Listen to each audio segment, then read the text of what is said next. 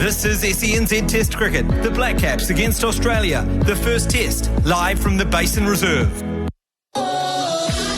Henry to Green, he goes up over deep square leg and over the rope again. York in his second test, Hazelwood baller and driving through the covers for four. O'Rourke delivers, Green backs away, swings up to deep mid-wickets and bang, it carries again. Don't worry about the single. Take it in sixes, 150 up from Cam Green. Hazelwood drives on the up to mid-off, and that is the end. Finally, New Zealand pick up the final Australian wicket, and it leaves Cam Green, the not-out batter, 174. All the mood of yesterday that New Zealand created, I'm afraid, has been sucked away. There's that line, he's chopped on, Latham's gone. Hazelwood in again, there's a drive, taken it, backward point. Nathan Lyon, you ripper, what a grab, low and to his right. Marsh, first ball of the fresh over to Young, it's down the leg side, Carey's pulled it in, he's out. A little feather down the leg sides. And again, wickets fall in quick succession. Henry backs away outside leg stump. It's high, a deep mid-wicket. The catch is being lined up and taken. New Zealand all out for 179. Down the leg side, he's feathered it through. And the torture of Marnus Labuschagne goes on. With world-class bowling attacks on both sides, you've got some of the best bowlers here. If you're good enough, you're going to get something out of the surface, and there's plenty there. It's a challenging wicket, and it's going to be interesting to see how we go. Australia punished New Zealand with bat and ball. First with a stirring 10th wicket partnership, then the bowlers went to work in devastating and familiar fashion. The questions linger heavier still over Marnus Labuschagne as Australia looks to set a winning total today. If New Zealand lose Williamson early, they will be slightly rudderless. Stark in again from over the wicket. This time goes fuller, pushed back past the bowler. They set off for a quick swing. Oh, and they've run into each other, and Kane Williamson is run out. Scarcely believable stuff. And Young and Williamson have somehow conjured a way where Kane Williamson is run out, second ball, the worst possible day for New Zealand, sinks further into the quicksand. Cummins, outside edge, removes Mitchell, and New Zealand's predicament sinks further. Lion bowls here, Cougar Line dances and takes him out towards square leg, underneath it, it's gone. New Zealand are collapsing again. It's just crazy. Phillips high back lift, slashing at a ball outside off stump. Short wide outside of off stump and riding the bounce. Actually playing this beautifully is Phillips. Eastwood to Phillips, drives. He got it wide of Marsh this time. Measured that up rather perfectly. Bouncer pulled away towards fine leg and taken. And Glenn Phillips' innings comes to an end. The Smith here, chops on. Southey in the book right away. Well, that's exciting for the New Zealanders. There's a bit of joy there, certainly for Tim Southey. Definitely not deflated at all. We took two poles in the end of the day there, and that definitely rises the spirits quite a lot. And we definitely didn't back down. We threw some punches while we were there with the bat as well. And obviously for us, it's about going out there, showing our Kiwi fight as we always do, and to be able to give the crowd something to hopefully enjoy. The Black Caps could not have imagined a worse possible day, with both bat and ball falling to a 204-run deficit after having a match on even terms heading into day two. The rare glimmer of light provided by the blade of Glenn Phillips in a brace of Australian wickets late in the day. Can they get back into the match at the Basin on day three? We'll find out on day three of the first test on SEN and SENZ Test Cricket. Live across the ditch and right around the world. New Zealand versus Australia on SEN and SENZ Test Cricket. Australia starts day three, 217 runs in front with 8 second innings wickets in hand. New Zealand know a thing or two about unexpected comebacks at Basin Reserve. Even if it's in vain, can they inflict a few more wounds on the tourists batting? It's dawned grey in Wellington today and the wind is up.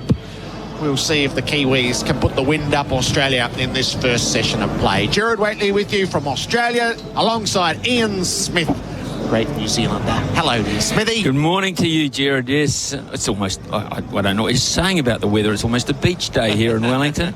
Northerly, so they'd be down at Lyell Bay, which is just over the hills over here. Southerly, you'd be at Oriental Bay. That's the Wellington trait. But when you see the sunshine, you think about the beach in Wellington at this time of the year. But you're right. can they conjure something? I think it's a great word. They could have conjured another wicket last ball last night.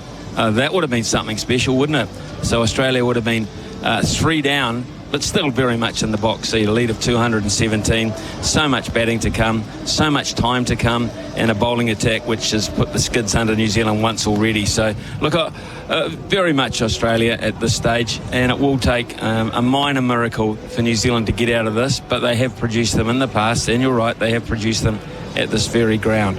But this Australian side, there's a reason why they are the World Test champions. There's a reason why they're very, very hard to beat. They do most things very, very well, top class. They're smarting still from that West Indies defeat at the Gabba. There's no way in the world they want to lose 2 in a row. So at the moment, things are happening for them. But New Zealand, architects of their own demise to a large degree yesterday with some very, very poor cricket. Some self-inflicted wounds which were costly indeed. Jeremy Coney, good morning to you. Good morning, Gerard. How are you? You well? Very You've recovered from the meal last night? Yes, yeah, I walked at up Charlie Noble's. I walked up the wharf this morning. Yes. And the wind was up and the Dragon Boat Regatta was about to begin. Stopped for the I thought, better them than me out on that water. We just got choppier still since we arrived, I reckon. Yeah, the boat would be full by the time you got to the line, wouldn't it, really? I'm with Smithy a wee bit in this one, and that I thought day 2 was a pretty salutary reminder of the gap between the bowling attacks in particular, where, it is clearly 1 versus 5. I thought myself more pace, more energy, more accuracy, higher content of threat, a level of threat about it. Make a mistake and you're exposed and dispatched, actually. Winning the toss the first day helped New Zealand in a way with a bit of nibble all day, and it kind of disguised the fact, that they are still really not the sort of attack that Australia hold, I don't think. So we're going to find that out today, aren't we, where there isn't quite such... If we look down now, that pitch is not as green as it was on day 1. It's now dried out significantly. We're starting to see a few footmarks. So day 2, while day 1 was 9 for 270 or something like that, I just felt day 2 was Australia asserted their class. I thought, a long, frustrating last partnership couldn't be separated. Stark, I thought, was the fastest bowler in the match, 145, 146 Ks. He got the ball to swing just a little bit. And, fuller length, targeting the LBW and the stumps. I just thought he created some indecision because of that. And then 4 pieces of very loose cricket in the top order for New Zealand. Took us nowhere, really. So I just don't know. Today there's so much time left, Gerard, that, the choices are all Australia's. They can either attack if they like. They lead up by 217 at the moment. And they can either grind New Zealand into the Basin Reserve so that they go from 5'6" to 5'3" by the end of the day. Some of them are going to have to bowl up into what is it's not really a strong breeze, but it's brisk, I would say, for a Wellingtonian, as I wandered along today. And so someone's going to have to do that work. It's the exact thing that New Zealand wanted to do if they played well yesterday, that the Australian bowlers would have to confront today if they were still bowling. So, or they can attack and still be a total, I think, that will be beyond New Zealand. And I think the other threat that emerged in 8 overs only was one person called Nathan Lyon, who bowled flattish, who still got the ball to drop, who got significant bounce and turn. And that is a real concern for the second innings. Yes, and it sort of does highlight that New Zealand have gone in without a spinner in this match. So our pre-gamers for Nilex, experts in watering, there's a lot of examination of the run-out in particular because of the player who's involved, because of the nature of it, and then the deep psychological study which we'd started before the series began, and it played out for us yesterday. New Zealand a promising position, 2 hours and 20 minutes of torture, and then calamitous stuff happened. And right at the end is when they were trying to get the emotional uplift. They dropped the catch off the last ball of the day. So that it feels like this is rich for the sport shrinks at the moment. Very forgettable day for Tim Southee as captain. He got his tactics wrong from ball one yesterday. He let Cameron Green dictate to him instead of saying, look, we've got 9 down here. And a new ball. Yeah, and a new ball. But he let Cameron Green just dictate him. He bossed him for 2.5 hours. And he got a great ally, of course, in Josh Hazlewood, who proved to be very, very tough to move. In fact, the only reason Josh Hazlewood got out was because he was looking to drive on the up like a number 4 because he batted long enough to be a number 4. So, in all, New Zealand really, and that fed through. I think I recall in the highlights there, and Jeremy said it pretty well, that this is sucking the life out of New Zealand. It's sucking the breath out of New Zealand, and it did. And it did to the extent where they just made mistakes at the top of the order. You know, they had to wait so long to bat when they thought it would just be a matter of deliveries. And by the time they got to bat, their concentration and their common sense at times seemed to have been diluted.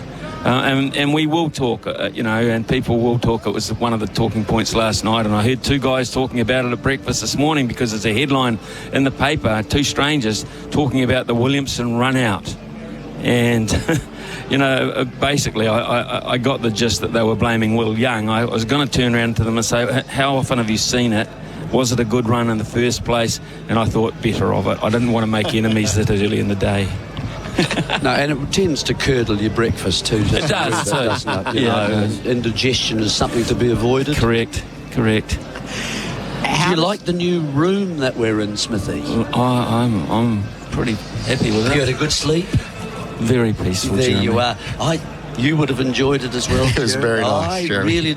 I found it a bit voyeuristic when it came to have my morning shower, I have to say, as I wandered in to the bathroom, and instead of a wall between where my bed was positioned and the shower, I found there was a window. Yes, it's very odd, isn't it? And I felt strangely, nude, I'd have to say. Well, I hope you were having a shower. Well, I was. I didn't put No, you're right. I didn't put my clothes on and then have a shower. You're quite right. But I did. I had to turn my small but aging buttock. Careful here. Careful. Yes, I know. Towards the bed. Careful. And it was extraordinary. Thank heavens, the heat of the shower, the condensation rose quite quickly in the window. This is a vision. I'm not sure people. No, I'm not. It is a bit early. Especially I know, after yesterday. It was sort of scarred by the streaker yesterday. But the entire truth, I have to say. What he's doing is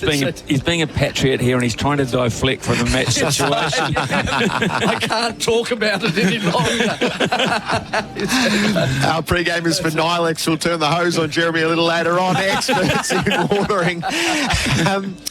So for South, I'm so interested in the dynamic of a dressing room as a day unfolds like yesterday and then either last night or this morning. And when the captain is largely culpable, is how do you go about lifting everybody up? As Southee spills the catch at the end of the day, so if there's any chance of an emotional sting at the end, he's the one who let it go. It's an invidious position, I would imagine. Look, I don't know the makeup of the backroom staff. There may well be a psychologist in there somewhere, or someone who's a mental skills coach. I would imagine that's his job, to make sure that they're mentally in the right place for the job that they've got to do today. He would have probably soothed them last night. Maybe that's Gary Stead's role, to just get alongside the captain and say, well, okay, it wasn't such a great day for you yesterday, Tim, but today you got to arrive at the ground. Don't talk to the opposition. Talk to your own team. Get in amongst them and say, fellas, we've got ourselves into this. There's only one way we're going to get out of it, and that's with a very good day. The exact opposite of what we had yesterday. We've got 2 wickets. We've got 2 players already in the Australian side who cannot say that they're in form either, Smith and Labuschagne. We nick out. We get rid of the pesky, not like yesterday, we get rid of the pesky night watchman and Lyon, and then we start chipping away. Okay, we're going to have to score record-type score to win the test match.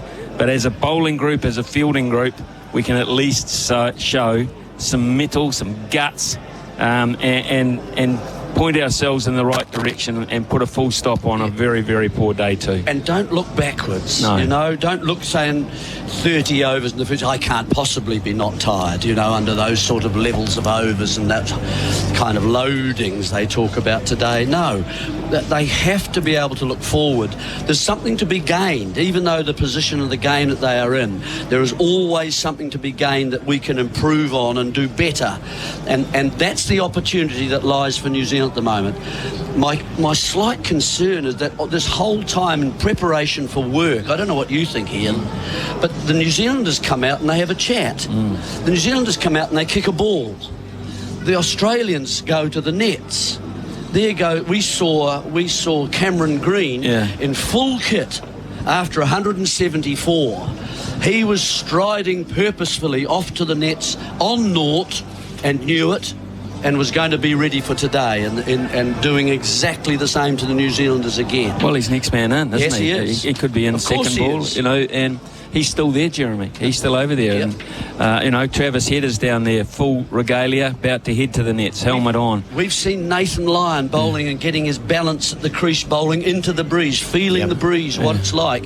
The keeper's there, Carey, and he's practising, and someone's playing and missing, so that as if he's a batsman. So there is practice, and they're practising actually cricket, which makes a lot of sense to me, since that's about what they're going to do, not kicking a ball. That can be fun, yes, there's a place for that for a while, but get on with your skills. Jeremy Coney and Ian Smith are our experts for in-place living specialist disability accommodation designed for you. On the Australian side of the equation, just give me a bracing of the Marnus Labuschagne scenario and where he finds himself in his Test cricket journey. Well, most Test batters that have been around for a long time go through a bit of a trough, don't they? I mean, that's the nature of the game. That's the beauty of the game. It just doesn't happen for you all the time, but you hope your trough lasts to the extent where you're not left out of the side. He's reaching a point now where this conversation must be quite serious. They're carting around people like Renshaw. They've got other people knocking down the door, playing very good shield cricket. And if those people aren't realised and given an opportunity to replace a player who is clearly out of sync with his own game, then what's the point of that level of cricket, to be perfectly honest? You do well, you get rewarded. And it's his scenario now. He looks. I don't know Marnus very well. I know he likes coffee, and he's a family man to a certain degree. But I know that he lives and breathes to bat. He absolutely deplores the thought of getting out. So he's going through torture at the moment. Technically, he looks all at sea. I think there's too many movements in what he's doing. He's overcomplicating it. He's looking for reasons why, instead of saying, when I was going really well and when I was prolific, and he was for a while, what was I doing then? What have I done differently?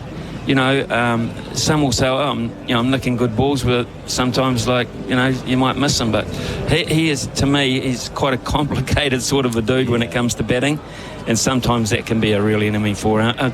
It might be time, and you said yesterday what he needs is to be dropped, and I thought what you meant was left out. No. But what you really meant was he needs to nick one and have it being put down and say, oh, my luck's changed. But I think it's more than luck, Gerard. You know, I think it's more than luck.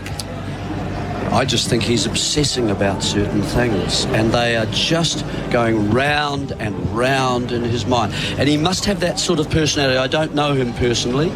He's nearly played 50 tests. He's got a pretty good record, hasn't he? Sort of 1100s and 1950s, I see here as I make my notes. He's over 4,000 runs. You know, he's done it before. There's no reason he can't do it again. It almost looks to me, Smithy, as if he can't play the ball when it's on off stump and just outside. It's almost as if he doesn't want to play on the offside because he might nick it to the cordon. As soon as it's on leg side, he's looking to tuck it away and those things. But it's that he's got absolutely in his mind about not nicking the ball outside off stump at the moment. Where he stands and how many times he takes his guard. Listen, Marnus, the off stump isn't changing its position. It's still there. It hasn't been taken away, and it's right where it was when you came out to bat. And the other thing about it too, Gerard, is that when Marnus, and anyone that's watched Marnus, and you have for a long period of time, when he's at his best, he has mannerisms and his little idiosyncrasies are so obvious to everyone. He's chatting, he's calling loudly, he's trying to engage the opposition and working them. He's a shadow of himself. He's very quiet. He's an Australian batsman. I've got to say, you never use this word against Australian top.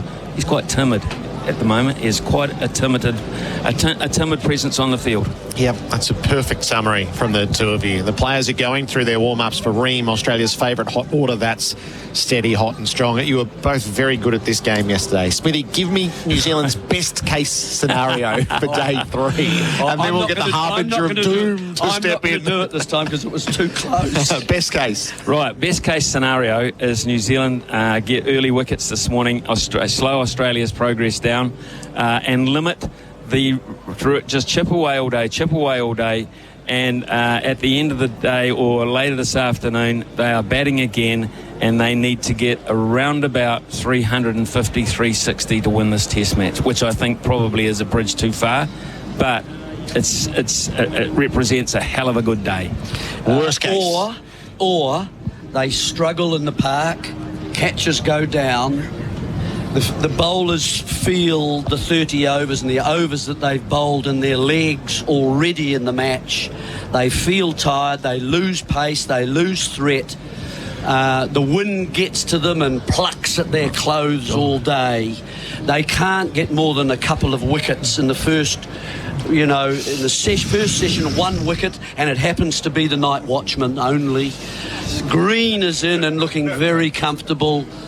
And they, at the end of the day, they are widespread and not hard. They hardly know each other. They are so far apart. Oh, that's good. That we're now, and they at this stage they are 250 to 300 in the innings, in the second innings. Adding to the 200, they're 500 behind. So that's good, Jerry, because that sounds very reminiscent of your team talks back in the day when you tried to lift us. And the good news is I can get a flight tomorrow morning. Well, I'm with you. I'm on the same flight. Next, you'll be telling us that Orchestral gets beaten in the derby. It'll be a complete debacle in New Zealand today. All right, so that first ball is, 37 minutes away on day 3. Australia will resume at 2 for 13 with a lead of 217. We've got the pitch report coming, and we'll be inside the New Zealand camp with Daniel McHardy. This is our pre-game show for Nilex, experts in watering. It's overcast in Wellington, but it is bright. No sense of the gloom, and it's gotten brighter in the last half hour or so. Our pre-game is for Nilex, experts in watering, here on SEN and SENZ Test Cricket. At Stumps, Australia 2 for 13. The game scores Australia 383. New Zealand all out 179. A lead of 204, which has now swelled to 217. Khawaja is 5 and line is 6 when play resumes. Let's head down to the pitch report, thanks to PGG Wrightson Turf, New Zealand's industry-leading turf experts. Adam Collins has Grant Elliott with him.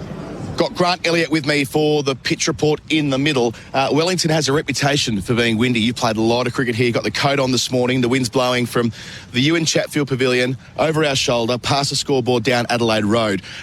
Interesting kind of conditions. Yeah, northwesterly, gusty, and apparently going to be gale force winds on Monday. So that'll be interesting. Great if you're a left arm seam bowler that's swinging the ball back, or a right armer that's swinging the ball in. O'Rourke particularly would enjoy a little bit of breeze behind him.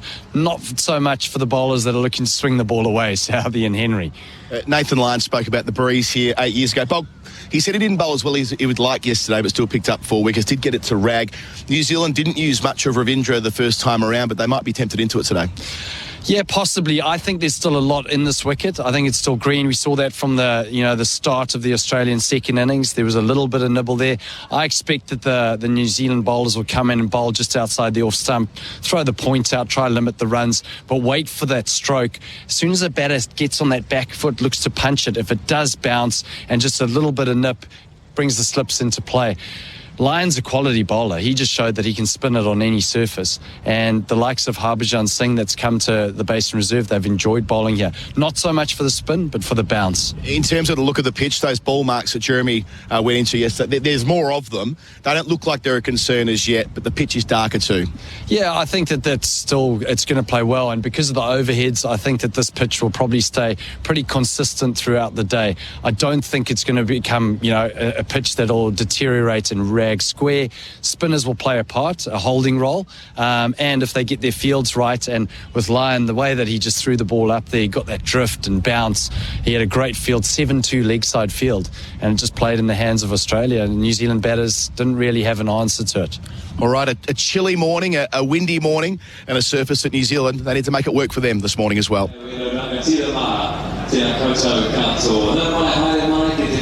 The pitch report thanks to PGG Wrightson Turf.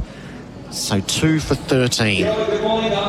Let's check in with the Black Caps camp. I wonder what the mood is like there and where the fight back might come from. Daniel McHardy is with young fast bowler Will O'Rourke.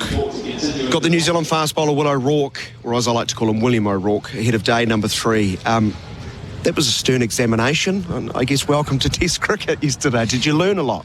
Yeah, definitely. I think, obviously a pretty tough day for us, but, a few wickets last night, a bit of momentum, hopefully take it into today and have a good day today. Yeah, we don't have a lot of rays of sunshine above, but that's what you've got to hold on to, right? You got to stay upbeat and believe in the Basin doing weird things. Yeah, definitely. I think, it's obviously offered a little bit the whole way through, so, if we can stick it in the right areas, should have a good day today, maybe take a few wickets and, see what we've got to chase. That last wicket partnership, really frustrating. Of course, what was the discussion around that about? Did you execute plans, so on and so forth?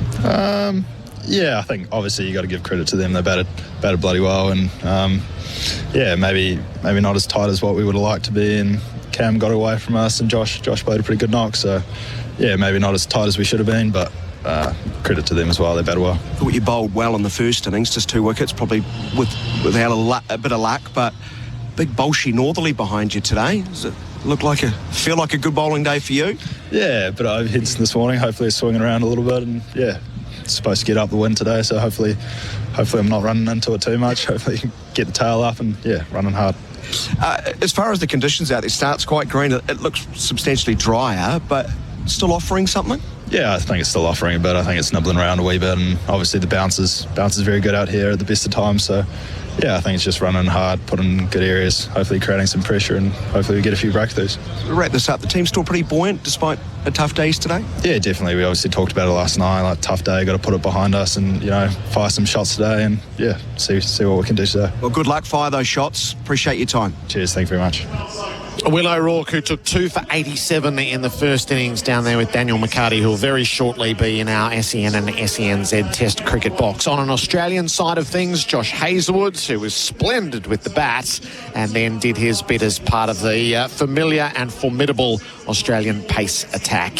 Here he is with the Australian camp's thoughts.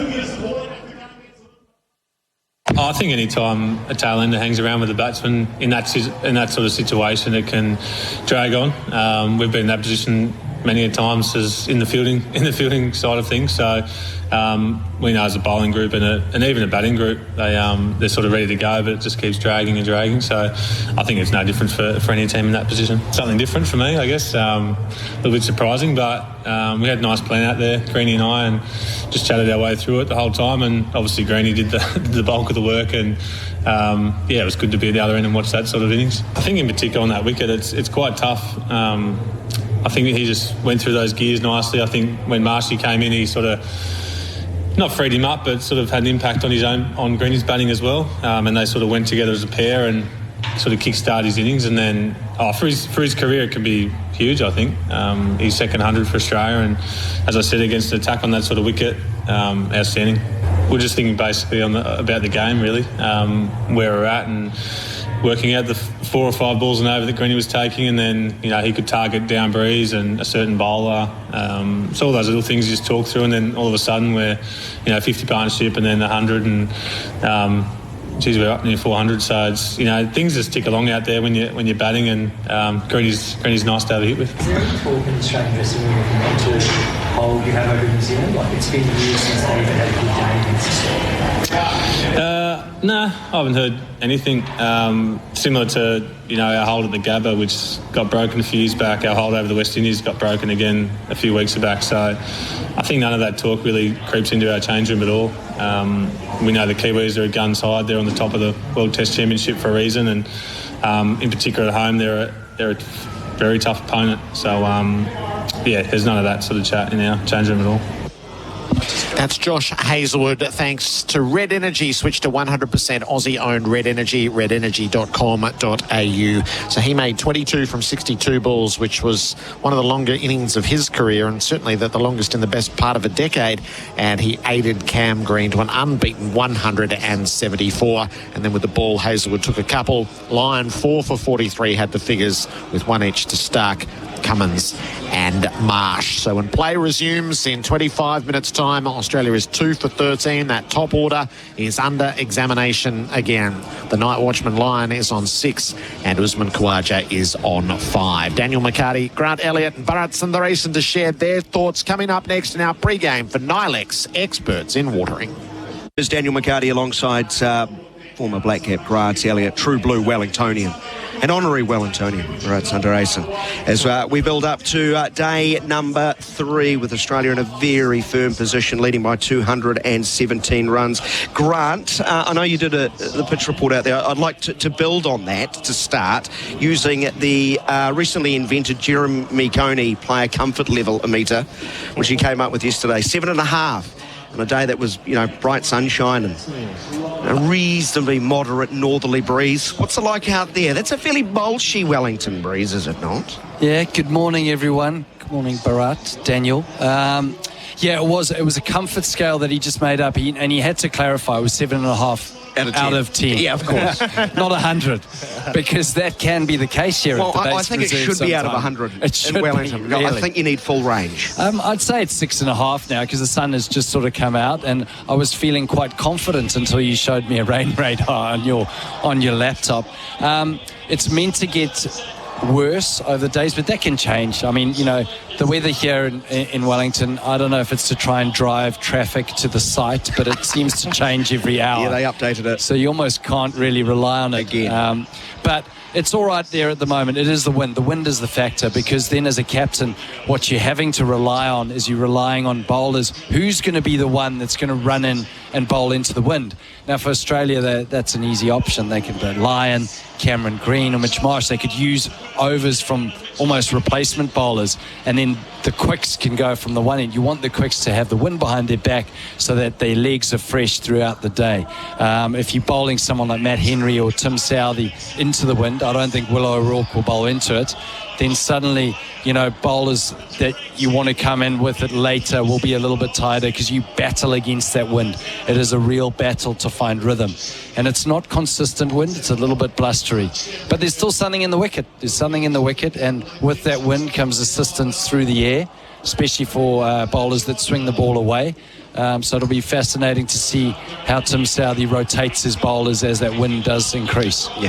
For those who are interested in the forecast, generally I just pull back the curtain in the morning and that's the forecast to Wellington, but updated just an hour ago. Cloudy period, scattered rain developing this morning, briefly heavy, with thunderstorms possible north of Wellington City around midday and early afternoon, easing to showers this evening. Fresh northerlies becoming strong around midday, so the northerly is only going to get stronger. So those are conditions. We will wait and see. That's all that really matters at Wellington. You get those clips of 4 seasons in one day.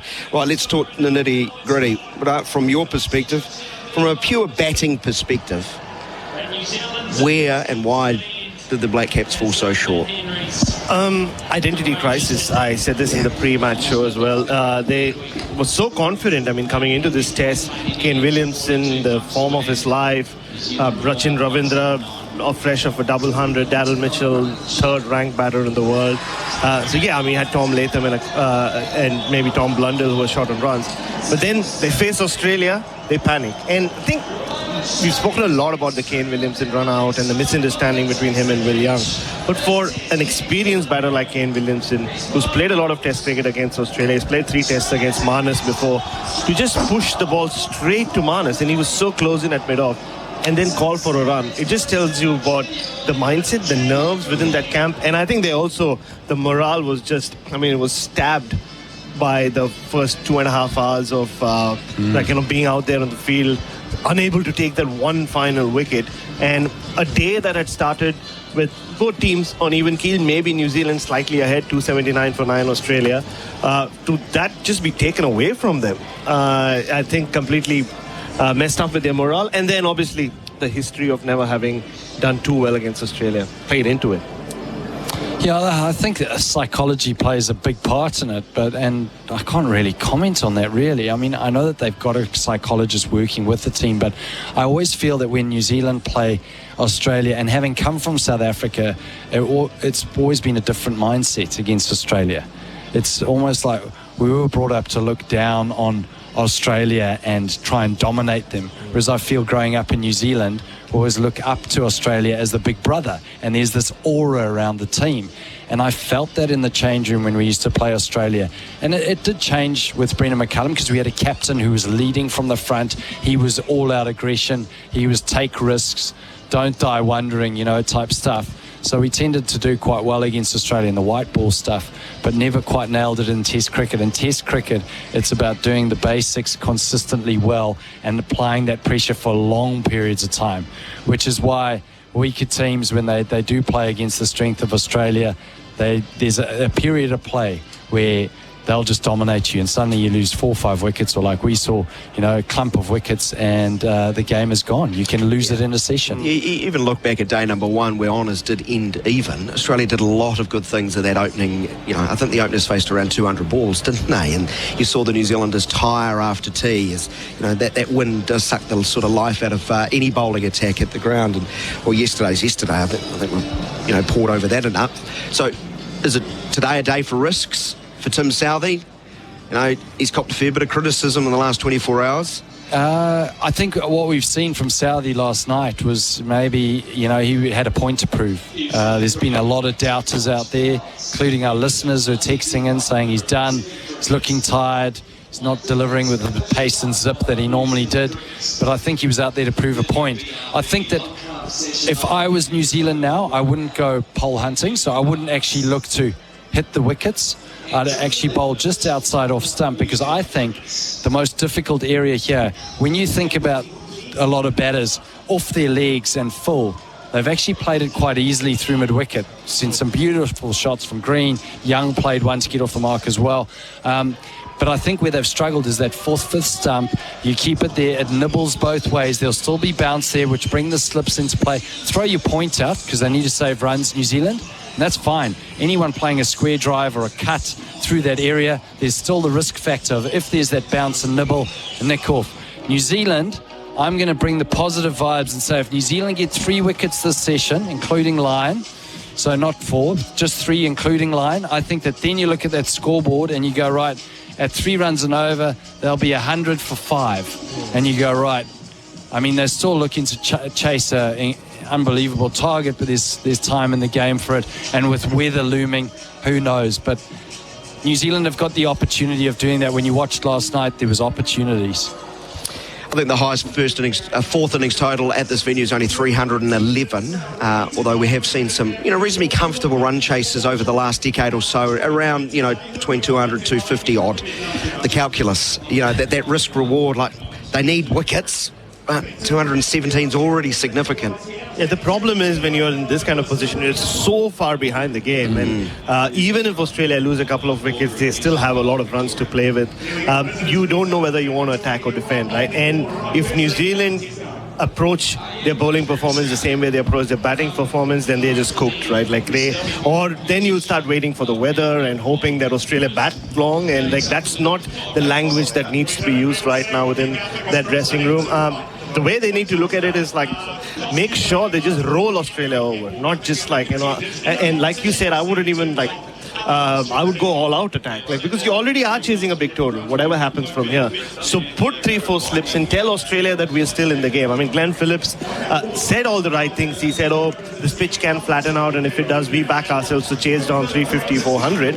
But make sure you don't allow them to get to 350. Like, bowl them on. And unless they approach today in that fashion, I think Australia will just continue to move forward. And the thing is, they've lost Steve Smith and Manas Labuschagne. They still have Usman Khawaja in there. Cam Green will bat more positively from the start in this innings. And then you have those dangerous players like Head and Marsh. Like, when you're so far ahead in the game, they can just break the game and completely take it away from New Zealand. Yeah, hopefully they're more positive than me, who's just pulled up the rain.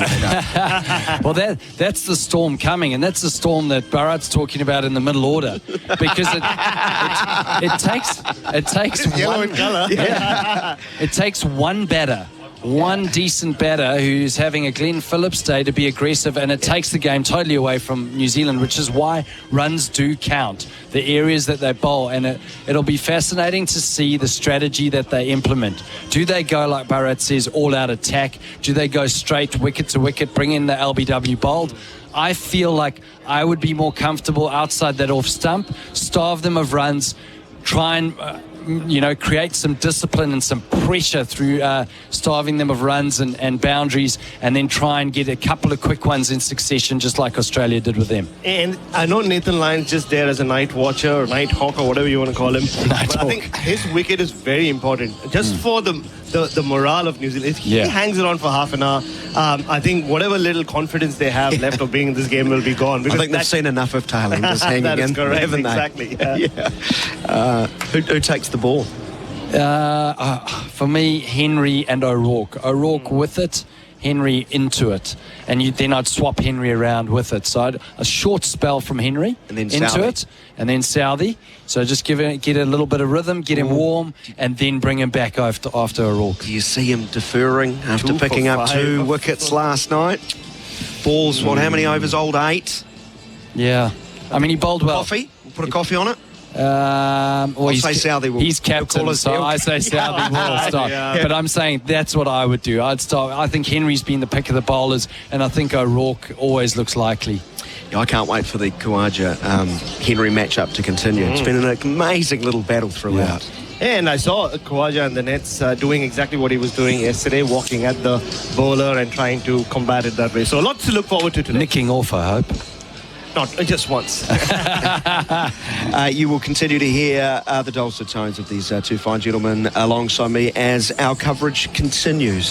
High overcast skies. The players have now left the field. They've completed their warm-up. They are ready to go. And we're about 9 minutes away from play resuming at the Basin Reserve on day number 3. Australia will start at 13 for the loss of 2, the overnight batsman. Khawaja is 5 not out, and Nathan Lyon on 6. Day 3 in Wellington. Australia's lead is 217. The score 2 for 13 in the third innings of a match that has hurtled along. Australia 383, highlighted by Cam Green's 174 not out. All out 179 New Zealand in 43.1 overs. Top score Glenn Phillips with 71. Nathan Lyon took 4 for 43. And then once, what did we have? 34 minutes last night. Smith bowled Southey for naught, played on, and Labuschagne caught down the leg side by the keep-up from the bowling of Southey for 2. It was 2 for 4. It should be 3 for 13. Lyon was dropped off the last ball of the day. A regulation nick from the bowling of Henry, which Southey spilt at third slip. The first session is for Before You Dig. Lodge a free inquiry online. The Black Caps are out. Here comes Usman Khawaja and Nathan Lyon. Our pre-match has been for Nilex.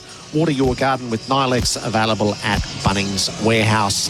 And all the warm-ups that we saw on the field and in the nets, which are about to come to fruition for Ream manufacturing in Australia for more than 80 years. Gerard Whateley with you. Ian Smith and Jeremy Coney are by my side. Looking forward to, I presume, a game that will keep moving fast, Smithy. Well, if it doesn't, we'd be disappointed, wouldn't we? We'd be shortchanged. It's been so much action in the first 2 days.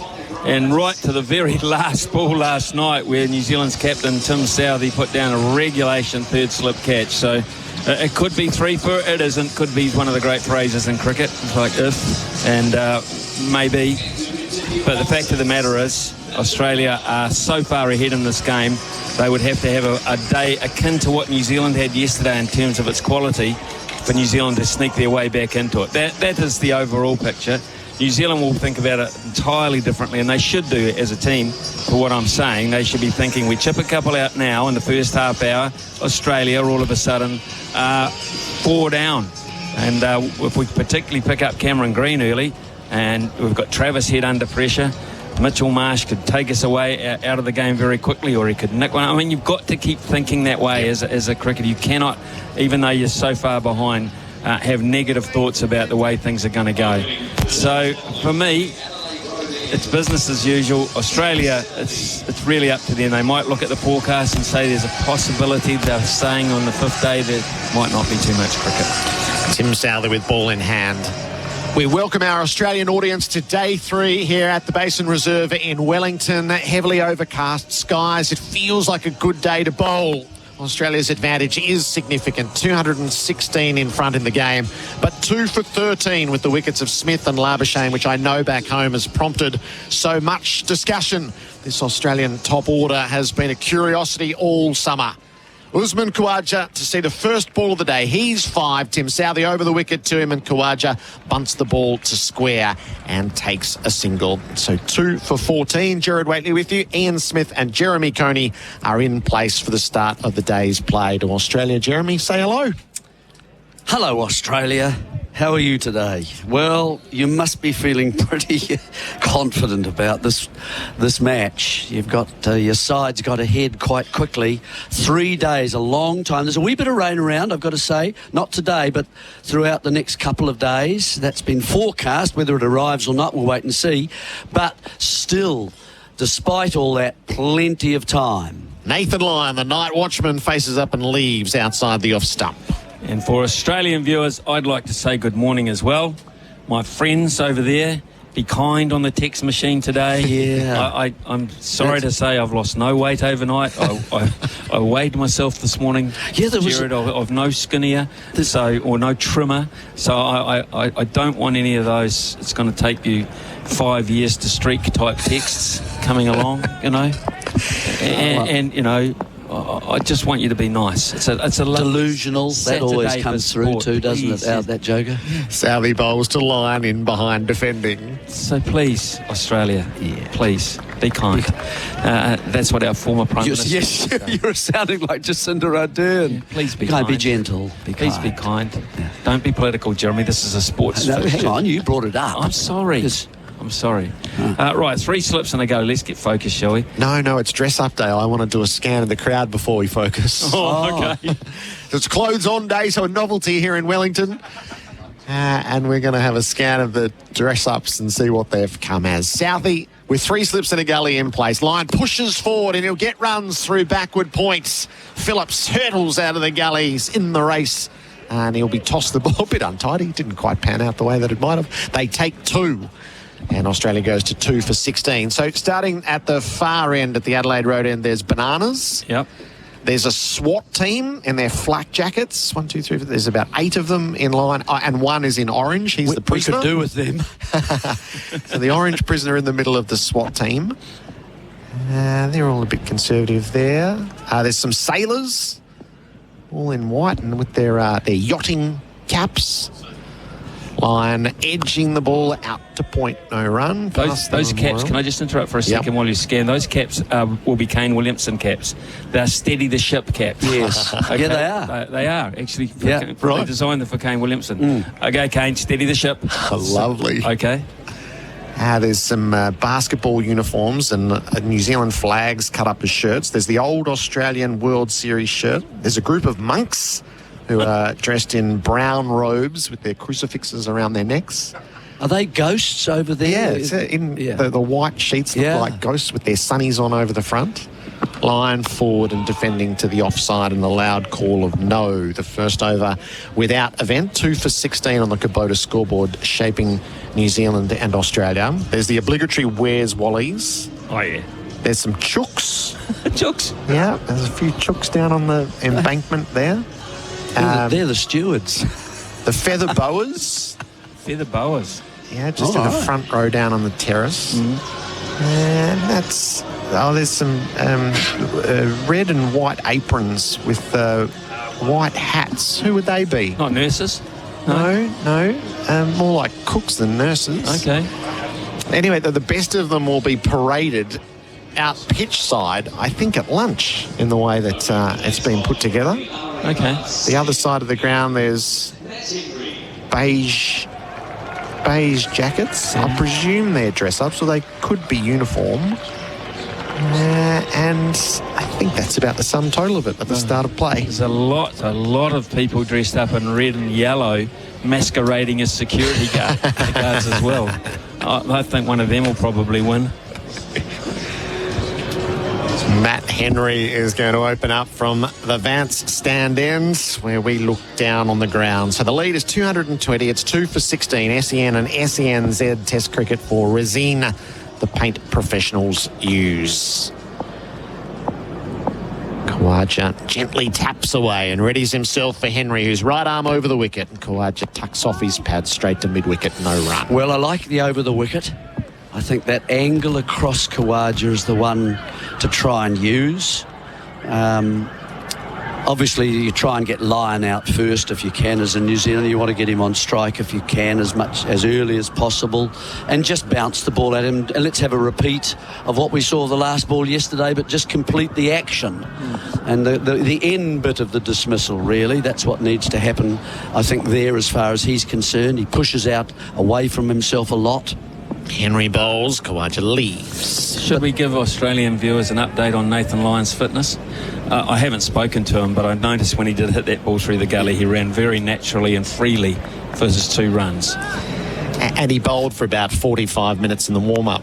And yes. you're not suggesting that he took his night watchman duties to the extent of milking time. Well, it is in between the words. It's surrounding the words, the gaps. I rather think he is guilty of that. Henry bowls to Khawaja outside the off stump, left alone. So Khawaja is a difficult man to dislodge, isn't he? I mean, the only thing I've observed is that he doesn't play a heck of a lot forward. He doesn't extend the front leg quite so much. So that allows a little bit of extra pitch, if you like, for the bowler to use and to utilise. And if you can you've got to be precise. Henry bowls to him and Khawaja leaves. And you've got to get into that area, I think. And if you can land the ball in that area on the angle going across, the batsman, of course, has got less time because the ball is pitching to him, closer to him. And I think if you could get it to move from there at all, then you might be in business. Whether it can come back in and you can repeat a delivery as Henry, got him out with in the first innings, that would be rather special. It would indeed. Striving away. Khawaja moves forward, bunts the ball out to cover, takes a run, bit of tip and run cricket. Lyon rapidly out of the blocks. That's different than the first innings. He walked forward, didn't he? Yes, he did. Khawaja was actually out of his crease, almost on the move to push that into the off. So it was a good bit of batting. And took a single. Didn't get stuck. That's a batsman who makes adjustments, and that's why he is the player that he is. So. Every member of this Australian top order is fascinated in a different way, and Khawaja, so at 37, the natural arc of deterioration, his technique won't go. I feel like his capacity to score is going to be his issue as the years go on. Off the hip goes Lyon and runs to backward square for a single. Lyon is 9, Khawaja is 8. Australia's lead is 222 at 2 for 18 on the Kubota scoreboard, shaping New Zealand and Australia. I've always tried to make good choices for my family's future and their happiness. Having an enjoyable and safe building experience is about choosing the right builder. So put your family in safe hands and choose GJ's with their proven track record. In over 25 years of business and with close to 23,000 builds, GJ's has completed every home we've ever started, a fact we're very proud of. Make a wise choice and choose New Zealand's most trusted home builder. GJ's, here today and tomorrow. Go.nz. Tim Southey to Nathan Lyon. Start of the over. Lyon on the back foot, punches straight to point. He won't get a run. SEN and SENZ Test cricket for Resina, the paint professionals use. He's been consistent in his using of himself at the start of sessions, the start of days play, Tim Southey. And should he? Look, he's just got to be bowling quicker than that. 126. And you see Nathan Lyon having time to sit back and work him into the offside at will. It just has to get down the other end quicker. I know from personal experience, when you get older, things slow down. Lyon to the bouncer. He had a swing at it. He loves to have a hook. It was too high for him to reach. It's just, now's a good time, I think, for O'Rourke to be bowling. Who's the last of the bowlers? What combination would these two least like to be facing? I'm thinking it's Henry and O'Rourke. Always start with your best two bowlers. And do what the opposition least like. And it's because that's the time when you're most likely to be dismissed before you become settled. Southey sets in from the Adelaide Road end. He bowls to Lyon, who flashes off the edge, over third slip, down to the boundary for 4. Through the hands at it, and got enough to keep it away from the field. A boundary for Azito. Do it with Azito, do you? That sound like Watchmen have got to play anyway, from my way. Unless you're looking at the situation where we had Hazelwood just occupying for a batsman at the other end. But that's the way. You've got to advance the game. You did your job last night, and anything you get today, particularly if it's at a decent rate, advances the game quite nicely, and boy, does it get to the opposition. So yesterday's annoyance for New Zealand was a 10th wicket stand. They would dearly love to avoid an hour of a night watchman, particularly having fumbled him at the end of play yesterday. 2 for 22. Lyon is 13. Southey bowls to him, and he pushes the ball out to mid-off. No run. For the Australian audience that wasn't with us a little earlier on, what's the New Zealand breakfast chatter around a run-out that I feel will be replayed for many years to come, involving Kane Williamson and Will Young? Well, Kane Williamson in this country can do no wrong, put it that way. So the majority of people who didn't have the benefit of a multitude of replays are pointing the finger at Will Young, and Kane Williamson being the victim and trudging off was always the saddest sight. Lyon tucks the ball to the leg, easy single at mid-wicket, 2 for 23. Haven't had the chance to talk to Kane about it, probably doesn't want to reflect on it too much anyway, but it was a poor choice of a run.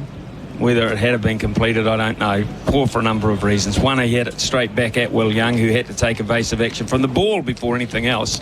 And then he couldn't leave his crease. No, he couldn't leave his crease. Because the bowler was going across to try and intercept that. So he was always he was going to be slow out of the blocks right from the get-go. So Kane misjudged that. And then, of course, there was the collision, which no one wants to see. Saturday morning cricket down the park. Coach tells you off for that. Yep. Southey to Khawaja, who leaves. We'll pick it up with Smithy and Jeremy Coney in a moment. 2 for 23. Kubota scoreboard shaping New Zealand and Australia.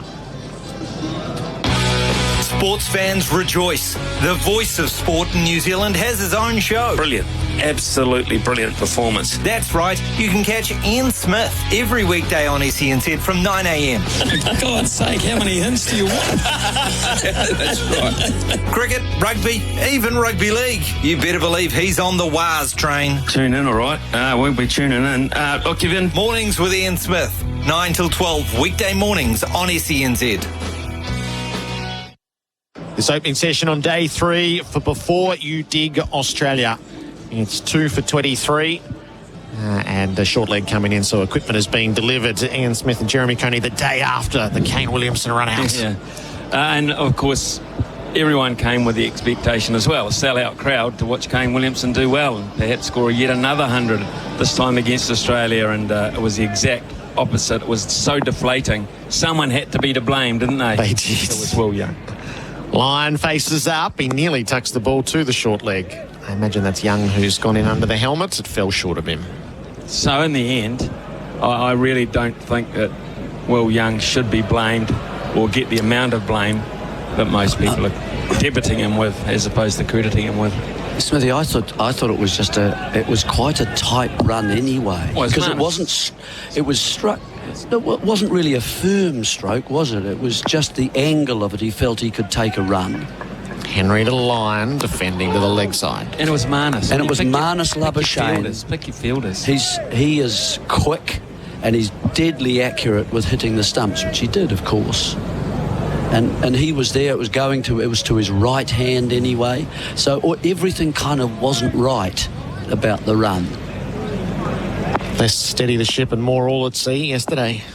Ooh, nice. Chance to rectify later in the match. Lyon plays the ball well wide of mid-on, and he'll be able to pinch a couple of runs as the chase is down toward the rope. Lyon has a look and settles for 2. It's 2 for 25. Now, Nathan Lyon bats at 10 for Australia. Now, Tim Southey could take a leaf out of Nathan Lyon's spot, because if you look at Nathan Lyon's progression as a batsman, he's tried very hard to be better. I think there's no secret about that. He takes pride in his batting, and he has a technique. He has a batting technique. That was a nice shot. He has a batting technique. He's not going to be picture perfect, but he has worked on a process to play like a batsman. Faces up to Henry. Lyon drives in the air over the top of mid-off. It plonks as it lands, and thus they will just get 1 as Williamson does the fielding. That wasn't pretty in itself, but Tim Southey should look at that and see, I could play like that. I've got a reasonable eye. I can strike the ball, but I need to get in line, and I need to be able to play in relatively orthodox fashion from time to time. What, you're laughing? No, you're right. You're absolutely right. But he doesn't play on the offside. He really looks for sixes, doesn't he? Well, he's a six hitter, isn't he? Well, that's his modus operandi. Khawaja on strike, leaves outside the off stump.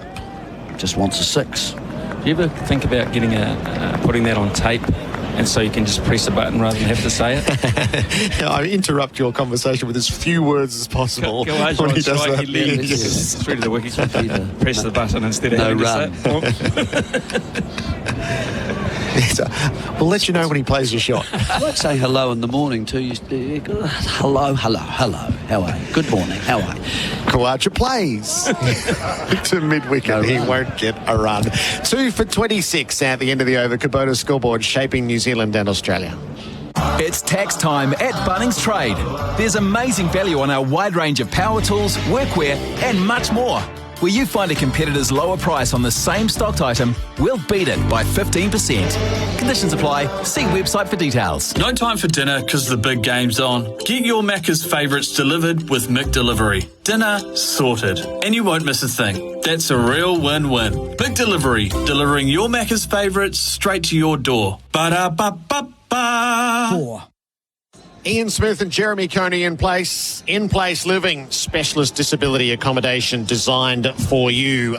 First 4 overs without incident, 2 for 26 Australia. Lyon is 17, Southey bowls to him, and Lyon leaves. I was actually just thinking about the stat that popped up on the screen to be confirmed. I had read that Lyon has the most test runs without passing 50.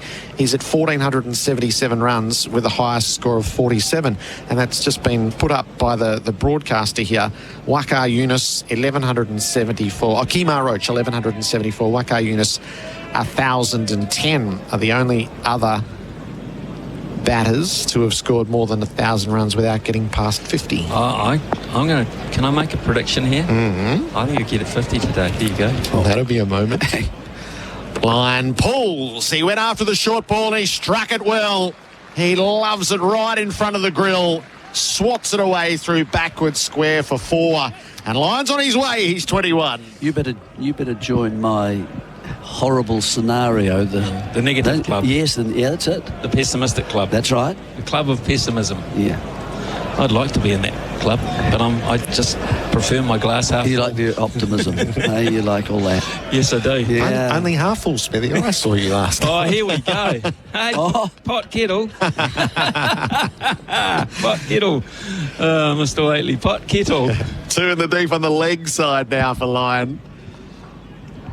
And Southey tries again. He pitches up and it's left outside the off stump.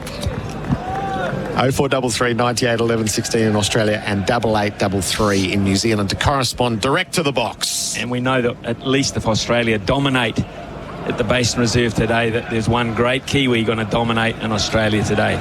J-Mac. James MacDonald. Another one of our exports, and right up there. With Russell Crowe and Crowded House, we like to pretend he's our own. The Humper, Jimmy Cassidy. Yes. So it's Derby Day here in New Zealand, and great Group 1 race days in Melbourne and Sydney as well. Lion goes after the short ball, but he got the toe end or got struck on the shoulder this time. He mistimed all of that. Yeah, right on the Q end. He'll need the chalk. So the star 3-year-old over here is Orchestral. Correct. Backed as unbeaten. Okay. Backed as unbeaten. And then we've got Riff Rocket at Flemington in the Guineas and Fangirls, the star act in Sydney. Fangirl I like. Not going to get rich, but I like. Well, they say a $1.60 winner is better than a $5 loser. Yes. Very nice. 2 for 30. Lion steadies up, he drives, Southey on the dive, hauls it in.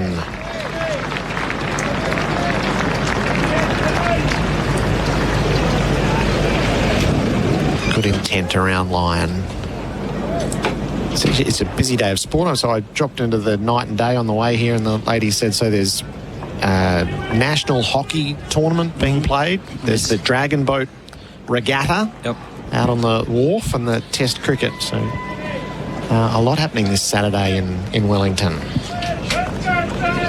And correct me if I'm wrong, but in Melbourne, isn't it Super Rugby Dream Weekend? Yes, it is. Where they're all playing. Right. Same stadium? Is it Amy Stadium? They Amy, all play? Amy Park. Amy Park. Lion went at the short ball, didn't make any contact down the leg side through to Blundell. So 21 for Lion, 2 for 30, end of the over Kubota scoreboard, shaping New Zealand and Australia. We hope you're enjoying the cricket on SENZ. There's plenty more sport where that came from, like SENZ Breakfast. Start your day right with the very latest breaking news in the world of sport with Israel Dang and Ricardo Ball. Do you want to give us the news, mate? Will Jordan, Crusaders All Blacks fullback, he's going to be out for 2024. It's going to be fireworks, Rick Dog. I'm absolutely pumped for this series against the Australians. Join us every weekday from 6 a.m. SENZ Breakfast with Izzy and Ricardo. SEN Test Cricket for Resene, quality paint and colours, perfect for your summer projects. The Resene store is just out the back here. When I walked in this morning, walked past a lovely, bright store, which was busy on a Saturday morning with the DIY projects. Henry full to Kawaji, keeps him out, drives him away to mid-off. Are you a DIY sort of a bloke, Gerard? I borrow a phrase from another broadcaster who says the only tool you need in your toolbox is your mobile phone. Ring someone who knows what they're doing. Correct, okay. I'm a bit the same, I've got to confess. Yep. It's just like if I try to do something, I invariably have to get someone to come and repair what so I might as well not have done it in the first place. Henry's around the wicket, bowling to Kawaja, who drives off his pads out to deep square for a single. Had a suspicious note of the ball that got him out, just looking for a little bit of shape, and Kawaja playing across the line, but he got it away. Pretty gentle beginning, I've got to say. Generally, as a comment, I think Southey is not really troubling anybody. He's tried the short ball. He did get his wickets last night, of course, but that one was with a wide ball which was dragged back onto the stumps, and then one was down leg side that got a little edge. Henry over the wicket when he bowls to line. He drives him beautifully through mid-on. It propelled off the blade. It'll be overhauled right against the boundary by Williamson, and they'll come back for 3. Lion to 24. It's 2 for 34. And batting's looking pretty comfortable. That was more of a push, wasn't it? And it was under control. We've seen tucks to the leg side, we've seen pulls, we've seen one that just bounced a little bit, but it was a bit short, and so the edge went high and over the slip cordon. But that's been the only one today, really. We haven't seen the ball move. It hasn't swung at all for Southey. So the signs, I'd have to say, are not propitious. Kawaja hunched down in his stance. Henry to him, forward and defends away. So it's also the New Zealand Golf Open, the New Zealand Open Golf in Queenstown. Yeah, Ricky Ponting ties 6th at the moment in the Pro Am. Oh, is he? 29 or 30 pairs qualify to go into the last 2 rounds, and Ricky's ties 6. Good. I saw a few highlights the first day we were here. So Andy Lee was playing in it, and he hit houses twice. She was having a good chuckle about. Henry close to the off stump as Khawaja lifted the bats.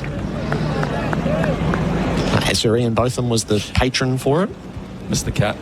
Right. Which is good for the wineries. Yeah, I don't think he was here for the golf. I saw a post-round interview with him. He was relatively unperturbed and about to get to work, I think. In fact, making the cut would have been very disappointing for Beefy.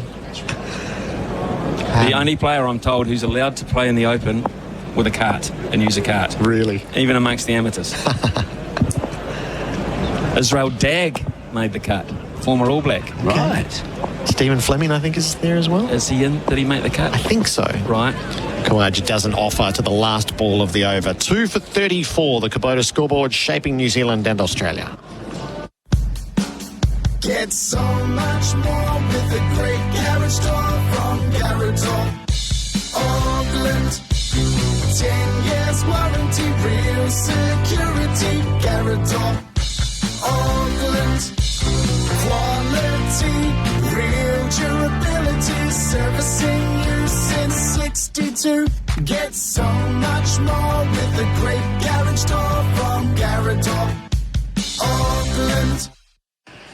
SEN and SENZ Test cricket for Razine, the paint professionals use. You got that leaderboard up, Smithy? Yeah, Israel Dagg's fourth at the moment, tied fourth on 20 under. Ricky Ponting, I'm not quite sure he's teed off yet. I'll get an update on that. He's minus 19.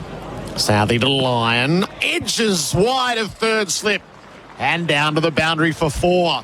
He's 27. You can sort of feel it building even in the 20s, Smithy. I know.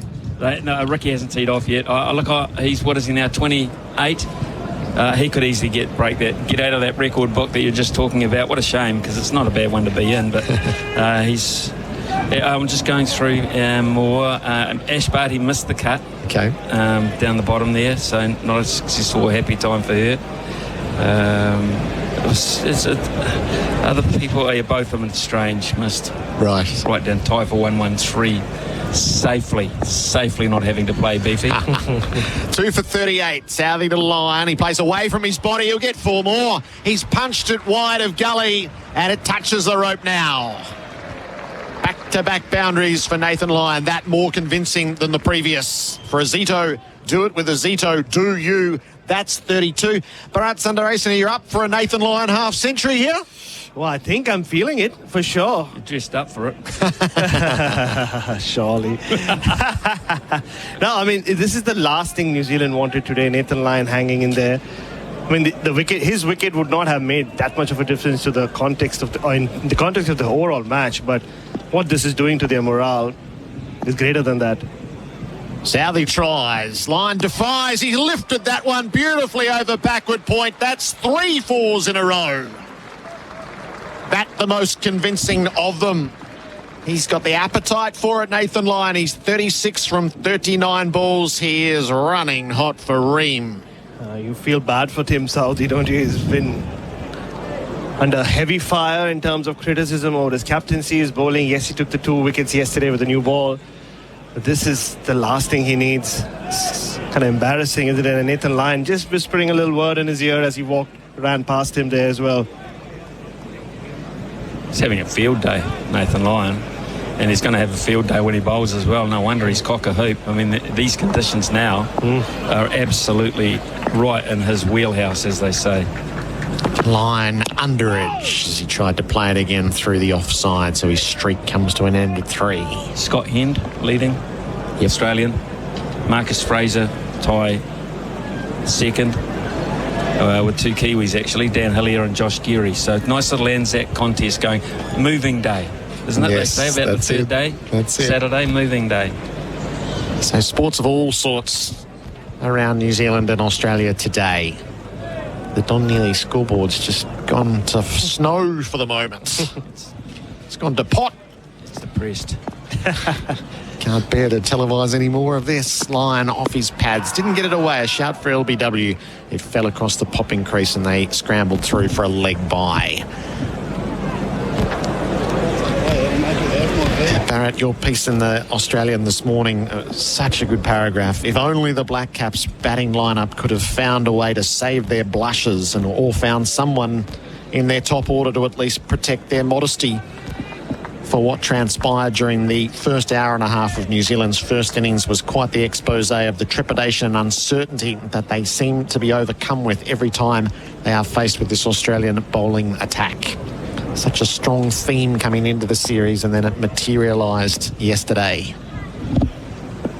Southey to Khawaja, beaten on the outside edge. That's a lovely delivery, which squared the opener up. 2 for 47. The Kubota scoreboard shaping New Zealand and Australia.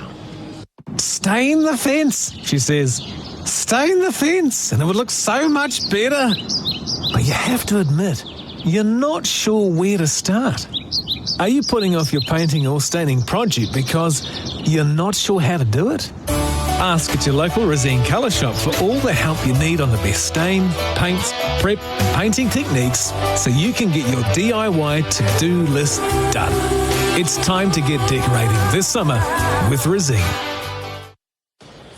This opening session of play on day 3. Before you dig, lodge a free inquiry online. Ian Smith and Bharat Sundaresan together. Just Lozo, Laurie's up and about. Oh, nice. In Adelaide. Yeah. Lyon, recent nice watchman innings. 38 in Karachi, 2022. 10 versus England at MCG. Batted at 3 there. Batted at 3. Lions on strike. Henry bowls to him, all beaten on the inside edge and past the off stump. 2019, he must have opened, did he? He got 1 off 23 deliveries at the Gabba against Sri Lanka. Did they send him out first? Oh, no, he got 1 run. Sorry, Loz. Yeah. He got 14 against England in Adelaide 2017, batting at 6. So 63 runs and 4 hits. In Karachi, the Karachi game when he did so well, he added 54 with Khawaja, who made 160. There you go. So that's the partnership we have underway. Lyon clips off his pads ever so neatly. It races across the turf through mid-wicket for 4. He's 40. He's at the gallop. He is. I mean, I was drawing comparisons between Josh Hazlewood and Stephen Fleming and Brian Lara and the sorts yesterday. This was like Mark Waugh at his prime. The way he just clipped the ball. Nothing missing is maybe he should just lift his collar up a little more, Gerard. Both Hazlewood and Lyon have played probably the best shots you've ever seen from them across the 2 mornings, really, in Wellington. The 50 up for Australia in the 16th over. Maccas, I'm loving it moment. More cricket, less cooking, brought to you by McDelivery. Henry and Williamson are having a chat about how to change all of this up. 40 from 43, Lyon. Henry comes at him again, and Lyon tried to pull onto the body. No run. Thank you, firstly, Gerard, for your kind words about my piece, and just that trepidation I spoke about, and we spoke about it in the lead-up as well. Just attending that Prime Minister's event, and just, it was really nice, the way he spoke to Pat Cummins, but the way he was gushing over him, saying, I was using your mantras in my election campaign, and just the way he was around Pat Cummins, that reverential treatment that the Australians got that day. Henry to Lyon, flicks off his pads again. This time down to fine leg. So couldn't find the placement, but does get the run. He's 41. It was, I thought, very suggestive of just how, as a country, I guess, Australian cricketers especially get viewed. And the one thing that stood out for me from my interview with the mental conditioning coach of the All Blacks was, even when they were at the prime, the All Blacks would often apparently talk about the mighty Australian team, like the Steve Waugh era, and say, oh, we aspire to be like them, but that always empowered them. And the amount of time he spent in the New Zealand cricket team, he said that always depowered us. It always made us look up to them even more. Khawaja leans forward and defends out to cover, and he'll be able to take a run.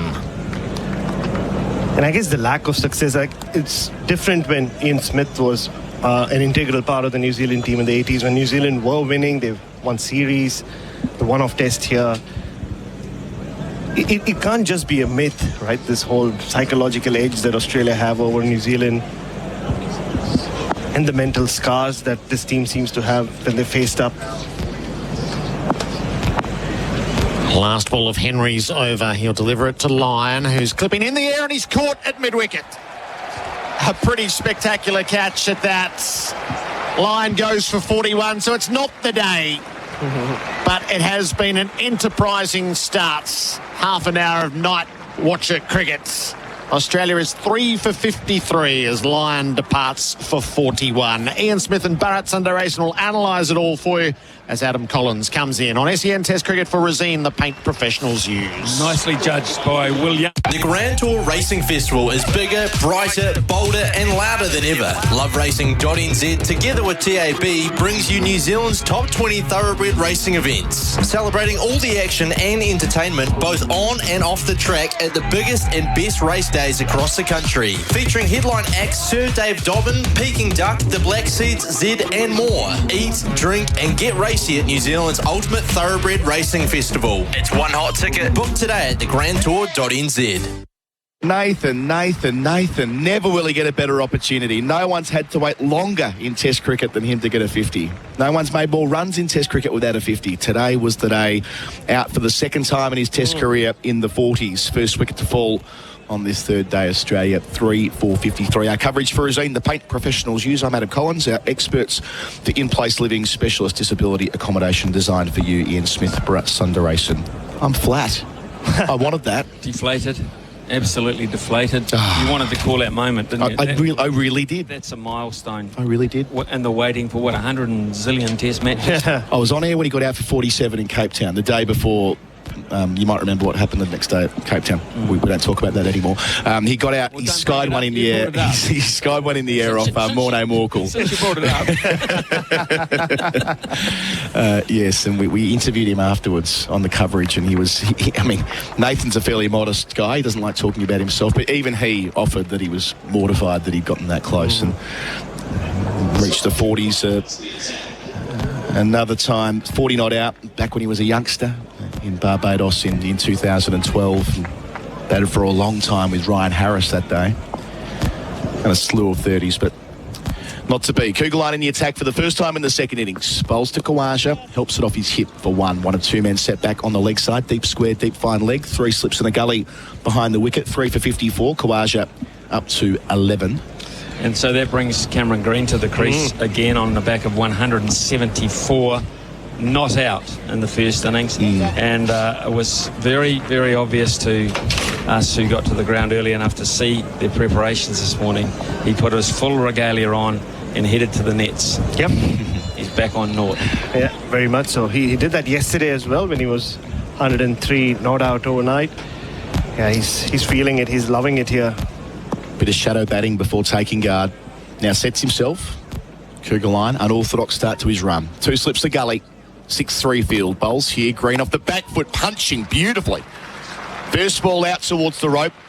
Collects pace over the practice pitches. Won't quite reach the rope. They'll return for 3, but the timing is sweet right away. Green 3. Australia up to 3 for 57. Just talking about the psychological angle to New Zealand's poor Test record against Australia, Adam, and I just mentioned it was different in the 80s when Smithy's New Zealand team were beating them, not just in matches but across series. Like, what was the language difference, Smithy? Like, what in the dressing room when you faced Australia to now? Well, there's a belief. When you turned up to the ground before the ball had been bowled, you gave yourself a really good chance, particularly here in New Zealand, although we were able to win in Australia as well. But there was a belief we could beat anywhere. Kugelin to Khawaja over the wicket, and he plays with soft hands out to point. It took Australia 26 years to beat New Zealand here. There was a window between 1974 and 2000 where New Zealand up against Australia at the Basin was a formidable matchup when they came over here, and yeah, it has changed, hasn't it? It has changed, and yet the depth of talent amongst some of the players in this side probably runs a bit deeper than that New Zealand side, but it's a collective thing you're talking about. It's an idea within your head, and you look around the dressing room and say, man for man, we got him here. If things go well, we've got him. Kugelin bowling into the wind, delivers here to Khawaja on his hip, and he defends out to mid-on, no run. In fact, in 1985 at the Gabba, when we won for the first time, our coach was Glenn Turner, who did not like Australians at all. Chapel boys might have given him a bit of a rough time with Bacchus behind the stumps, Dougie Walters. But he was so determined that he hadn't been able to do it himself in Australia, but he wanted to be part of a New Zealand side that could. And the night before the Test match at the Gabba, he gave us the most stirring team talk, and the reason why it was so effective is because he never gave team talks. Two back for the short ball. Cougar line to Kawaja, leaves alone. He was a belief, Glenn Turner, as a fully professional cricketer. You just did your job. You turned up and the expectation was you did your job without any hoi polloi or any encouragement or build-up. But in this particular occasion, he went round our dressing room and he looked at everyone in the starting 11 and he lined them up against the opposition starting 11. And by the end of it, in his mind and his belief, we outranked them. As a collective, we outranked them. He said, that's why you will win this test match. You will win this test match because you're actually a better group of players than they are. Cougar line to finish the over. We'll come back to this conversation after the break. Kawaja eases a single out to deep square. He's 11, keeping the strike. Australia 3 for 58 at the end of the over. On the Kubota scoreboard, shaping New Zealand and Australia. Stay with SENZ after the cricket. There's a world of sport waiting for you. Start your day with SENZ Breakfast with Israel Dag and Ricardo Ball from 6 a.m. weekdays. There's just always things going on, there's laser lights. Then the doyen of New Zealand sports broadcasting, Ian Smith from 9 a.m. We'll have a lot to talk about. Mark Stafford's on standby to take your calls and more from 12 till 3 before the run home with Kirsten Beeve. That's Stephen Donald to you from 3 p.m. A must. SENZ. It's Kiwi for cricket, but so much more as well. It's Kiwi for sport. SEN Test cricket for Rosine, the paint professionals use. Ian Smith talking about the great Glenn Turner and his stirring speech before 85 at the Gabba. So, for instance, he said to Bruce Edgar, you're a better batsman than Andrew Hilditch. You can outrank and he can outplay Andrew Hilditch. You're a better player than he is. Henry's got 3 slips and a gully for Kawaja, bowling over the wicket.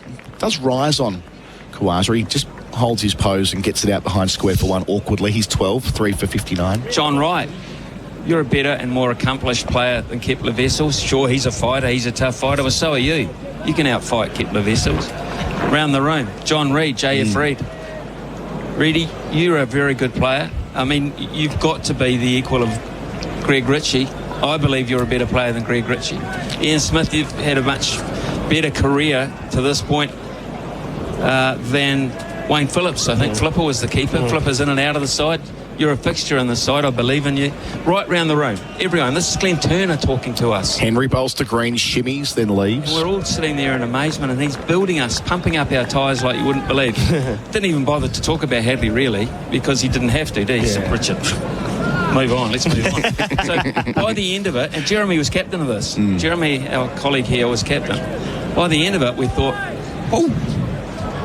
we won that test match. I won't say it was principally because of that, but the feeling. There was a feeling of expectation. You said to Martin Crowe, I'll line you up against... Henry to Green, who again comes forward before shouldering arms. Alan Border. I'll line you up against Alan Border. Crowe got 188. Yeah. Border got a wonderful 100 as well. So they cancelled each other out effectively as individuals in that. But, and ironically, when we walked off the field, finally, just before lunch on the 5th day, and Richard Hadley, as tired as he was, knocked over Bob Holland, who was first guy at the door. Handshake. Glenn Turner. Wow. Away from us, Henry bowls Green for the 3rd time in a row. He's sort of not dancing, but coming well out of his ground before leaving alone. Things you don't forget, eh? You're still getting goosebumps talking about it. Yeah. I just, it's things throughout our career that you don't forget. And it was so out of character for Glenn Turner that it meant so much to him. Can I just ask about, everyone talks about Brisbane in that series, but holding your nerve in Perth, having rocked up there, needing to win again. You beat Australia in Australia. It's only the 3rd time you beat them in a test match. A stunning individual performance from Hadley. But coming back and winning the series and chasing 200 odd in the 4th innings, as Henry works away and bowls again to Green, who plays off his front pad, around his front pad, inside edge down to fine leg, collected in front of the scoreboard. Green's 4, 3 for 61. Well, again, it was a difficult whacker pitch because it was out of character. They were rebuilding the ground. So chasing 200 was about 200 odd, yeah. Yeah, it was like chasing 260, 270 because the ball was going nowhere. So it was a grind. And we had a situation where in the dressing room we had, I think Trevor Franklin might have been marking off 10 runs at a time. And no one would move from their spots. There was a bit of superstition about it. But there was a belief that we that we could do it. Henry to finish the over, and Kawaja driving through the offside, as he did here so often 8 years ago. to the rope in front of the museum stand it goes. Kawaja advances to 16. Australia at the end of the over, 3 for 64. That's on the Kubota scoreboard, shaping New Zealand and Australia. We say goodbye to Ian Smith. The team at PGG Ruts and Turf are all about the delivery of high-performance turf grass solutions. They've been in the business for over 40 years, so they know what it takes to deliver a top-quality result for your needs. From pro sports turf and turf landscaping through to revegetation and erosion control, their highly skilled team knows every aspect of the turf and environmental markets. To find out more about how they can help with your turf grass solutions, visit pggrutsandturf.com. We're here with Rosine, the paint professionals use. And it's going to be Grant Elliott jumping in for Ian Smith, experts for in-place living, specialist disability accommodation design for you. Good morning, Grant. Yeah, good morning. Morning, guys. Were you stirred by that? Smithy talking about 85, 86 in Australia. Did that get you fired up in the back of the box? Yeah, you've got to have that good chakra that Bharat's been talking about. He reckons I brought a little bit of negative chakra yesterday, so I brought it today. I went to the nets, had a look. I told him how New Zealand were going to get 3 wickets in the first session. Can Kugelheim get their second of the day? Bounce at a green. He's underneath it nice and early. Have Australia 5 down at lunch. Start thinking that the game's in the balance with a few of the middle order Bosches who might think play an expansive game and nick off early. So you have to think positively, but it's great to hear about those wins. There's few and far between. I mean, I don't really have an Australian Test victory win that I can share with our listeners. But I didn't lose a Chappell-Hadley series against Australia. Never lost. Always said that if you wanted to get your average up, you had to play Australia. They were fierce games, the Chappell-Hadley, in the era you played in. Kugelheim delivers and Green off his hip. There'll be a run there. Just out towards mid-wicket. No fielder inside the ring, so Green moves to 5. 3 for 65, the lead 269. I can say that now because I don't have to bat tomorrow. It's not a comment you would make to the journos while you're having to face the likes of Johnson, Lee, Stark, any of them. It's tough proposition. I was just looking at averages of the New Zealand players against the top countries and against the lower of the Test playing nations, and yeah, it's not really pretty reading. And you need someone to stand up. You need someone that motivates the team, and I think bring out that aggression from the New Zealanders. I think that we can be a little bit timid when we play Australia. Kugelheim to Kawaja, catching mid-wicket now in. Kawaja drives down the ground, compact off drive, straight to the fielder there. They'll return for an easy 2. They won't consider a third. Kawaja, 18 of Australia's 3 for 67. Yeah, it's speaking of mindset and just that confidence and belief, Grant, I saw you having a little chat with Marnus Labuschagne, who's down on that. I was happy with the fact that he didn't have a bat today. The old Marnus would have put on the pads and tried to work out ways of what was going wrong. He was just giving throwdowns, and he seemed in a better mood, more relaxed mood, didn't he? Change of angle. Kugelheim now round the wicket. Delivers to Kawaja, who leaves outside the off stump. Yeah, I was just saying, I've never met him, so I just thought I'd get into his head and tell him that he doesn't really know his off stump. That's why I jumped right in. I got to say, you were fired up yesterday when he got out in our little green room. Must be something about lads who are born in South Africa and move somewhere else. No. It's more Smith and Labuschagne. I think that those 2 wickets there, like when I look at the New Zealand batting lineup, Latham and Williamson. Those are the 2, people that can bat long periods of time and take the game away from you. If you had to beg for 2 or make a wish for 2 wickets last night, it would have been Smith and Labuschagne, I reckon. The phenomenal records, outstanding players.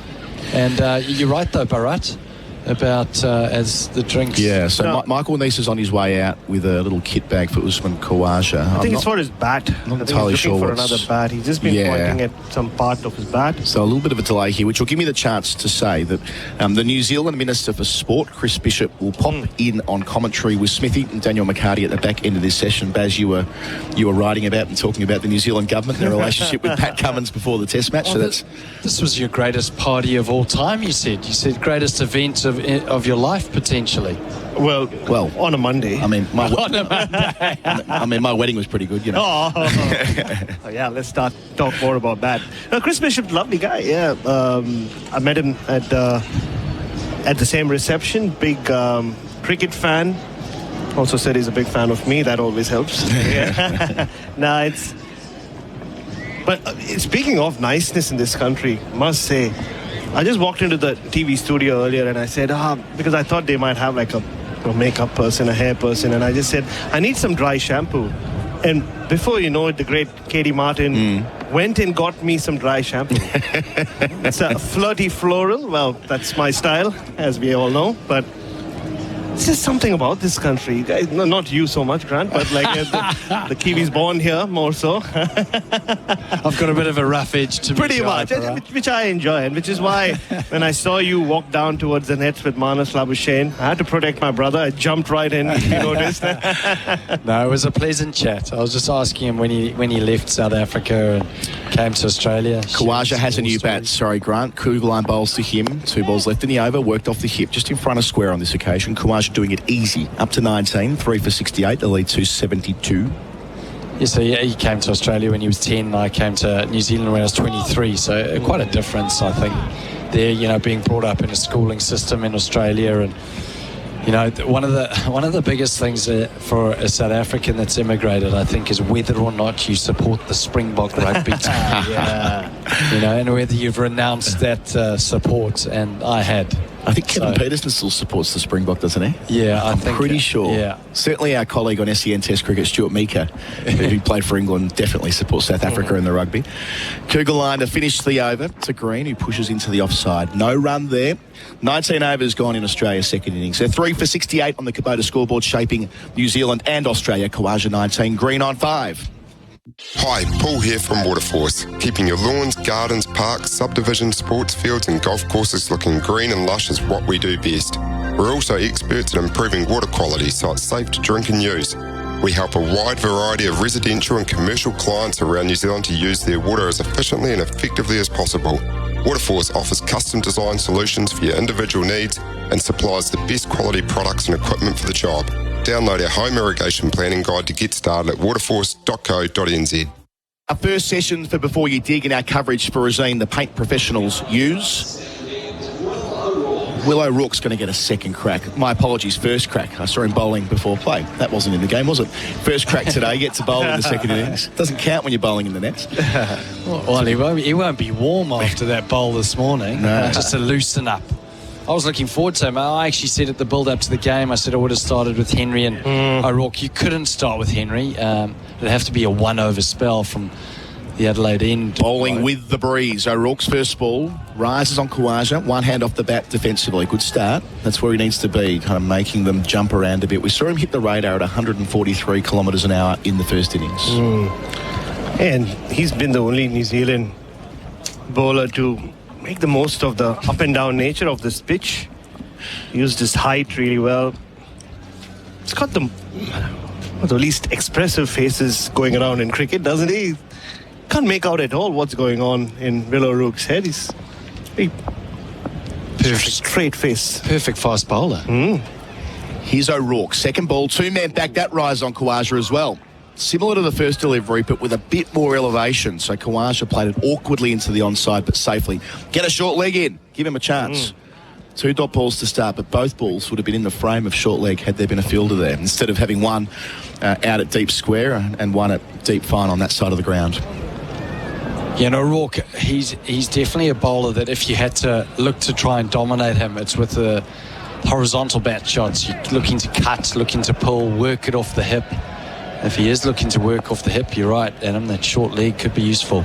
O'Rourke passes umpire Goff, bowls here. Khawaja into the onside, mid-wicket is the fielder, more convincingly. No run, 3 for 68. Umpire Goff wearing the baseball cap today rather than the wide brim, probably because it's quite windy, blowing from the Chatfield Pavilion across to the scoreboard, down Adelaide Road.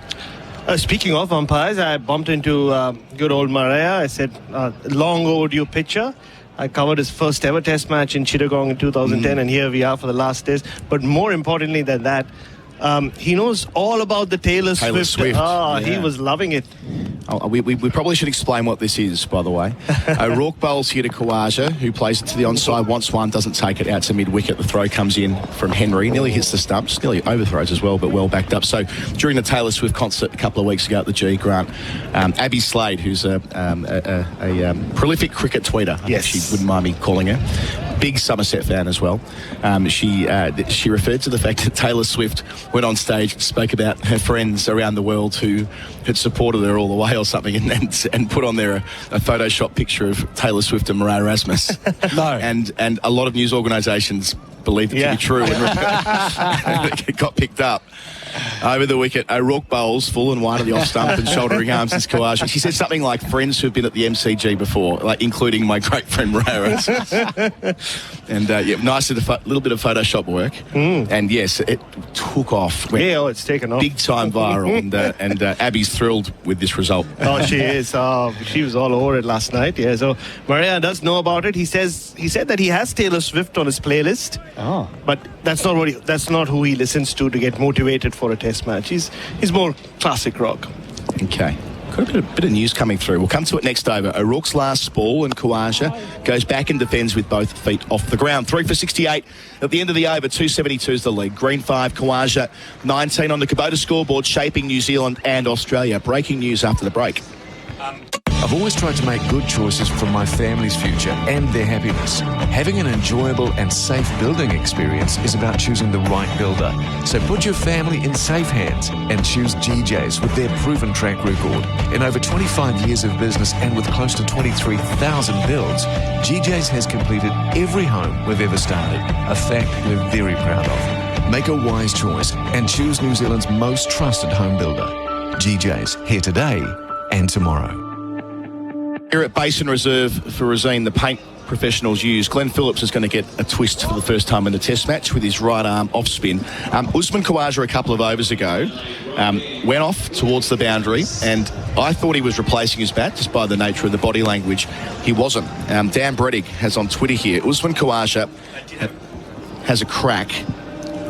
Oh, my apologies. Usman Khawaja had a crack in his bat and has to take the unapproved human rights dove sticker off the new bat before continuing. So Khawaja, who expressed an interest in having that dove on his bat before the Melbourne Test match, and it was denied by the ICC, and when they brought the new bat out, it had the sticker on it. He's been wearing the dove sticker at training, and he had to quickly take it off before continuing his innings. So that'll be a news line, I'm pretty sure, Bharat. For sure, yeah. Was a news line for a few days during the home test summer. Yeah. Started in Perth, didn't it, when he wanted a similar symbol on his shoe. So Phillips starting with a slip and a short leg. Green on strike, catching mid-wicket as well. He goes back and lets it spin past his thigh pad. Hard spun. We saw that yesterday with Nathan Lyon bowling from the Adelaide Road end. It did grip early on. Yeah, and just to finish on that, of course, he did write to the ICC, didn't he? Asked for special permission to use that dove, and that didn't go his way, so hasn't been able to do that. And just for context for maybe our New Zealand listeners that weren't tuning into the Test series, Phillips bowls here, and Green goes back and deflects to short leg on the bounce where Will Young stops it, but there is no run. Usman Khawaja put out a statement on social media the day before the Perth Test match saying that he wished to wear a slogan on his boots for that series. If I recall correctly, the wording was all lives are equal in relation to the ongoing conflict in the Middle East.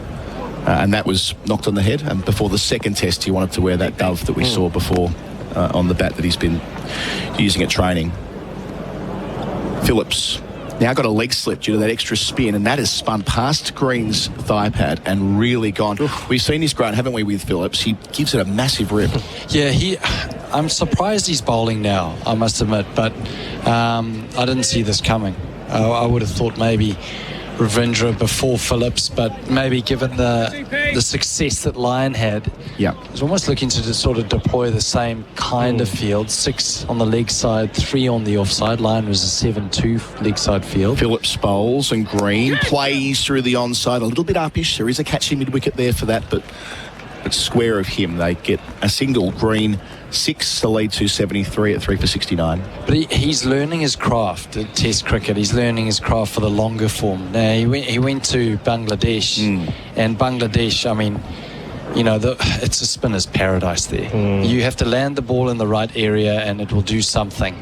Here, you have to work your players out. It's about flight, guile, lengths, pace.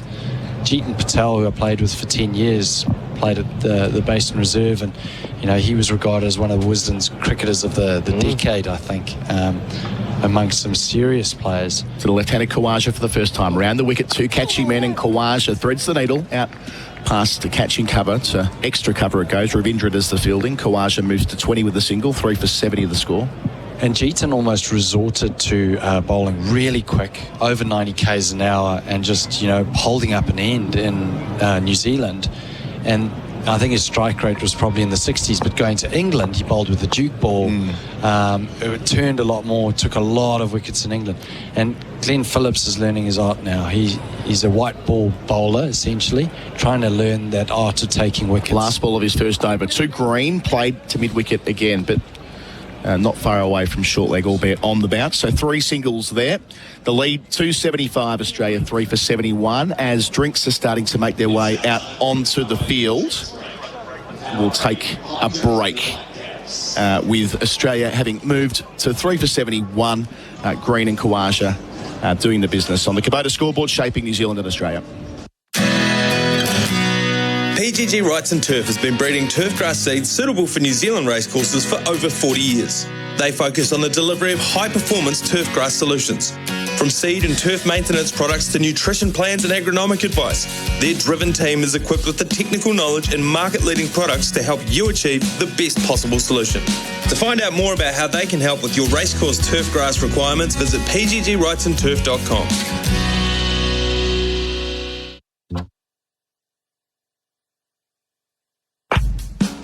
Get so much more with the great garage store from Garage Auckland. Every Aucklander deserves to have a strong, safe, secure Garrador Auckland garage door. From Wellsford to Waiuku, Garrador Auckland service the whole of Auckland, and with a 10-year warranty, they're hard to beat. GarradorAuckland.co.nz. Get so much more with the great garage door from Garage Auckland. Now the sets in from the Adelaide Road end. Bowls to Lyon, who flashes off the edge, over third slip, down to the boundary for 4. Southey to Lyon. He plays away from his body. He'll get 4 more. He's punched it wide of gully, and it touches the rope now. Southey tries. Lyon defies. He lifted that one beautifully over backward point. That's 3 4s in a row. Deliver it to Lyon, who's clipping in the air, and he's caught at mid-wicket. A pretty spectacular catch at that. Lyon goes for 41, so it's not the day, but it has been an enterprising start. The happy hitting of Nathan Lyon has been the feature of the first hour. To those in Tasmania joining us for the first time, welcome to Basin Reserve, where 3 for 71 Australia is, and they are forging the overall lead, which started at 204. So 275 to the good of New Zealand. The Open Country Drinks Break, delivering you a summer of New Zealand's best cricket with the Black Caps. So Lyon 41 from 46 balls before being caught by Young from the bowling of Henry. Usman Khawaja is 20. Cameron Green is 7.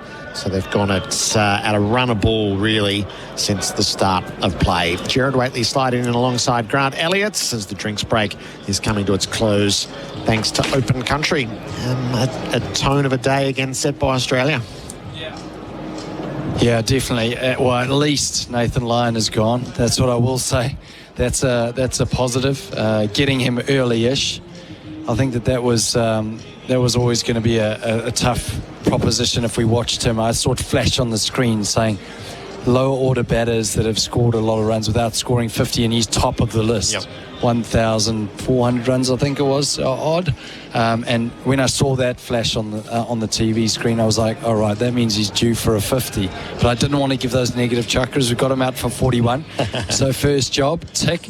Another 2 wickets. New Zealand need another 2 here. I thought Australia 5 down gives New Zealand hope, If they're 3 down at lunch, then it becomes holding. It becomes taking time out of the game. And that's a dangerous position to be in for New Zealand. I mean, it's a dangerous position anyway, but at the moment, they've still got hope.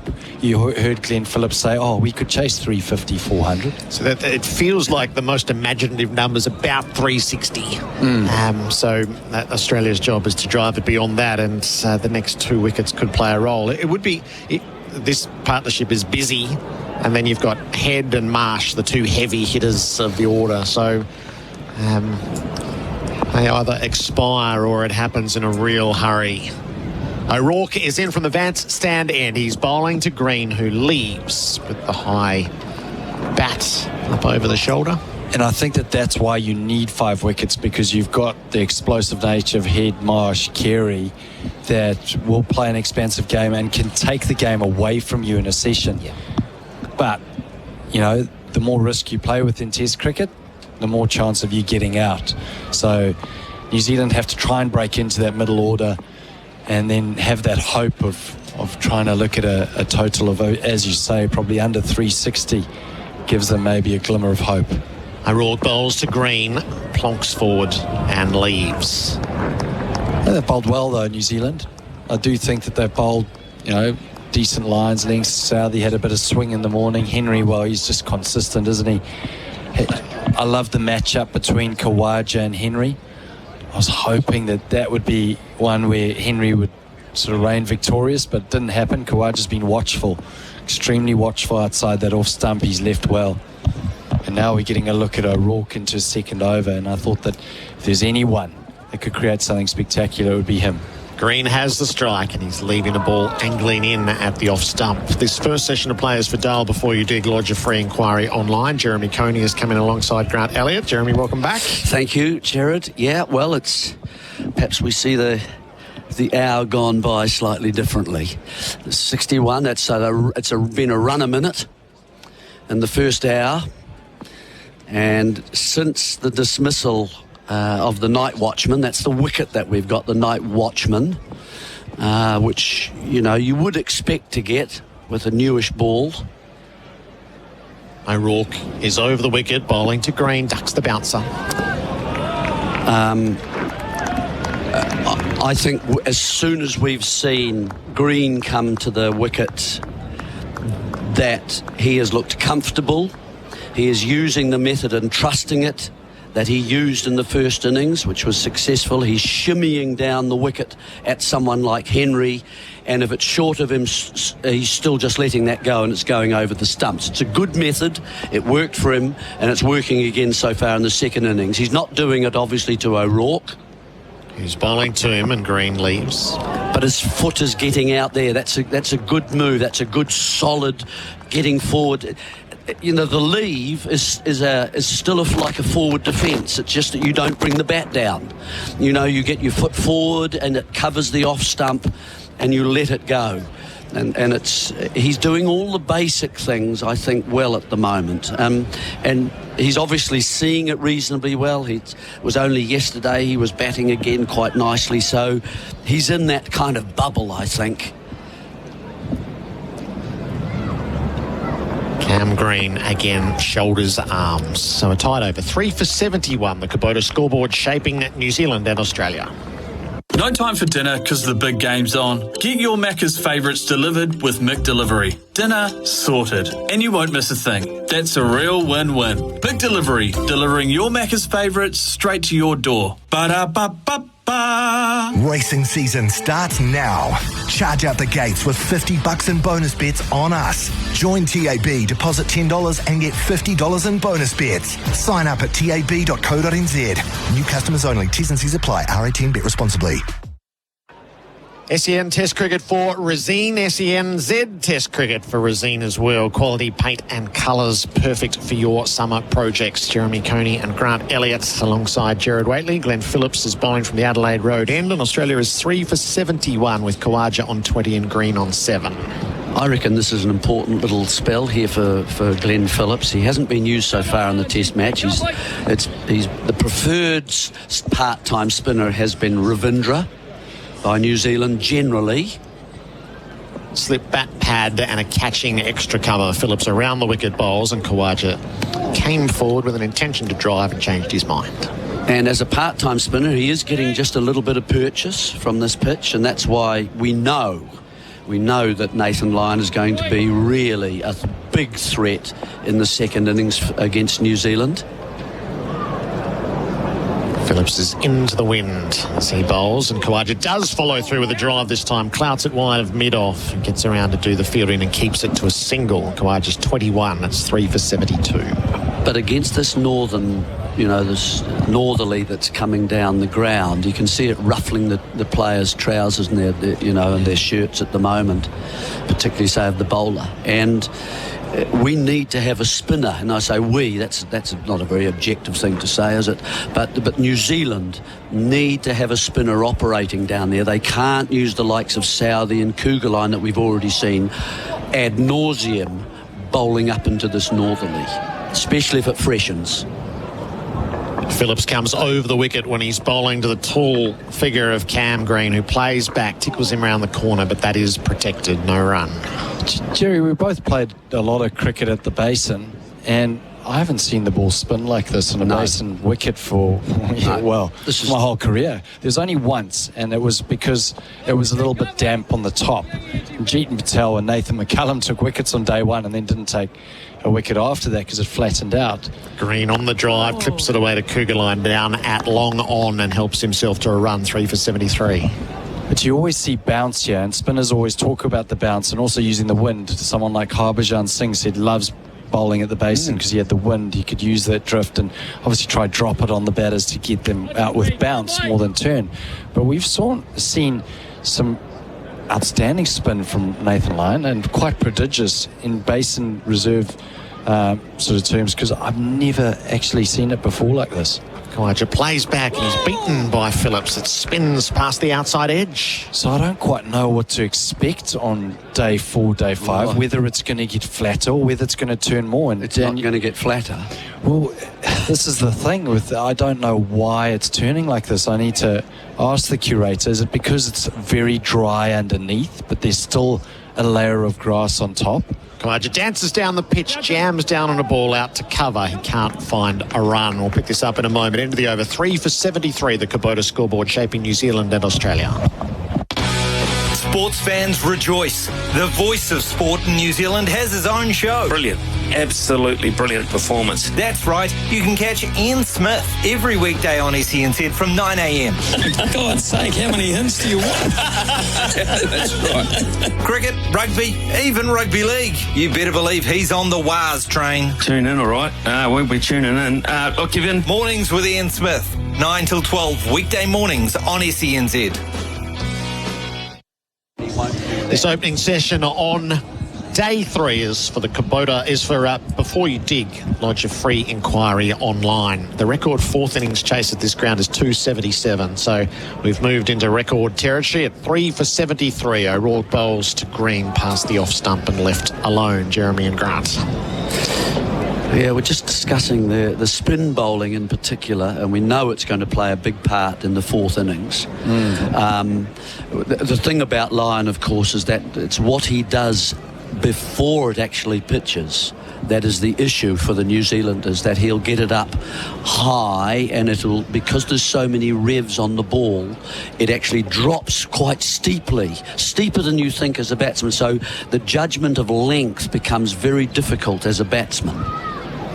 O'Rourke over the wicket, full. Green's uninterested. Always a bit shorter than you think it is, and if you go down the wicket to him, you're still having to reach towards him, as Blundell found, in the innings that he was when he was dismissed yesterday. He was coming down the pitch and he didn't quite get to it, and it gave the ball time to turn as well, and he was caught bat pad. So that's the danger that a fully blown off spinner with over 500 wickets is going to provide. You're not going to get that from someone like Phillips because he's just a part-time player learning it.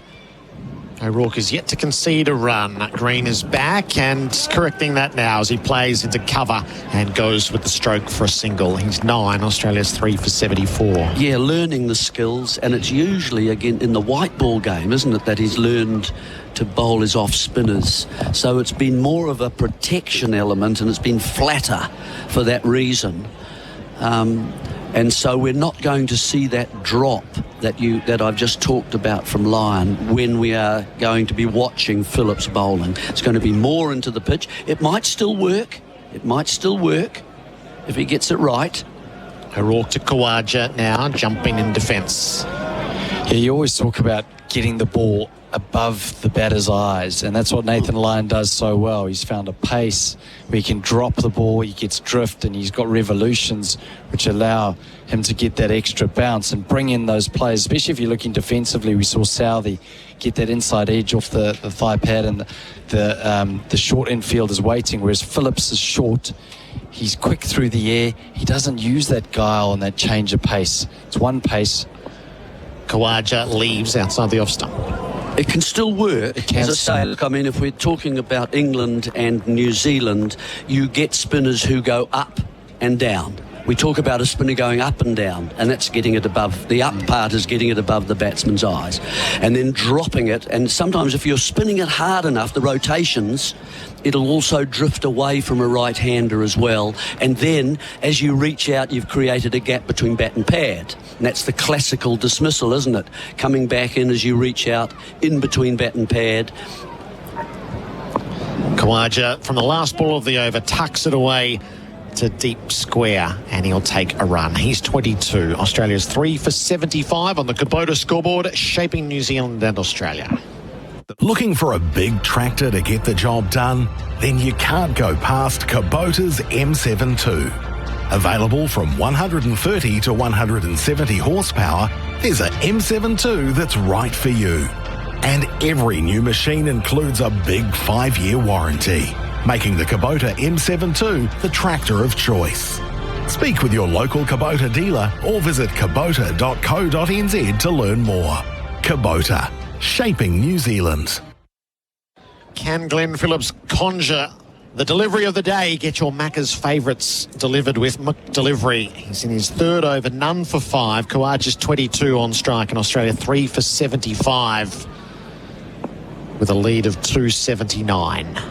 A slip, a bat pad, and a short extra cover. And again, past the outside edge, he's spinning it away. Yeah, because of his pace, you can still, I mean, if you go to India, they don't bowl that way. They don't go up and down at all.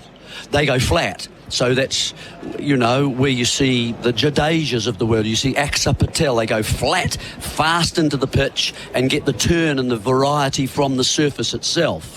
Phillips around the wicket. Khawaja covers and bunts the ball down to fine leg on the paddle sweep. They have one and they'll come back for a second as Ravindra had plenty of ground to cover. Khawaja moves to 24. Australia 3 for 77. So I do think there's still a role that Phillips can employ, in the sense that because it's turning so much and bouncing a bit, he can bowl quite hard into the pitch still and still get, if he gets the length right, the turn that's required. You might want a little gully for that reason, or a second slip if he starts to get that.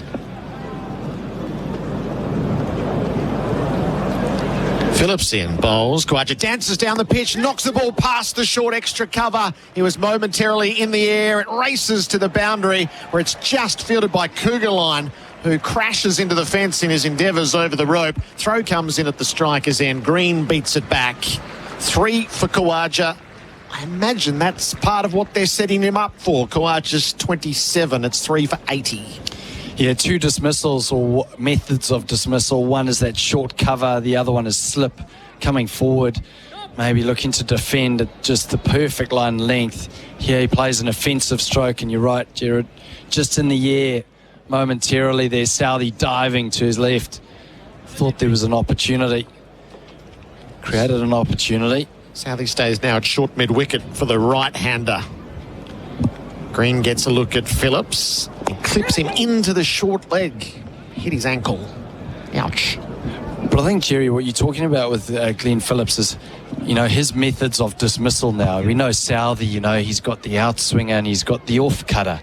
and he works players over by maybe bowling a number of overs or a number of deliveries, swinging the ball away from a right hand, and then suddenly will try and trail one back and get them out LBW or bowled. Glenn Phillips is having to learn how to get these dismissals. Green stays home. Got a bit tied up as he looked to turn to leg. It falls to off. And particularly in New Zealand. Bowled extremely well in Bangladesh. Well, this is turning, enough for him. I don't think there's any doubt about that. So it's going to be more of a question of, is he going to be accurate enough? Is he going to be able to put the ball there enough? Absolutely. And probably the answer to that is no, because he just hasn't bowled enough yet. Last ball of Phillips' third over. He's into Green, who leans forward, knocks the ball to Southey at mid-wicket. They won't chance their arm. 3 for 80, the Kubota scoreboard shaping New Zealand and Australia. That gloomy second bedroom. All it needs is brightening up. So how do you get started? Do you need to seal the walls before you paint? Are you putting off your painting project because you're not sure how to do it? Ask the team at your local Resine colour shop for all the help you need on the best paints, prep and painting techniques for your project so you can get your DIY to-do list done. It's time to get decorating this summer with Resine. Nathan Lyon, the 1 wicket to fall so far on day 3. Some happy hitting, 41 from 46 balls. Will Young took a ripper of a catch at mid-wicket from the bowling of Henry. It was a catch of the summer, a Macca's catch of the summer cricket. I'm loving it.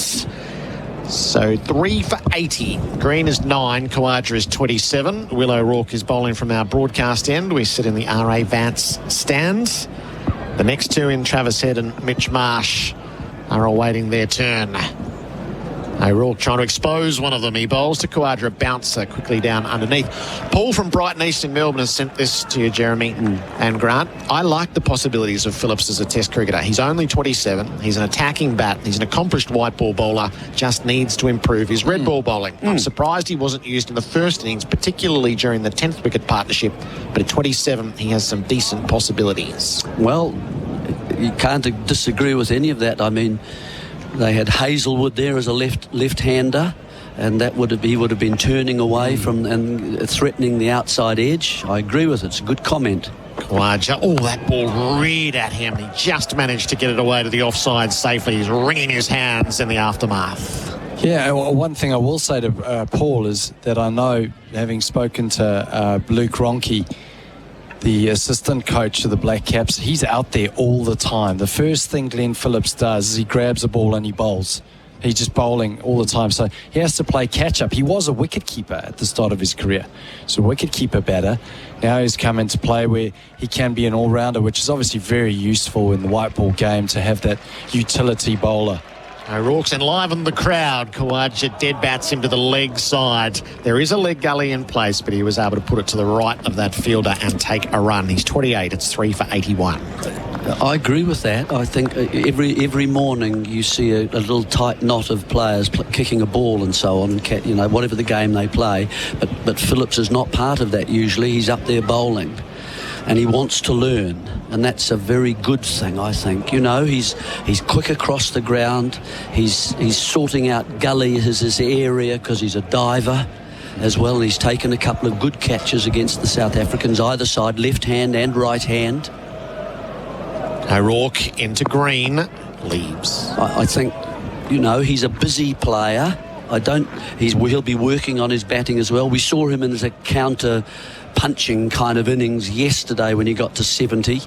New Zealand were kind of forced into doing something yesterday because at 5 for 30 you're in a bit of trouble, aren't you, really? So that kind of worked. He's busy between wickets, running and so on. So he provides certainly something for the side. There's no doubt about that. O'Rourke to Green, forward and leaving. That's getting closer and closer to the off stump and elicits gasps in the cordon. Phillips is an exciting player, as you say, Jerry. I mean, I look at someone like Travis Head. He would bowl his off spin and bat. Now he's out and out batter. And that's generally what kind of happens is, he has to try and force his way in the team. And the way he's forced his way into the team is by having two bows, you know. What do you say? Two strings to your bow. Not two bows to string. Two strings to your bow. And, that gives him the opportunity to be selected. O'Rourke zeroing in on the off stump of Cam Green, who has to play this time. He strokes the ball to mid-off. It's knocked down, no run. 3 for 81 at the end of the over on the Kubota scoreboard, shaping New Zealand and Australia. Hi, Paul here from Waterforce, keeping your lawns, gardens, parks, subdivisions, sports fields and golf courses looking green and lush is what we do best. We're also experts at improving water quality so it's safe to drink and use. We help a wide variety of residential and commercial clients around New Zealand to use their water as efficiently and effectively as possible. Waterforce offers custom design solutions for your individual needs and supplies the best quality products and equipment for the job. Download our home irrigation planning guide to get started at waterforce.co.nz. Leading run scorer in the match for Magnus Benro. Get the local brands like Bosch. Green 174 not out in the first innings. He is 9 not out in this second dig. SEN and SENZ test cricketers for Resine, the paint professionals use. And all of your correspondence, both from Australia and New Zealand. In New Zealand 8833, in Australia 0433 98 11 16. Khawaja is facing up to Phillips, who's around the wicket. And Khawaja, again, he's shaped on the big off drive, kept his powder dry. Interesting field set here. 5-4 rather than the 6-3, so 5 on the offside and 4 on the onside. It would suggest that Phillips is going to try and pitch the ball straighter and go across the face of the bat. Khawaja plays the ball out to backward point. And I think that's a reasonable move. He's still got his slip and his short cover, who are the attacking fielders on the offside. He's still got, if he's going to pitch the ball up, a bit of cover at long off that's slightly wider, who can perhaps stop that extra cover drive as well. Khawaja ready. He's reverse sweeping. He's struck on the body as he clean missed. It's an interesting manoeuvre given that there is a backward point in place, which becomes the backward square on the reverse. So it's high risk. Yep, you can lose the control of the stroke if you don't get the length right when you're using that reverse sweep, and it bounces a little bit more and get a top edge. Khawaja trying to improvise a way to score off Phillips at the moment. He tries again on the back on the reverse sweep and straight to that fielder. Good so he work, struck it O'Rourke. this time. Yeah. Tall man, he's bowling at the moment, got down well to save that boundary. Struck it well that time, Khawaja. The Bunnings trade replay screen. Sharp reflexes from O'Rourke. I wonder if Khawaja will try again. See if he can get his angles right. I don't think Phillips would be at all put off by this. He's working away, the spinner for New Zealand. Khawaja dances down the pitch and he's stumped. Phillips gets his man. Has he? Oh, I think he's got back. They're going to go upstairs. I think he's got back. Okay.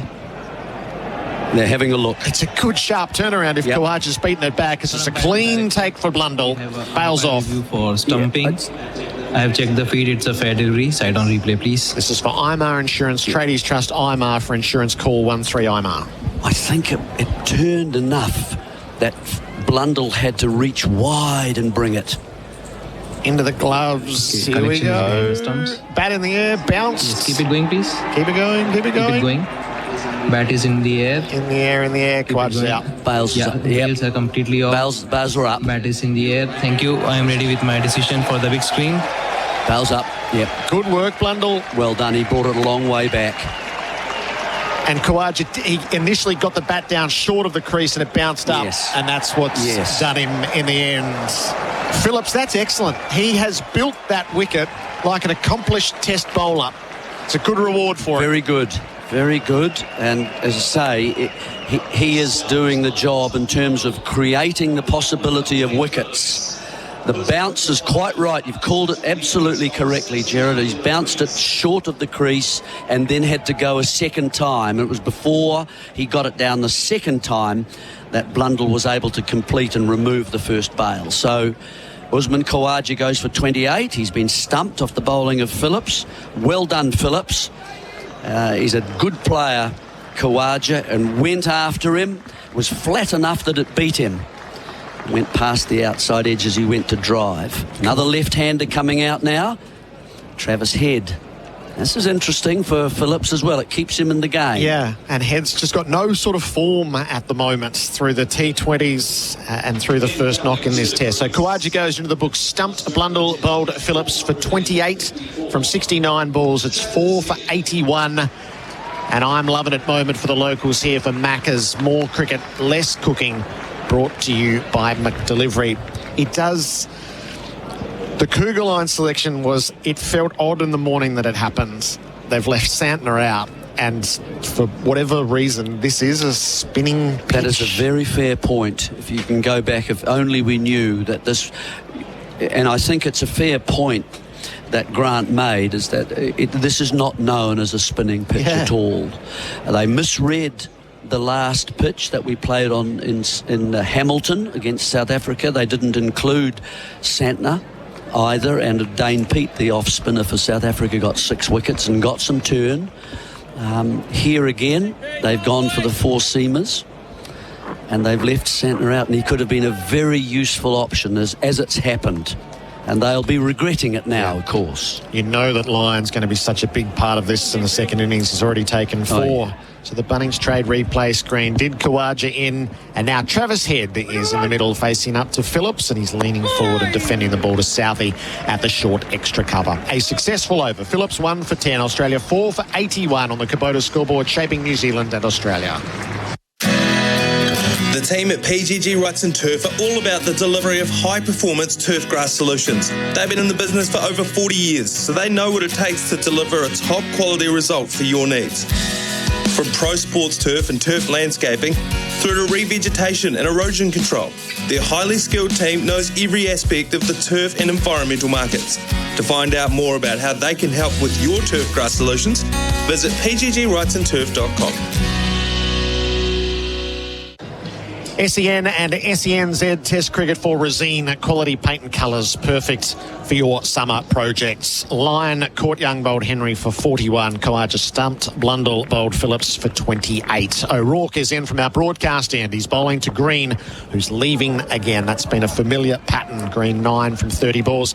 The 5th ball of O'Rourke's previous over, Jeremy, was devilishly close to the off stump. So this is a good duel as Green wants to hold his nerve on leaving that line, and O'Rourke is just trying to creep closer and closer to see if he can flip the bail off. He is, and he's getting a little fuller too, I think. And so, in fact, the ball, when that you're describing, actually passed below the level of the bails. So it was certainly threatening the stumps.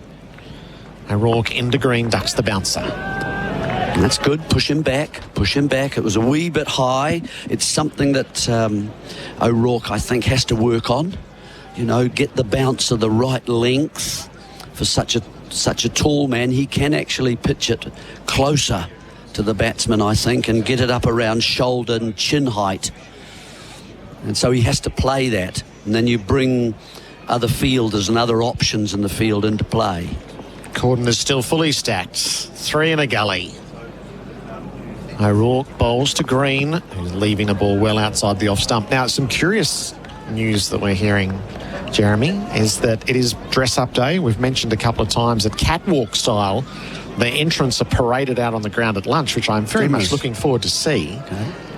We've heard that Bharat Sundaresan has officially been entered into the dress-up competition at lunchtime. By whom? But, well... if you see him not walking by Bharat. around... I wouldn't have thought by Bharat. If you see him walking around and you're gathering the participants, you would think that he has dressed up specially for the occasion, which he hasn't. No. It's just his regular clobber. Yep. O'Rourke to Green, leaving again. And he'll be a good show. Oh, yes. He's got a lot of colours going on today. Is there a journalist entry? I mean, is there a particular kind of group that you can Special enter category. for? Yes. He'll win our group. Oh, no one else even thought about it, did they? They just thought it'll be Bharat.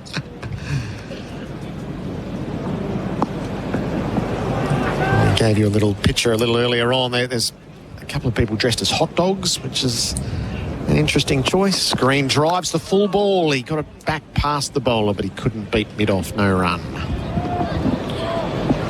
So they'll be gathered up and taken out onto the field in half an hour's time. Bananas and monks and sailors, hot dogs and ghosts.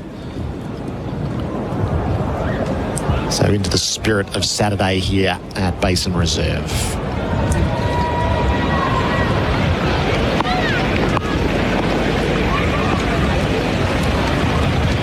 Rolling in and bowling to green is O'Rourke, and again that challenge just outside the off stump continues on. The end of the over, 4 for 81. The Kubota scoreboard shaping New Zealand and Australia. Daniel McHardy is coming in. The team at PGG Wrightson Turf are all about the delivery of high-performance turf grass solutions. They've been in the business for over 40 years, so they know what it takes to deliver a top-quality result for your needs. From pro sports turf and turf landscaping through to revegetation and erosion control, their highly skilled team knows every aspect of the turf and environmental markets. To find out more about how they can help with your turf grass solutions, visit pggwrightsonturf.com. SENZ Test Cricket and SEN with Rosine, the paint professionals use. 81 for the loss of 4 wickets, Australia. The lead is up to 285. Phillips, fresh off taking the wicket of Khawaja. Will continue from the Adelaide Road end, the southern end. Overcast day. Helicopter working its way across the skyline out towards the airport. The mighty eastern suburbs of Wellington. Where do you live? I couldn't possibly say. Wide of off stump, spinning further away. Good bounce as he'd very circumspect watching outside of off stump. Interesting little change to the field. The long off now comes up to a sort of a deepish mid off, so an encouragement there for Head to go down and hit over him, and perhaps if the turn can beat him again and bring Stumped into play. In wide of off stump, no stroke. Could take again Blundell. That bounced a lot more. Took it up about shoulder high, opening up that left hip to get access to it nicely with both hands. Pushing up into the breeze from around the wicket. That breeze should get the ball maybe to just push back in towards the left-hander.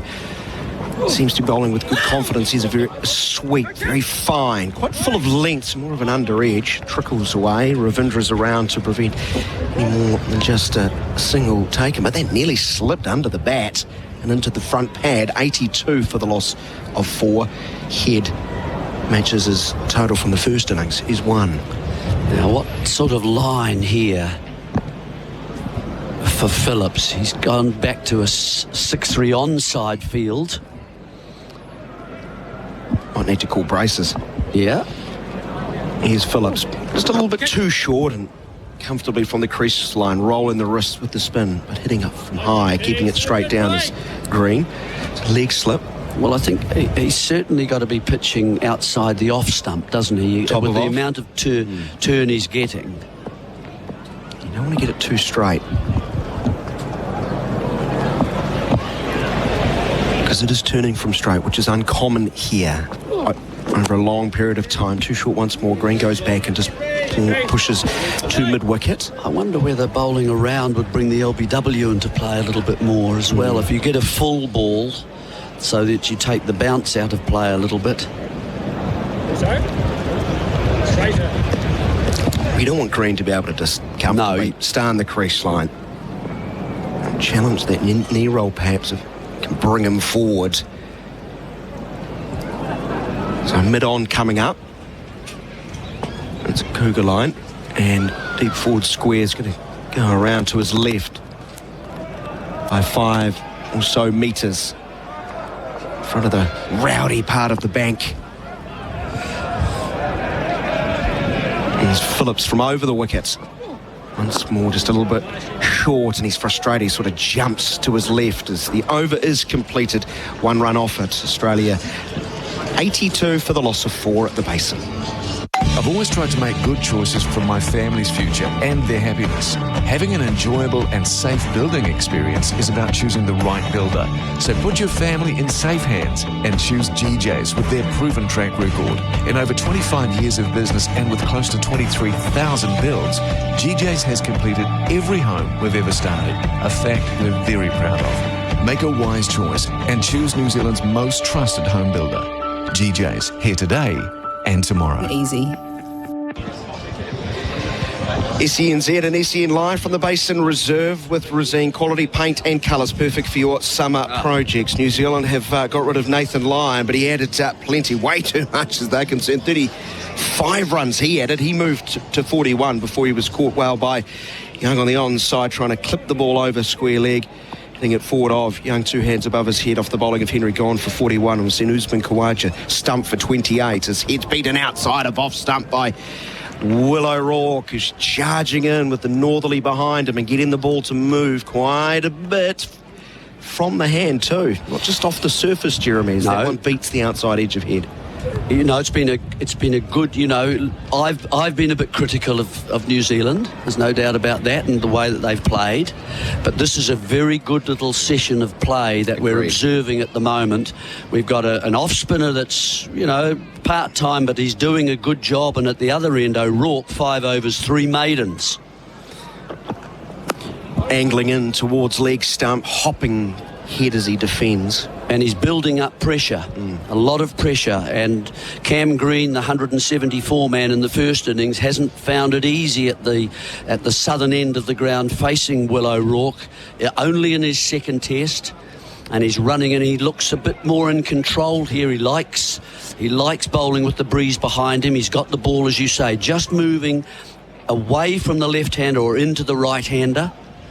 2 slips of gully, man under the helmet, and a leg gully as well. His head gets a ball that hits his thigh pad, trickles to the leg gully, no run. And the runs have been stifled. It hasn't been an easy little component here for Australia about easy runs. We've seen run a minute for the first hour, but it's changed. The game in the last section of play has certainly become much more even. Southey wanders over to his young charge. There's a little word. He's in again. Nice straight approach. Right arm quick. Ball's fallen. It's clipped uppishly over Henry. Reasonably shortish mid-on. He'll have to battle into the breeze. But the big one's in. Oh, as the ball stops, but Matt Henry's run past the ball, past the boundary. Has to run back into the field of play to pick it up. Oh, joy. The joy of the Wellington wind as they'll trickle back for 3, 85 for the loss of 4. And it's getting stronger too. If we look at the players' kit, it's certainly being ruffled quite significantly now as O'Rourke walks back. Just stopped agonisingly short. It was a teaser. It was. Henry just couldn't get his balance. He shouldn't laugh. 3 slips in a gully now for the right-hander.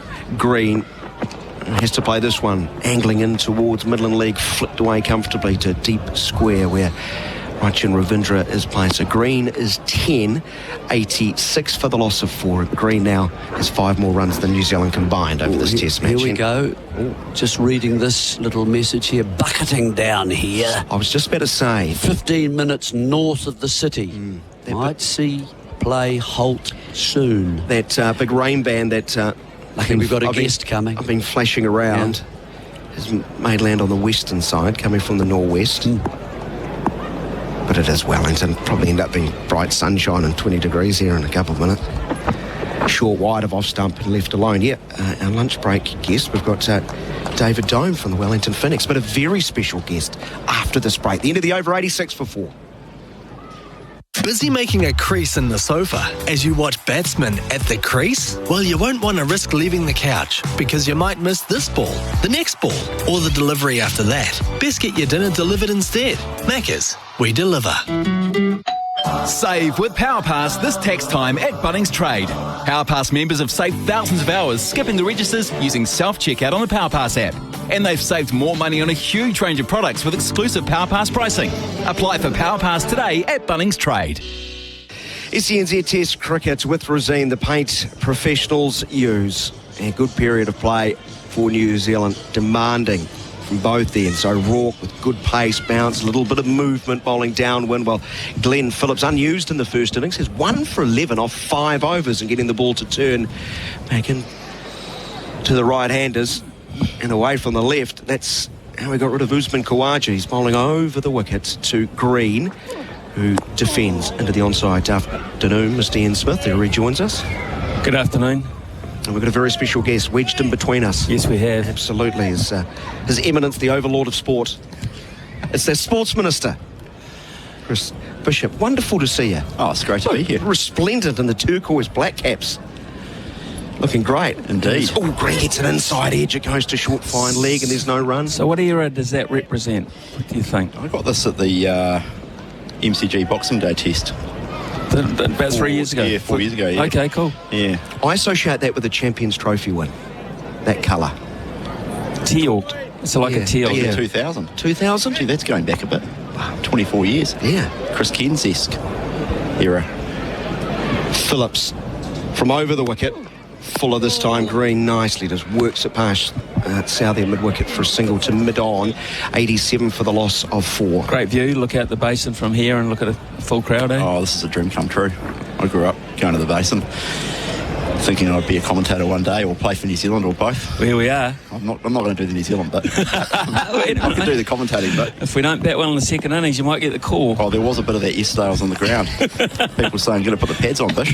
Get out there." From around the wicket now, bowling it to head, leaving a ball that leaps outside of off stump. But your family has a long association to the base. Well, yeah. I mean, the Dixon clock, just down in the old pavilion there, the old grandstand. All right. That's Edward Dixon, my great, some number of greats father, who was a cricketer, who's a councillor back in 1860s.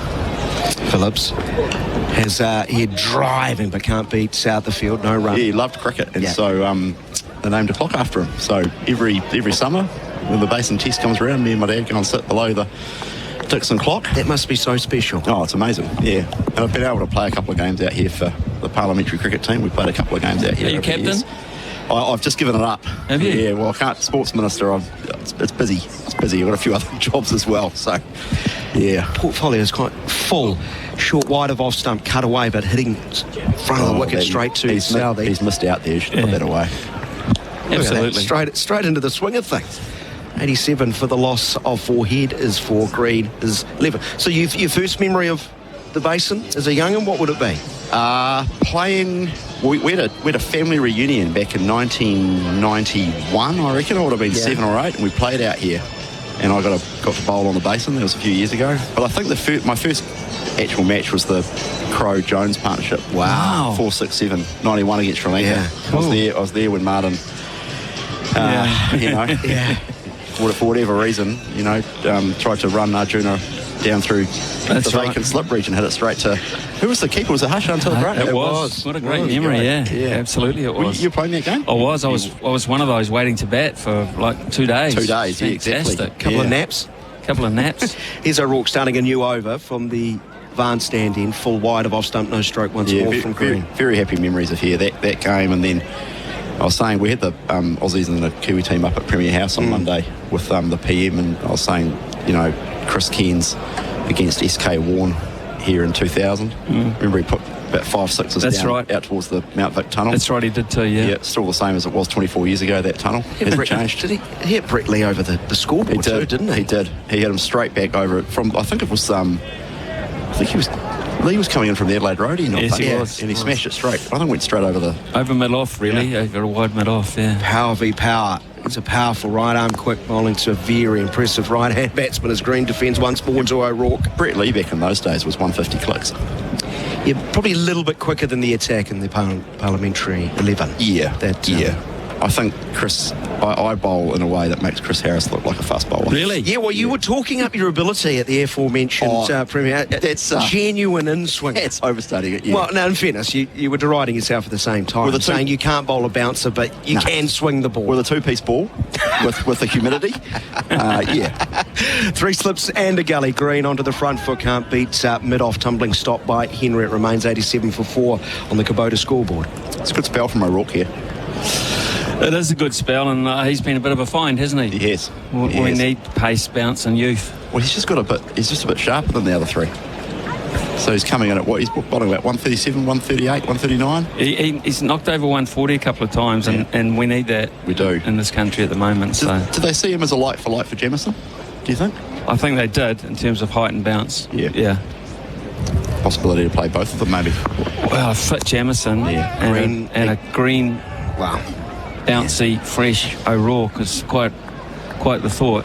Yeah, it really is. I think both are in there thinking to play, no doubt about that. But Jamieson's, unfortunately, sort of shades of Shane Bond right now, isn't it? Bond played 18 tests, Jamieson has played 19, and who knows when New Zealand will have him back, which is just such a shame, Smithy. 80 wickets at 19, I think. Compare their records, they're very similar. I think they've won 11 of those 19 tests, and he's been at the forefront of a lot of them. The victories, that is. Shorter this time, but defending once more is green to the onside. So no run. Sporting-wise, what's on the agenda? What's the fear? I mean, it's not just a case of getting free tickets to the big games, is it? No. That is one added bonus. Right, okay. Being sportsman.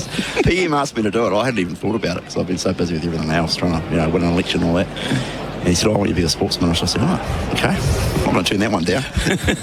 Especially in an Olympics year. Yeah, well, that's right. But to be fair, I followed Grant Robertson, did a good job. My predecessor. Well, he loved his cricket. He did. And you've got that in common. Pushing forward back to O'Rourke. I saw him yesterday and he was quite funny. He said, where's B11? He said, oh, how the mighty have fallen. The end of the over. It's 87 for the loss of 4. It's the Black Caps and White Ferns Summer of More. More action, more vibes, more epic crowd energy, more sixes, more catches, more good times with your mates, more culture, more fans, more you had to be there moments. 32 matches, 9 cities, and 6 international touring teams, including the England women's team and the Aussie men's team. Don't miss the Black Caps and White Ferns Summer of More. Get tickets now at nzc.nz. SEN Test Cricket with Rosine, the paint the professionals use. Live from the Basin Reserve, Ian Smith alongside me, Daniel McHardy, the Sports Minister in New Zealand, Chris Bishop with us. I think we're going to get him to call a ball or two here, Smithy, I think, as Phillips bowls short and going back and hitting powerfully, slapping the ball past Southey out towards the extra cover. They got 1, they'll come back for 2 and add 2 more to the total, 87 for the loss of 9. I'd like to know, how much cricket do you think gets watched in the debating chamber? Because Grant Robinson also outed himself to me that on day 1 in the debating chamber may have had the laptop somewhat, Well, he's down the back now. He can get away with it. Very good. He's retired. I'm down the front, so I had my laptop open for cricket info. Yeah. Again, short, and it's hit upishly just to the left of a diving Tom Latham, who's on the bounce, parked it, hence the round of applause, but head just twice now, Smithy, not able to get over the top and just... Looks skittish, doesn't he? Well, he's battling. He's battling. I call him a feast or famine batsman. He either gets 100 or he's not there long. I think in his last few innings he's played he's faced 8 balls and got out 4 times or something. That's right. Good player when he gets going and fun.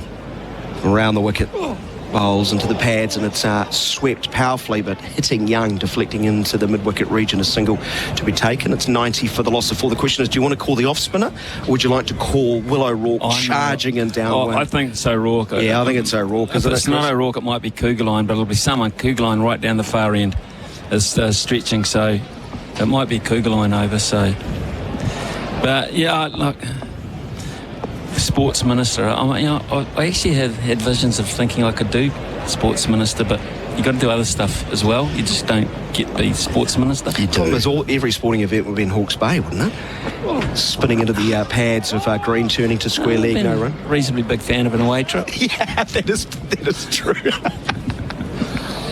But we're in the country, would they? I can imagine Wellington might miss out on a few with days like this. No. Still very much in my DNA, Rongotai College in Wellington. You got a Rongotai? Crawford. Yeah. Very good. Smithy charged around Crawford Green like none other back in the day. Back over the wicket. Short, and it's pulled high. Deep square leg, just looks to his left and sees the ball sailing a couple of rows in front of the Wakefield Memorial. Powerful hit. Can't bowl there, Glenn. He's got long levers, Oh, Cam Green. When he hits it, it stays hit. 96 for 4. A Zito boundary. Do it with a Zito. Do you? At lead. And worrisome territory, isn't it, Chris? Well, we've got an opening. Just before lunch, if we can get head or green, preferably just before lunch. But 9 minutes to go. Last ball of the over. Worked away, and Young again has been struck, I think, in the shin guards, though. Green, very nice man that is, apologises. 96 for the loss of 4. At the end of the over, Sports Minister Chris Bishop becomes a cricket commentator. The hallway with dated wallpaper. Yeah, some people might call it chic, but to you, it just looks tired. What's the easiest way to remove old wallpaper, though? Are you putting off your decorating project because you're not sure how to do it? Ask the team at your local Resine colour shop for all you need on the best wallpaper, prep and hanging techniques so you can get your DIY to-do list done. It's time to get decorating this summer with Resine. Australia, a 96 for the loss of 4 at the Basin Reserve. Just checking the Bunnings Trade replay screen. Will Young was actually hit on the shoulder, put his head down. He's taking a couple of blows. We do have a change of bowling as spotted by Ian Smith. Nothing gets past you, Smith. It is Kugelheim into the attack, and O'Rourke has done a very, very good job. Daniel, you asked the minister to he'd call this. Yep, he will. So shut up. Okay. Well, there goes me ripping up the letter to get him a knighthood. Kugelheim replacing O'Rourke at the RO Vance stand in. Good spell from O'Rourke. 7 overs for 7. No wickets, unfortunately, but very tight and economical. Put the shackles on after a bright start to the morning by Australia. Nathan Lyon swinging the willow.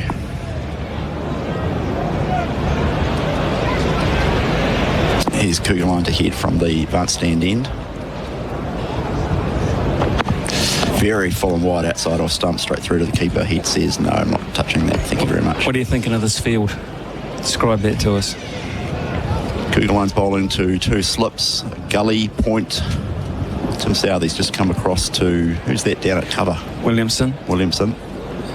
They're having a brief chat, working on the ball. You need these called binoculars. Just been handed the binoculars. That'd be handy. It's quite handy.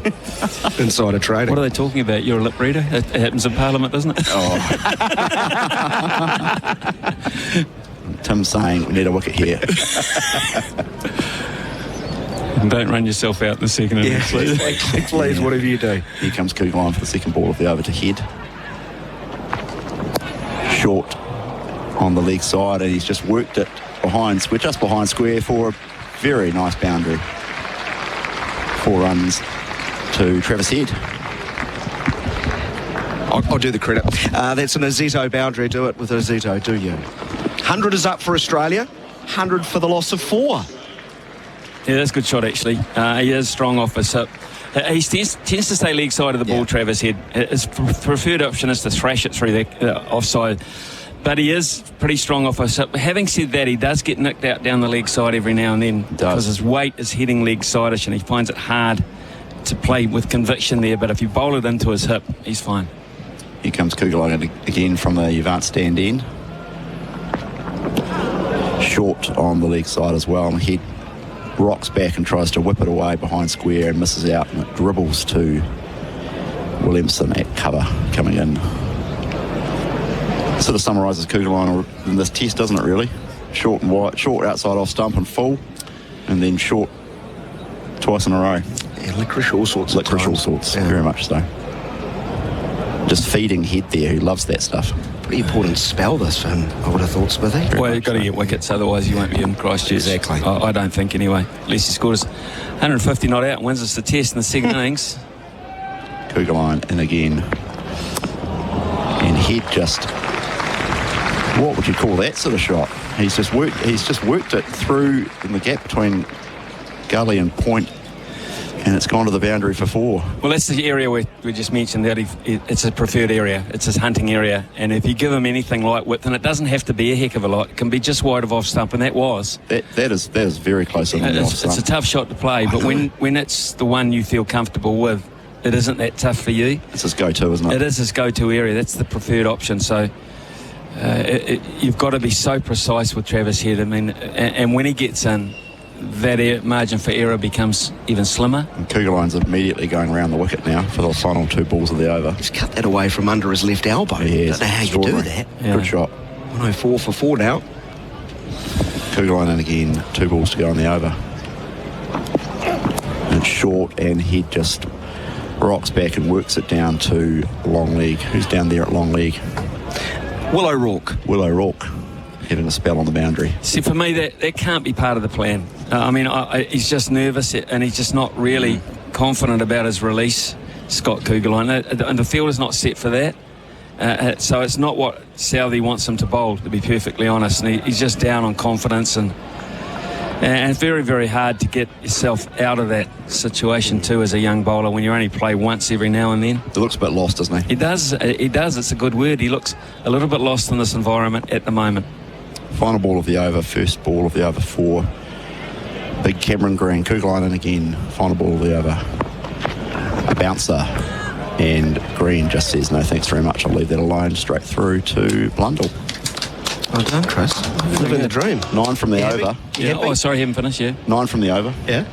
And that's probably Kugelheim's final over before, before lunch. We might get one more in. Politician with a little barb there. I thought you were pulling him from the test for a second. Before lunch. The Sports Minister has ruled, has made it law that Kugelheim can't bowl again in the test match. Funny it was that easy. Fantastic. Well done. We need one more before lunch here. Yeah, I think you can go now back to being the analyst, and McHardy can take that. I'll leave the analysis up to you for this over. But what I will say, it's nice to see Phillips doing a job. I will say that, because when you play at the Basin, you need an inter-wind bowler who can bowl 20 overs for 70, 75, pick up a wicket or 2 in the meantime, good, because it leaves the captaincy an easy job at the advanced stand end. And he's got a wicket too, so added bonus.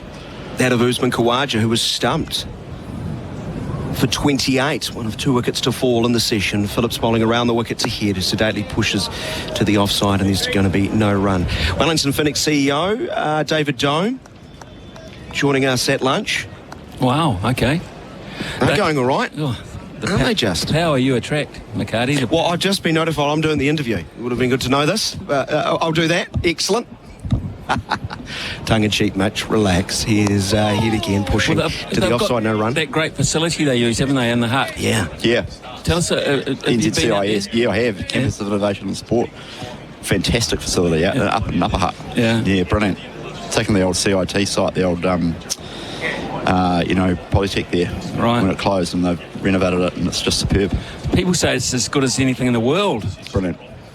A lot of money's gone into it. Phillips drops short. That's a glorious stroke from Head. Standing tall and punching, getting over the top, whacking it through cover.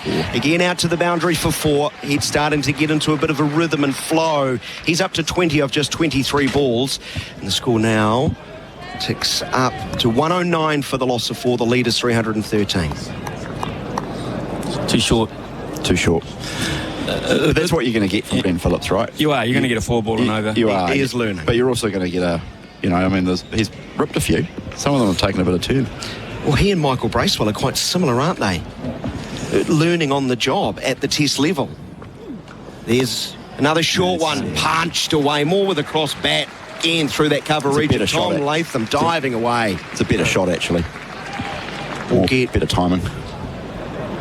What's that? Lead 317. What he's done well here is he's got 2 opportunities, and he's made 8 runs out of those 2 opportunities. When you're facing a part-time bowler, you must punish his mistakes, and that's exactly what Head has done here. And the worst part about that is Travis Head's getting in here. He's getting in, and he's getting keen. 24 now from 24, and that is Travis Head looking like speeding this game up. Into the leg stump and turn to mid-wicket. There's going to be no run, looking down toward the Dixon clock. And I think that's right. Lovely reference. Just beyond 1. So this will be the last final ball. over. Lots to ponder for New Zealand at the interval. Right, you've got 1 ball to sum up what's going to happen in sport under the government. Go. The Black Caps are going to keep doing well. We're going to win a lot of medals at the Olympics and might finally sort out the Auckland Stadium. Who knows? A little carrot there, nudged into the mid-wicket region. Not as if we haven't spoken about that for 20-odd years. Indeed. Well, we need Test cricket back in Auckland. Brilliant stuff. That is the end of the over, and that is the end of the session. The Bales just nudged off, and Smithy, 2 wickets, not enough for New Zealand. Australia's lead up to 317. Well, I'll get the Minister to have the final word, but Australia's session, absolutely no doubt about it. New Zealand picking up 2 wickets, but they needed to create more than that, and they need to slow Australia's progress down while they're taking those wickets, just to extend any possibility. The run chase is already going to be an exorbitant one, almost of historical proportions. It's even now. So I give that session again to Australia. Australia's session, they advanced the game. You know, Nathan Lyon swung the willow, went hard this morning, 100 runs, just 2 wickets at 3.7. Australia would be happy. New Zealand behind the game, and we've just been behind the game pretty much from, well, basically the end of day one, haven't we? And lots to think about for New Zealand at the lunch break. Australia's just got that psychological hold on New Zealand, it looks like, unfortunately. The players are just descending in off the ground now. New Zealand sort of wandering off. Australia will be the happier side. Lots to play for in the afternoon. I mean, it's still overcast sky, and the ball's doing a little bit. Pitch is taking a little bit of turn, so some hope for New Zealand. When they got it in the right place in that first session, you know, they did create pressure. Willow Rourke bowled a good spell, but just too many balls on either side of the wicket, and Australia took full control, and we worry about Travis Head, obviously. Sports Minister, thank you so much for joining us. Chris Bishop. Pleasure, thank you so much. Appreciate now it. Go out the back and do a rain dance. see if you can conjure that. Raining in parts of the region, not here at the Basin Reserve. And we've got a text too. Look, nice to hear my good friend Chris Bishop commentating on the cricket rather than just watching it. So now it's an anonymous one. Now we know your phone number.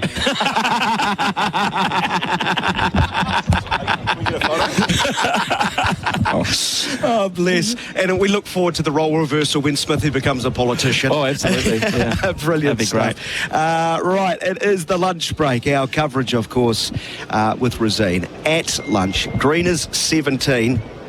Head is on 24. The lead now 317 for Australia on the Kubota scoreboard, shaping New Zealand and Australia. We will take a break. Nice to see you. 100 runs added in the opening session. Coming up shortly, though, we'll be joined by the Wellington Phoenix CEO, the men's side especially, rollicking along. Mr. David Doan, the general manager, joins us. Stay with us, plenty more to come.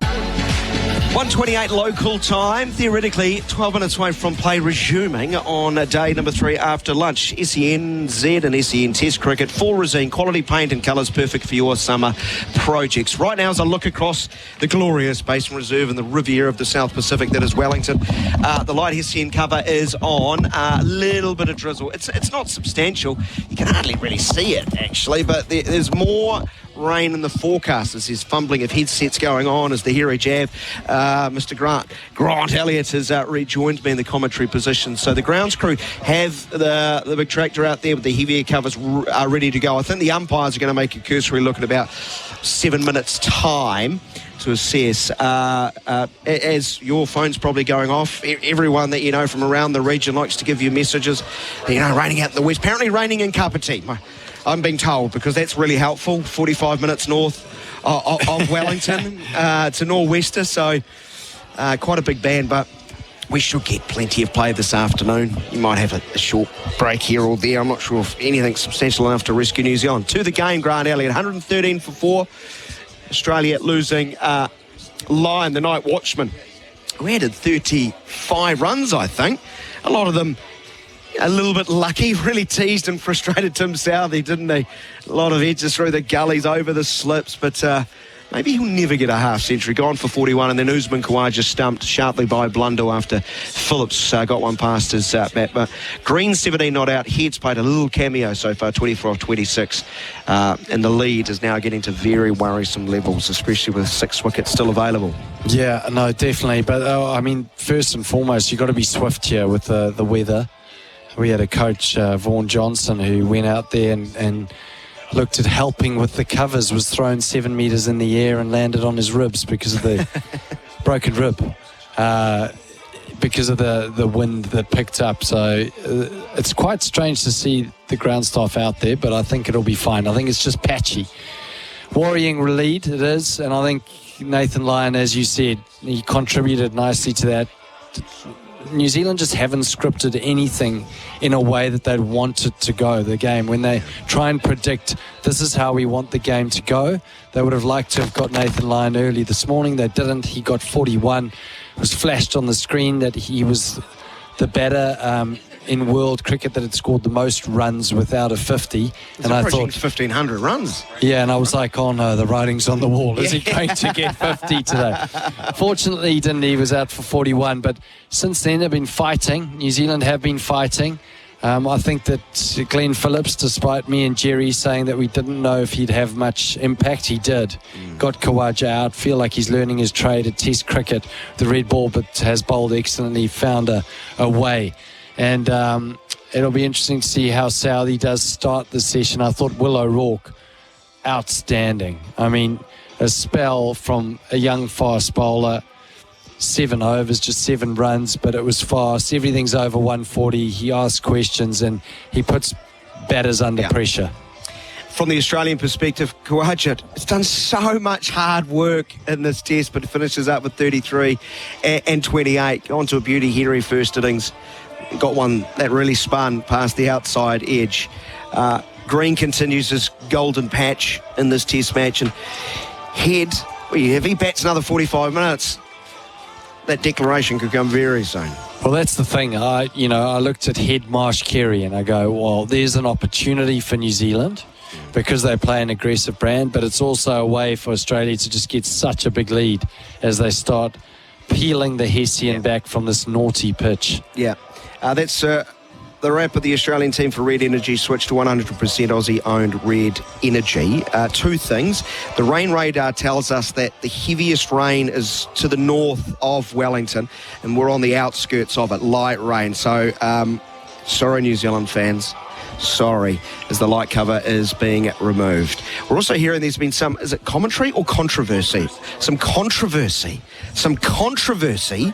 in the lunch break dress-up competition and result. We'll update you on that outrageous incident with Bharat when he joins us in commentary. Stay with us. You are listening to SEN and SENZ Test Cricket for Resene. Quality paint and colours perfect for your summer projects.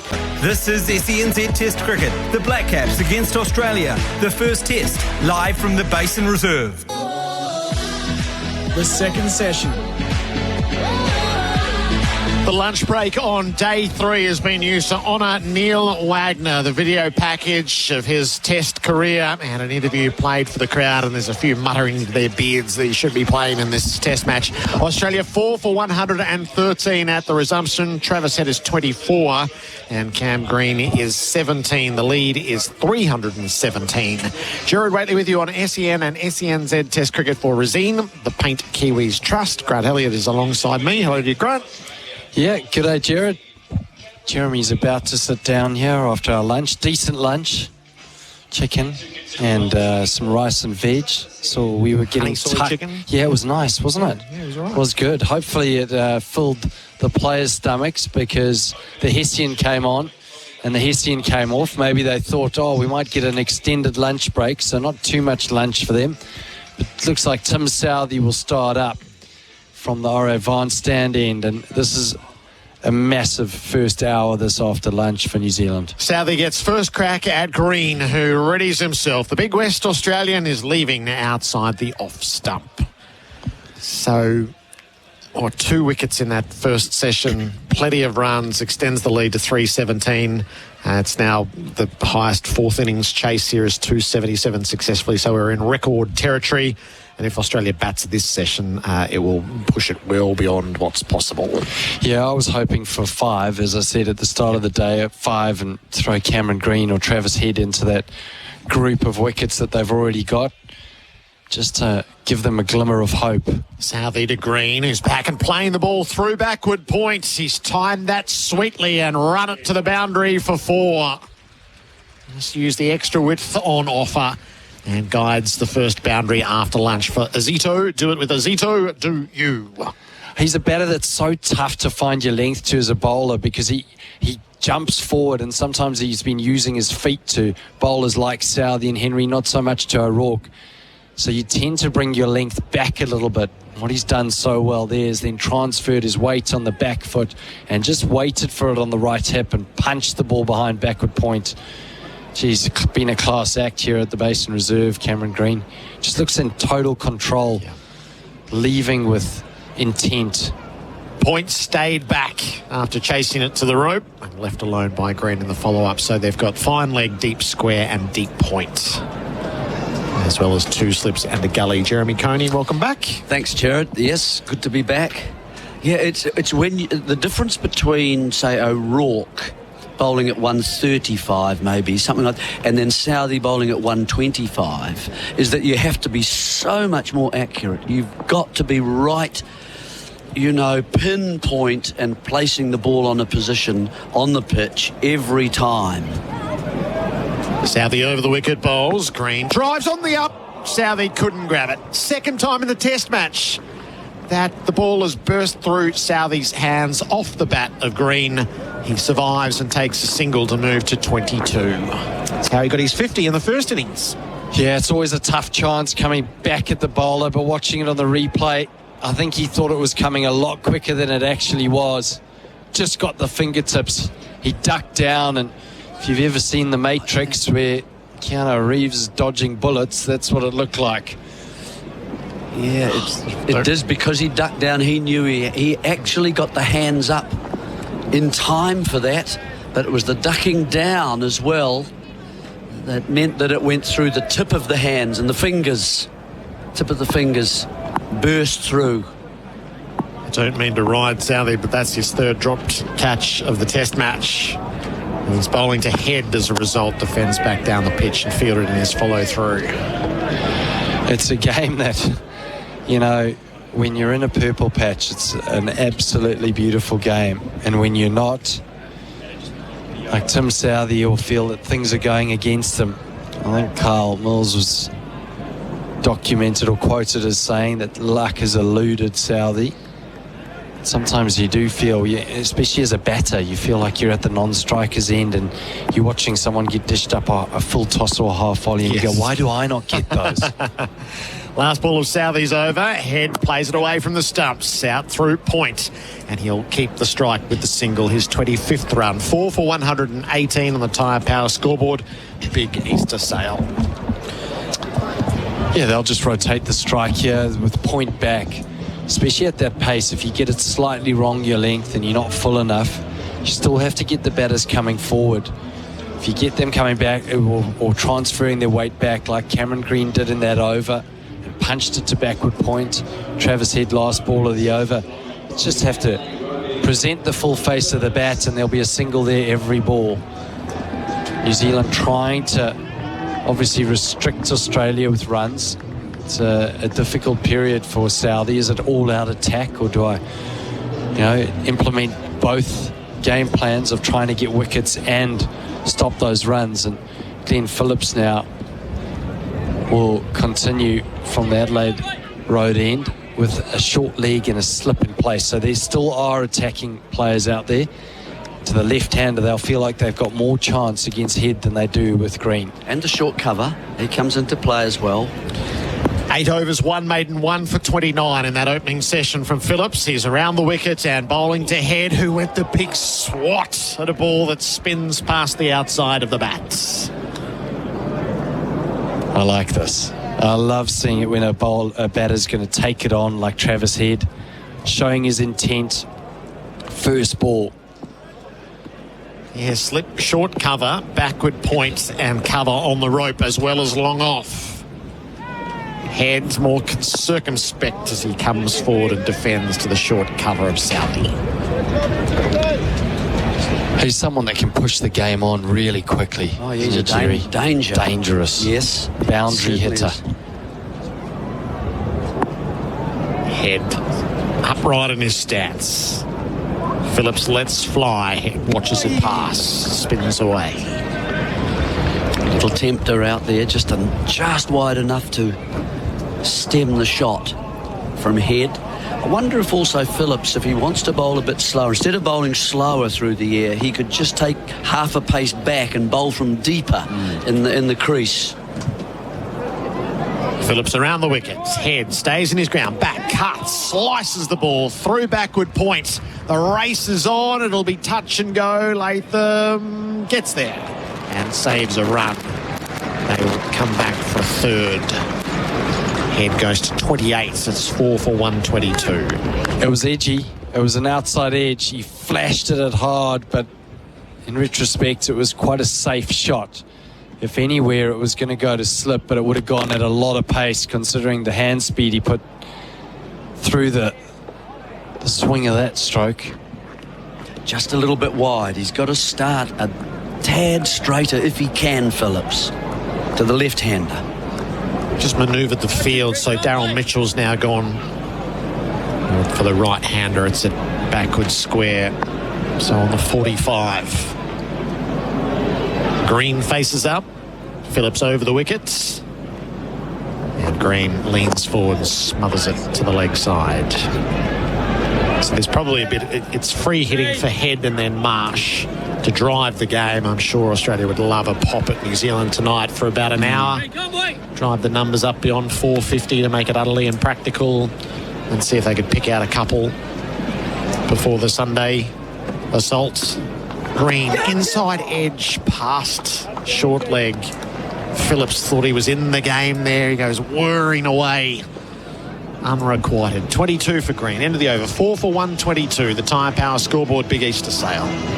We hope you're enjoying the cricket on SENZ. There's plenty more sport where that came from, like SENZ Breakfast. Start your day right with the very latest breaking news in the world of sport with Israel Dagg and Ricardo Ball. Do you want to give us the news, mate? Will Jordan, Crusaders All Blacks fullback, is going to be out for 2024. It's going to be fireworks, Rick Dog. I'm absolutely pumped for this series against the Australians. Join us every weekday from 6 a.m. SENZ Breakfast with Izzy and Ricardo. Australia 4 for 122. SEN and SENZ Test cricket for Razine. The Paint Kiwis trusts. Southey begins his fresh over from the Vance stand end of the ground. He bowls to Head, who punches it back, fielded in the follow through. Lovely delivery, the last one from Phillips over, wasn't it? It was full enough, and Green went back, and it turned quickly because he's actually quite a quick off spinner and flat. Turned quickly, and there was a little half chance. It wasn't really a catch to the man as he's positioned in front of square, but it was in the air for some time. Gives him some hope. If he keeps that length. Southey with the breeze at his back. 2 slips and a gully ready themselves. And Head pulls the short ball. He tucked it around the corner, knowing that fine leg was on the rope. 29th run for Head, 4 for 123. At the lunch break, the fancy dress crew were taken down to the Adelaide Road end and presented to the Hill for public acclaim or otherwise. Bharat Sundaresan was part of that. Big wrestling man that he is. He grabbed the mic, declared himself representing the great nation of Australia, and he lost all hope at that moment. Yeah. Crowd turned on him. Yeah. Lost the crowd immediately. And that's how they judged the amount of noise. Yes, that's it. Yeah. There was noise, all right. Yes, none of it was positive affirmation. It wasn't. Southey to Green. Lovely on drive. Powerful figure. Leaned on it. Sent it on its way. Touches the rope for 4. Oh, he's an imposing figure. Head over the ball when he does that. There's very little need in the backstroke. There's so much muscle behind it. A boundary for Azito. Do it with Azito. Do you. Well, Southey bowled 5th stump, back of a length in the previous over, and Green just punched it to backward point for 4. Now Southey gets fuller and straighter, and Green just pumps that one down mid-on. It's a great shot that he's got that on drive. Beautiful. He's 26. He flashes at a wider delivery outside the off stump. Misses. I think you're right, though, Gerard, when you say Head's going to go for it. I think Green's the batter that you say, you just play your natural game. He's been playing at a very even tempo, I'd say. And you've got the likes of Head, Marsh, Carey to come who can actually push this game on, which means that Australia could be bowling a lot sooner than they had hoped, because with the weather being imminently bad over the next 2 days, which is what's forecast, gives them more chance. Green leaves. All day? No, it's changed a bit. Okay. So tomorrow they said it was going to be not too good, which that looks like it could be an all-day, but then the Monday, just gusty winds, but that'll change from hour to hour. Whether you take that into account as a captain and coach, I think, when you've got enough runs on the board, I think you said an hour, I think, maybe even more. Today? Yes. There's no need to be extravagant, is there? Once you get to 450 in front, you're getting cute if you're continuing to bat at that stage. So they have the luxury, Australia, of driving the game. Green defends a well-pitched delivery from Southey. And that is the end of the over, I beg your pardon. 4 for 127, the Tyre Power scoreboard, Big Easter sale. Love your Toyota? Don't miss the Toyota Gazoo Racing Festival. It's your chance to drive on one of the country's top motorsport circuits. Now's the time to register. Just search 2024 Toyota Gazoo Racing Festival. Hampton Downs Motorsport Park, March 9th. Racing season starts now. Charge out the gates with $50 in bonus bets on us. Join TAB, deposit $10 and get $50 in bonus bets. Sign up at tab.co.nz. New customers only. T's and C's apply. R18, bet responsibly. Our experts are for in-place living, specialist disability accommodation designed for you. Jeremy Coney alongside Grant Elliott at the start of this middle session on day 3. The halfway mark of the test match by time is approaching, but we're well beyond the halfway mark with Australia's lead at 331 with 6 second innings wickets in hand. Phillips just taking his time over what to do here. So Young comes out of short leg. Yeah, that's an interesting position Southey's placing in there for the sort of the cut or the half drive, or he's getting him a bit straighter now. So it is definitely for the drive, not quite getting to it, and it goes sort of to that second short cover. A slip, a backward point, 2 covers, and the cover sweeper as well as long off. Phillips begins his overhead pushes into cover. It's kind of almost saying to the batsman, watch your drive, and that might allow his bowler, Phillips, to bowl up into the drive just a little bit more and to pitch a little more full. He has the wicket of Khawaja, Phillips. Let's fly to Head, who takes on the drive, slices down a long off. He's going to be caught. Travis Head in temperate hitting, down on one knee in the aftermath, knowing he's blundered and he's given his wicket away. Phillips has a couple. Australia is 5 for 127 as Head leaves for 29. Well, he set the trap to him, Southey. The trap was, you can go through the offside and drive, but we've got 2 catches waiting there. If you want to have a dip, it's over mid-on. Travis Head tries to go over mid-on. It was the turn that did him, turn and bounce. Got it on the outside half of the bat. It caught brilliantly in the deep by Kugelheim. Great trap from Tim Southey, captain. Well executed by Phillips. Another wicket goes. That of the dangerous Head. 127 for 5. Yeah, I'm interested in seeing the line of the ball. Is it straight enough? Because I thought that he was trying to slice that slightly. I don't know whether... I'm interested to see whether he was trying to go over the onside or whether he was trying to get to the, to the extra cover area, which is vacant, and go with the turn, in other words. Whether was it too straight and he couldn't get it that far, sort of square, if you like. So we'll just have a look at that when we get a replay.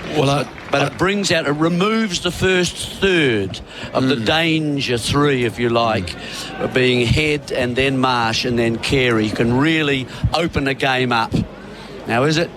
Yeah. I think you're right. I think there is an element of wanting to go leg side, but he hasn't got close enough to it. Yeah, on the replay, I think it looks like what you said, Jerry. It looked like he tried to go over offside, but what I saw him indicate to Cameron Green as he left the crease is he pointed, and we might see it on the replay now, he pointed to long on. You see there, he's looking, that's where he wanted to hit it. He never rolled the wrists on it. So maybe he was indicating that was a better option for him, or he just poorly executed through the offside and got the outside half of the bat. That was buyer's remorse if ever I've seen it. It was. It's a good way of calling it. Marsh faces his first ball from Phillips, who tickles him straight to short leg, and it's a golden duck. Goodness me, Phillips is on a streak. And a hat-trick.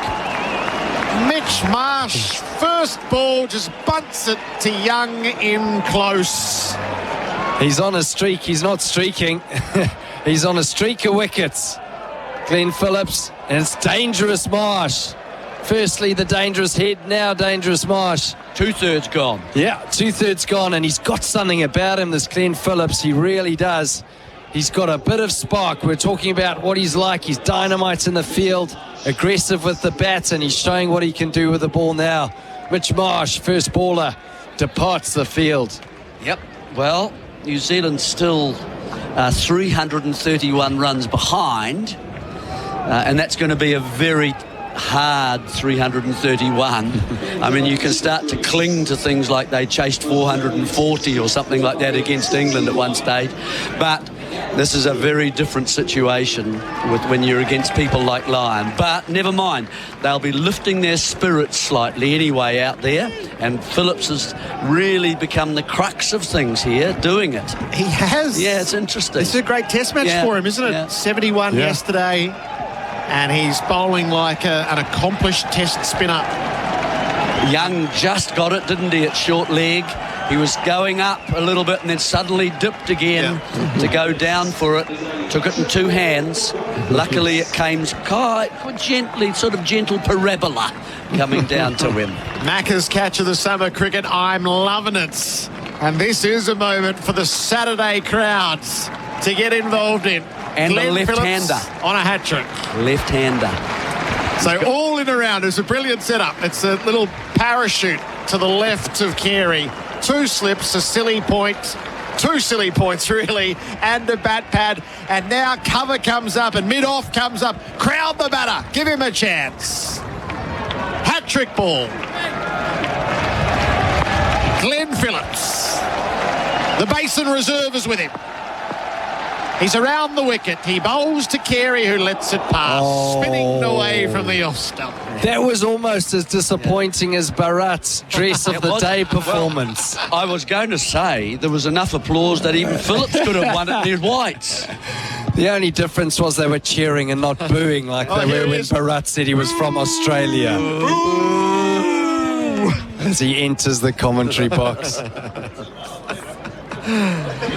Really thought you were going to win one for us today, Bharat. Yeah. What did you think of the dance too, fellas? Did you see his dance? As we said, strut. He lost everyone when he said he was from Australia. 6 for 127, the Tyre Power scoreboard. Big East to sail. So the 2 covers have just edged back. Same sort of field, although 2 slips in place. Phillips back at Carey, who looks to drive. Oh, it bounced just before it reached Southey at one of the 2 short covers. It's just such a strange game, cricket, isn't it? Where things are petering out, nothing's happening, and as a captain and player and bowler, you think, oh, how are we going to get something? And all of a sudden, there's 2 slips now in place to Glenn Phillips.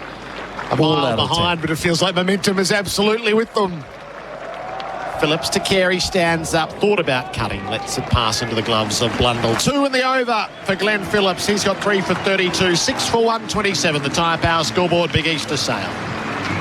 Stay with SENZ after the cricket. There's a world of sport waiting for you. Start your day with SENZ Breakfast with Israel Dag and Ricardo Ball from 6 a.m. weekdays. There's just always things going on, you know, these laser lights. Then the doyen of New Zealand sports broadcasting, Ian Smith, from 9 a.m. We'll have a lot to talk about. Mark Stafford's on standby to take your calls and more from 12 till 3 before the run home with Kirsten Beeve. That's Stephen Donald to you from 3 p.m. A must. SENZ. It's Kiwi for cricket, but so much more as well. It's Kiwi for sport.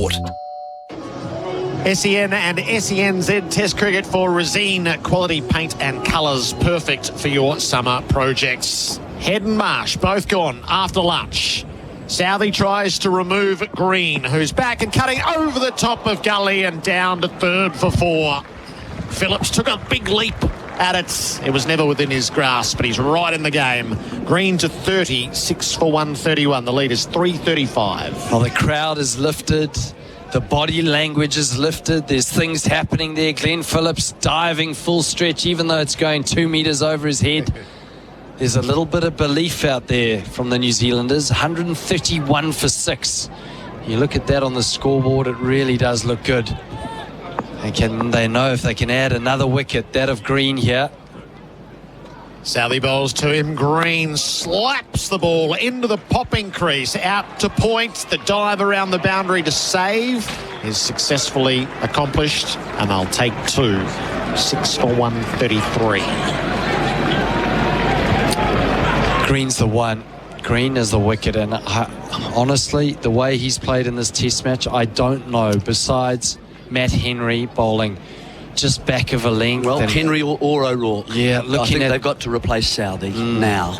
That 4th, 5th stump line. No point in leaving them till later now. One slip and a gully only for Green, who's forward defending to cover. Yep, and I think Phillips obviously has done his job, hasn't he? And he can just keep plying away. If anything, he's just a tad wide to the left-hander. If he can pitch it on perhaps off stump and bring a stroke more into play. Because he's generally quite foolish now and very flat.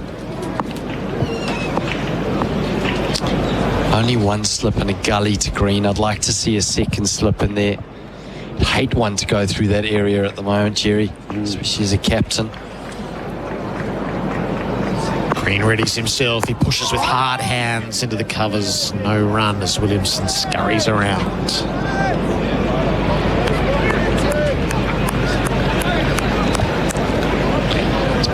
A lot more of a buzz now, Gerard, you can hear it, and that's not the buzz that they had on yesterday because of the sun and on the bank. Yes.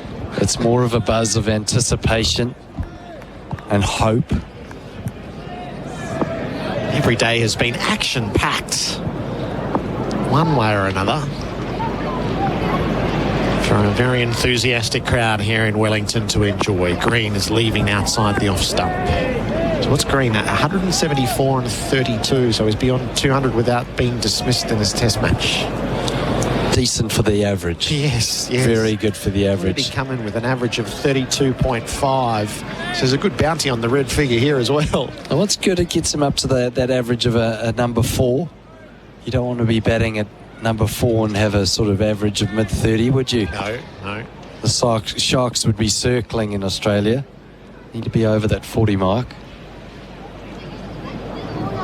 Southey bowls to Green, who leaves the last ball of the over. 6 for 133, the Tyre Power scoreboard. Big Easter sale. At Ozito, we know for you it's about leaving your mark. With over 100 tools for your home and garden, all powered by one battery to make it happen. Because when it comes to getting things done, do it yourself. Do it with Ozito. Do you? The Aussies are back in New Zealand, and the ICC Test Championship winners are set to do battle in New Zealand for the first time in 9 years, thanks to Kubota. Black Caps versus Australia Test Series, powered by Kubota, shaping and building New Zealand. SEN and SENZ Test cricket for Resine, the Paint Kiwis Trusts. Ian Smith comes in to join Jeremy Coney. Smithy, the game's afoot. Well, the game is afoot. It's still on the front foot of Australia when the game's afoot, but another wicket or two now get amongst the bowlers, and an unlikely scenario presents itself which we didn't really believe might happen at the start of the day. New Zealand have a sniff of winning this test match, and that's what Phillips effectively has really presented them with. I would like to see at this end Ravindra bowl. Spin at both ends. Yes. Phillips starts the fresh over to Carey, who's back and cutting. There's a stack of protection, but he's managed to find a gap to pinch a single and feed the strike to Green. To Green, you're thinking. Well, to obviously, all of them. Yeah. I don't mind Ravindra having a roll from this end. If he can get a little bit of bite as well, I would bowl Ravindra and Phillips together. Who would have ever thought that in a test match for New Zealand? But there you go. Particularly with the bowlers coming in, I would be thinking that's a really good move myself. Something Australia wouldn't be thinking about. Phillips over the wicket, bowls. Green forward, smothers it to backward square, no run. We were sitting in the breakout room and you're saying they need to bring the spinner on at the Adelaide Road end and say to you, lock that down, and that's what Phillips has been able to do. Effectively, yes, he's done a fine job, a really fine job, considering he's probably was even the first option. They bowled Ravindra first in the test match, didn't they? Yes, yep. He got the wicket of Pat Cummins. This is on the evidence of what Lyon did. They thought, this is our best bet. Green stays in his ground and fired it down the leg side, so nothing there. So I would say to Rutch and Ravindra, I mean, it's not working for Southey. I give him a little spell and say, man, what can you produce for us here? And if he can winkle out one or two, I'd be giving him an option, put it there, or some serious thought. I don't even know if Tim Southey is thinking along those lines. He'd probably go a seamer at this end and just bowl Phillips at the other. But I would be thinking about Ravindra. 7-2 leg side field for Green. Fired in T20 style by Phillips, and some sort of edge that's got no edge. Just got past everyone, bat and keeper alike, and it's a bye. 6 for 135. Have you ever seen the ball turn like this at the Basin before? Not for quite some time, no. Not this early in a test match, Jeremy, either. This, I was yesterday. Was turning on the second afternoon, quite large degrees. So, no, short answer. So Southey's plotting carefully his field for the Australian keeper. It's 2 slips backward point, short cover, conventional cover, and the long off. There's a mid on, a straight mid wicket, and the backward square on the 45. Carey stands upright, defends back down the pitch. And then it was a 7-2 field on the leg side for Green.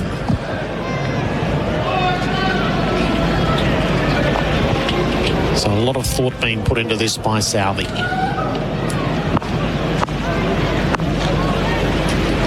Last ball of Phillips over. Ravindra's warming up. Our captains know what they're doing up here. Carey goes, slices, and lands safely at point. It was streaky. They take a single. 6 for 136. That is the Tyre Power scoreboard. Big Easter sale colos coming in, and maybe we're about to see spin at both ends. Get so much more with a great garage door from Garage Auckland. 10 years warranty, real security. Garage Auckland. Quality, real durability. Servicing you since 62. Get so much more with a great garage door from Garage Auckland. We're here at the Basin Reserve for Resine. The Paint Kiwis Trust, and the Kiwis went bang bang after lunch. Head and Marsh out. Consecutive deliveries to Phillips, who now has 3, and now, as called by the former esteemed New Zealand captains to my right, Jeremy Coney and Ian Smith, Ravindra is into the attack. We have spin twins after not selecting a specialist spinner. I think it was Smithy. He was watching quite closely to see the arms swing. I was not. It's an old trick. In fact, I said it to some Colo down in the rec room about 10 minutes ago. I would bowl Ravindra at this end. When I saw those 2 wickets go. Well, certainly outside the left-handers off stump, you've got right arm over, which I like. Give me a little bit of credit, Jerry, please. Little credit. Everyone gives you loads of credit. God. And for Ravindra to the left-hander, Smithy, Jeremy really being a pitch matter, there are footmarks to aim at. There are footmarks to aim at. He's got a slip and a short leg, Ravindra. Carey's on 2. Leads 340. Delivers his first ball of the second innings. Full toss, hit on the pad. Half a shout for leg before via an inside edge before they bailed out of it. How's that? Get amongst it with Tinny's craft beer available at Liquorland. Choose to drink wiser. LB shouts throughout the course of the series. Yeah, that was outside the line of the off stump as well. Carey shuffling forward. 2 back on the leg side. A deep backward point as well. Ravindra bowls. Carey sweeps, as is his wont. Gets a single. He's 3. 6 for 137. Sort of a theory I've been working through in the last couple of years. I feel like eventually we're going to see a massive score chased in the 4th innings around the world. We're seeing so many scores above 300 in the 4th innings. Maybe that's a short-form cricket thing, Smithy, where they're more conditioned to chasing on the way through their careers, and whether or not this is the surface for it or otherwise, they will back themselves, New Zealand, if they can get these last few in a hurry. Well, they'll be buoyed by their bowling performance. That'll give them confidence that they've given themselves a chance to get back into the match. Round the wicket, now to Green. Slipping a short leg still in place, well forward defending. This is where Ravindra's landing on the the better part of the pitch, if you like, not where the bowlers are running through from the southern end. So a little bit more tricky to get the turn for Ravindra from there. Blowing a gale, bowling with it over his left shoulder, delivers here to Green, who plays down the ground just past the bowler, can't quite squeeze it. Colo, how often you been to the Basin? Second time. You said blowing a gale? I just felt like watching his trousers flapping. This is nothing, is it? Colo. This is just Colo. We used to have to take the lignite bales off. We played tests without bales. Yeah, we have. Sessions without bales. We have. Yeah. Not even the heavy bales. That's what I mean, lignite ones. Ravindra bowls and plunging forward again is Green, knocking it on the head to silly point. No, taking off. Try taking a stance and that stuff. Man, you end up at backward point, or you end up at... It's just hopeless. Might come back to this next over, the great into-the-wind bowlers at the Basin. Ravindra to finish. 1 run off his over so far. Green, full length, mid-on, quickest single, and he's through. Good running from Carey as well. Green keeps the strike on 33. The lead's 342 with Australia 6 for 138 on the Tyre Power scoreboard. Big Easter sale. Get so much more with the great garage store from Garage Auckland. Every Aucklander deserves to have a strong, safe, secure Garrador Auckland garage door. From Wellsford to Waiuku, Garrador Auckland service the whole of Auckland, and with a 10-year warranty, they're hard to beat. GarradorAuckland.co.nz. Get so much more with the great garage door from Garrador Auckland. Our coverage is for Rosine, the Paint Kiwis Trust. Glenn Phillips bowling into the wind from the Adelaide Road end. Who did you throw the ball to into the breeze when you were leading here, Jeremy? Chats occasionally. Richard was obviously going to bowl down the breeze from this northern end. It's this end, of course, that you generally get. The northerly is the one that's really strong. Then Chats would look at me and say, I need to have a break and get up that end after Richard. You don't have a break, Chats. You're on the side to bowl. No. Just get back and bowl. Fifth spell. Leg slip and a short leg for Phillips, turning it prodigiously to the right-handed. Green gets to the pitch of it here, though, down to long on. 1 or 2 men set back on the onside. A single for the West Australians. I tell you who I did see, Graham Lebroy, who was a Sri Lankan fast bowler who bowled on a very, very windy day with the northern. He bowled from the southern end. He started the day, I reckon, 5'8", and towards the end of the day had lost his hair, a lot of it. That was deposited down, down by the sight screen, and then he was probably 5'2.5", I would say, after it, and he bowled about 20 overs.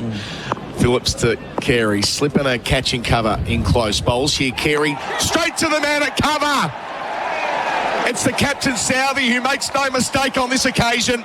Phillips has done it again. Carey gone for 3, Australia 7 for 139. New Zealand hanging in there because of their part-time spinner. Phillips has 4. We've been nailing New Zealand for poor technique and poor shot options.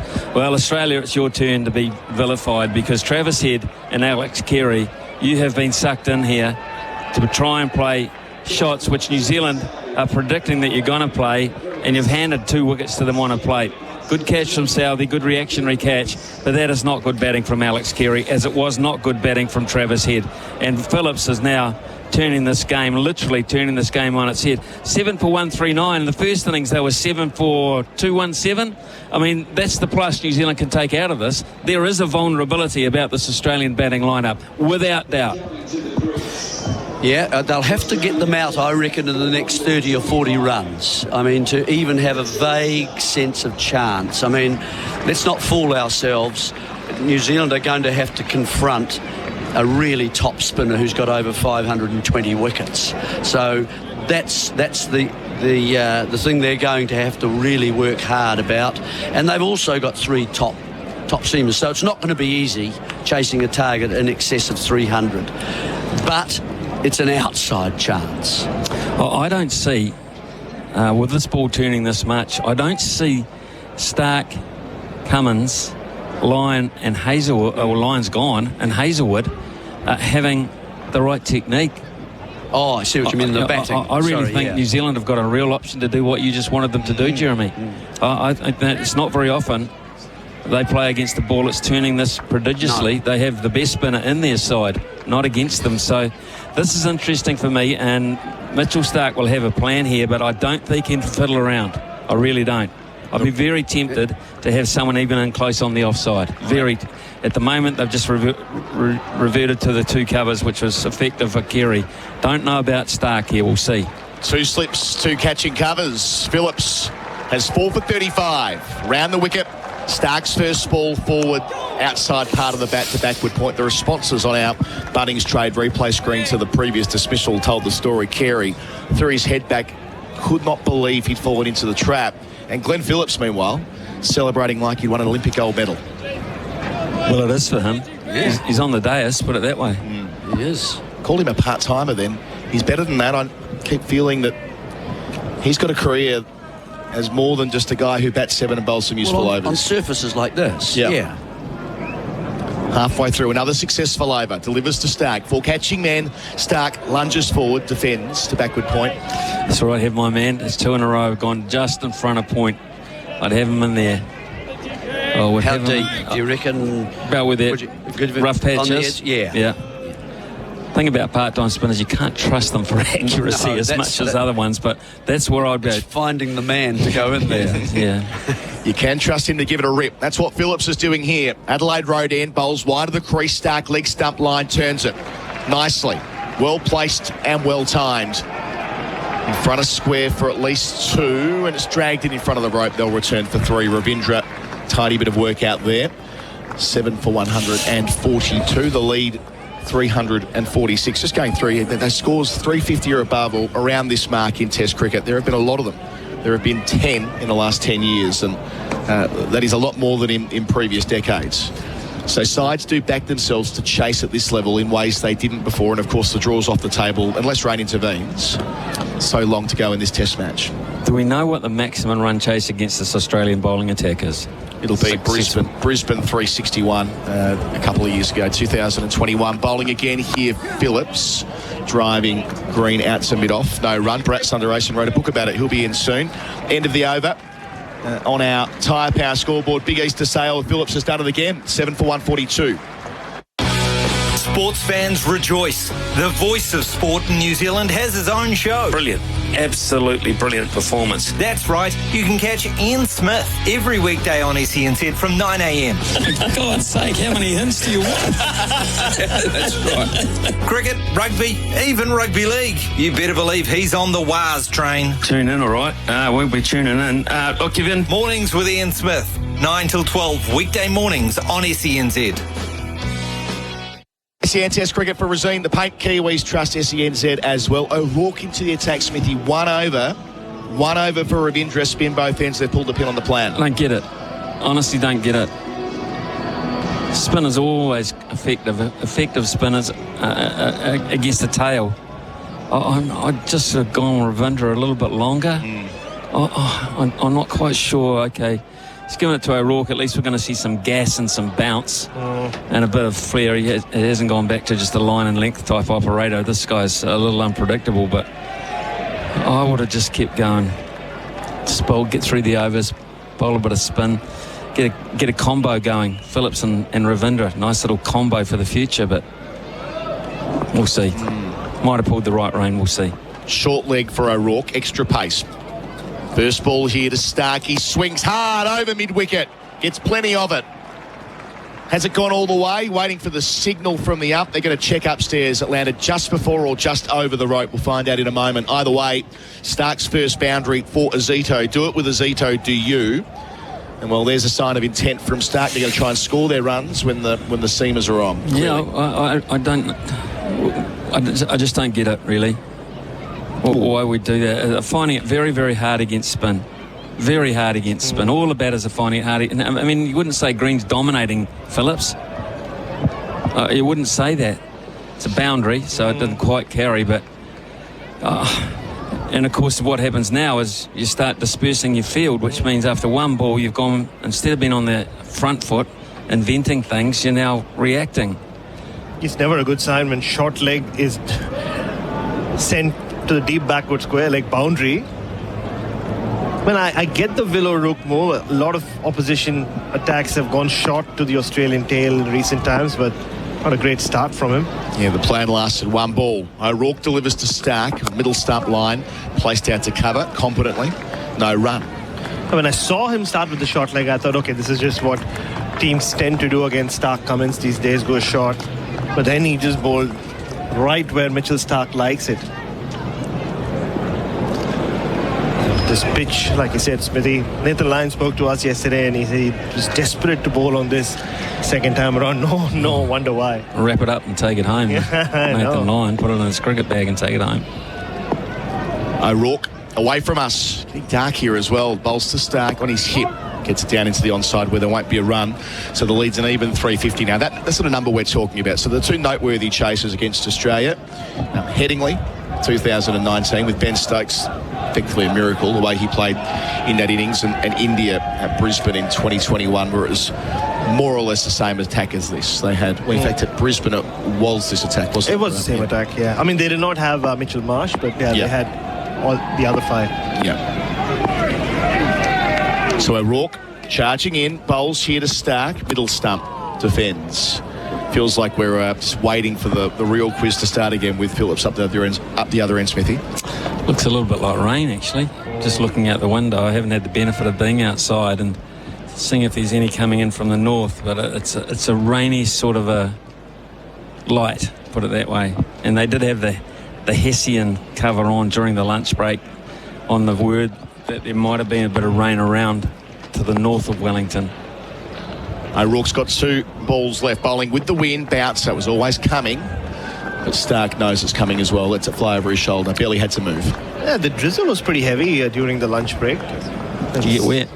A little bit. I think that's what impacted my performance in the dress-up thing. Yeah. Are you a bit disappointed in the judging? I think it's... You throw a little kid in there in front of the crowd, obviously the kid's going to win. I thought it was unfair competition. Well, so you're disappointed.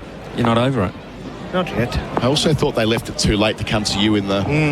Anyway, bygones. O'Rourke pulls out here, by the way. He's going to go back to his mark. Disappointing thing from our point of view, Colo, as he was introduced as SEN and SENZ commentator to the crowd. There was a bit going on there, wasn't there? So then Bharat proceeded to tell the crowd that they can get stuffed because he's an Aussie, and then they played an Indian song to walk you off. That's the song is what, like, I think, I couldn't hear the song while I was out there, so I know. Was the intro, was it Bharat from the Bronx? Did I hear that correctly? Something like that, yeah. And they played Jay Ho from Slumdog Millionaire, so. We've got a problem now. O'Rourke's broken down. Yep. Oh, right, he has. No. So the previous ball, he got about a metre away from his load up, and I just thought he'd lost his run, but as you say, he's given his... collected his cap from umpire Goff, his jumper as well, straight down the race. We'll see the replay here on our screen. Bunnings Trade replay screen, and he favoured his left side about 3 metres before the load up, and he can, it's half a hobble as he crosses the rope, straight down the race as it were, and it's going to be Southey to bowl the last ball of the 44th over. Southey in, Stark plays and misses, not far away, so... Bit going on here. 7 for 146, screen 34. Strikes back with him. Stark on 7. Leads 350 on the Tyre Power scoreboard. Big Easter sale. The Aussies are back in New Zealand, and the ICC Test Championship winners are set to do battle in New Zealand for the first time in 9 years, thanks to Kubota. Black Caps versus Australia Test Series, powered by Kubota, shaping and building New Zealand. Busy making a crease in the sofa as you watch batsmen at the crease? Well, you won't want to risk leaving the couch because you might miss this ball, the next ball, or the delivery after that. Best get your dinner delivered instead. Macca's, we deliver. We're at the Basin Reserve for Rosine, the Paint Kiwis Trust. Ian Smith and Bharat Sundaresan with me. A busy session where Australia have lost Head, Marsh and Carey in the space of a couple of overs to Glenn Phillips. He's got 4 for 38, and he'll continue from the Adelaide Road end. And New Zealand have lost O'Rourke, which is very concerning. I wonder if they'll just go back to Ravindra. Could do, you know. He has to. Simply has to. Short leg and leg slip. Over the wicket, Green. Just lets it hit him on, he was letting it hit him on the thigh pad, but it spun too much. It was taken by Blundell. But he's not. He's given Matt Henry the signal at deep mid-off. I'll tell you what might be an interesting scenario, Colo. come back, Neil Wagner. What are you doing next week, Neil? Phillips bowls into green to short leg and it's taken. Super work under the lead, Will Young. Glenn Phillips has a fifer. He wheels away to Matt Henry. That is some celebration. And it's the big wicket as well. Cam Green unbeaten in the first innings, 174. Gone today for 34. 4 wickets in the session. 8 for 146 the score. It's not quite game on at the Basin Reserve, but it's not far away from it, Ian Smith. Well, super stuff. It's a bit more game on than it was 40 minutes ago, I can promise you that. And that is a really good piece of bowling from Phillips. A really good catch, reactionary catch from Will Young, because that was tramping and he got it behind him. And the great man, the one they could not dislodge, the fixture here at the Basin, they finally have removed. Green is gone. And now we're genuinely into the tail. And New Zealand have faced the prospect of batting not too far away, and Glenn Phillips, he'll hold the ball up. He has a 5-wicket bag, and who'd have thought? What a celebration as well, though, from Glenn Phillips. He celebrated every wicket, but that one had a bit of extra on it, and why not? He has turned this game around to an extent with a lot of turn. This guy's a proper test cricketer, 5 for 38 from 12.2 overs, introduced belatedly, having a real effect on this test match after top scoring with 71 yesterday at better than a run a ball. And Macca's catch of the summer cricket, I'm loving it. Seeing it again here from Will Young, a specialist position at short leg. This is not easy, Smithy. This is a very good catch, a very, very good catch. He got a really good piece of this onto his pad. And this is away to his left, and it's behind him. He doesn't bother to get the other hand involved, just uses the other hand to brace himself as he hits the ground and rolls, and Phillips is off. It's not quite Shamar Joseph. It's not deep point, it's mid-off, where he finds Matt Henry with a very big embrace. Just the 4th time a New Zealand spinner's taken a fifer at the Basin.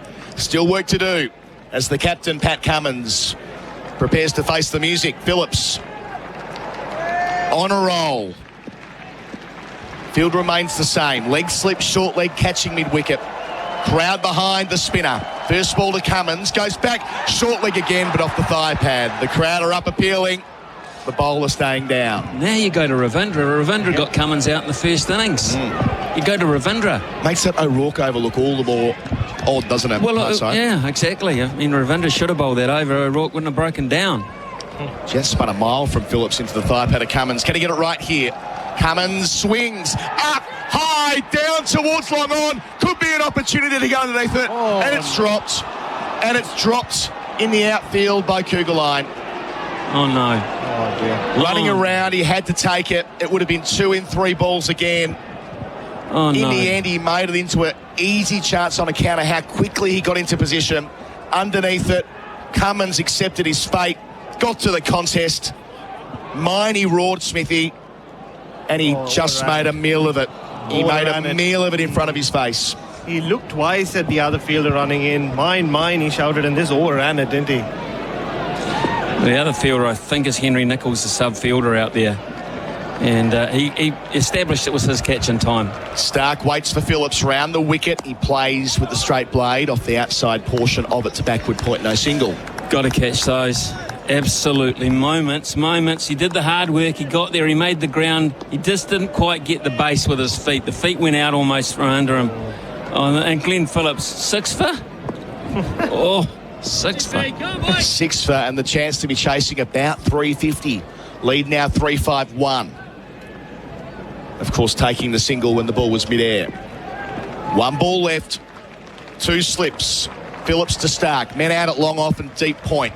Bowls here, Stark lunges forward, defending to cover. End of the over. Another successful one for Glenn Phillips. 5 for 39 his figures. Australia 8 for 147. And that's at the Tyre Power scoreboard. Big Easter sale. The hallway with dated wallpaper. Yeah, some people might call it chic, but to you, it just looks tired. What's the easiest way to remove old wallpaper, though? Are you putting off your decorating project because you're not sure how to do it? Ask the team at your local Resine colour shop for all you need on the best wallpaper, prep and hanging techniques so you can get your DIY to-do list done. It's time to get decorating this summer with Resine. So it is going to be Matt Henry replacing the injured O'Rourke from Pavilion in Smithy. First session, 2 for 100, and we were talking off air about, well, this is drifting towards a fairly familiar situation, probably a declaration. Late in the day, they might have a pop and see what happens. But now, 4 wickets later in this session, very different story. I think Pat Cummins still confidently believes he's got enough to win this Test match. Sure. I mean, he played pretty recklessly himself, to be honest, and should be no longer out there. I think he feels within himself with his bowling attack and Nathan Lyon up his sleeve that he is in the driver's seat very much still. But he'd love another 30 or 40 as just a little bit more insurance and a bit more time out in the middle for the pitch to wear. Henry's got 1 for 29. New spell begins here. Bowls to Cummins. Hits him on the pad by the inside edge. Good start. That's the question. Yeah, you're right, Smithy. Just that shot he attempted off Phillips was very indicative of what he thinks, where he thinks Australia are in this game. And yeah, the pitch is turning. This bounce, perfect Nathan Lyon conditions. Yeah, we needed this from New Zealand. Just some heart, and they've shown a lot of it today. As wobbles seem to begin. Henry again bowls to Cummins, goes back out to cover, no run. What an intriguing Test match, isn't it? It's been just an intriguing Test match. You know, effectively, New Zealand have knocked Australia over twice, or done the hard part to knock them over. And it was just the tail that wagged, and little partnerships of 30 or 40, and then the big one that really hurt them. They did the hard work. They've done the hard work twice, New Zealand. So here is Henry bowling to Cummins, who defends to cover again. You go through who's won the session through the Test match. First session was probably split at 2 for 80. What was it? Day 1. 1 for 62. You know, not many runs, but just the 1 wicket. The second and third sessions on day 1, New Zealand won. Correct. Then it was 2 disastrous sessions yesterday. They lost 3 yesterday. They lost 3, but I mean the first 2 were so damaging. Green and Hazelwood doing what they did, then Australia's quicks getting moving. 5 for 29 at one stage. Henry delivers, and Cummins from the leg stump line turns out to long on, where Ravindra races around and keeps it to a single. Cummins 2, 8 for 148, lead 352. So I suppose my point is New Zealand have won about as many sessions as they've lost in the Test, but they're so far behind due to the damage that was done yesterday morning. We're nearly into it being a fourth innings game as well. When you lose a session marginally, not so damaging. When you get hammered in a session, it takes more than one session to pull it back, and that's where we find ourselves at the moment. That's why I would be bowling Ravindra now at this end, and I would have a deep set field. Stark will take him on. Stark will take him on. Sitting slightly against the breeze, doesn't get it right, he's out. Just give it a go. Henry to Stark for the first time. Bowls here. Stark defends to mid-off. Full face of the bat. There's just moments when you just and captains play a hunch or get a bit instinctive about things. And this whole belief that left-arm spinner, big hitting left-hander, you just don't, like, so many of these tropes that get thrown around, especially these days. Henry up, bowls, Stark leaves. End of the over as well. Lead 352 Australia, 8 for 148, Cummins 2, Stark 7. Racing season starts now. Charge out the gates with $50 in bonus bets on us. Join TAB, deposit $10 and get $50 in bonus bets. Sign up at tab.co.nz. New customers only. T's and C's apply. R18, bet responsibly. It's tax time at Bunnings Trade. There's amazing value on our wide range of power tools, workwear and much more. Where you find a competitor's lower price on the same stocked item, we'll beat it by 15%. Conditions apply. See website for details. SEN Test cricket for Rosine, the Paint Kiwis trust. The highest fourth innings chase for New Zealand in Test cricket was 324 against Pakistan at Lancaster Park in Christchurch in 1994. Last year, though, they hauled down 285 at Hagley Oval against Sri Lanka, a stunning finish involving Kane Williamson, final ball of the Test match. So a little bit of muscle memory in the dressing room. Rightio, let's get this catching area sorted out down at the deep mid-wicket and Kugelheim at the wider Shillong on. And Pat Cummins, what's the plan here? Is he going to continue to take him on? Phillips grips the ball hard, bounces to the crease, bowls to Cummins, who goes back and watches it under his eyes defensively. Just for all you wrestling fans out there, don't be surprised. John Cena's music did play right after Glenn Phillips took his 5th wicket, like it always seems to play with Glenn Phillips in New Zealand. And he kept warming up in the first innings, didn't he? without getting a ball. Maybe it was just a case of nobody could see him, if you know what I mean.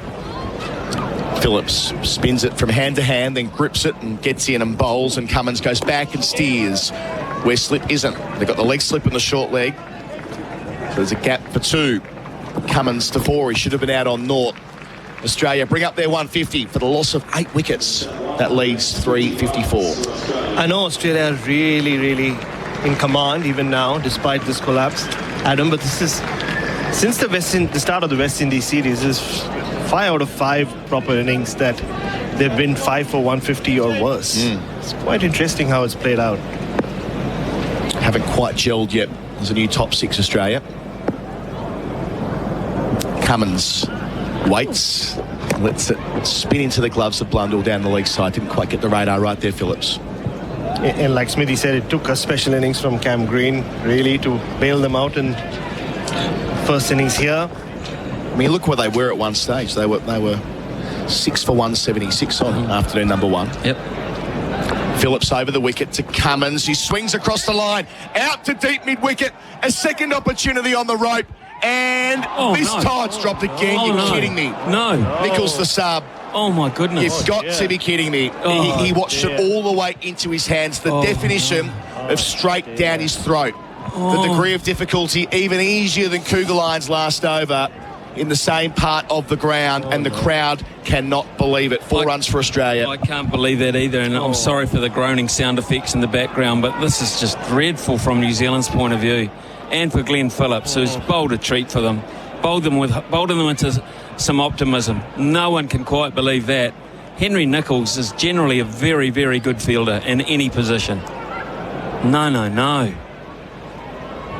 Phillips to Cummins, who swings after going and giving the stumps to him, gets it fine for 4 runs, or maybe not. Great diving effort, although they're going to accept that it was 4 by the time Phillips dragged it in. My apologies, Mitchell, that should be.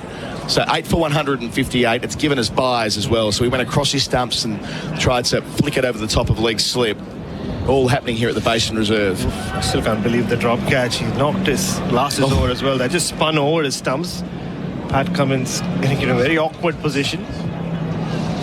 Runs, valuable runs, because of course when Nichols dropped it, it went over the boundary as well. So the lead all of a sudden you're talking about now is rocketing ahead up to 360 odd. 362 with 1 ball left in Phillips over. He's had Cummins twice. He's still bowling to him. The captain's 8. Phillips closer to the stumps, bowls, and Cummins defends. Looks to leave balloons off his pad in any case. 47 overs gone, 8 for 158. Looking to see if drinks are coming out onto the field. I expect they will be, just seeing if they're called. Not now, they're not. Not yet, they're not going to be. So the change of over, Daniel McHardy will be jumping in for me on the Tyre Power scoreboard. Big Easter sale, Australia ahead by 362. We hope you're enjoying the cricket on SENZ. There's plenty more sport where that came from, like SENZ Breakfast. Start your day right with the very latest breaking news in the world of sport with Israel Dag and Ricardo Ball. Do you want to give us the news, mate? Phil Jordan, Crusaders All Blacks fullback. He's going to be out for 2024. It's going to be fireworks, Rick Dog. I'm absolutely pumped for this series against the Australians. Join us every weekday from 6 a.m. SENZ Breakfast with Izzy and Ricardo. SENZ, SEN Test Cricket with Rosine. The Paint Kiwis trust Australia 158 for 8. Lead by 362. Henry starts a new over ball, sails over the top and middle stump as Stark leaves a ball. Hello, Smithy. Welcome to Calamity Cricket. No, I've been here for 10 days. I've watched 15 drop catches against the Australians in 10 days or so. Really? Well, they dropped 13 in the T20 series, didn't they? Oh, my goodness. Just be thankful you had a day off. They found ways to drop catches you wouldn't believe. 2 slips in a gully. As Henry bowls to Stark, works him into the mid-wicket region for a single. But old braces almost reappeared during our coverage. I'm so depressed I've got a sore knee. It's like when it's going to rain, the old joints get going. And when the catches go down, I get a sore knee. Seen Kugelheim put his down. done the hard work. Pat Cummins couldn't believe his luck, so I thought I might as well try it again. Hit it to the other guy. Hit it the other guy, see if he's any better, and no, he isn't. So, interesting. And the O'Rourke thing that's probably the worst news in the last 15 minutes, although we haven't had an official On the Barton stand in, backing away and trying to slash the ball is Cummins through to Blundell behind the wickets after a great fighting display the last 20 minutes. The sort of emotion sag again, that great energy around the Basin Reserve sort of... Could have 6 for 39, Phillips. 6 for 39. Glenn Phillips against Australia, 6 for 39. With Hazelwood coming out, a chance for 7 for. He's done ever so well. Henry bowling to Cummins on his toes, pushing into the offside, and there's no run. Just shows what happens when you can spin a cricket ball. Well, why would you bowl Ravindra at the centre? Did he not get Cummins in the first innings, LBW? He did. It's good. It's a fair point. He gave him one over. He took him off, and then O'Rourke broke down. Did he give O'Rourke enough time to get ready? I don't know. That's a good point. No, I'm not. Ravindra's didn't spin, though. Kept low, didn't it? And he hasn't spun a lot from this end. Yes, but it's still a variation. Yep, I'm with you. Here's an edge taken at second slip. 9 down. Cummins goes. Third time's a charm, right? Caught at second slip, comfortably so by Latham. Cummins departs for 8 as 159 for 9. Or you could stay with Henry. You might find the outside edge and someone might hold on to it. And who held on to it? Tommy Latham. Tommy Latham. Yeah. Safe as houses. Yeah, regulation by his standards, straight into the old mitts there, just about knee height. So it was an interesting sort of innings, but it suggested to me, it really did suggest to me that Pat Cummins wasn't worried about batting long. He thinks he's got enough, and he doesn't mind thinking about bowling very shortly. Well, the lead is 363, and it is time for an open country drinks break. Australia 159 for 9. Back shortly. Gallagher Insurance has been helping Kiwis for 45 years. Their characteristic blend of local expertise and global reach means they can support their clients wherever they do business. That's why Gallagher Insurance is the exclusive insurance partner of the New Zealand Open. So whether you need help navigating the unexpected or you just want some confidence taking that next step in life or in business, let Gallagher help you face your future with confidence. Search Gallagher Insurance NZ today. Save with PowerPass this tax time at Bunnings Trade. PowerPass members have saved thousands of hours skipping the registers using self-checkout on the PowerPass app. And they've saved more money on a huge range of products with exclusive PowerPass pricing. Apply for PowerPass today at Bunnings Trade. Busy making a crease in the sofa as you watch batsmen at the crease? Well, you won't want to risk leaving the couch because you might miss this ball, the next ball, or the delivery after that. Best get your dinner delivered instead. Macca's, we deliver. Racing season starts now. Charge out the gates with $50 in bonus bets on us. Join TAB, deposit $10 and get $50 in bonus bets. Sign up at tab.co.nz. New customers only. T's and C's apply. R18, bet responsibly. Busy making a crease in the sofa as you watch batsmen at the crease? Well, you won't want to risk leaving the couch because you might miss this ball, the next ball, or the delivery after that. Best get your dinner delivered instead. Macca's, we deliver. Who takes on the drive, slices down a long off. He's going to be caught. Travis Head in temperate hitting, and he's given his wicket away. Marsh faces his first ball from Phillips, who tickles him straight to short leg, and it's a golden duck. Goodness me, Phillips is on a streak. In close bowls here, Carey. Straight to the man at cover. It's the captain, Southey, who makes no mistake on this occasion. Phillips has done it again. It's a green. To short leg, and it's taken. Super work under the lead, Will Young. Glenn Phillips has a fifer. That is some celebration. A day of drama at the Basin Reserve. Welcome back to our coverage in association with Resene. The paint professionals use. The drinks are leaving the field. Our open country farmer shout out for today. Yeah, time for our shout out. Today, we say hello to Simon and Joanne Belton from Matamata. Joanne says Simon would be better at cricket if he didn't spend so much time working on his bike. First ball after the drinks as Henry goes past the outside edge of Hazelwood. and survives. Enjoy a summer of New Zealand's best cricket. The Black Caps delivered to you by Open Country. What a session we have seen. Australia lost 2 wickets prior to lunch. 113 for 4 and now slumped to 159 for the loss of 9. Welcome back, Grant Elliott. Strange things happened at this place. Stranger things have happened. It's been amazing. Wasn't long ago I was sitting here with Jeremy Coney. We were talking about a one-day bowler, Glenn Phillips, and how he's trying to find himself in Test cricket, and he's found a way. You always say in Test cricket and in international cricket, doesn't matter what the conditions are like, you have to find a way. And he's found a way today on a pitch that has given him a little bit of purchase, or not a little bit of purchase, for a Basin Reserve pitch. This is as much as I've ever seen it spin. It's been prodigious spin.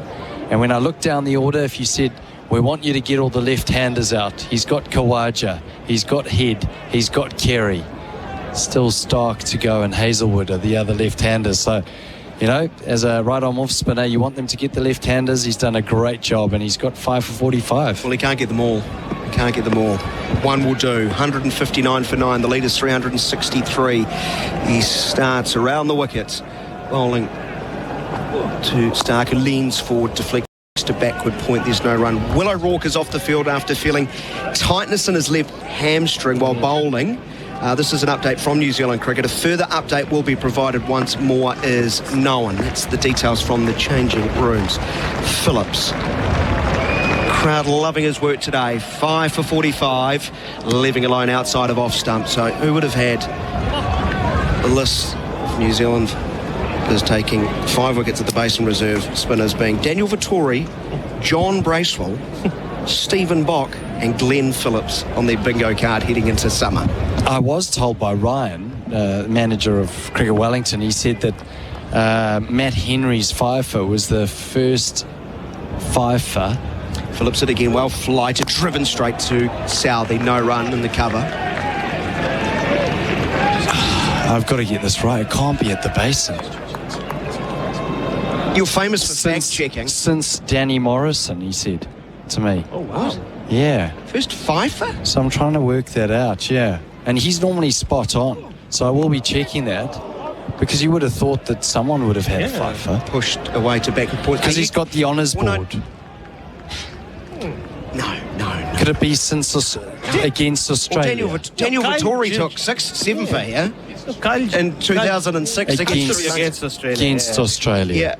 And that was at Eden Park. Here is Phillipson again, pushed into the cover region, no run. He got 6 wickets at Eden Park as New Zealand won in 1993. So would that be dating back? Yeah, dating back to 93. So there we go, against Australia. And now it's Glenn Phillips. We can add him to that. Both Glenn Phillips and Matt Henry. They both deserve it, to be honest. Last ball of the Phillips over. Leading edge, ballooning into the cover reach and landing a little bit too far in front of Tim Southey for him to even lunge forward. That is the end of the over. Australia 159 for 9. Bunnings Trade is here to help you this tax time with 134 Trade. Call 0800 134 872 for on-the-spot product inquiries, fast quoting and on-site delivery. Tax time sorted.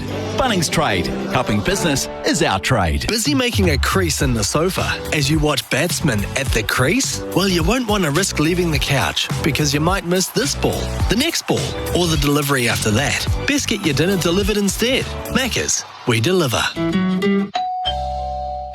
SEN Test cricket with Resine quality paint and colours perfect for your summer projects. Henry starts the new over. Hazelwood pops forward and gets an inside edge. Run in front of square, 160 for the loss of 9. 364 is the lead. Well, Australia really have to do something about their batting order. It's just not good enough. Okay, when we look at this, 160 for 9. Yeah. Just refer to that text we got a little bit earlier. Someone describing New Zealand below mediocrity. And while we've got 2 Kiwis in the box seat here, and a self-proclaimed Australian. Are we not in Australia? We are in New Zealand. 2 slips in a gully, left alone outside of off stump. They really need a full review, and I think, you know, whoever the unnamed texter is saying Australia's batting this summer has been so under par, it's not funny anymore. I think they've been all feeling too comfortable about their places. Time for change. Well, when you have Josh Hazelwood batting for as long as ever, longest ever innings for him, and Nathan Lyon is top scoring for you, you don't need the batters to fire against this New Zealand attack.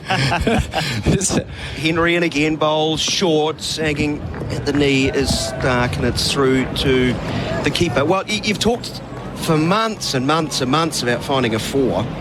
You've now got 2 of them.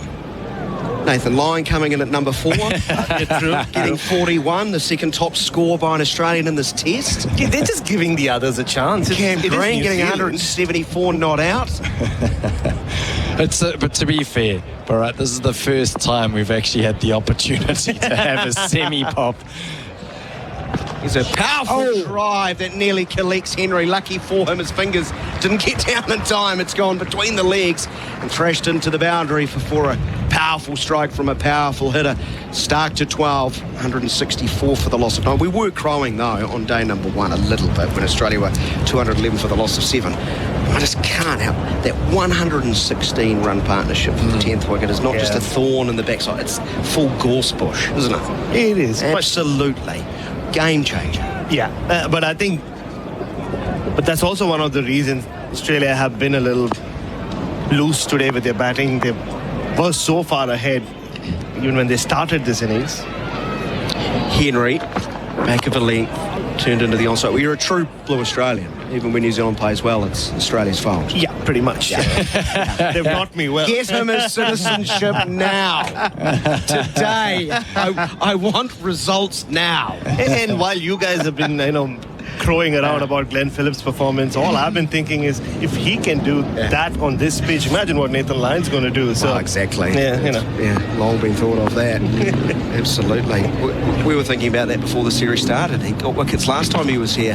Stark pushing up towards mid-on. There will be no run. Hadley 9 for 52. 9 terrible shots. 9 terrible shots. Crow nicking his way to 188, the end of the over, 169, 64 rather for the loss of 9. The lead is 368. Need a taxi? Call Auckland Co-op Taxis 09 300 3000.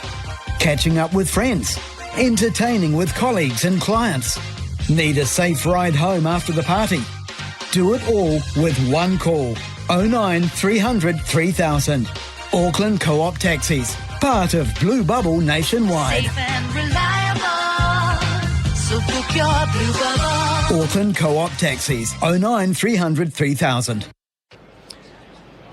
Test cricket on SEN and SENZ with Resine quality painted colours, perfect for your summer projects. Hardly a perfect late summer's day in the nation's capital of New Zealand. High overcast cloud, fairly stiff northerly breeze. But Glenn Phillips feels like he's got the sun on his back. 5-wicket haul. Starts wide of off stump, spinning further away. This guy had 51 first-class wickets to his name prior to this test. Just best bowling of 4-for. Daniel, you've commentated here a lot at the Basin Reserve, watching the mighty Firebirds play. Phillips but quicker through the air, left alone again outside of off stump. As well as numerous internationals. Well, it never spins like this. If we can produce wickets like this in New Zealand, we'll produce spinners that can actually hold their place in a test team. It's never spun like this early. No. That I can remember.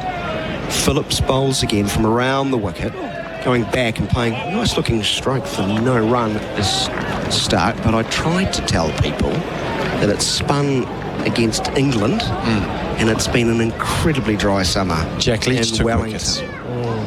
You combine those, and the other thing the Basin always provides is bounce. So you've got the spin and bounce, that double dread for batsmen. There's a slog, sweep, swing and a miss, missing off stump. But it's so right. You saw it almost from the first ball Nathan Lyon bowled. Spin and bounce. And fast turn, right? Like when you talk of really dry surfaces, it's not that the ball's gripping and it's slow turn where you can adjust. It's fast turn. So that's what's going to make him a handful. You know what? How good is it? That's great. Bat is under pressure. Drive into the covers. Souther gets down smartly to his right and fields. And I know, I'm sure if I go down and speak to some Australian fans, I'm saying there's a lot on this surface, a little bit too much. It's not bland. No, it's great fun. It's this not is how flat. pitches should be. Oh, yeah. Bowlers very much. crying after tea because it hasn't moved laterally. My only thing is, has all. it favoured the Australian bowlers more than your own bowlers? They're just better bowlers. Dug out by Hazelwood. And that's we go past the leg stump. Mixing up my left-hand tail enders terribly. It was not Stark facing, it was Hazelwood. That's the end of the over. It's 164 for 9. Hi, Paul here from Waterforce, keeping your lawns, gardens, parks, subdivisions, sports fields and golf courses looking green and lush is what we do best. We're also experts at improving water quality so it's safe to drink and use.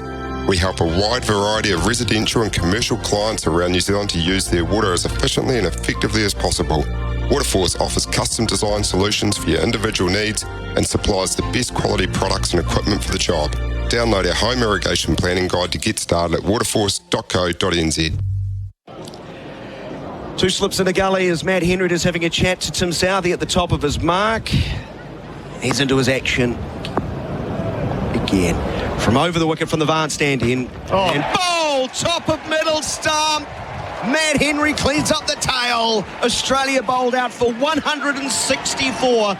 New Zealand require 369 for a rather unlikely test victory at the Basin Reserve.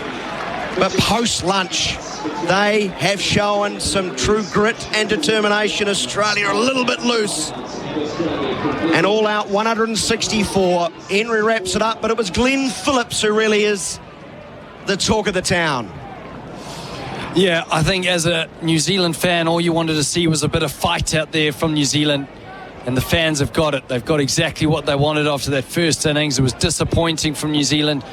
Bowled out for 179. They needed to show a bit of mettle, a bit of temperament. And that came in the form of Glenn Phillips. Glenn Phillips turned this game around.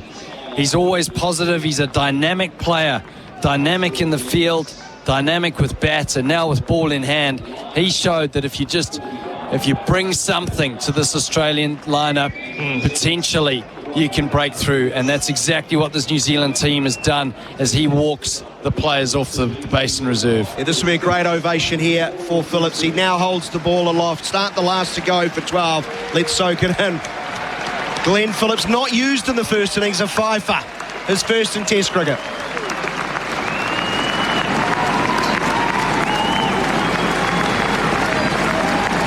Beaming smile. He said all the right things at the end of the day's play, speaking to us, Bharat. He did. He said, like, if they have to chase anything between 350 and 400, they would back themselves. And what he has done is he's made sure that New Zealand have ended this Australian innings on their terms. It wasn't a case of Australia batting on and then declaring and telling New Zealand, okay, it's your turn now. They've bowled out Australia. It's still a massive mountain for them to climb to get anywhere close to 369, get past it. But what they've done is they've said, okay, fine. Like, we're not going to let you dictate terms. We're going to set a target for ourselves rather than let you do that for us. And, well, they've really owned this session. Hopefully, they can get a good start going and try to take this innings as deep as possible. New ball wicket, Grant. That's so important here, always. There's one bowler that I'm worried about, and that's Nathan Lyon. Nathan Lyon is warming up now with a half and half red ball, half white ball, so you can see the seam presentation. It's just come out perfectly. He's just ragged one into the off stump. So that worries me. So, yes, you've got to get through the likes of Hazelwood, Stark and Cummins, who are world class, but Lyon is going to be the one. And the fact that if there is a strong breeze or a strong wind, he's going to be bowling into it, which means you can hit with it. How the New Zealanders approach Nathan Lyon, they were overly aggressive in the first innings. It'll be interesting to see the strategy that they deploy, but also the strategy that Nathan Lyon uses. Does he use the 7-2 leg side field and look to bowl in the hip?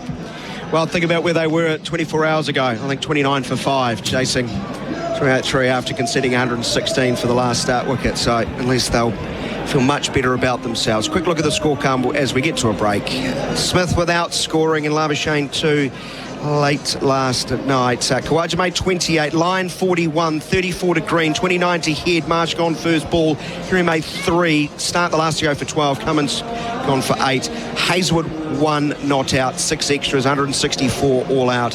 Southey 2 for 46. Matt Henry 3 for 36, 8 in the game. Excellent. But Glenn Phillips, career best figures, just the 4th New Zealander. 4th time a New Zealand spinner has taken 5 wickets in a test at this ground. 16 overs, 4 maidens, 5 for 45. Stay with us. Test match cricket with that Rosine. Quality paint and colours, perfect for your summer project. So it continues after this break. Imagine a deck where you can invite people around to enjoy the afternoon. The deck looks good and no one slips on the mould. Are you putting off your painting project because you're not sure how to do it? Ask the team at your local Rosine colour shop for all the help you need on the best wood stains, prep and staining techniques for your project so you can get your DIY to-do list done. It's time to get decorating this summer with Rosine. Racing season starts now. Charge out the gates with $50 in bonus bets on us. Join TAB, deposit $10 and get $50 in bonus bets. Sign up at tab.co.nz. New customers only. T's and C's apply. R18, bet responsibly. It's tax time at Bunnings Trade. There's amazing value on our wide range of power tools, workwear and much more. Where you find a competitor's lower price on the same stocked item, we'll beat it by 15%. Conditions apply. See website for details. The Grand Tour Racing Festival is bigger, brighter, bolder and louder than ever. LoveRacing.nz together with TAB brings you New Zealand's top 20 thoroughbred racing events, celebrating all the action and entertainment both on and off the track at the biggest and best race days across the country, featuring headline acts Sir Dave Dobbin, Peking Duck, the Black Seeds, Zed and more. Eat, drink and get racy at New Zealand's ultimate thoroughbred racing festival. It's one hot ticket. Book today at thegrandtour.nz. No time for dinner because the big game's on. Get your Macca's favourites delivered with McDelivery. Dinner sorted. And you won't miss a thing. That's a real win-win. McDelivery, delivering your Macca's favourites straight to your door. Ba-da-ba-ba-ba. The Aussies are back in New Zealand, and the ICC Test Championship winners are set to do battle in New Zealand for the first time in 9 years, thanks to Kubota. Black Caps versus Australia Test Series, powered by Kubota, shaping and building New Zealand. Save with PowerPass this tax time at Bunnings Trade. PowerPass members have saved thousands of hours skipping the registers using self-checkout on the PowerPass app. And they've saved more money on a huge range of products with exclusive PowerPass pricing. Apply for PowerPass today at Bunnings Trade. The Aussies are back in New Zealand, and the ICC Test Championship winners are set to do battle in New Zealand for the first time in 9 years, thanks to Kubota. Black Caps versus Australia Test Series, powered by Kubota, shaping and building New Zealand.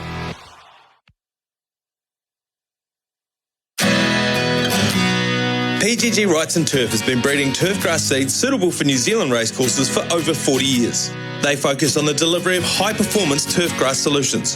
From seed and turf maintenance products to nutrition plans and agronomic advice, their driven team is equipped with the technical knowledge and market-leading products to help you achieve the best possible solution. To find out more about how they can help with your racecourse turfgrass requirements, visit pggwrightsonturf.com. Here's an edge, taken at second slip. 9 down. Cummins goes. Third time's a charm, right? Caught at second slip, comfortably so by Latham. Over the wicket from the Vance stand in. And bowl, top of middle stump. Matt Henry cleans up the tail. Australia bowled out for 164. New Zealand required 369 for a rather unlikely test victory at the Basin Reserve. Australia lost 6 for 51 after lunch in 80 minutes. SEN and SENZ Test cricket for Rosine at the Paint Kiwis Trust. Australia's a mile in front of the game, but I must say the lack of diligence after lunch really surprises me. It's Australia's lowest total versus New Zealand since 1993 on these shores. It's the 6th lowest total it was as if they got bored after lunch and didn't drive the target beyond 400, which I would imagine was in the planning. There's 44 overs remaining in today's play. This would require the highest ever run chase by a New Zealand side. That record is 324 versus Pakistan some 30 years ago. So it's hugely unlikely, but Australia hasn't actually bolted the gate shut, which was their opportunity. Gerard Whateley sliding back into commentary for this half hour of play. Our experts for in-place living, specialist disability accommodation designed for you. Jeremy Coney's alongside Grant Elliott. Jeremy, welcome back. Thanks, Gerard. Yeah, exciting little session of play, wasn't it? It continues the weird element in quote marks that we've seen since the start of yesterday, really. There are 44 overs remaining today. New Zealand were bowled out in 43 overs in the first innings. We've actually, I work out roughly 204 overs remaining in the match. We've only just got past halfway in this test match. So if New Zealand got something just between 1 and 2 per over, they would comfortably win this match. So yes, 368. Everyone's identified the threat that the Australian components in their bowling will provide, and just generally accepted that it'll be the spin bowler from what we've seen today. But don't discount the faster bowlers as well. There's something there. They could easily pick up 2 or 3. The question now is, can New Zealand get through to tea and just set little targets along the way? And I think if they can do that and actually get them and achieve them, then, they'll feel a lot better about themselves. They can come out, even if they don't happen to win this game, and it's there for them if they can do it, if they're good enough. But they can still gain a lot out of this game. It's probably 3 different scenarios as we embark upon this. The first is New Zealand 1 for 130 at stumps, and you open your mind to possibilities. The second is it's all over today. The third's probably more likely somewhere in the middle. Stark's going to begin to Tom Latham, who has the strike. It's way down the leg side. So something of 5 or 6 down, and an inevitability that tomorrow Australia wins. So somewhere in there is where we're about to land. Grant, what a turn of events after lunch. Yeah, well, I'm looking at the roundup of both days. You had the first day, 85 overs bowled, 9 wickets taken, and the run rate, which is pretty consistent throughout the 2 days. In the second day, around about the same runs. It was 296 with 13 wickets taken. Well, we've had 8 wickets taken today already. So normally the trend is, less wickets during the days, especially days 2 and 3.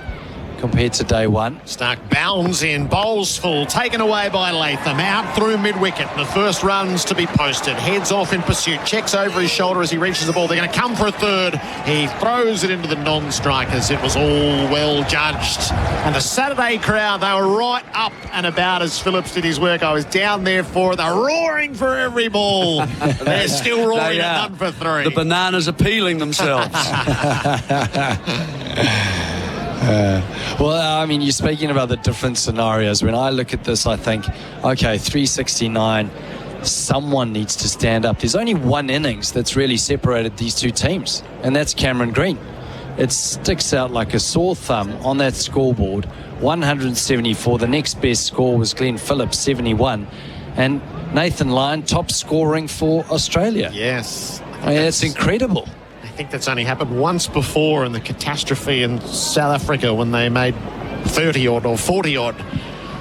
Stark bowls to Young. That's a rising delivery, and Young does well to drag the bat inside the line. So Lyon top scores for Magnus Benrow. Get the leading brands like Bosch. Yeah, and you didn't think you'd be reading that out for Nathan Lyon, did you? But I think that what that does is it does highlight how difficult it is to bat on this wicket. There's a lot of 30s, a lot of 40s. There's no one that's really been so fluent that they've got in except for Cameron Green. And that was really when he got past 80-odd, he started looking like he understood the areas that he wanted to play on this pitch. Young faces up, he leaves Stark. That doesn't carry through to Kerry. It'll be interesting to see how New Zealand approach the faster bowlers, won't it? Knowing the threat of Lyon poised will they play slightly more aggressively? I mean, that was quite an aggressive stroke from Latham in the first over that he tucked it away. So it was a good shot, and it was full enough that you could get it there. And they certainly ran hard, didn't they? They ran aggressively for that 3 and about the second ball that he faced. Good stroke from Young, a non-stroke, be dropping their wrists. Stark, he's bowling from down below us. The Vance stand end, he lets fly, and Young runs the ball forward of gully. Green sets off in pursuit. It scurries across the turf and gets to the rope for 4. Boundary for a Zito. Do it with a Zito. Do you? They're going at 7 and over, Jeremy. They'll do it in a doddle. I had them at 1 and over, didn't I? And they were sneaking home on the 5th day. That's with no rain either. Yes. I'll just do a quick 7s into 300. Yeah. See how quickly it will be over. Yeah. No, I think you make a good point though, Jeremy. You talk about the fast bowlers. I wonder how they're going to play Lyon, whether they're going to play him aggressively. Young faces up to Stark and he leaves the last ball of the over. 7 from it. The Tyre Power scoreboard. Big Easter sale. Bunnings Trade is here to help you this tax time with 134 Trade. Call 0800 134 872 for on-the-spot product inquiries, fast quoting and on-site delivery. Tax time sorted. Bunnings Trade. Helping business is our trade. The Aussies are back in New Zealand, and the ICC Test Championship winners are set to do battle in New Zealand for the first time in 9 years, thanks to Kubota. Black Caps versus Australia Test Series, powered by Kubota, shaping and building New Zealand. The Bunnings Trade replay screen. Will Young, 3 very fine catches. The one at short leg to remove Green in particular, a flying effort, tremendous stuff. Now his turn comes with the bat. He's 4, Latham is 3. Josh Hazelwood will bowl from the Adelaide road end. New Zealand are none for 7 on the Tyre Power scoreboard, a big Easter sale. Corden fully stopped. Latham faces up to Hazelwood and he leaves over the off stump. Yeah, good bounce from Hazelwood there with the new ball. Cross the bows, if you like, of Latham. 3 slips gully. That gully's worth about 1.5 gullies, isn't he? The size of the height and the spread and the wingspan. Yeah, of Cam Green. Is he a fine gully? Yeah, he is a little bit, isn't he? He's kind of about 5th slip. Kawaja Smith, Marsh and Green alongside Carey. Hazelwood bowls to Latham. He nibbles at a ball he might have left. I'm not quite sure. I presume he was going to uppercut that, but he doesn't touch it. It's through to Carey. No damage done. That's a poor shot. Poor shot from Latham. His bounce, he didn't need to play it. It's one of those shots where he's just wafting it.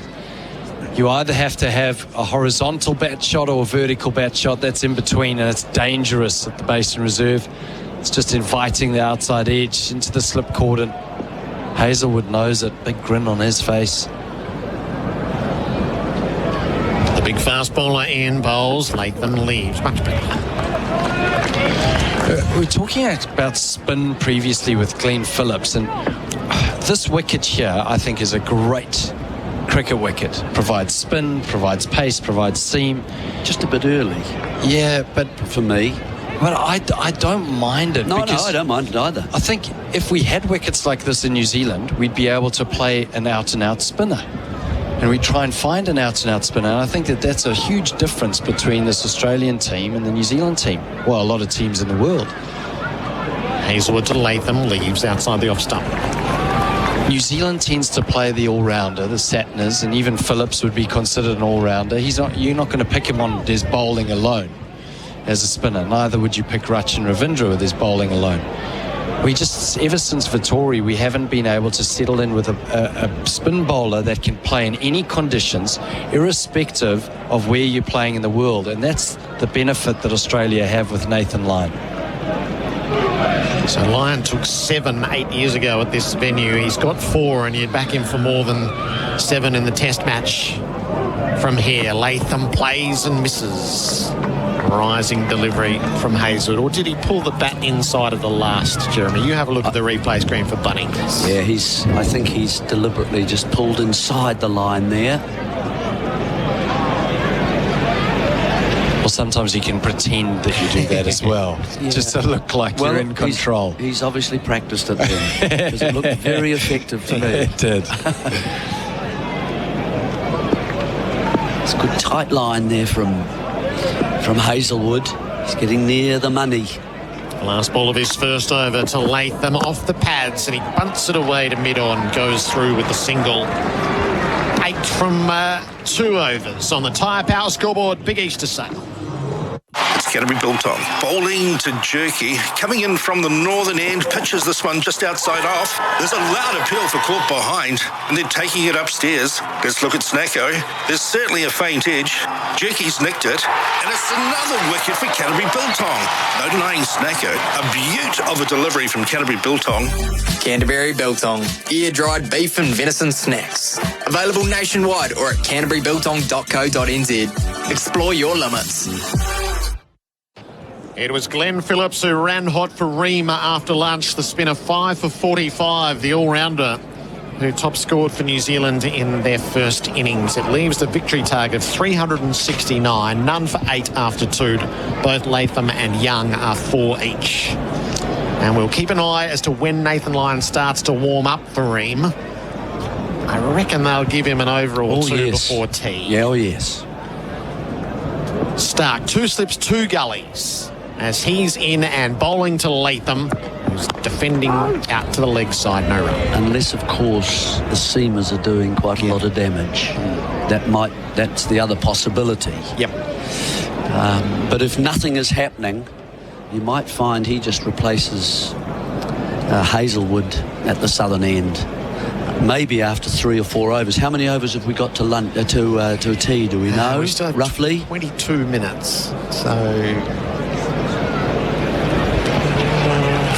6 max. Okay. Well, then he might only get 1. Yeah.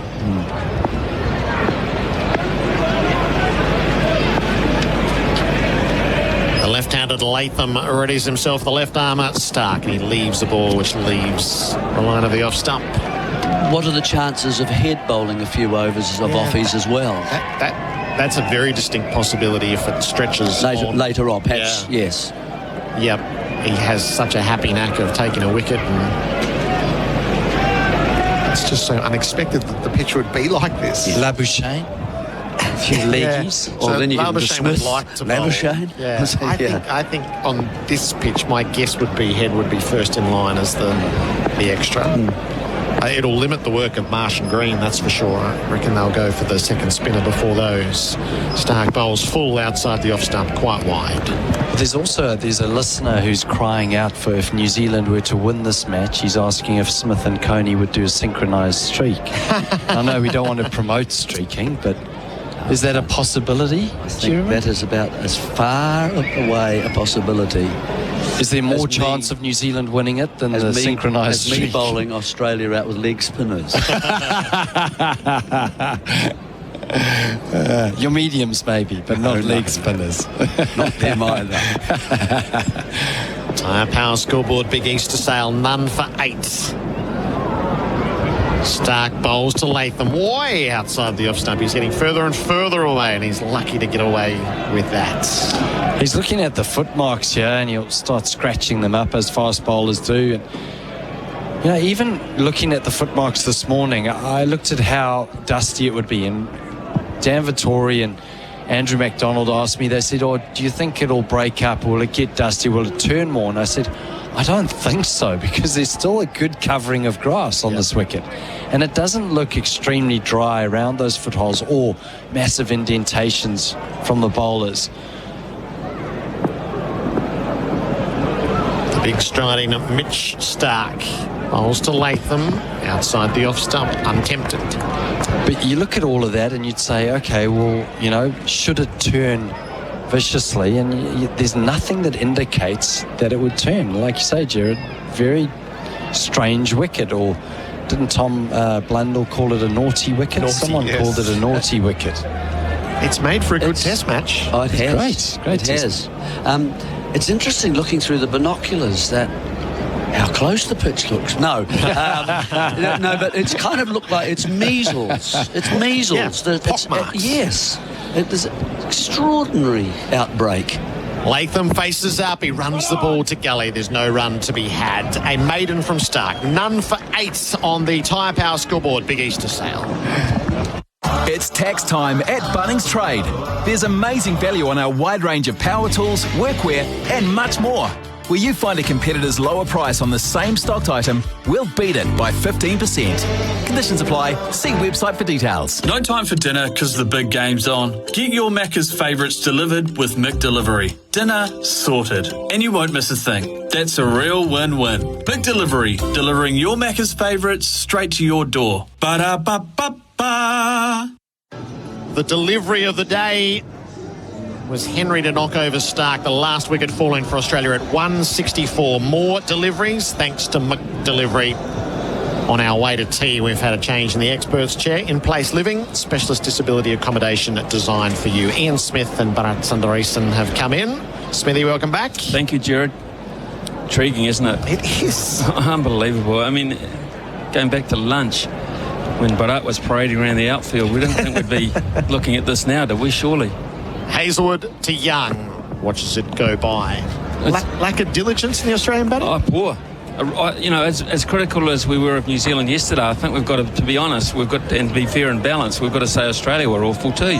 There was some terrible shot options falling into traps that were quite obviously and plainly set for them, and they were succumbing to them. Better players than that. I'll go as far as to say the skipper, Pat Cummins, dropped twice in the outfield. Hazelwood, right arm over the wicket, bowls. Young's beaten on the outside edge. There's no disguising that. It was a cocky collapse, Gerard. It wasn't it? Yes, I understand the fact that Australia decided, they're so far ahead in the game that they needed to play some shots and just keep the scoreboard pushing. And if they got out, they already had enough. But just a lot of the dismissals, Usman Khawaja's shot, Travis Head, Alex Carey, even Mitchell Marsh is such a soft dismissal. And Pat Cummins' innings really summed up the cockiness of the collapse. Yep. Just get on. We want to start to bowl. Hazelwood onto the hip, turned away by Young, past Head at short leg, and he'll hustle back for a second. Young, he moves to 6. It's none for 10. And maybe in the context of this game, it might work out and Australia might win by a big margin, but especially when it's a batting lineup, which now, and I've been saying this for a while, after the start of the Adelaide Test, 5 out of 5 times they've gone 5 for 150 or worse. It's a batting lineup which needs runs, and there's so much time left in the game as well. Would it have made sense to just bat? Young faces up. He turns off his hip again, past Heads. This time it'll just be the one. Got the same twice in a row. Young is 7, just nursing that ball around the corner. And if Australia do win, and it will take something really special from New Zealand to run this down, they will win on the back of Nathan Lyon being the second, or having the second highest individual score in the Test match.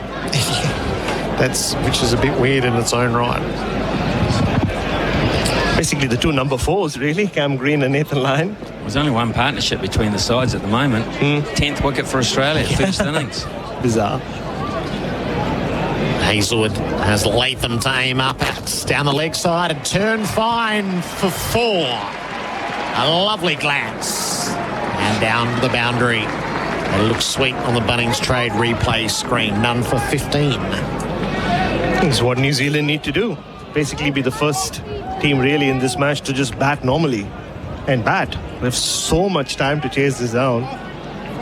Purely in terms of time, it's not a massive target at all. It's more in terms of conditions and how the quality of the Australian bowling and the amount of turn Glenn Phillips was getting. Can you bet 7 hours? Hazelwood around the wicket now. Latham's forward and defending the last ball of the over. So none for 15. Now Lyons just off the field for a moment. He's coming back on. Okay, so Renshaw was on for a portion of that over. 0433 98 11 16 in Australia. 88 33 to correspond with us in New Zealand. SEN and SENZ Test Cricket for Razine, the Paint Kiwis Trust. So how do you put it a chase like this together, Smithy, so historically it would be New Zealand's highest ever at 369. One thing you don't have to worry about is time. So, there's no panic. So you can take that out of the equation. And then you just say, just bat. Really, you just bat. And if you bat time, things sort themselves out. You'll get runs because they'll have attacking fields early on. If you can bat time, you might get off to quite an impressive start. You just have to literally just bat, Gerard, and make it as simple as possible. Occupy the crease, and the rest looks after itself. Will Young is 7. He's on the strike. Stark bowls to him. Dead bats to the offside. Problem is, of course, are you in good enough form to be able to do that? And do you believe you can do that? Or are you just batting in hope? And that becomes an experience factor. So what they need now is these two to give them the belief, to give them a great start, to set small targets, achieve those small targets. When the targets start to build up and they're still out there, the belief comes in. And that will not happen until I've perhaps overcome the lion factor, which will be very tough. 2 slips, 2 gullies. So they spread out in the cordon. Stark bowls to Young, leaves on the jump up over the stumps. And just on the lion factor, Gerard, I think he was off the field for a couple of overs, maybe just getting some tape off his fingers. And as soon as he walked onto the field, he just kind of showed the umpire his fingers and he's already started warming up. He does this every time. He goes in and engages the batsman on strike. He walks in from deep point as if to just rub his hands in the dirt just to get everything sorted out with the hands, but he always does it with a comment. And he does. I noticed that throughout the Australian Summer. He always does that. He chats to the batsman, engages them. Starting his warm-up now at points. Stark to Young, full face of the bat in defence, knocks it away to mid-off, no runs. Labuschagne comes around the field. I remember last year during the tour of India, he did that so much with Virat Kohli that finally Virat Kohli had a friend in Australia. Very good. Very good. They really broke the ice during that series. Yeah, it's become a thing with him. He's always such a nervy fellow on the field, wasn't he, Gerard, for a long period? Not just before going out to bat, but even before he got the ball in his hand. Young settles himself. Stark in and at him, and Young drops the ball to the leg side. Rose on him. Got it safely to ground. He really hasn't paid a big dividend yet. But Will Young looks a good player to me. He just, when you look from a distance, you look at a player and you think, he looks pretty accomplished, he looks organised, he looks like he's got a fairly settled traditional technique. He looks the goods, but of course the goods have to produce. And this is maybe could be the opportunity, it could be the catalyst for Will Young to be a fixture. 9 in the first innings, an average of 29.5 through his 15 test matches thus far. Stark to him and he leaves outside the off stump. He's basically the Matt Henry of or the batting version of Matt Henry, isn't he? The same number of letters in their names as well, and just the way they are as people when you see them around the blocks at training, very quiet, reserved. And like Matt Henry, this seems to be nothing really over the top about his batting, very measured technique, nice and fluid with the bat. I hasten to hesitate actually to say it, almost old-fashioned in a way, almost old-fashioned, but it looks good. No curse, please, no curse. Stark to Young, leaves tight to the off stump. Had a bit of shape about it late. Sees it off, none for 15, the Tyre Power scoreboard. Big Easter sale. So I get he's been the understudy, I suppose, for a while. 31-year-old and only the 14 test matches prior to this. He's always been the fill-in, isn't he? He has really. He's been like the stopgap, waiting for someone to come back. Not waiting for someone to surpass him, but just as you say, Williamson might take time off for an elbow or a knee problem.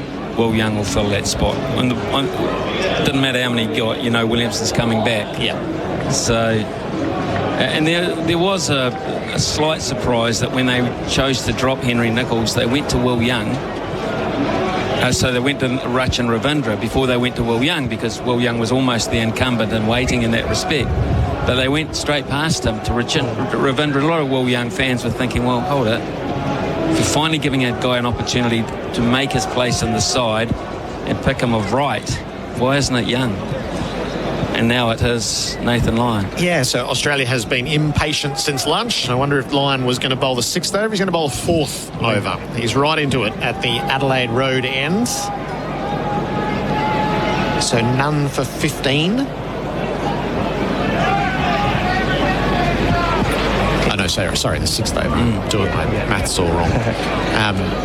So he replaces Hazelwood, and now we'll get the procession of quicks from the Vance stand ends. This will be interesting to Latham, because Latham loves to sweep. He is, for a top order player, he is a rare player in that he likes to play the sweep shot. It's a massive tool for him, but it's against the spin. 2 slips, Selimidov, line around the wicket, starts to Latham, who's back covering and running the ball to Labuschagne, and second slip on the bump. So they've got Starkett on the 45 at the backward square, short fine leg. Big open leg sides, Cummins is at mid-on. Then they've got long off back, which will be Hazelwood. Khawaja is at short cover. Forward point is Green as Latham's back and cutting, and he's out. Oh dear. Lyon strikes with his second ball, and the speed with which Australia turned to its spinner pays instant dividends as Latham is dismissed for 8. He'll be filthy with himself here, because this is a free hit and he doesn't give many. It's pitch wide, it's turned wider. He just nicked it straight into the gloves of Alex Carey, who takes a good catch, because they're never easy standing up. It was a deflection. No, it's just a really poor dismissal from Latham. He'll be furious. Just looking at Nathan Lyon's reaction as well, he couldn't believe he got a wicket with that. It had nothing to do with the pitch, nothing to do with the ball or the bowler. It was just a bad shot. And again, lack of confidence, lack of belief just coming through. Yeah, that's an unflattering replay on the Bunnings Trade replay screen. It brings Kane Williamson out into the middle after the events of yesterday, which is fresh in so many minds. Steady the ship, Kane, steady the ship. The Saturday crowd rises to his cause. Even the sports minister, you notice the sports minister when he was commentating? Yep. For us, what did he have on? Kane Williamson, steady the ship. Even when the Minister of Sport wears your hat. Rightio, here we go, Kane. Here we go. This is a great contest. You're not a bad player of spin, this Kane Williamson. Yeah, this is a big challenge as well on a pitch that seems to be offering a lot to a world-class spinner in Nathan Lyon. This has been his strength, Kane Williamson, ever since he made his debut in Ahmedabad all those years ago, Smithy. Just looked like he was born to play spin. Tyre Power scoreboard, Big East to sail 1 for 15. Latham caught Carey bowled Lyon for 8. Kane Williamson with 6 minutes to go till tea. Short leg slip, first slip. Lyon over the wicket to the champion New Zealand batter, who's back and pulling the short one as he knocked that into Carey's gloves. Carey's certainly asking. Smith thinks it's a live chance. Cummins is coming in. Lyon wants none of it. Well, if there's a chance, I think Nathan Lyon will be a lot more interested than he is. It looked to be wide of everything. He'll do it. He's going, yeah. The moment Cummins' hands are away from his body, he always goes for the review. IMAR Insurance Tradies Trust, IMAR for insurance, call 13 IMAR. I don't think Williamson and Young have just touched gloves. To director, we have a player review for caught behind. Nathan Lyon is ready to bowl the next delivery. It's a fair delivery. Can we start with front on spin vision, please? This is a long way down leg on the Bunnings Trade replay screen. Swinging back comes around, closed face. Okay, ball seems to be close to the bat. Can we have ultra edge, please? Still building.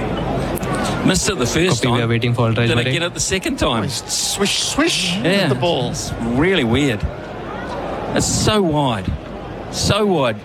Not even remotely interested Nathan Lyon. No. Still waiting, Murray, for ultra edge. It's possible Williamson would have no idea whether this is touched. It's so unusual. In the meantime, they're showing one more replay. So if bat goes past it the first time, it misses. In fact, it beats the ball, doesn't it? And does it? The ball seems clip to be it? close. Look, but they touch gloves. I need ultra edge mark. And Williamson, I don't know. I don't know, but usually when the batsmen touch gloves, they're pretty confident about the outcome. Have another look at it. It's pitch a mile outside leg stump. Still waiting, Murray, for a dredge. This will be a rank dismissal. Oh, it's a gummy ball, really is. How's that? Get amongst it with Tinny's craft beers available at Liquorland. Choose Did to it drink catch wine. up there? Ball is close to Did the it bat. catch up with the bat again? Did for a second look like the direction of the seam change. Here's Keep Ultra it going, Edge. please. Hearts and mouths around this whole country, right here, folks. Right at this minute, there's hearts and mouths. Yeah, gap Hearts between bat and and ball. mouths. Roll it through. No one is really between bat and breathing ball. at this Roll it point, and now they can. Keep going. Clear gap line. between bat and ball. Thank you. I'll go back to Williamson Murray on field. survives the IMAR Murray, you review. can stay with your decision. Where the tradies make. That's It just hovered over the bats. Very, very unusual moment. Australia lose a review in the 6th over of the innings. 1 for 15 it stays. It's going to take us a long way toward tea, isn't it? One more over after this from Lyon. So Ken Williamson, oh, yeah, the electronic board. It's got a red mark on it. It's Pink mark on it. Terrible delivery, wasn't it? I mean, two really bad balls. He spoke about being very unhappy with the way he bowled yesterday. He hasn't started really well. He already has a wicket to show for it. It's almost like you want Tom Latham to have gone back into the dressing room and said, it was me, not him. So Lyon settles in. He's bowling to Williamson, who plays back. He got caught up there as well. That ball's onto the back of the bats rather than turning to the leg and lands on the offside. Nervous start again from Kane Williamson. We saw it the first innings. Resulted in the run out. Ooh, back off his bat. Body onto the back of the bat. I mean, how many ways could he possibly get out on this test match? Goodness me. And the pink spot is back on the side screen. What an over this has been. What's Nathan Lyon going to be able to do to get... He's going to tap it. You know when you get the screen and go... Seriously? See if you can get it to reset.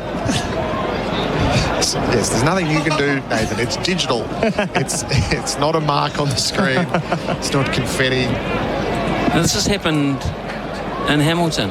Test against South Africa. Same thing. Pixelated. That's going to get us to tea. So this has been a very unusual over. It's going to get... Is it Josh Hazlewood? Or, yes, Josh Hazlewood. He's taller. Better reach, perhaps, to go around and have a look at it.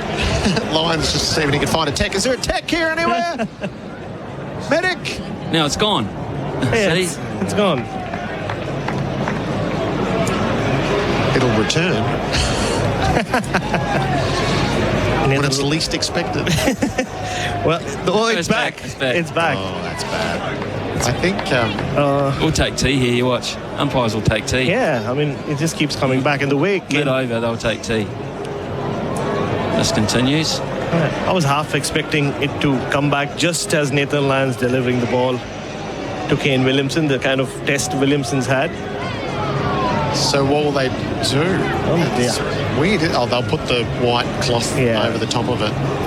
So it presents as that there's two blue dots and then a pink rectangle like a confused face. Well, we had this in Hamilton as well, Gerard. Right. Gerard, once they did this, Kane Williamson wasn't happy because there were creases in the sight screen, so they had to then straighten the creases by pulling it tighter. Going to need an iron.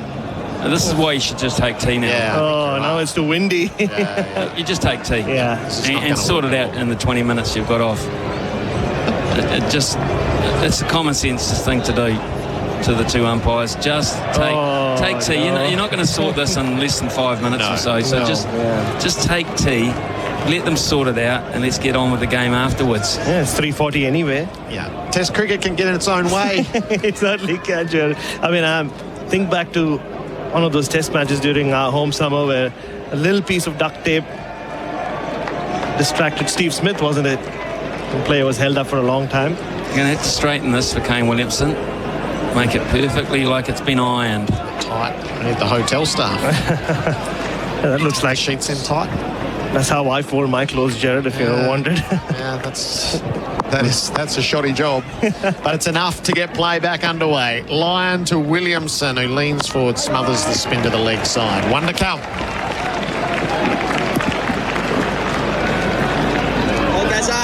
Longest overs Lyon would have bowled in his career. And worst. Yes. Last ball before tea. Lyon to Williamson, back, knocks it a past head at short leg, but there's not a run to be had. New Zealand 1 for 15 in pursuit of 369 on the Tyre Power scoreboard. Big Easter sail. We saw Australia bowled out for 164. They lost 6 for 51 in 80 minutes. They batted for 51.1 overs. And then Latham caught Carey, bowled Lyon for 8. Ian Smith, make sense of that 2 hours for us. Well, 7 for 96 on my maths. 7 wickets for 96 runs. Okay, it's an interesting pitch. We're only in the middle of... we've just gone past the middle of the normal duration of a test match, so we're at tea on the third day.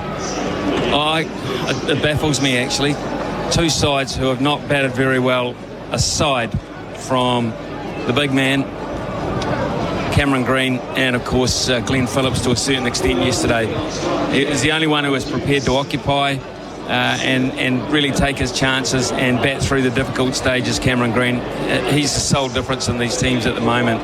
New Zealand, had they gone to tea without losing a wicket, I think they had lifted their spirits a wee bit, but the fact that Latham has gone already, Williamson's been under pressure.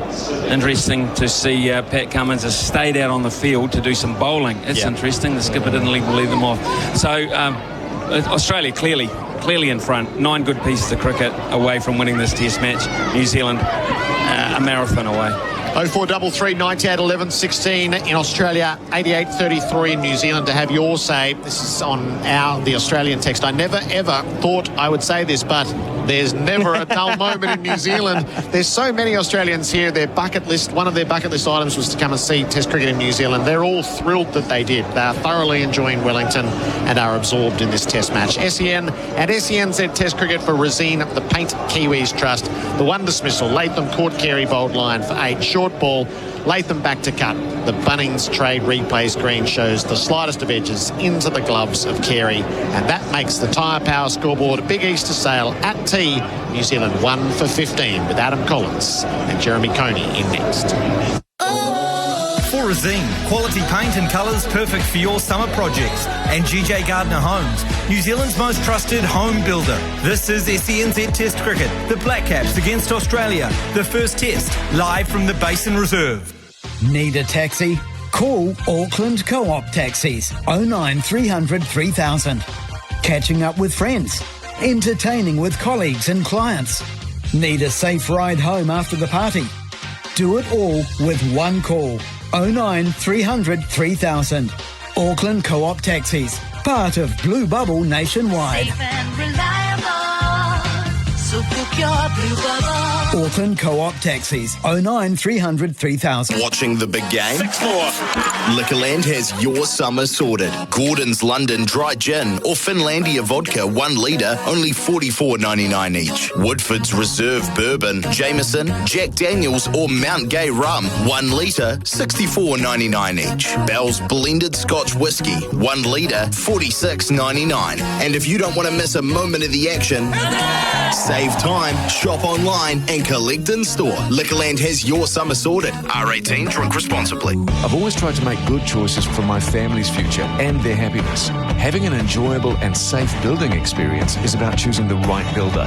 So put your family in safe hands and choose GJ's with their proven track record. In over 25 years of business and with close to 23,000 builds, GJ's has completed every home we've ever started, a fact we're very proud of. Make a wise choice and choose New Zealand's most trusted home builder. GJ's, here today and tomorrow. Hey cricketers, don't get caught at the crease this summer. Pad up at Cricket Express, New Zealand's trusted specialist cricket store. Their staff play and love cricket, so you can relax knowing you'll get the best advice.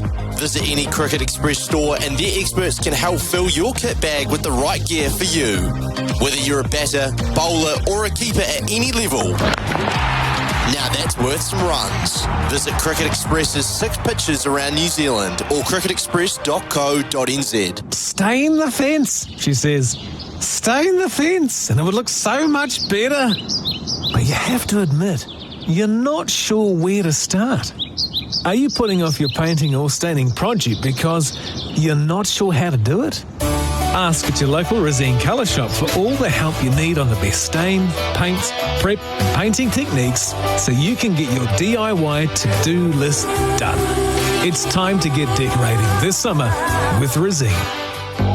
At Ozito, we know for you it's about leaving your mark.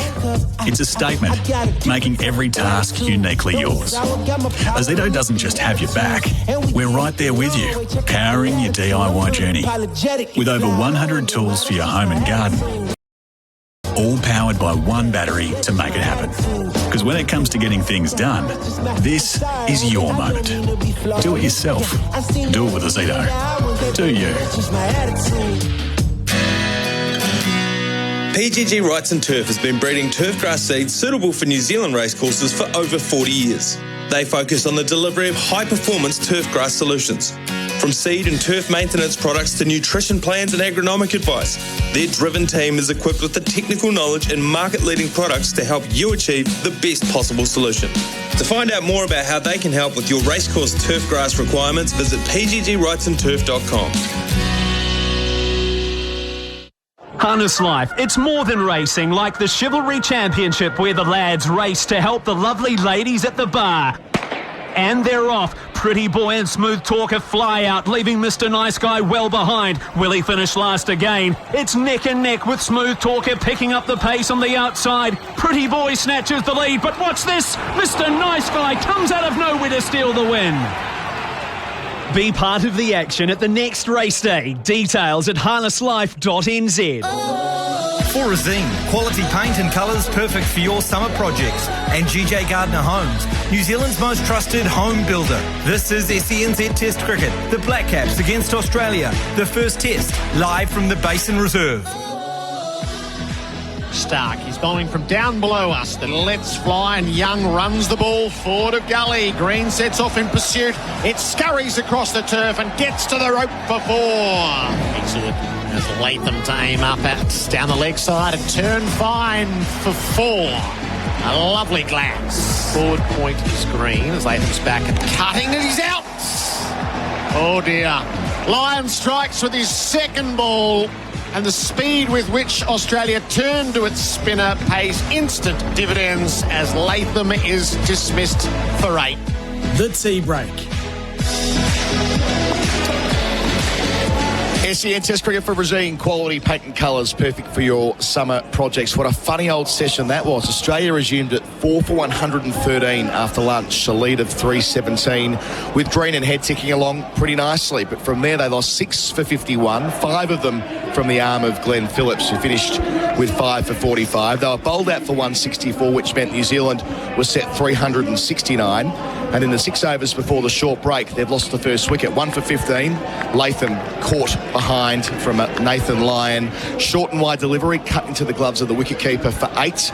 They're now 1 for 15. They're 354 runs away from their theoretical target. And in that session, all told, 7 for 66 from 22.1 overs. And Kane Williamson has also survived the challenge where he was nearly out first ball off the back of his bat. I'm Adam Collins. I've got Jeremy Coney with me for our chat through the course of the tea interval. Jeremy, why don't we start with the way that Tom Latham was dismissed, I'm afraid to say, given that... Why don't we? Because he has had a dreadful run of it, and there's no avoiding that now, and this extends back his... made 2 Test hundreds in 2022, but they're his only century since 2019. Overall, the 6th leading run scorer for New Zealand in Test cricket history. Had a fine career, but diminishing returns for a long time now. Yeah, I think that's fair. And I had written down here, Tom Latham, concern, question mark. Yes, I think there are, but there's always the next question which you have to consider, simultaneously, I think, is who else? Especially when already New Zealand are 1 opener down. Yep. So, and there is a very good chance that Conway won't be available in the next test either. If he were, though, if Conway was fit and raring to go next week, might that be the moment where there is this transition? Mindful that Will Young, not out 8 at sea, never made a test ton in his 15th test match, but still, might it be they look at this at the time as the time for that transition? No, I don't think so. Okay. I really don't think so. That's not the New Zealand sort of selectorial style at all. Tom Latham will be more concerned than anybody else. Yep. I mean, that was a poor dismissal today, really, from a drag down. And so that's really disappointing for him to get out. That's the sort of ball you're wanting to put away to the boundary, isn't it? And you get out. And that's an action of someone who's out of form, really. Right. And so, and he's been out to off-spinners twice already prior to this dismissal. Dane Pete got him twice in Hamilton, once on a drive, and was bowled also. So that's becoming a concern for him. He is the vice captain. We should start to mention that, because also the New Zealand captain is directing quite a bit of, not acrimony exactly, but some questions towards his performance as well. So, the two are linked, I think, and otherwise you start saying to yourself, who is the next New Zealand captain? And it becomes a broader question. And then you start looking at people like Mitchell. You're starting to look at who are the batsmen in the side who are going to be there for the future and who are more certain. Because, I mean, one of the problems about being a bowler as captain is, one, do you break down? And, of course, fast bowlers do break down. And secondly, is he playing well enough? You always want your captain to be playing well enough to be considered to be always in the side. And that's not the case at the moment. We've got to be honest about that. So those are issues surrounding Tim Southee. So the next one, obvious one, is Tom Latham. And he is starting to become a bit of a concern as well. He's scoring all his runs against, teams that come to New Zealand who are from Asia. So it's Sri Lanka and it's the West Indies and it's Bangladesh, occasionally Pakistan when they come. So it is an issue. There's no doubt about that. He needs to get in and get some runs. On the other side of the ledger, I mean, it was New Zealand's session by virtue of the 6 wickets they took. Yeah. Glenn Phillips, who was waiting to bowl, he was warming up all day one, never chucked the ball. This time around, got it and made the very most of it. 5 for 45 from 16 overs. A couple of drop catches in there as well. He is a player who is more than a part-timer, and let's hear from him. He was speaking to television, the innings change after taking his first 5-wicket bag in Test cricket. Glenn Phillips, 5 for 45. Congratulations, mate. No New Zealand spinner's done that at home in 18 years. What a day. Take us through the emotions out there. Thanks very much, Scotty. It's an absolute dream come true. I never thought it would be in home conditions to be able to take a 5-for. I definitely thought it was going to be more on the subcontinent side of things. But as I said, it's a pretty surreal sort of moment for me at the moment. Well, I'm just so happy because we've watched you bowl 500 million warm-up balls throughout the last 3 summers, and just to see it come to fruition today and to be trusted the way you were and deliver, that's what it's all about, isn't it? Putting your hand up for the job. Yeah, Timmy's an incredible captain, and he really gives you the confidence to go out there and stick to your plan, and also gives you the chance to be able to miss every now and again. And I think as a spinner you really need that, and I've had a serious set of coaching staff help me over the years, but also the bowling unit for us today, we definitely stuck to the things that we wanted to stick to. Partnership bowling the whole way through. Obviously we had a little bit of a rough patch just before lunch, but to come out after lunch again and I guess string partnerships together was really good. I don't know what was for lunch today. I don't know what was on your menu, but it obviously worked. When you took that 5th wicket, you ran. I think you were trying to run down Adelaide Road, but you ran straight into Matty Henry. I saw the look in his face. He thought you were going to run straight through him. I mean, as you know me, I've got a 6-year-old. Any celebration that a 6-year-old girl will do, that's probably me. So honestly, I've never really thought about what to do if I ever got a 5-for, but the emotion, the way the crowd went up, it was just an unbelievable moment. GP, I know you could have had a couple more, but let's not focus on that. Let's focus on what you do have. You've got the ball stuffed in your pocket, mate. I know you're going to keep that and treasure that. But look, you've kept Australia under 200 in that second innings. Very few teams do that. Very few New Zealand teams have done that. So you've kept yourselves in the test, haven't you? Yeah, I definitely think so.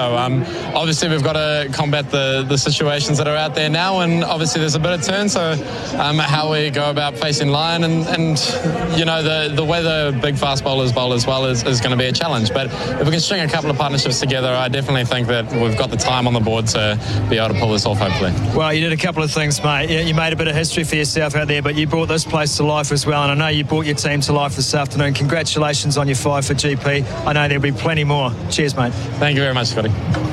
Very relatable there from Phillips, talking about celebrating like his 6-year-old daughter after taking 5 for 45. Keep cool this summer with a Ream-branded Cool Cabana or Ream Budgie Smugglers. To register now for your chance to win, visit iCanWin.com.au. This is SEN and SENZ Test Cricket for Rosine. Quality paint and colours, perfect for your summer projects. We're going to go to a break. On the other side of it, the resumption. New Zealand 1 for 15. Their target 369. For Rosine, quality paint and colours perfect for your summer projects. And GJ Gardner Homes, New Zealand's most trusted home builder. This is SENZ Test Cricket. The Black Caps against Australia. The first test, live from the Basin Reserve. The Grand Tour Racing Festival is bigger, brighter, bolder and louder than ever. LoveRacing.nz together with TAB brings you New Zealand's top 20 thoroughbred racing events. Celebrating all the action and entertainment both on and off the track at the biggest and best race days across the country. Featuring headline acts Sir Dave Dobbin, Peking Duck, the Black Seeds, Zed and more. Eat, drink and get racy at New Zealand's ultimate thoroughbred racing festival. It's one hot ticket. Book today at thegrandtour.nz. Ah, that gloomy second bedroom. All it needs is brightening up. So how do you get started? Do you need to seal the walls before you paint? Are you putting off your painting project because you're not sure how to do it? Ask the team at your local Rosine colour shop for all the help you need on the best paints, prep and painting techniques for your project so you can get your DIY to-do list done. It's time to get decorating this summer with Rosine.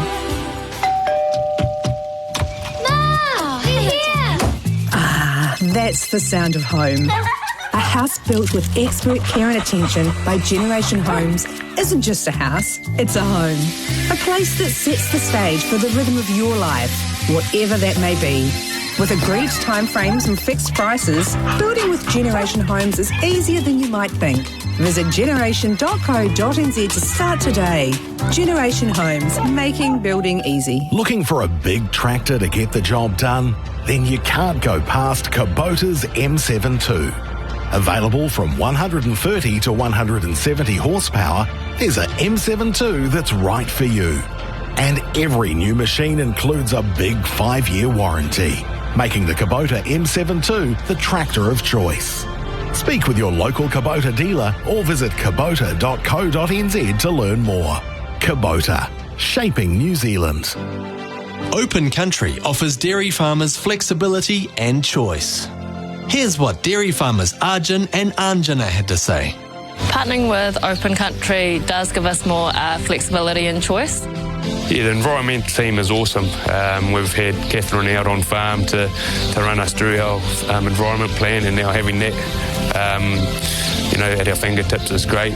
Open Country. They listen, act, deliver. Hi, Paul here from Waterforce, keeping your lawns, gardens, parks, subdivisions, sports fields and golf courses looking green and lush is what we do best. We're also experts at improving water quality so it's safe to drink and use. We help a wide variety of residential and commercial clients around New Zealand to use their water as efficiently and effectively as possible. Waterforce offers custom design solutions for your individual needs and supplies the best quality products and equipment for the job. Download our home irrigation planning guide to get started at waterforce.co.nz. At Azito, we know for you it's about leaving your mark.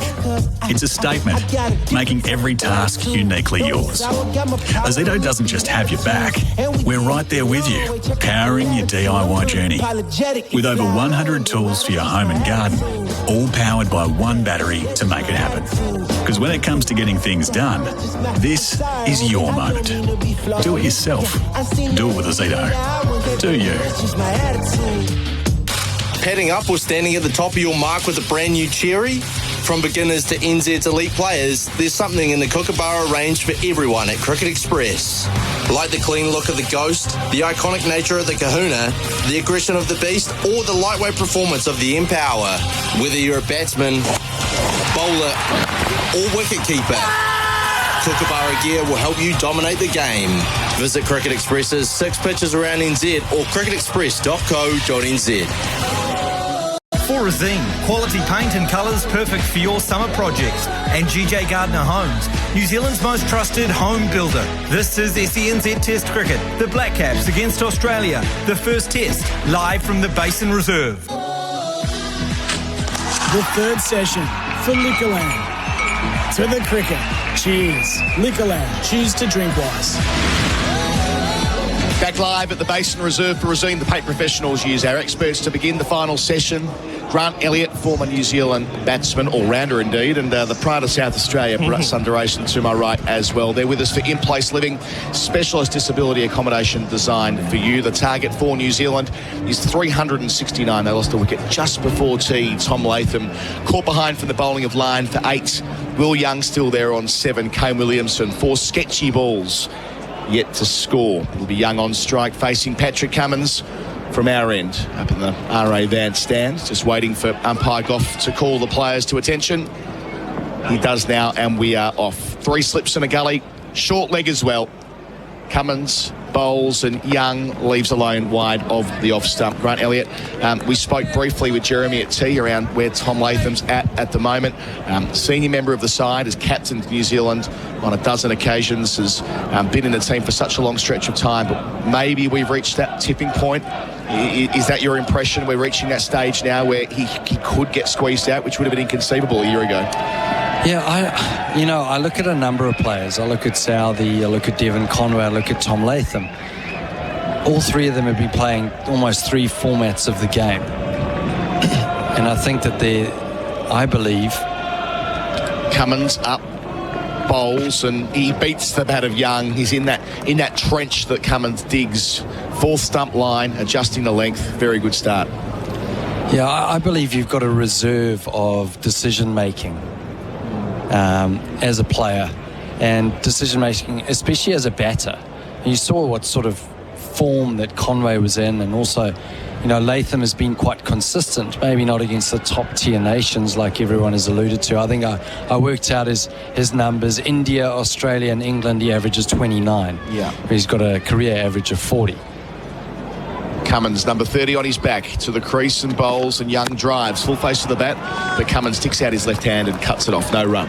And I looked at both Conway and Latham in Bangladesh, and I went, these guys are tired. They'd been away for 4 months.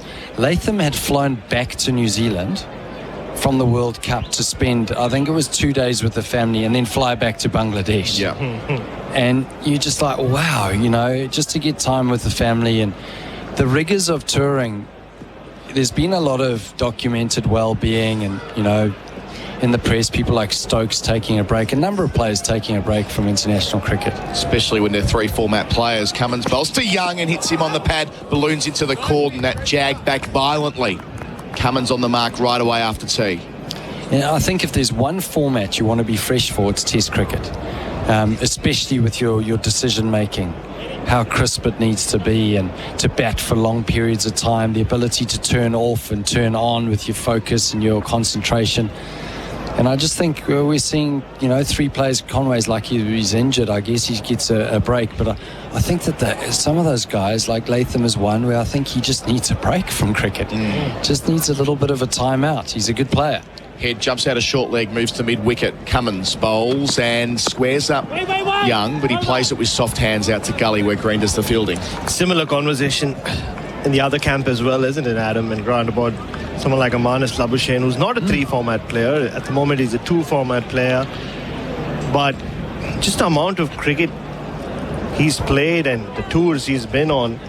So the next 2.5 months before he heads to England for the county championship, you hope he makes the most of it. He's got a young kid, and hope he just takes a complete break from cricket. Cummins up to finish the first over after tea, and he goes past the edge of Young, but he's pulled inside the line. That makes it 1 for 15. The target 369. Young's 7. Williamson yet to score on the Macca's scoreboard. Cricket, I'm loving it. I think this is increasingly a part of the conversation as it relates to players who are on the T20 circuit, and we focus a lot on how do they find time. And yes, you make a decision to play in these leagues, but even just those who are playing for their country, nationally contracted and are going around the world as often as they are. This wasn't as much of a conversation when this was more a seasonal game. There's no such thing as finish lines in modern cricket. And it's not just senior players like Latham or even Marnus, who's been around 6-7 years in international cricket. Cam Green, I spoke to him the other day at the PM's residence, and I said, hey, I just wanted to check, you did spend only 13 nights in your own bed last year, right? He said, no, it's actually 12. Wow. I didn't account for one long day of travel.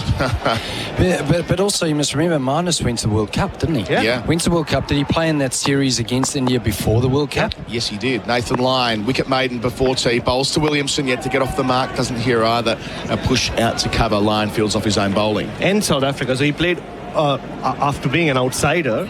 He was picked for South Africa because Steve Smith had an injury, and they ended up playing all the games in South Africa, in India, and every game of the World Cup. Which would have been tough for someone like him, because not only are you changing a format, but that longevity of being away. Lyon bouncing in, bowls here. Williamson hit on the pad, that spun sharply. It was going down leg, so there's no appeal, but again, Lyon getting plenty of assistance from the surface from the Adelaide Road end. And where I'm going with all of this is that you make bad decisions when you're out there. You have to make subconscious mindset decisions, and one of the decisions Latham made was a ball from Hazelwood.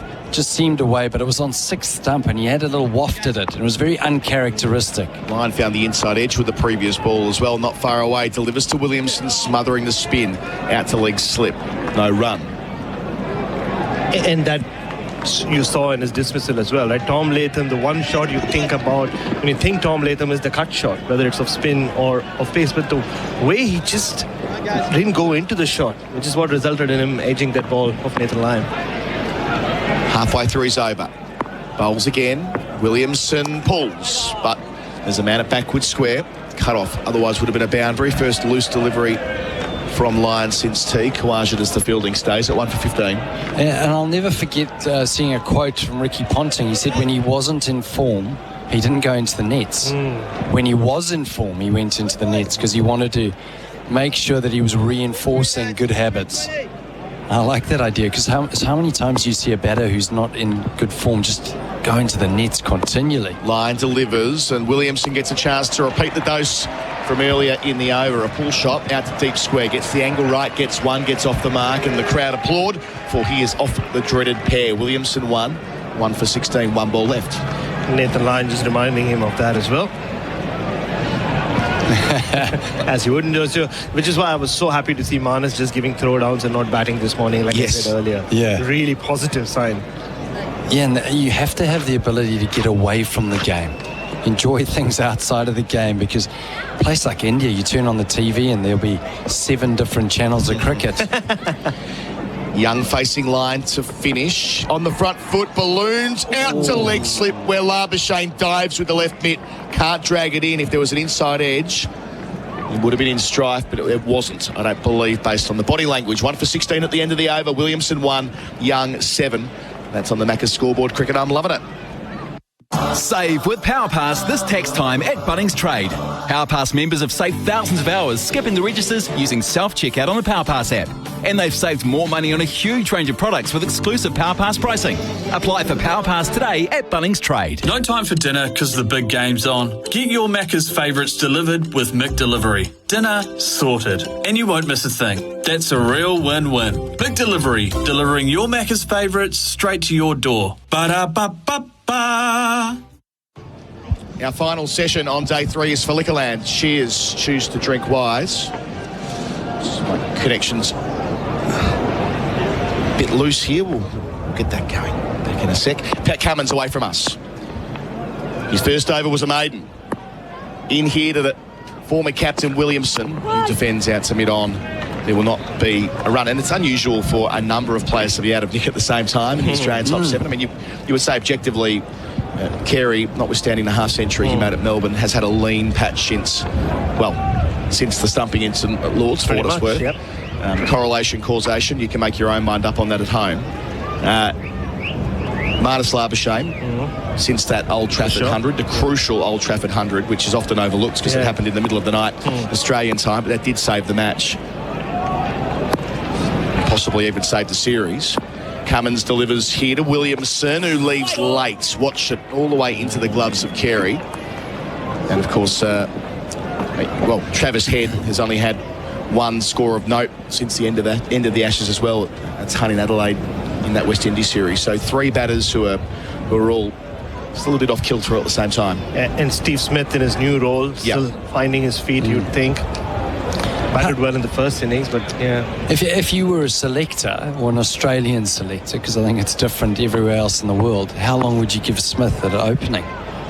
I think he's got a fairly long runway now. The India series, not for 6 months or so. Cummins bowls and Williamson tucks it down to fine leg where he'll get 1. His second run, 1 for 17. The target's 369, Baz. Now, I think it's a good question, though, Grant.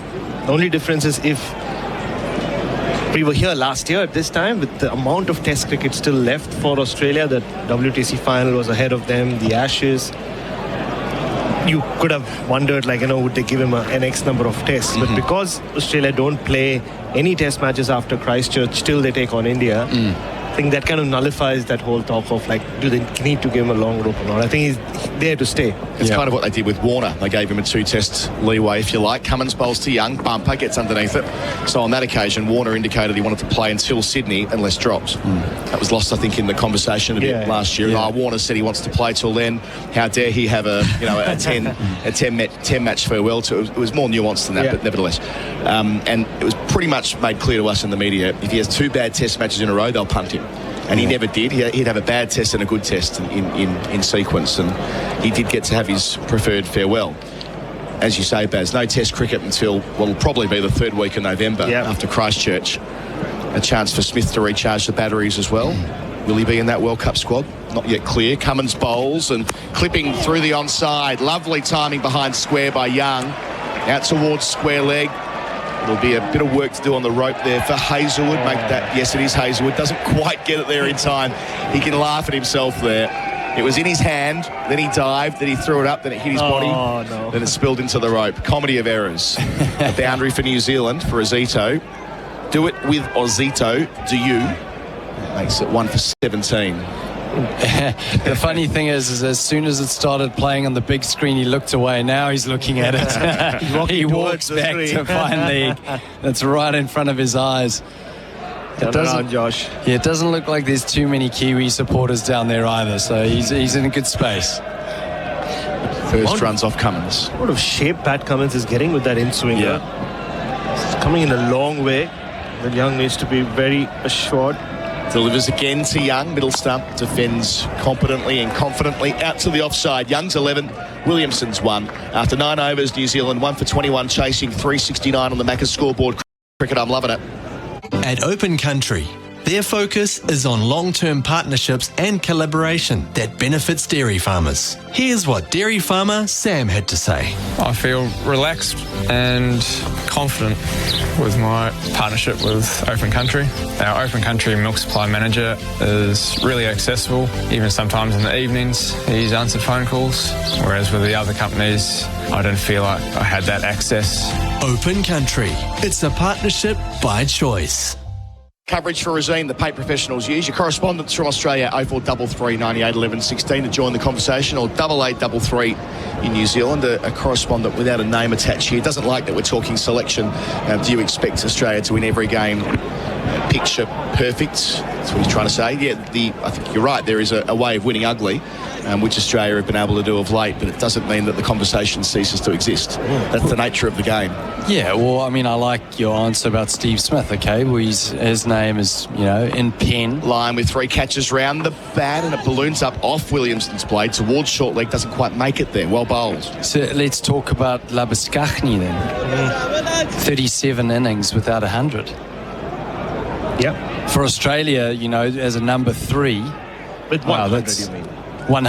137 innings, yeah. I think a slight nuance there with Labuschagne as Lyon bounces in. 3 catching men. Williamson goes back and pulls. Out behind square and reaches the rope. Well played. Second time Williamson's knocked it out in that direction, but got the angle spot on to beat the sweeper.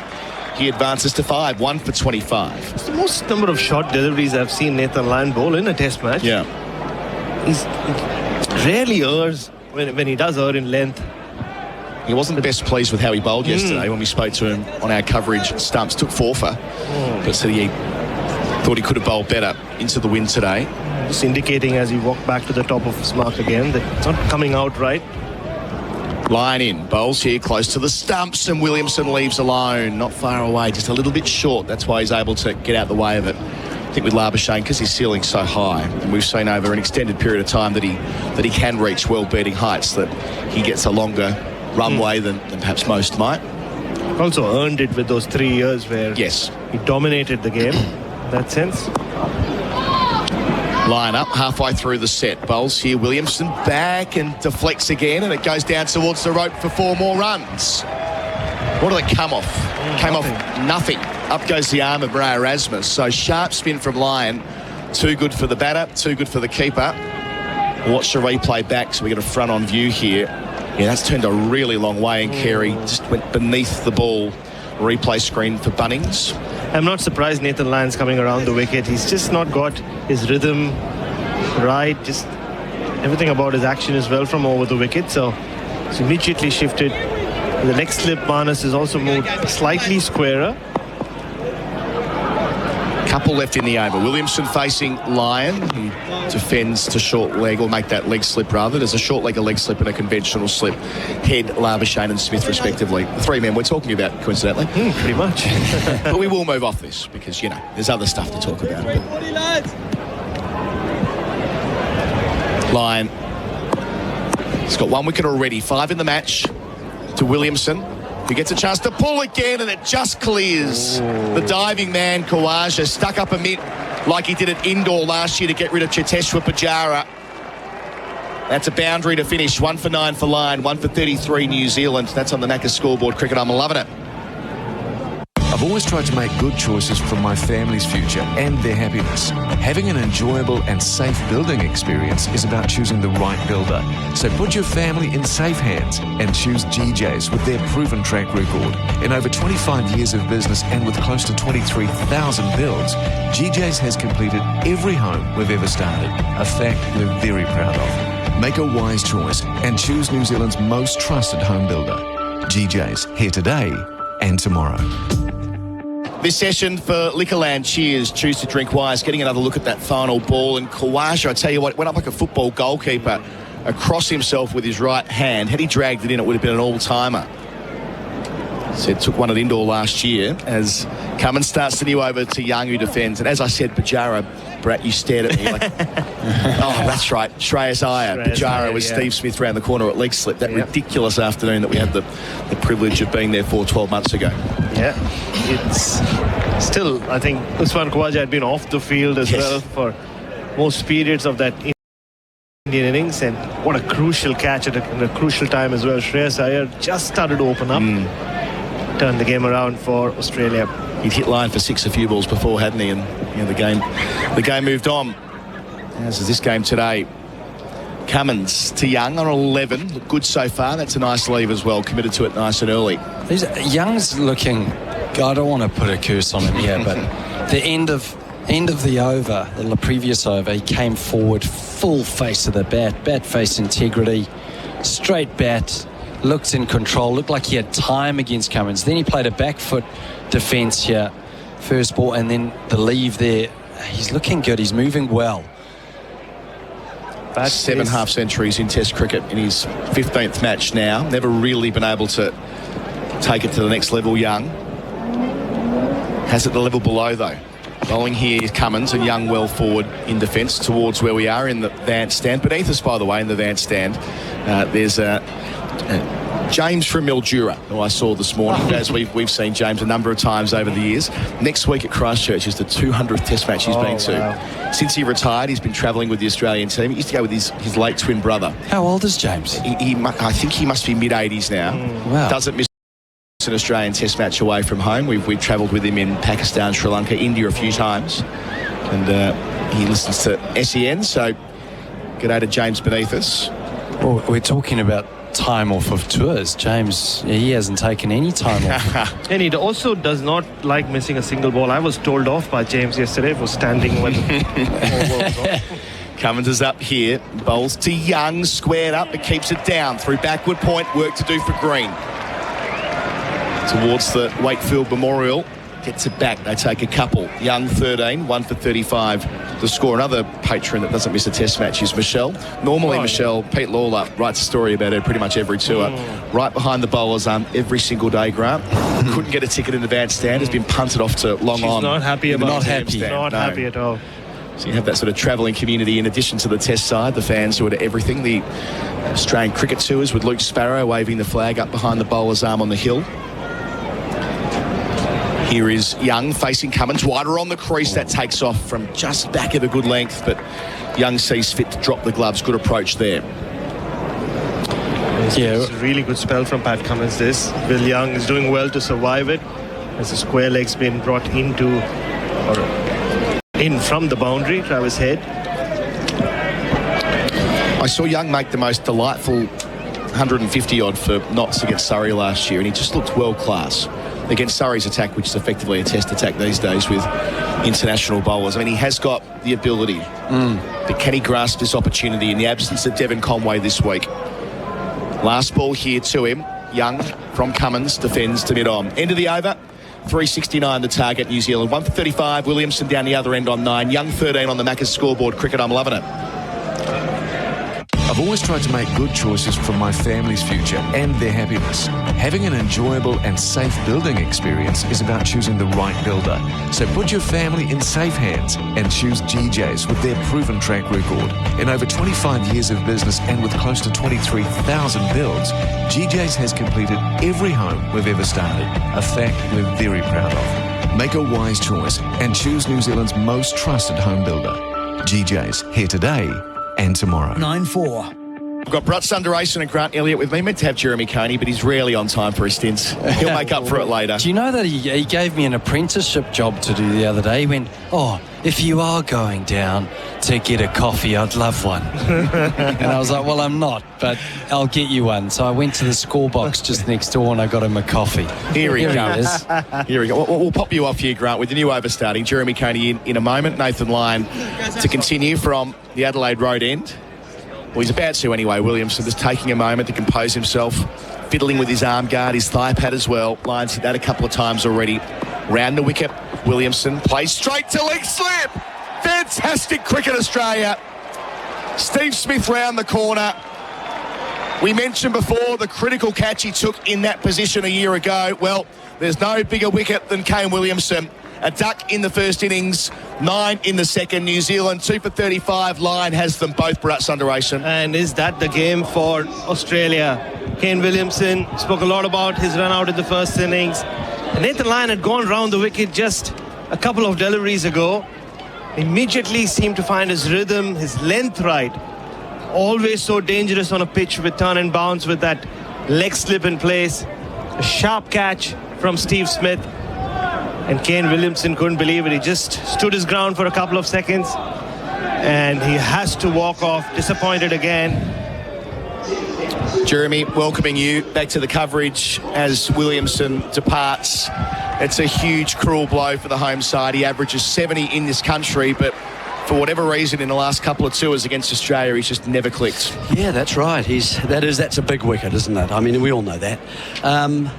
I wonder what guard he's on. I just feel playing through the leg slip with the man on square, and the leg slippers can be very dangerous with the amount of bounce that we've seen from the Basin Reserve. It's hard to get over. He didn't play that. Look, that's pitched. He's pitched on middle. Now, you see, I think that's missing. I think that's going over. Yep. And I think he either lets that go or he's actually in front of his stumps. I think he should come across to leg stump and have that on the offside of him so that he can play that to the offside. And if it's bouncing, it'll go over the top of the stumps. But I think you've got to be leg side of the ball here. Everyone in New Zealand is trying to get in line with the ball and play it through that leg side. And I think that's really dangerous. Hard to control, hard to keep down. Only a suggestion, mind. Yeah. You know what I mean? No, because it's not easy at all. But I think you've got to have thought it through and at least argued logically about how I might stay in. Nathan Lyon Overtook Courtney Walsh yesterday for Test wickets, now has 523 of them, 6th of all time. So, yes, you're right, Jeremy, the degree of difficulty is high for New Zealand. But, boy, they needed Williamson today. 2 slips, silly point. Ravindra on a pair as well, leaves alone into the gloves of Carey. Hard spun round the wicket. And this isn't going to be easy for the young man either. I thought he was very loose in the first innings, played far too early at the ball and tried to drive it. It's a situation where you must learn quickly. Line in, wider on the crease. Ravindra goes back, gives him the stumps, but makes good of it. Nice timing out to point. For a moment, I thought he slipped that one through the gate. 2 for 36, target 369. Ravindra, one of those, and the strike goes back to Young halfway through the over. And Nathan Lyon was always going to be the ultimate threat on this pitch. We knew that from the moment he bowled his first ball in the first innings and what Glenn Phillips did. But he's yet to really find his groove, and he already has 2 wickets. I don't think he's playing that well. I don't think he's bowling that well, actually. He isn't. Not in the first innings, anyway. Yeah, even here he's been shot. He just moved around the wicket, and New Zealand have already sort of given him 2 wickets. Has got a plan round the wicket to the right-handers to Young from that angle now. Defends after coming well forward. I think that ball he bowled to Williamson is exactly what he was trying to do. So when he's getting it right, he's always a handful. See, now that's more like it. You see, that went on the offside, the defensive stroke.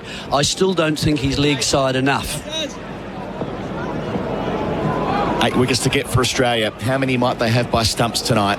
Line in to Young, who leaves this speed, spinning from outside the leg stump. Well taken by Carey.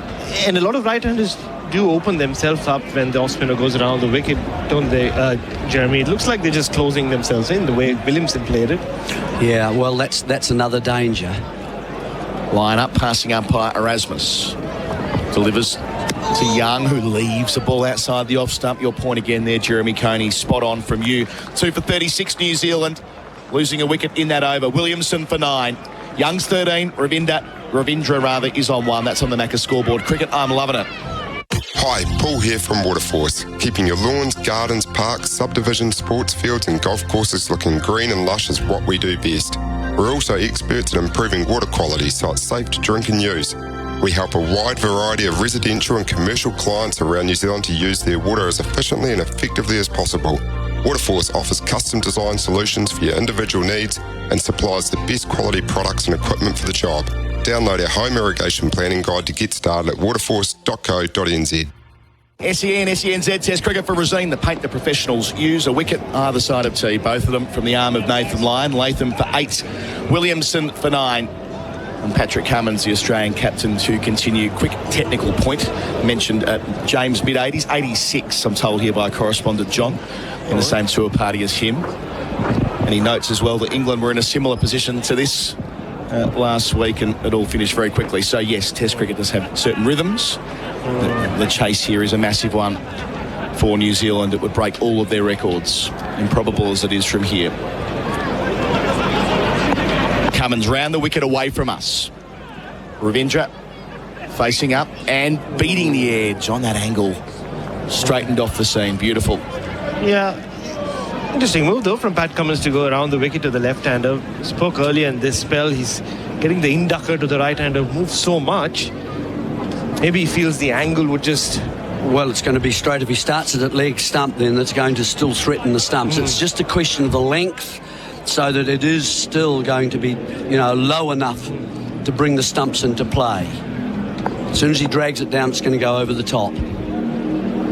Cummins on the approach, charging in past umpire Goff, bowls to Ravindra, who pulls authoritatively out to deep backward square, and he'll get himself a boundary. Now boundaries for Azito. Do it with Azito to you. Ravindra got inside the line and pulled hard at it. Nice timing. Yeah, we've gotten used to Rachin Ravindra do this right since the World Cup. Doesn't mind taking on the short ball. And what he did nicely was get in line, and he picked the right short ball to play that. Well, it was short and therefore didn't swing at all there, didn't it? It just carried straight on and he just helped it round. Sometimes he'll actually pull off the front foot. So there's a man placed out there now. He's about, three-quarters, just over three-quarters of the distance to the boundary, but not right on the edge. So that's Travis Head. So, yeah, more a catching position than a run-saving man out there towards the hill. Fine leg as well. 3 slips a gully behind the wicket on the offside. Cummins. To Ravindra, bowls here, short ball on his hip, helps it out to head. Gets one more. 6 for him, 2 for 40 the score. I think the more likely dismissal is where Ravindra tries to drive from one outside off stump. And whether it goes to the keeper or one of the slips caught, that's impossible to tell. But it brings gully into play, it brings backward point into play. Well, that was the area he was actually caught, wasn't it, on square in the first innings as well. That's the area, if you don't quite get the length right as a batsman and allow it to do something, that's when he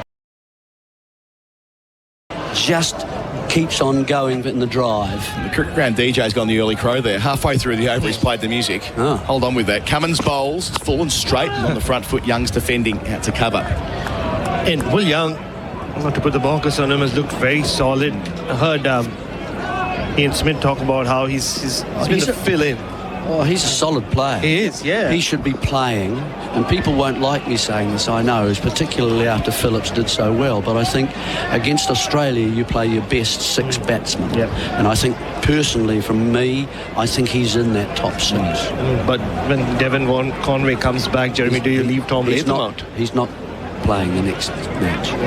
Here's Cummins wider on the crease, Young leaving alone, watching it into the gloves of Carey. Yeah, just on that, Will Young being in and out of the side, just wanted to add that I think he'll know a lot of his teammates' kids' birthdays really well. It's always looked like every time somebody's on a daddy break, he comes and plays a test match. Oh, right. He knows all the kids, how old they are, their birthdays, sends them a gift.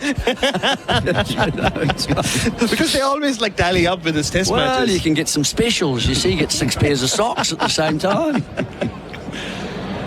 Cummins to finish his 4th over. Young waiting for him, facing up here, going back and defending, riding the bounce. That is the over bowl. 2 for 41, New Zealand. Ravindra 6, Young 13. That's on the Macca scoreboard. Cricket, I'm loving it. After the break, Daniel McHardy replacing me. Create your field of dreams by unlocking the full potential of your sports surface with Mixted Sports Turf. From schools to stadiums, Mixted Sports Turf provides personalised, top-quality solutions for the construction and maintenance of natural and hybrid turf for all sporting codes. From concept, pricing, design and maintenance to upgrades, experience the Mixted difference, where passion, expertise and commitment come together to exceed your expectations. Your turf, our priority. Visit them today at mixteds.co.nz. That's mexteds.co.nz. SENZ and SEN Test cricket with Rosine, the paint professionals use.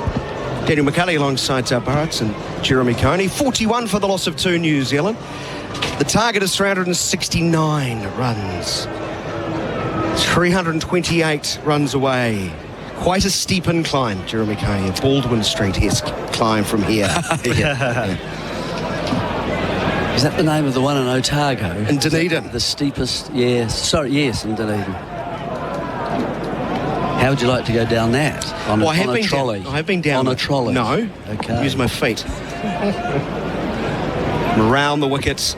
Catching the outside edge that lands in front of a sprawling second slip Smith.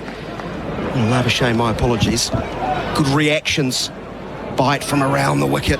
Enough to get the outside part of the bat. As Archie Ravindra pushing, lunging. Yeah, he's reaching for the ball, isn't he? Zedji. In front of his home fans. He goes back and cuts away to point. There'll be no run as Cam Green does the fielding. Latham gone for 8. Williamson for 9. Latham caught behind to a rank long hop that he really should have put away. Outside edge. Carey takes, and then Smith, good catch. That leg slip. And the Adelaide Road end once more. Ravindra dancing feet, a bit like Jeremy Coney at the concert last night. Hits it straight to point.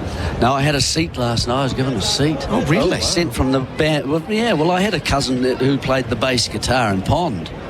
Slapping the bass. Oh, tell you. Man, it was loud.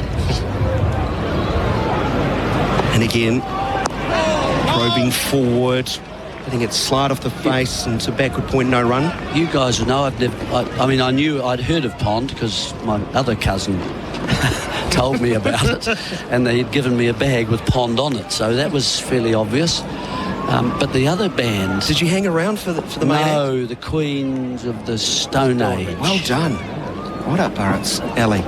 He's a lovely little cut, late cut, backward a point. Just guided it really. We'll come back for 2:43 for the loss of one. Dave Grohl, their former drummer, of course, from the Foo Fighters, Jeremy. Indeed. Would say they're the best rock band in the world. Is that right? Yes. Okay. Well, I don't know. Are they these ones that keep the head going up and down like that? Can you paint the or picture? do they go sideways, which is a bit more dancey, right like that? You know what I mean? No, rather than the head bang. The head banging. Yeah. Do not move your shoulders, Jeremy. Bad technique. I get really upset if someone bangs their head while moving the shoulders. That's Please. poor. Bangs their head. Yeah, bangs their head. Okay. Yeah, so it's just the neck, not the shoulders. Oh, That's better. That feels as if it's not very loud, though, doesn't it? Do you know what I mean? Do we need to get that ambulance to come up here? Yeah, I know. I don't know what's going on there. Line continues. Middle stump line defending to Selimadov. No run. The end of the over. Hopefully Jerry will not put his neck out in the short break. 43 for 2, chasing, well, plenty. Grant Elliott here. I've always tried to make good choices for my family's future and their happiness. Having an enjoyable and safe building experience is about choosing the right builder. So put your family in safe hands and choose GJ's with their proven track record. In over 25 years of business and with close to 23,000 builds, GJ's has completed every home we've ever started, a fact we're very proud of. Make a wise choice and choose New Zealand's most trusted home builder. GJ's, here today and tomorrow. SENZ Test Cricket with Rosine, the paint professionals use. There's absolute devastation in the back of the commentary box.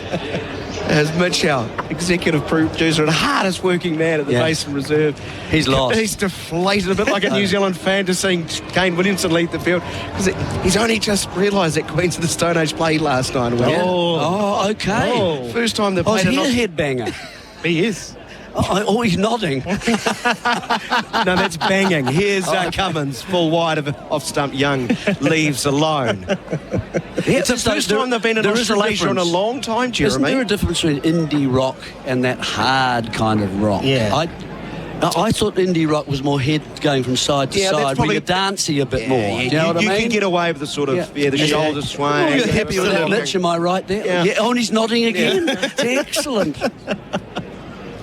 Yeah, you can use the hips a little more. Oh, it comes to alternative rock. Yep. Oh, okay. No hips. Rock. Yeah, alternative rock. No hips. No shoulders if it's metal. Okay, so what music heavy. can you use your hips to? Here's Hazelwood again, wide of off stump, no stroke by Young, who remains on 13. I mean, alternative rock. I mean, even a band like Red Hot Chili Peppers. You know, one of those. There's a bit of funk, bit of soul to that. Yeah, exactly. Yeah, but once you get into your Slayer and your Megadeth, and, even your Sabbath, you stick to just headbanging. Black Sabbath? Black Sabbath, yeah. Yeah, okay. Yeah, the inventors of metal music, Tony Iommi. My God, our God. Tony Iro. Tony Iro. Very good rugby league He player. was. Loved his brother Kevin. Big man. Both of them. Wide of off stump, Hazelwood, no stroke once more. Yeah. They're not like the Everly brothers, though. No. Okay. No. Would you like to talk about the Hollies? Hollies? Would that make you feel well, no, more the Everly comfortable? brothers, that's a bit modern.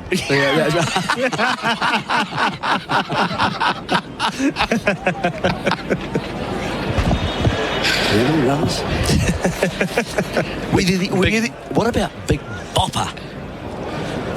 R.I.P. Yes. See, he doesn't know the Big Bopper. So, died in the plane Who crash. else? Who else was on it? Here's Hazelwood from the barn stand in, once more wide and of off stump. Buddy. Ooh-wee-oo. Don't know, do you? Weezer wrote a song about him. Oh. Yes. Well, there was also The Day the Music Died. Buddy Holly. Buddy Holly, Yes. yes, of course. I mean, I of course, Labamba. You spoke about someone dying on a plane. I thought Lynyrd Skynyrd. Two of them. Oh, yeah. Two died. Buddy Holly, yes, right. Richie Valens on that plane too. Yes. Labamba. Someone got off the plane, though, and someone took their place. That was a bit of bad luck, wasn't it? Jeremy Coney, wasn't it? No. Not me. Short lifting outside of off stump once more. Young leaves hands very high this time. And the only reason we're talking about music is Will Young looks very sorted, even though Rachin Ravindra at the other end looks like he wants to impose himself, doesn't he, Jeremy? He wants to kind of tell the Aussies, I'm coming at you. Well, sorry, Bharat. I stupidly looked at the Australian text line, expecting more. I used to bang my head when Jeremy Coney batted. Oh, yes. Against a brick wall. Yes. Just to check whether he's alive. Show the maker's name, Jerry. Yes. Hazelwood, full of straight. He's forced to bowl straighter there because Young has been so patient outside of off stump.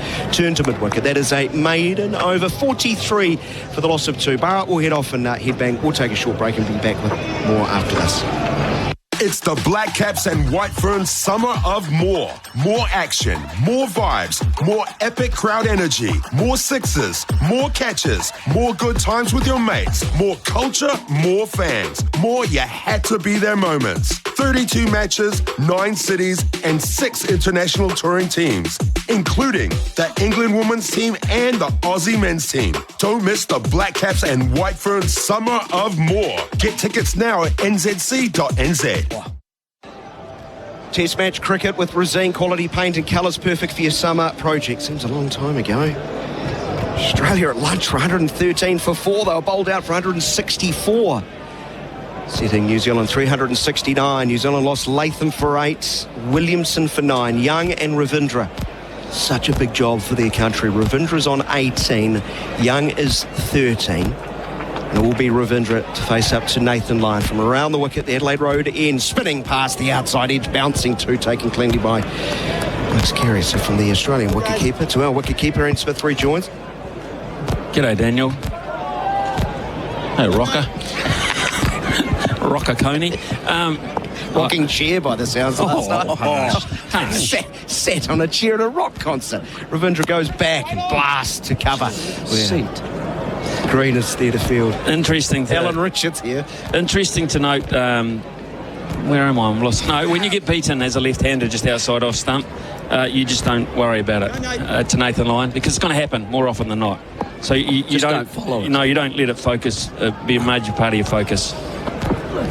Leaves alone outside of off stump. It spins further away. What time's Derby? What are you talking about? A big Derby today? Oh, yeah, New Zealand Derby. New Zealand Derby. Is he racing on today? Is he? Oh, I don't know. Really? Okay. Well, if you just have a look at your phone, Ah, yes, there is too. How did they get on there? 3 balls into the over. Here's Lyon shorter, allowing Ravindra to play late with the spin, guiding to reasonably short points. A couple of slips. Marsh is back on the 45, 15-20 metres from the back. Little drive. Little drive, isn't it? That's a la the first innings. Cover, extra cover, long off. Went on, backward square leg wide of off stump, trying to tempt Wellington left-hander. He leaves alone.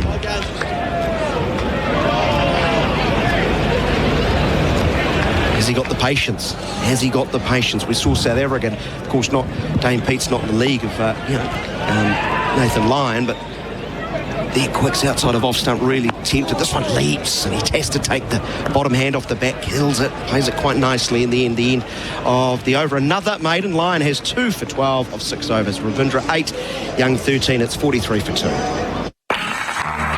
hallway with dated wallpaper. Yeah, some people might call it chic, but to you, it just looks tired. What's the easiest way to remove old wallpaper, though? Are you putting off your decorating project because you're not sure how to do it? Ask the team at your local Resine colour shop for all you need on the best wallpaper, prep and hanging techniques so you can get your DIY to-do list done. It's time to get decorating this summer with Resine. New Zealand are 43 for 2 on the Tyre Power scoreboard. Toyo tyres 25% off. Young on strike, waiting for Hazelwood from the Van Stand end. Full, driven through. Forward of point. Lyon sets off after. They've got at least 2. Might be happy enough with that as Lyon returns the throw. Nice stroke from Young, 45 for the loss of 2. Playing within his technique here, isn't he, Will Young? He's, I will say in his favour, he's managed to stay at the far end. Yes, quite that's right. That shows a lot of experience and maturity. Good batting. Yes. Hasn't quite caught the line, the awkward leg stump line. Hazelwood a little bit wider of the crease. Having said that, he's negating the threat from the other end quite nicely. He looks organised.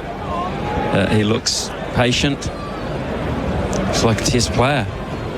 at the moment anyway. Played well against South Africa, a league below this in terms of bowling quality and pressure, but he still did it. There was a wee bit of pressure, wasn't there, in the second innings in the second test, but he supported Williamson extremely well and got a 60-odd not out, didn't he? Hazelwood, I was full of this time, leading forward, opening the face, pushing to line, at point there's no run. Wasn't going to be enough from all accounts. Rumour has it he wasn't going to play in this test had Conway been fit.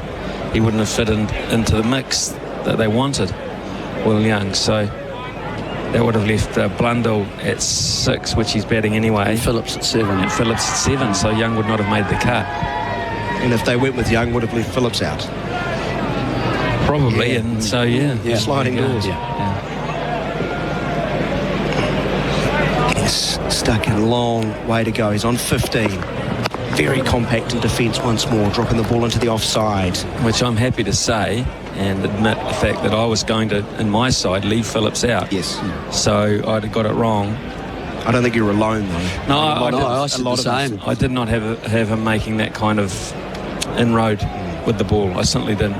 And to be honest, I didn't think he'd bat that well. So he's had a terrific last 48 hours. I think in a lot of ways, you just went on what your eyes have shown you over the years here at Smithy with New Zealand spinners this haven't got a lot of purchase, all results. Shorter on his toes, getting over the top, playing into the offside. He's a favourite of the punters too here. I can just see with something that's come in is Glenn Phillips, the next New Zealand captain. Now that is a leap, I think. He leads from the front, inspiring in his bowling, batting, fielding, running between the wickets. Great team, man. Sounds like a summer Richie. Reads the game well. Sounds like a summer Richie McCaw, doesn't he? Yeah, it does. That's Nathan, thanks for that, mate. Nathan Phillips was that? I don't know. Yeah. Might be just a bridge too far right now. Here's Hazelwood challenging that 5th, 6th stump line, but once more Young leaves alone. It's 45 for the loss of 2. Ravindra is 8. Young is 50. The target is 369 as the sun starts to break through the cloud at the end of the over. Watching the big game? 6 more. Liquorland has your summer sorted. Jim Beam and Cola or Canadian Club and Dry 10-pack cans, 300ml, $27.99 each. Heineken 12-pack cans or Tiger Beer or Sol Mexican Lager 12-pack bottles, 330ml, only $24.99 each. Pals range 10-pack cans, 330ml, $28.99 each. And if you don't want to miss a moment of the action, save time, shop online and collect in store. Liquorland has your summer sorted. R18, drink responsibly. New Zealand 45 for the loss of 2 on the Tyre Power scoreboards. Nathan Lyon, 6 overs, 2 for 12. We'll continue from the Adelaide Road end, from around the wicket. This big turning Basin wicket, bowling to Ravindra, leans forward. It's right over the top of the ball, plays it to point. Great crowd in again. Good costumes. You got a favourite one? Costume? Yeah. Bharat aside. Well, Bharat wasn't even a costume. It's an imposter. He dresses like that every day. Yeah. Line goes a bit flatter. Back goes Ravindra, plays to hit at that short point. I did like the road cones. They were good. They were very topical for Wellington. Here we are. Although they were a big part of a clutch of 20 young gentlemen, I'll call them. Yes. I wandered around in the first session. I could probably describe them as Wade as this one bounces and spins, spitting past Ravindra. That's 5th day sort of behaviour from a pitch that. I mean, that has just bounced and fired up. It's gone a long, long way. That's only the 3rd afternoon. Most unusual, but not bad. It's interesting cricket, and that's what we want. Well handled. He did. He got everything out of the way, got the danger out of the way. Is that on the upslope of one of your scallops, Jerry? Yes. Width outside of off stump, goes back, cuts very, very well. Not a big gap there. Green around is right. Dives, can't cut it off. A boundary for New Zealand left-hander with the Zito. Do it with Zito to the Yoon. 49. Good stroke, Ian. Good stroke. That's not that short. He knows how much it's going to turn. The longer you stay in there, the better. You can see the turn. He's giving himself a little bit of room as he sees the length outside leg stump, and it just opens up enough room to play the cut. And he's threaded it through an arc of fieldsmen. Nice. Lyon still bowling in the sunglasses. Reasonably overcast. Oh, he's missed! Big appeal for LBW. Pleading behind the wicket. Carey, Smith, Labuschagne, they're all wandering forward. They think it's out. Lyon also, it's hit him on the full, has it? I don't think Nathan Lyon is that absolutely chuffed about this whole deal, but they're going upstairs. And I won't say Nathan Lyon was over the moon into this. We'll see where it pitched. Third umpire to director. Did it hit him on the full? Review for LBW. Yeah, time for Original decision is not out. DRS check review. The feet. It's a fair delivery. Front on spin vision piece. With IMAR Insurance, Tradies Trust IMAR for insurance, call 13 IMAR. Jeez, it's so full that it's going to take the stumps. I was just expecting him to get there on the full. Yes. And punch it straight down the ground. That's him on the full. You have to assume it's going straight on. Yes. But if it isn't hitting him on the full, and where's it pitched? Where's it pitched, Jeremy? Did it hit? Hits him on the toe, doesn't it? Or the inside of the left, inside of the right foot. Really interesting one. This did it hit the ground as well at the same time? Oh, is that in line with leg stump? Yep. So that's the first tick. Well, if that's the case, from around the wicket, the angle, it's got to go straight on. It's going to miss the stumps, and that's why Maria Erasmus has given it not out. And why Lyon's not that excited. Yeah. Line, keep it going. Keep it going to the branch piece. Yeah. That line. As the ball passes the bat, no bat involved, ball tracking piece. Yeah, no bats involved as described by the match official. Thudding on the toe. Yeah, but and the ground simultaneously. And how can you possibly know if it pitches, where's it going? It's missing. Thank you, I'll go back to Murray. Looks like it's Murray, you can missing leg stump. Just sliding on. Slight delay on our screen to the big screen. The crowd told you. How many reviews is that? Two. Okay, 2 down. 1 left. Right. Interesting. 49 for 2. And we're only in the 18th over. 1 ball remaining. Wow. They didn't get evicted like our group of young gentlemen who were hell-bent on getting themselves kicked out. And they did? It was some boat races. Successful? Some boat races. Oh, okay. Outrageous. At 11:05. Short, with the outside of off-stump, cutaway. Green gets there, the throw comes in, and Ravindra and Young nearly ran into each other, running the same side of the wicket. Would you believe it? The end of the overseas, New Zealand reached 50 for 2 on the Macca's scoreboard. Cricket, I'm loving it. Back after the short break. At Azito, we know for you it's about leaving your mark. It's a statement, making every task uniquely yours. Azito doesn't just have your back, we're right there with you, powering your DIY journey. With over 100 tools for your home and garden, all powered by one battery to make it happen. Because when it comes to getting things done, this is your moment. Do it yourself. Do it with Azito. Do you?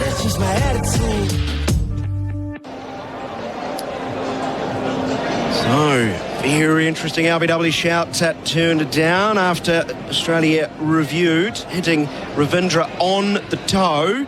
So ball tracking had to assume it was going straight on.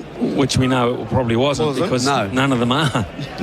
Which is another bizarre twist to the review system. It'd be hard to get an LBW, the amount of turn and bounce. That's why I haven't seen any at this ground due to the bounces. Hazelwood goes around the wicket to Ravindra to start the new over as he defends straight back to the bowler. Hazelwood into his 5th over. He is none for 10. So just looking at this field now, which is very interesting. Cummins at an orthodox sort of mid-on, maybe a bit deeper. A deep backward square who's signing autographs and quite a wide sort of fine leg.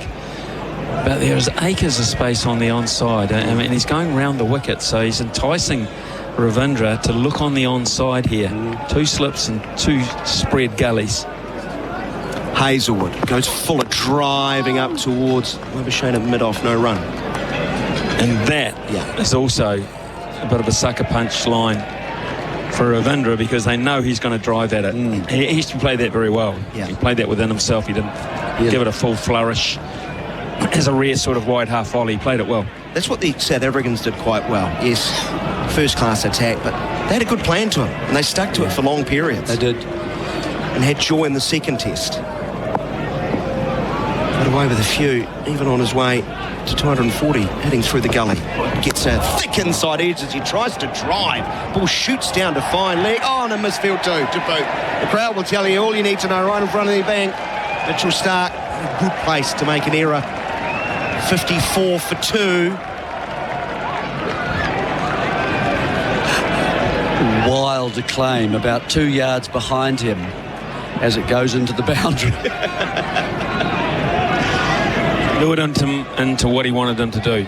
An expansive drive that he wasn't in control of. And that's the thinking here on Ravindra.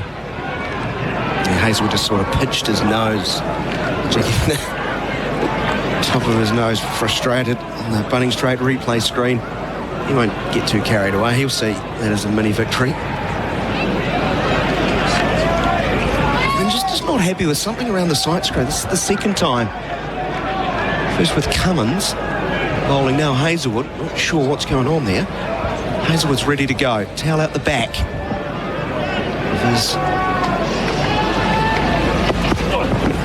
He starts wider, shorter, left alone. Couple of questions for Jeremy. I'll get out of here in 3 minutes. Is the Pearl Jam song Jeremy based on Jeremy Coney? The lyrics King Jeremy the Wicked would suggest so. No. No. I don't think so. And here's a question maybe for both of you, because it says, could Jeremy or Smithy please provide both of us, isn't it? Provide an update on Conway, as I'm sure I heard Mr. Coney say that Conway will miss the next test as well. If that is the case, is Blundell an option to open the batting? Here's Hazelwood in again, shorter, lifting into the ribcage of Ravindra. Rides it quite nicely as he tucks it down towards Stark. He does the field as it trickles to him. Yes, they're a funny bunch in Wellington. 55 for the loss of 2 wickets as Ravindra is to 18. There's a candidate out there at the moment to open the batting. Ravindra. Would you ask him to do that? Probably not. But he has played at the top of the order. We know that. And done well. Conway, we're hearing... Blundell has opened in Test. He has. Got 100 at the MCG. Yes, he did. Boxing Day Test. Back over the wicket to the right-hander, Young. Hazelwood was full off stump, coming forward. Perfect technique in the defensive stroke. The end of the over, 55 for 2, chasing 369 New Zealand.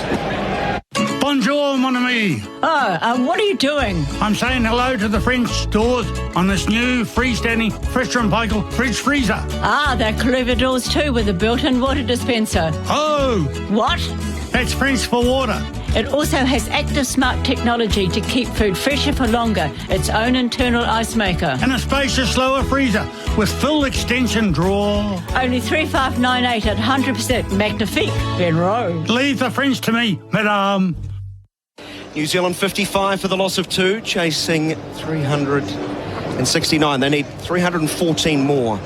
They've lost 2 wickets. Latham for 8, Williamson for 9, alongside me, Daniel McHardy in the experts chair with in-place living specialist disability accommodation designed for you as Ian Smith and Jeremy Coney. Ravindra on strike on 18. Lyon starts a new over, left alone outside of off stump. Interesting now, having had that decision go against him, Nathan Lyon, and being a little bit fruitless outside off stump, because Ravindra's got that pretty much sorted. Whether he goes full again, will he ask him to hit through the onside and the acres of space that he's left him and play across the line? Such a heavily packed offside field, and Ravindra goes back and bullies the ball through extra cover. Beautiful whip of the bat, races away for a boundary. He's 22, 59 for 2. If you count the 2 slips in, there are 6 fielders basically for the cut. As the ball is just slightly short of a length, turning away and allowing Ravindra, the left-hander, to play it that way. He's actually, however, it's short enough that he can sort of more bunt it more like a baseball stroke through extra cover where it's not being covered. It's forced also Cam Green to go deeper on square. And mid-off's gone wider too. He bowls a little bit straighter, push back to the bowler, no run.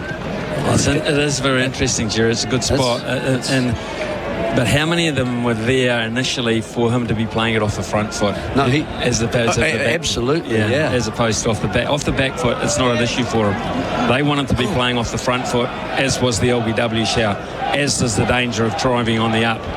Yep. Lyon moves in, bowls quicker, defending as Ravindra. See, that's quite good too. The last two deliveries are better, I think, and more dangerous. I think the straighter that Lyon bowls and tries to get the ball to turn across the face of the bat towards the offside, the more chance they've got of getting an edge to those two slips or the keeper. So he catches the outside portion of the bat, trickles away to the point region backward of. It's kind of, other than the very full ball to Lyon, I don't reckon you want to drive. No. I think that's a very dangerous stroke. Especially the way he tends to drop the ball just slightly, and it's steeper. You're right, the odds aren't in your favour. No. Last ball of the over. Leg stump line spinning around about waist height, played softly in front of him by Ravindra. The end of the over, 59 for the loss of 2. As the sun comes out, perfect time for me to leave and go sunbathe. Gerard Whateley after the break. The team at PGG Wrightson Turf are all about the delivery of high-performance turf grass solutions. They've been in the business for over 40 years, so they know what it takes to deliver a top-quality result for your needs. From pro sports turf and turf landscaping through to revegetation and erosion control, their highly skilled team knows every aspect of the turf and environmental markets. To find out more about how they can help with your turf grass solutions, visit pggwrightsonturf.com. Sun's out in Wellington, straight to the beach. SEN and SENZ cricket for Resine quality paint and colours, perfect for your summer projects. We're going to have spin from both ends. Travis Head is going to get first dibs at things. From our broadcast end, Ian Smith, we were pondering this in the spillover box a little earlier on, and felt like he would be ahead of either Labuschagne or Smith. Well, he is a wicket taker. He has a habit. And one of the reasons I think he's a wicket taker is because when he's bowling either with the line or just after line, people relax a wee bit. Yep. The intensity and the strain on you of the accuracy of line, the working away, working you out, working you over syndrome that Lyon seems to have with batsmen. Head doesn't have. He hasn't had that. He hasn't got that reputation. He hasn't had that experience. He doesn't bowl those long spells. But when it comes to think now, I can finally take to this guy. I can finally get some runs. I can finally free up. He gets you out. And that's a good change. This it really is. Travis Head begins his work. It's to the leg side. It's turned away by Young, straight into short leg. That's Labuschagne. He's under the helmet. No run. So a slip, a short leg, mid-wicket, 4 pitches away. Young leaves outside the off stump. Labuschagne, annoying as ever, straight into his work.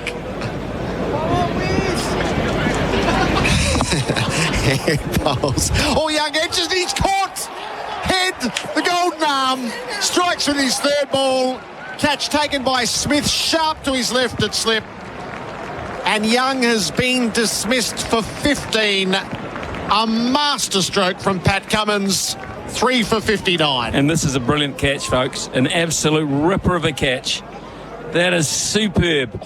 One of the great reactionary first slip catches you can imagine, because he would not have seen that come off the edge because he was blinded by Alex Carey. Steve Smith is a terrific, superb slip catcher. And Will Young has fought so hard for so long with great technique. He looks back to say, what did I do wrong there?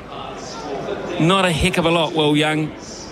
Not a heck of a lot, but just enough for Australia to pounce, and that's exactly what they've done. What a catch. Absolute ripper of a catch. One of the catches of the summer for Macca's cricket. I'm loving it. So Smith's taken 2 in this innings. That's he brought 180 test catches into this test match, and he's added to 182.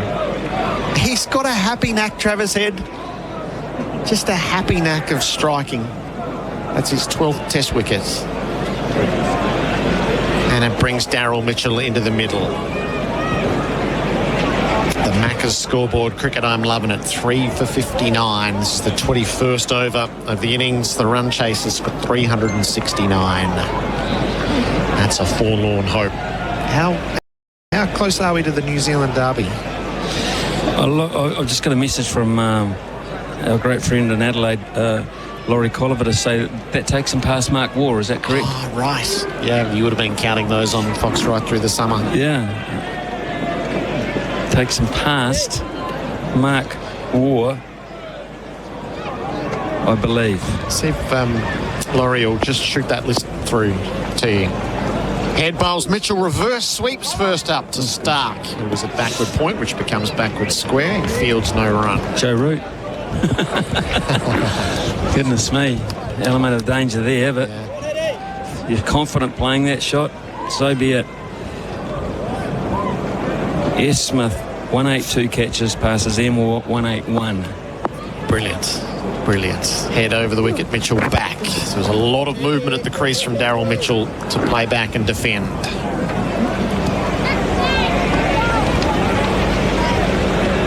Stark retreats to backward point. So 2 in the deep on the leg side and 1 on the off. Mitchell leans forward, prods the ball to Khawaja in the covers. A successful over for Travis Head. A wicket maiden, 3 for 59. The Macca's scoreboard. Cricket, I'm loving it. Need a taxi? Call Auckland Co-op Taxis 09 300 3000. Catching up with friends. Entertaining with colleagues and clients. Need a safe ride home after the party? Do it all with one call. 09 300 3000. Auckland Co-op Taxis. Part of Blue Bubble nationwide. Safe and reliable. So book your Blue Bubble. Auckland Co-op Taxis. 09 300 3000. SEN and SENZ Test cricket for Rosina. The paint professionals use 3 for 59. Ravindra's 22. The men out. Latham for 8. Young for 15. Williamson for 9. All to spin. 2 to line and 1 to head. Don't feel like he's bowled absolutely brilliantly yet, Lyon, but he got the cheap wicket early of Latham, who went back to cut.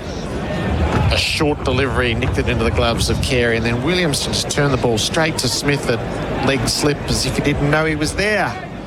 It's a sharp enough catch low down. And then a very fine reflex catch low down to the left. Great replays for the Bunnings trade replay screen. The crowd has seen all of those. Lyon begins his fresh over. Ravindra back, cutting. Backward point in place. Marshfield's no run. We know Mark Waugh is a terrific judge of fielding and catching in those areas, and to have Steve Smith go past him is something in its own right. But when Steve Smith looks at that catch, if he was able to sit alongside Mark Waugh and discuss that catch, they'd both be in agreement. They're the hardest ones to take off an off spinner. Back and defending. So in a way, Mark, when he sees that Mark Waugh, he'll say, probably won't be watching now because it's a big race day in Australia, as you well know, Gerard. But when he sees that later, that catch that's taken him past, he will say, that is one heck of a catch. And he sets high standards, does Junior. It's a good one for a milestone. Line to Ravindra.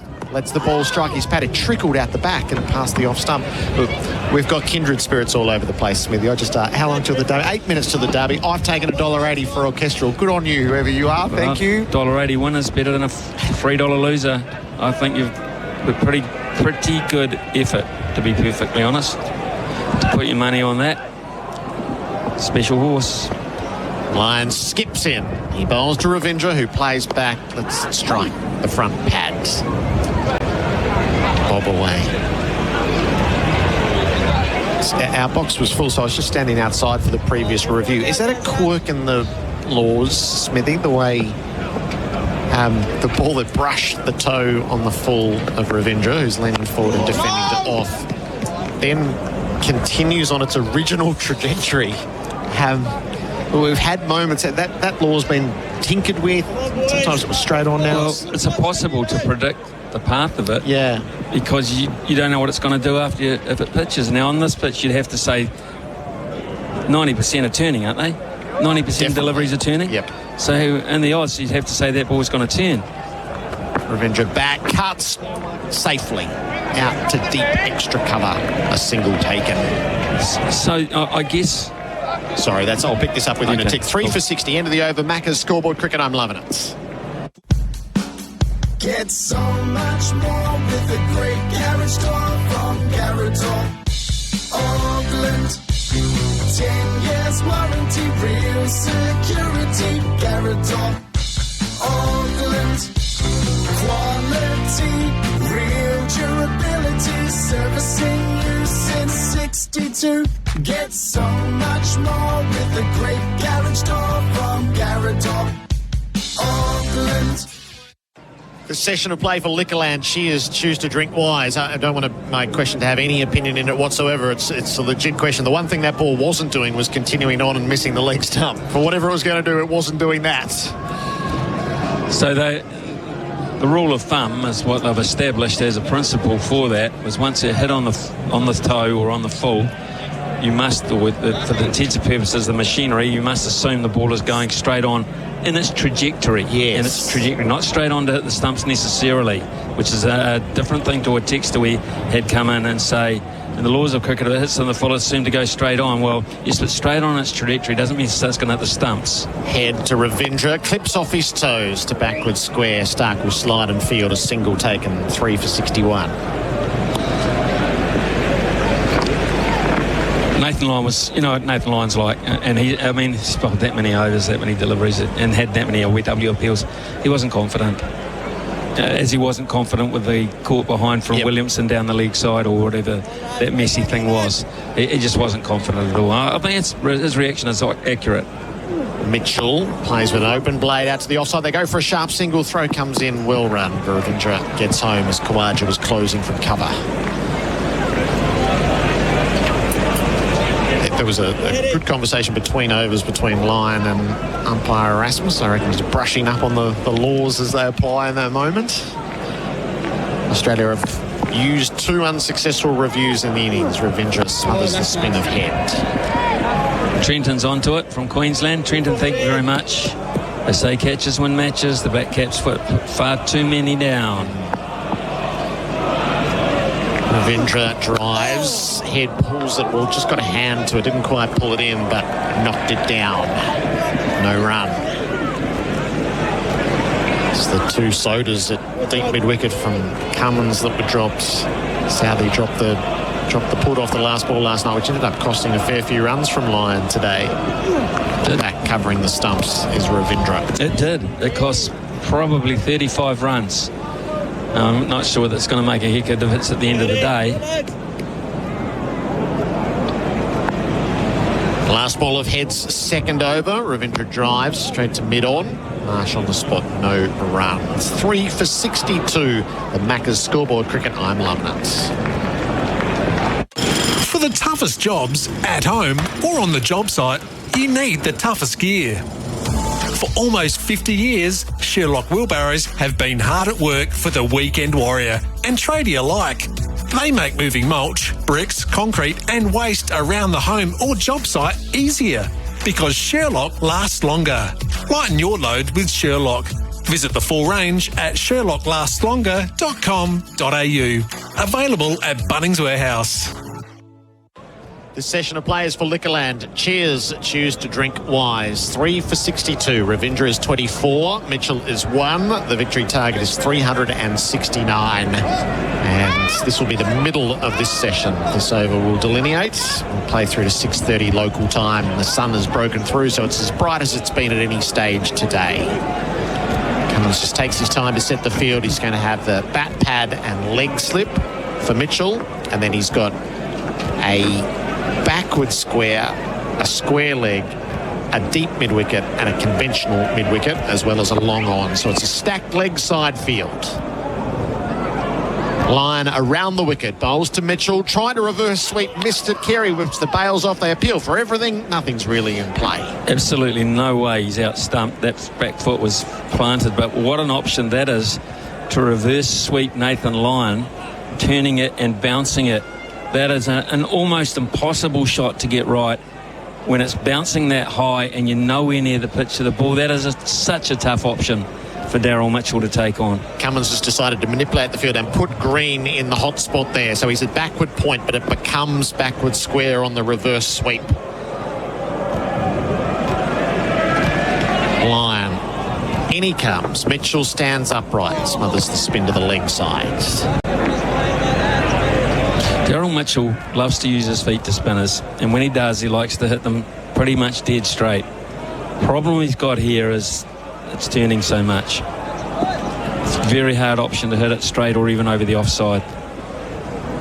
Mitchell stands upright, inside edge, past Smith at leg slip, dive at backward square from Khawaja, saves, runs. Unconvincing. Yes, and Mitchell's got a bit of everything going on. Reverse sweeping and defending unconvincingly. They're slowly squashing him and strangling his options, his shot options here. He's going to need a better mode. He decides conventional sweep, top edge, lands safe of Khawaja, who will chase it down to fine leg. They'll have two as the Australian opener gets there. Mitchell's three. Well, quite clearly Daryl Mitchell says, I am not going to get caught close in on the onside defending. Yeah. I'm not going to hit it.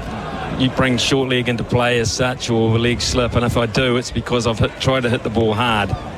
So that is his modus operandi, as you like to call it. His MO would be to play forcefully as opposed to soft hand defensively. Lyon working him over. Mitchell really tried to touch it round the leg side as Carey took it. Smith was twitching and edging and ready to dive. Gosh, he's a good slipper. He's a good fielder, actually. I mean, he's a great fielder, Steve Smith. Yeah. The degree of difficulty in that catch he just took is a lot higher than people give him credit for. Last ball of the over. Mitchell does turn it around the corner, but straight to Khawaja. 3 for 64 after 24 overs. The Macca's scoreboard cricket. I'm loving it. And drinks has been called. Open Country Drinks Break, delivering you a summer of New Zealand's best cricket with the Black Caps. So in this session, where were we at? I didn't write the T score down. It was 1 for 15 odd, and then Williamson caught Lyon for 9, and Young caught Smith bowled head for 15. 3 for 59 then, 3 for 64 now, as the drinks break is taken thanks to Open Country. Get so much more with the great garage store from Garage Auckland. Every Aucklander deserves to have a strong, safe, secure Garrador Auckland garage door. From Wellsford to Waiuku, Garrador Auckland service the whole of Auckland, and with a 10-year warranty, they're hard to beat. GarradorAuckland.co.nz. Get so much more with the great garage door from Garrador Auckland. The Grand Tour Racing Festival is bigger, brighter, bolder and louder than ever. LoveRacing.nz, together with TAB, brings you New Zealand's top 20 thoroughbred racing events, celebrating all the action and entertainment both on and off the track at the biggest and best race days across the country, featuring headline acts Sir Dave Dobbin, Peking Duck, the Black Seeds, Zed and more. Eat, drink and get racy at New Zealand's ultimate thoroughbred racing festival. It's one hot ticket. Book today at thegrandtour.nz. Canterbury Biltong. Bowling to Jerky. Coming in from the northern end. Pitches this one just outside off. There's a loud appeal for caught behind. And then taking it upstairs. Let's look at Snacko. There's certainly a faint edge. Jerky's nicked it. And it's another wicket for Canterbury Biltong. No denying Snacko. A beaut of a delivery from Canterbury Biltong. Canterbury Biltong. Air-dried beef and venison snacks. Available nationwide or at canterburybiltong.co.nz. Explore your limits.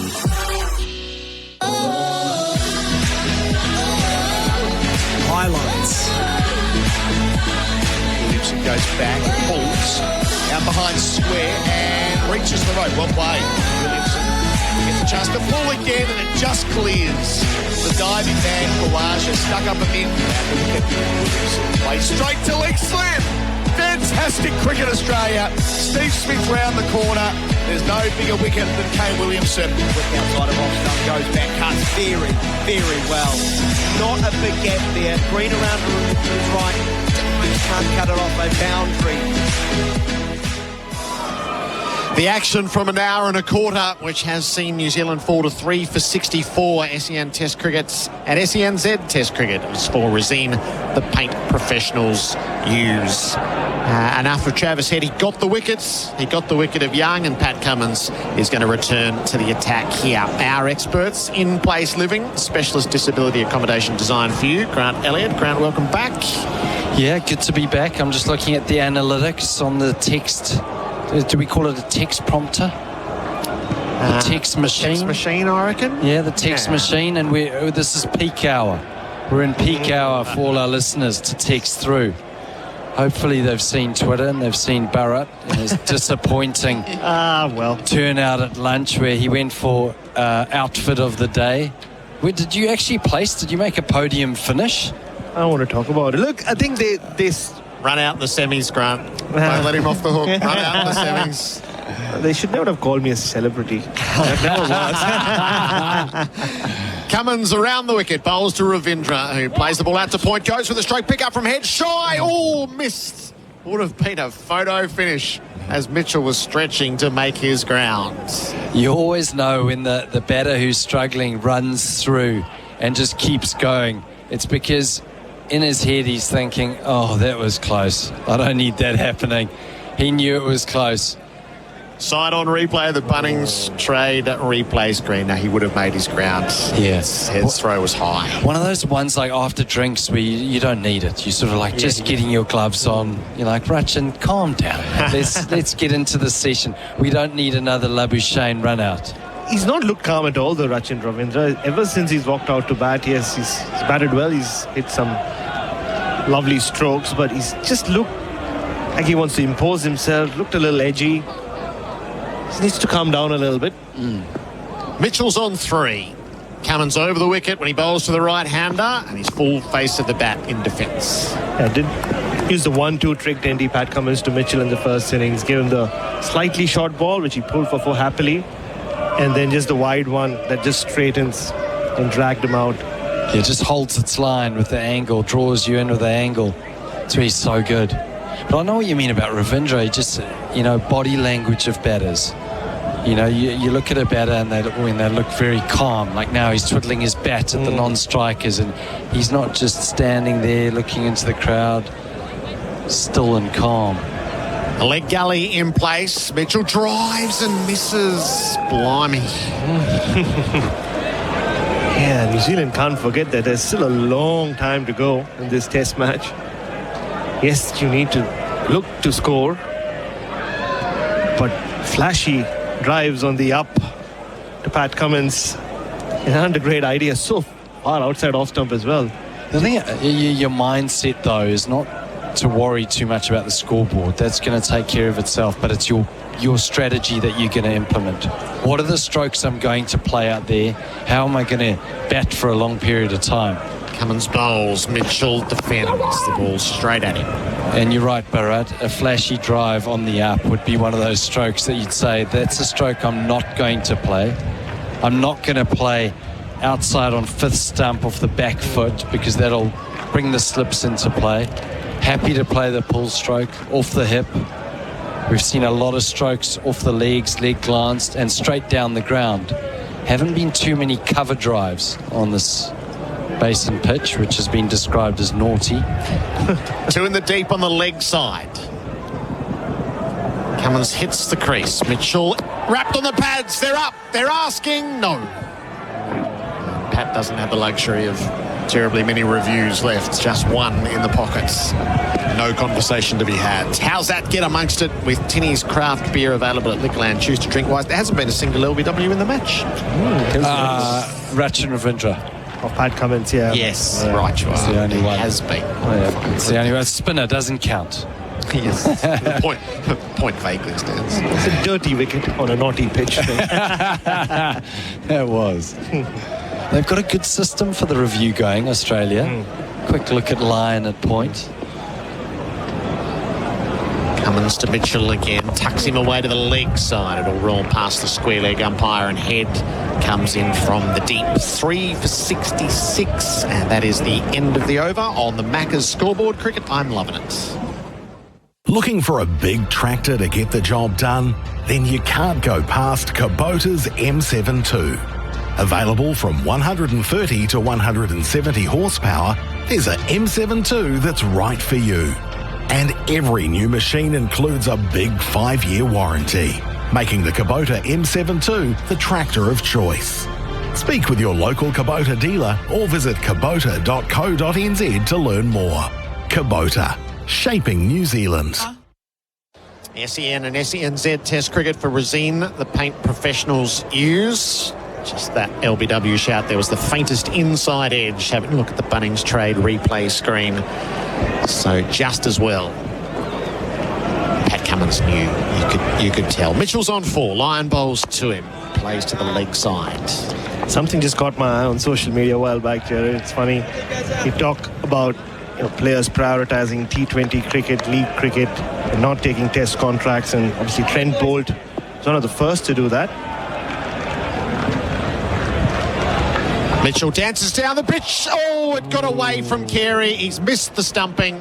Mitchell's head were in the clouds. And he should have been dismissed. Not to be. Gets a life. Yeah, he's taking too many chances here. He's not even giving himself a chance to settle. You're right. Head was all over the place. Brushed his back leg, which took it away from Carey. And he's tried the reverse sweep, doesn't work. Flashy drive of Cummins, very lucky to survive. And just to finish on Trent Boult. So yes, he doesn't take the central contract. It would have been fun to watch him bowl on this pitch. I saw a picture. He's just landed in Jamnagar in Gujarat to attend the owner of Mumbai Indians' wedding. Right. And it is the event in cricket right now. Every superstar you can think of has landed in Jamnagar for that wedding. Really? Tells you where the power lies, Gerard. Does. Who's who? Over the wicket, line bowls. Ravindra lets it hit the pad, balloons away into the cordon. Can you not tell Smithy and Jeremy? I can't wait. Do not tell them. I'm waiting for the right timing to slip it in. Don't you worry. Short leg, 2 slips. Lion bowls. Ravindra uses the bat just to run the ball to Labuschagne across the popping crease. It's really interesting how batters are going to approach Lion. He's obviously, one of the most dangerous bowlers on this pitch now with the way that it's reacting to spin. Whether you go ultra attacking, which Daryl Mitchell is obviously deciding to do, or Rachin Ravindra, he's just looking to wait for that poor ball. Nathan Lyon very rarely gives you a poor ball. The poor ball for Rachin Ravindra is going to be on the cut. They've got a man back at point. You only get 1 for that now. Mid-wickets come in. Cam Green in that position. Ravindra defends with the silly mid-off. Head under the helmet. Daryl Mitchell likes coming down the wicket, hitting the ball straight. That's a strength of his. But I don't think he's ever faced someone turning and bouncing it as much in New Zealand as Nathan Lyon is here at the Cello Basin Reserve. Ravindra's on 25. Defends the last ball of the over. 3 for 67. The Macca's scoreboard cricket. I'm loving it.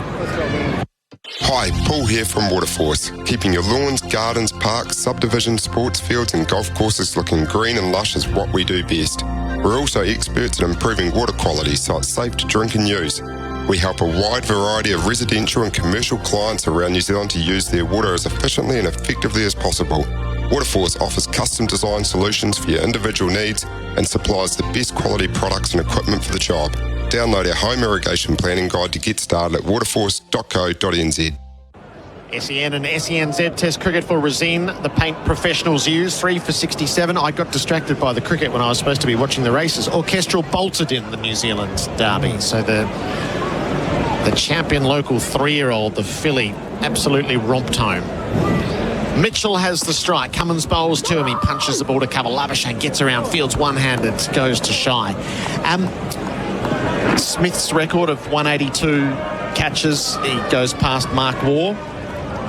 And as Smithy said, is if you want a catch to demonstrate the sheer skill and reaction time as the one he's taken down to his left to break that record is a pretty fine example. Oh, I mean, we talk so much about his freakish technique as a batter. He's such a freakish slip fielder and not someone who practices a lot of slip catching either, Gerard. You rarely see him do much of it.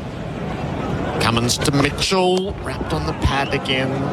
Maybe an inside edge on the way through once more. Obviously, if you spend 3 out of 3 hours and 15 minutes of your training batting, you don't get a lot of time to practice your slip catching, but he'll just take a few. It's more about feel for him. Just his reactions. We saw it in India last year in Indore when he was captaining the side as well. He's just extraordinary. And Cott Smith bowled Lyon. I mean, this was off head, but Cott Smith bowled Lyon should be up there with Cott Marsh bowled Lily, in my opinion. Cummins to Mitchell, who's getting a fierce working over, and he's beaten on the outside edge as he plunged forward to defend. He's bowled well, Cummins. He's bowled so well. That's just that seam, the release of the hand. You see how viciously that seam is just wobbling and could go either way. It's either going to go in with the angle or just away like that. As a player, it's awful. Do I play at it? Do I leave it? Mitchell's trying to get out of the crease, which is what he does. A little bit like Cam Green. He's a dangerous bowler to do that to, Cummins. Mitchell's 4 from 20 balls. He comes forward and gets the bat on ball that he was searching for, away to mid-on, no run. Just looking at these two bats, we've spoken so much about some of the other New Zealand cricketers carrying the baggage of losing to Australia.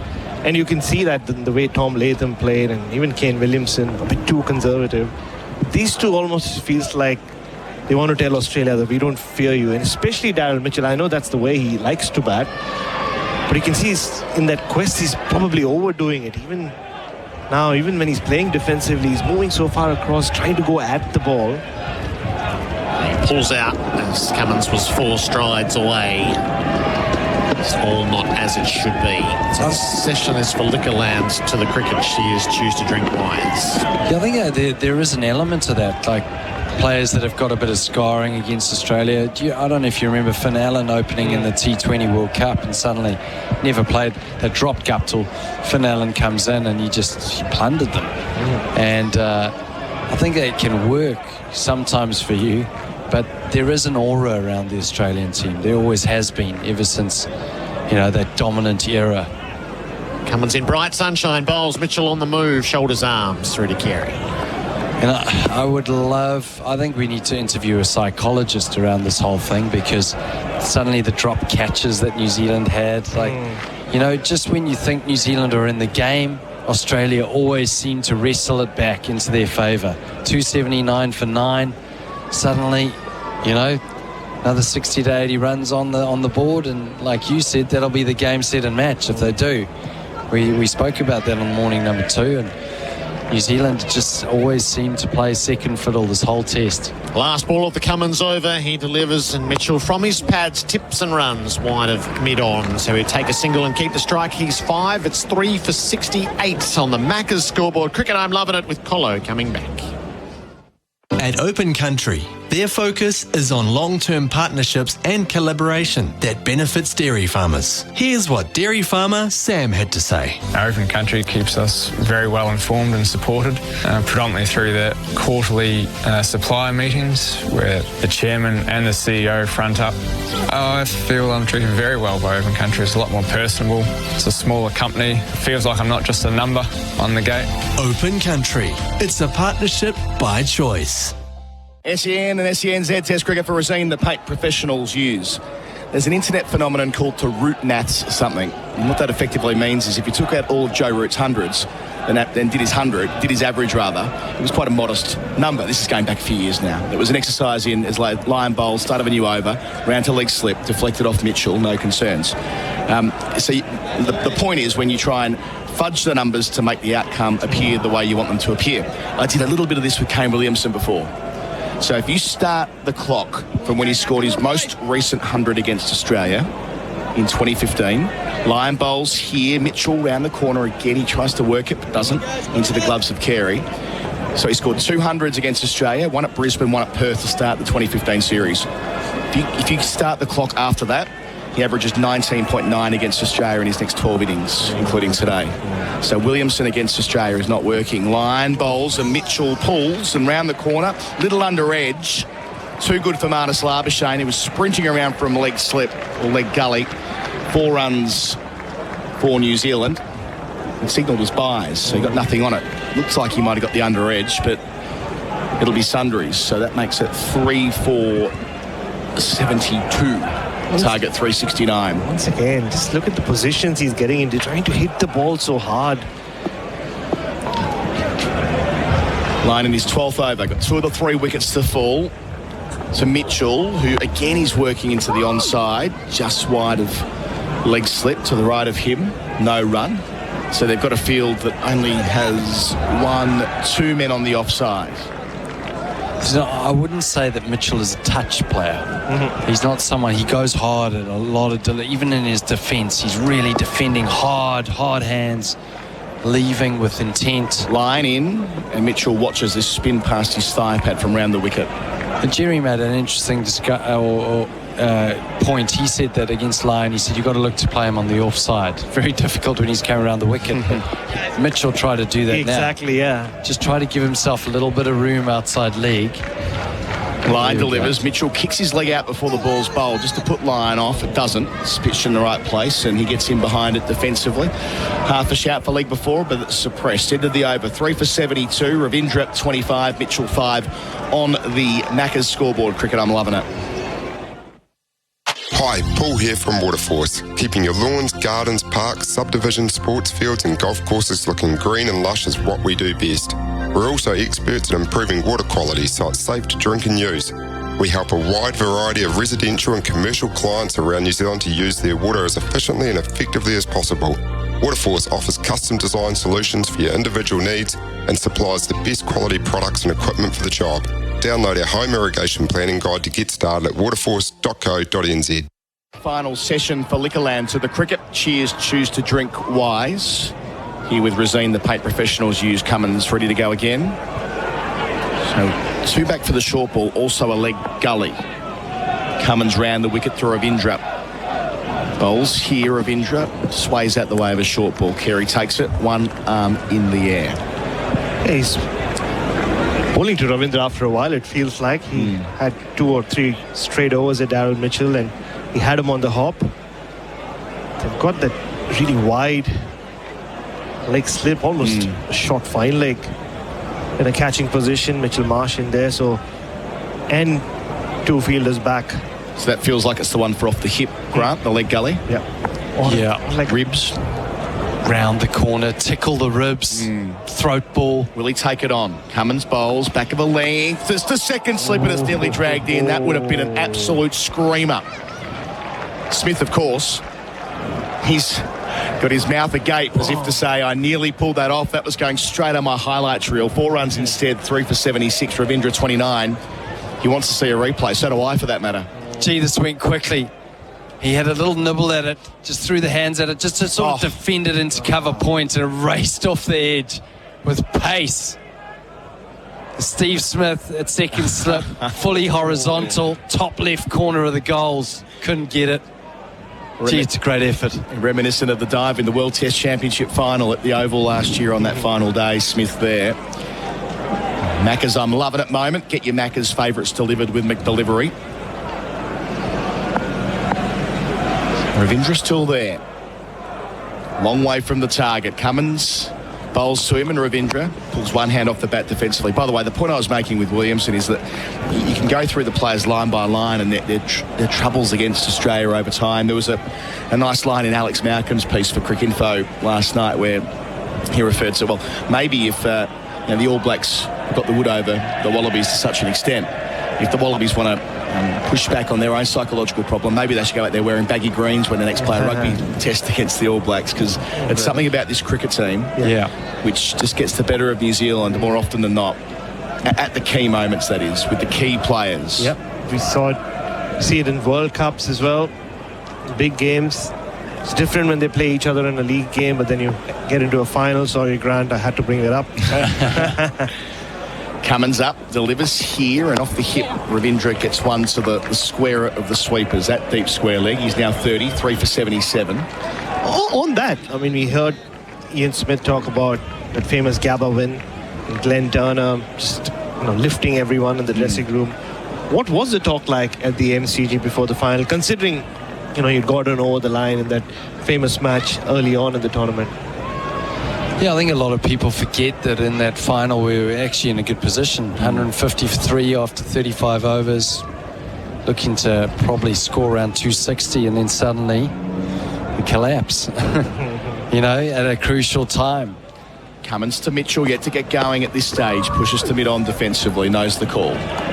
Ross, Taylor and myself were batting, and everyone remembers that final for Brendan McCullum, saying, why did he do that? Why didn't he just play a little bit more of a circumspect sort of game and have a few balls to look at? But he didn't do that the whole World Cup. I do think it would have been different had we had more games in Australia. That was our first game in Australia. We didn't. Australia played in New Zealand and Australia. We played all of our pool games in New Zealand and then the final at MCG. Just on that MCG piece, is there anything to the... Well, it's now law, really, that New Zealand were overwhelmed by the size of the ground. Is there anything to that? No. You rocked up the day before, so it was written that you rocked up the day before, you're like, wow, this is quite the stadium. Or is that one of those things that's got a head of steam over the years? Yeah, head of steam. I'd played at the MCG prior. So Cummins to finish. We'll pick this up, and swaying out the way is Mitchell from back of a length. 3 for 77 on the Macca's scoreboard. Cricket, I'm loving it. Ravindra's 30, Mitchell's 5. I've always tried to make good choices for my family's future and their happiness. Having an enjoyable and safe building experience is about choosing the right builder. So put your family in safe hands and choose GJ's with their proven track record. In over 25 years of business and with close to 23,000 builds, GJ's has completed every home we've ever started, a fact we're very proud of. Make a wise choice and choose New Zealand's most trusted home builder. GJ's, here today and tomorrow. Zed. We're here with Rosine, the paint professionals use. Asking Grant Elliott about... I started my stint by talking about internet jargon, Twitter jargon. It was MCG so big was the hashtag to take the mick out of New Zealand, who played on the smaller grounds and rocked up at the G. And different story. Pick up the story, Grant. I think it just gathered steam because everyone in New Zealand, they thought that was the catchphrase of why we wouldn't win the final. Line 3 catches on the offside, close in. Ravindra bisects 2 of them, out to point, no run. And obviously having played at, beating Australia at Eden Park, where the story goes, one of the board members was behind Alan Border and Rod Marsh, she said. And now a silly points in. Line bowls. Ravindra tries to defend. It does defend in the end, but it's on the bounce. Had to really lunge to get to the pitch of it. And I think Australia were 26 off 2 overs. Finch had a number of sixes, and all they were doing was like practicing hitting sixes at Eden Park. Got bowled out for 160, I want to say. Trent Bolt Pfeiffer. Yep. Line bowls straight on with the arm. Ravindra equal to it on the cut, but finds backward point. Apparently it was heard saying, we should go and get around 350, 420, something like that. And it was a 160. And it's amazing how Eden Park never really has produced a massive score. Oh, yeah. When you look at the ground there as a bowler, you think, oh no, I don't really want to pitch it up here. 55-metre hit or 65-metre hit over the bowler's head for 6. Line bowls. Ravindra back cutting again. Doesn't quite reach Khawaja. That did hang in the air for a time. That was one of 2 matches in that World Cup. New Zealand won at Eden Park with a 6, if I recall. Yeah. And all I know about the Eden Park now is that fluorescent green seat that I like to go and sit on. You've sat on that one. Of course. It's not colourful enough for you, Bharat. It's not, but that's why I go sit on it. Is that the Grant Elliott seat? Line delivers. Ravindra sees fit to leave. It is. It indeed is. I think because we had so much success in New Zealand, because the grounds were a lot smaller, I think that's why there was a hashtag MCG is so big. But I still feel that's the one regret. I feel like we were in a good position at the 35 over mark. Line bowls. Ravindra to finish. Defends from the leg stump line. He's 30. Mitchell's 5. New Zealand 3 for 77 on the Macca's scoreboard. Cricket, I'm loving it. Get so much more with a great garage door from Garage Door. Auckland. real security, Garrador, Auckland. Quality, real durability, servicing you since 62. Get so much more with the great garage door from Garrador, Auckland. We're here at Basin Reserve for Resine, the paint professionals use, talking about, I suppose, a bittersweet campaign for New Zealand, doing so well to make the final and didn't quite get over the line. Yeah, and I think the main point is that New Zealand need a psychological advantage somewhere. But in the history, or at least the immediate last 20 years, there hasn't really been a psychological event that has given them the upper hand. Cummins with a leg gully, bowls to Mitchell, who leaves. The interesting part of that, Bharat, having gone through it with you before the test, is that through I would say from the mid-80s until the early 90s, New Zealand had the wood over Australia in many respects. 85-86 we've talked about a lot. 86 over here, back-to-back series wins across the same season. 86-87 came very close to winning again. Mike Whitney stood between New Zealand and another victory in Australia. The 91-92 World Cup, where New Zealand won the tournament opener against Australia at Eden Park again. Cummins up, bowls here on the pull, Mitchell. Down towards fine leg, it crawls there, they get a single. They get moved to 3 for 78. Mitchell has 6 of those. You've got the 1990 Test match here, where New Zealand win the one-off Test match here comfortably. They knock over Alan Border's side. 93, they had the better of a drawn series. So, I mean, there is a window where what we're discussing here didn't really exist. There's the T20 World Cup, there's the One Day World Cup, there's the Champions Trophy 2009. I played in that one. But I think it all started with the underarm. That was where the psychological one-up. You know, but that was the trigger for New Zealand having that great run against Australia. You need something else like that. Something else controversial. Yeah. Where's Alex Carey? Ask him to stump. Yes. Now we're talking from a New Zealand perspective. So Cummins has the leg gully back when bowling over the wicket. Change of angle, Ravindra, full though, defending from middle stump out to Cummins in his follow-through. But we were chatting about this, Adam, before the start of the game. I do feel bad for New Zealand. Their peak, or for this current team, where they were unbeaten at home, came between, say, 2017 and 2021. Australia never came here to play Test cricket. Maybe that team, the confidence that they had every time they played at home at that point, maybe they would have backed themselves a little more. Yeah. But, I mean, it was great. Green wickets, Bolt, Southey in their pomp. Then Wagner, then Jameson. Cummins bowls, Ravindra pulls, finds the gap at deep backward square for 4. Thudded into the rope in front of the hill. That's a really nice shot. Got into position early. The swivel of the hips. He's 34. New Zealand 3 for 82. Second really good pull shot from Ravindra in this innings. Both off Cummins. The ball didn't get up too much, so he had the chance to just swivel and make contact exactly where he wanted to. Yeah, a lot of control in that shot. And now Cummins takes the third slip out, throws him out backward square leg. So it either means I'm going to give you more of a barrage. Let's see if you can play it along the ground like you did the last one without hitting it in the air. 3 men back, fine leg, deep backward square, and 1 in front of square. 6-4. Cummins bowls, Ravindra defends out into the offside. The one thing we haven't really seen in this test is either team go full-on bouncer war, which in the last 12 to 24 months we're seeing in most test matches that we cover, where you'll see a fine leg, a deep backward square, and then just in front of square, and then a couple of other catches on the onside, all there for the short ball, a fly slip and a deep backward point. But in this test, for whatever reason, neither side's gone to it. As close as we've got is now, with 3 men catching on the leg side on the rope. There's been enough on offer for the seamers, though. I guess off a length, maybe. That has something to do with it. So Cummins to finish the over, back round the wicket. Ravindra plays it out to one of the sweepers. It's really good batting. He'll keep the strike with the single. He's 35. It's 3 for 83. The target's 369. That's on the Macca scoreboard. Cricket, I'm loving it.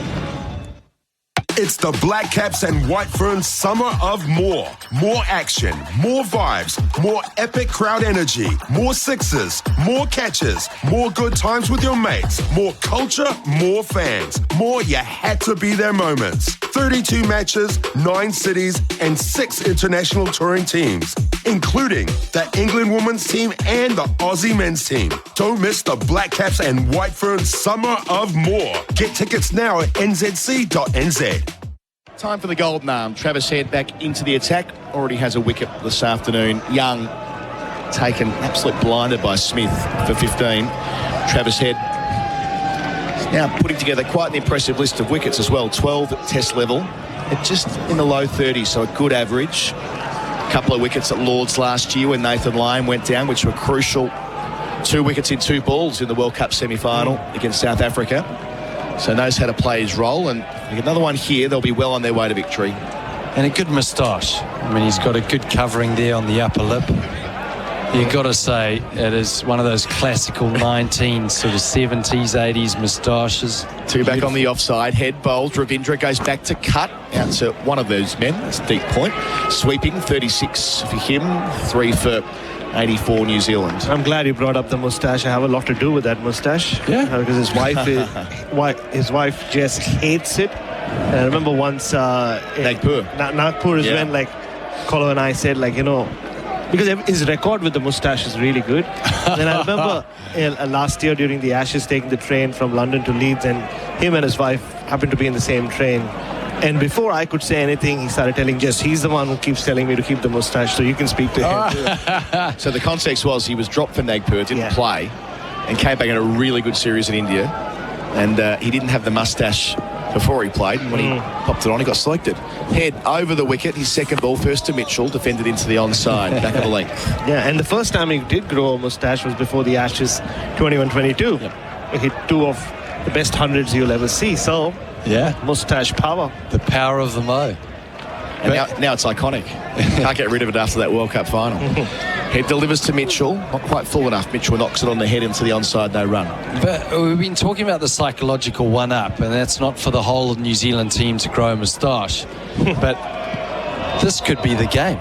Do you think this could be the game? Head again to Mitchell. Off stump line, defended a silly point where there isn't a man. Like if New Zealand were to win this test match, I mean, that would be one of those moments that you would say could change the tides. Yeah, it will. Because we haven't been able to. We just haven't. Head bowls, slipping a short leg reverse sweep from Mitchell. He loves that shot, but straight to backward point, no run. I thought you were just saying, should everyone just disobey their wife? No, don't do that. If they win this test match, Grant, it'll be more than that. It'll be one of the greatest chases ever. Oh, yeah. Their highest ever as well, right? Comfortably. Head to finish first over of his spell. Mitchell tucks it around the corner. It's a backward square leg where Kawaja Fields, no single. 3 for 84 New Zealand. Their target 369. Ravindra 36. Mitchell 6 on the Macca's scoreboard. Cricket, I'm loving it. Daniel McHardy in for me after the break.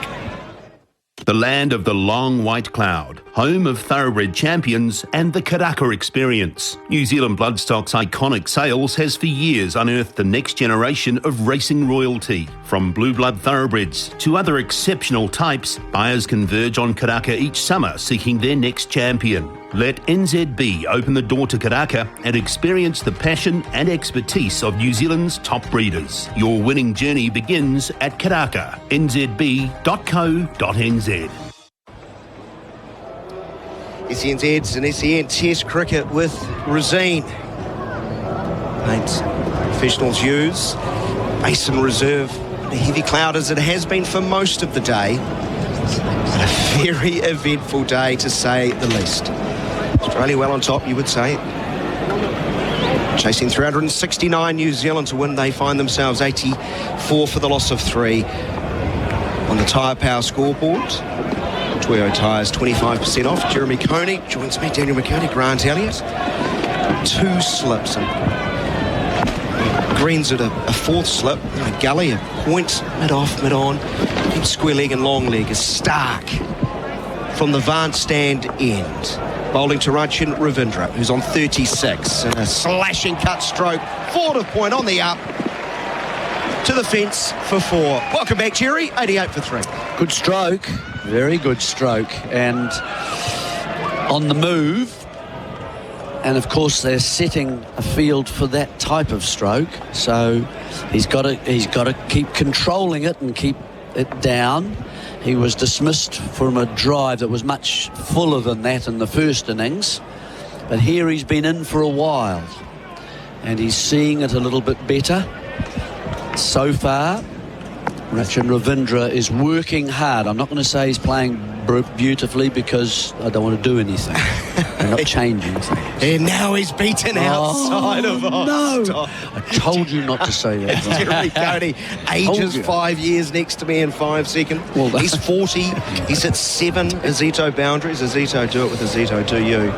Well, I was going to say, I think the real challenge for Rachin Ravindra in Test cricket now is when you watch that innings he played against South Africa and he had a massive slash outside the off stump on 5th stump, didn't need to play at it, point out, is going to be the test on 5th and 6th stump and how patient he can be. Can he just let the ball alone and allow the Australian bowlers to bowl at him? Stark in again, bowls at him short of a length, jumping as he defends to point. So he needs to channel his inner Cameron Green, who was excellent in both innings, really. You think about how many times Cameron Green played a cover drive or back foot drive through covers. Very rarely. We saw him play a square drive. We saw him play on drives. We saw him glance off the legs. There's a number of pull strokes. It was either a horizontal bat or a vertical bat. There was nothing in between. As soon as you dangle that bat between a horizontal shot and a straight batted shot, it's when you bring in the slip cord and at this pace.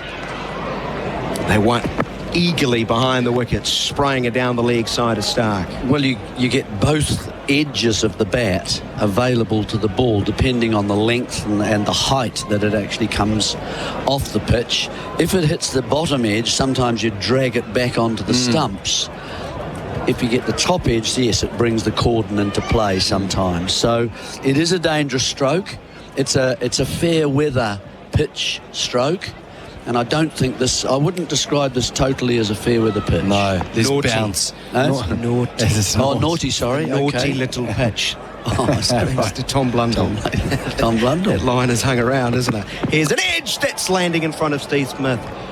Maybe a foot or two in front of. Played with soft hands, but a genuine nick. Naughty pitch, not carrying. No, well, just what we're talking about. It's that area outside the off stump. Let's have a look at which stump this is on. It's on 5th stump. Doesn't need to play at it. You've got to say good ball from Mitchell Stark. Bit of swing. Seam was upright. But soft hands. He's going to have to be careful outside that off stump, Ravindra. Well, he can go quite hard at it because, you know, he wants to score. It's the enthusiasm of youth. Last ball of the Stark over, just his 4th. Here's none for 11. From over the wicket, he bowls an absolute shocker wide outside of off stump, channeling his inner New Zealand from the first innings. That is a wide. 89 for the loss of 3. New Zealand's lost Latham for 8, Williamson for 9, and then Will Young gone for 15. Wickets falling at 15, 35 and 59. Gee, this was so wide. I'm sure Steve Smith was absolutely... He thought he was in the firing line at one stage. It was Harmy territory. And you start thinking to yourself, is the keeper going to come to save me? Because I don't really want to take this with my mitts. Or my forehead. It was slippery. He's in again. Much better pushing a Ravindra back as he pushes the backward point just a little bit outside of his eye line. The end of the over. Ravindra remains on 40. Mitchell 6, 89 for 3. Sport. It improves lives for the players and the fans cheering them on. It's the same in business. Enterprise Recruitment are in business to improve life for both our clients and job seekers. Specialising in a range of work types, including professional and industrial roles, Enterprise knows that when we work together, things get better for everyone. Enterprise Recruitment, in business to improve lives over 50 years. To learn more, visit enterprise.co.nz. 280 runs for New Zealand to win, or 7 wickets for Australia to win. A minimum of 191 overs remain in this test match. Mitchell comes down the wicket and hits powerfully into the stumps at the non-striker's end. He didn't get down. It's actually burst through, gone through. They've got only one contemplator coming back for a second, but Mitchell being assertive, using his feet. Of course, he's not a prodigious turner as much as Lyon, so Mitchell's had to fight very hard so far for his 7 off 39. He fought very hard to get 11 off 37 in the first innings.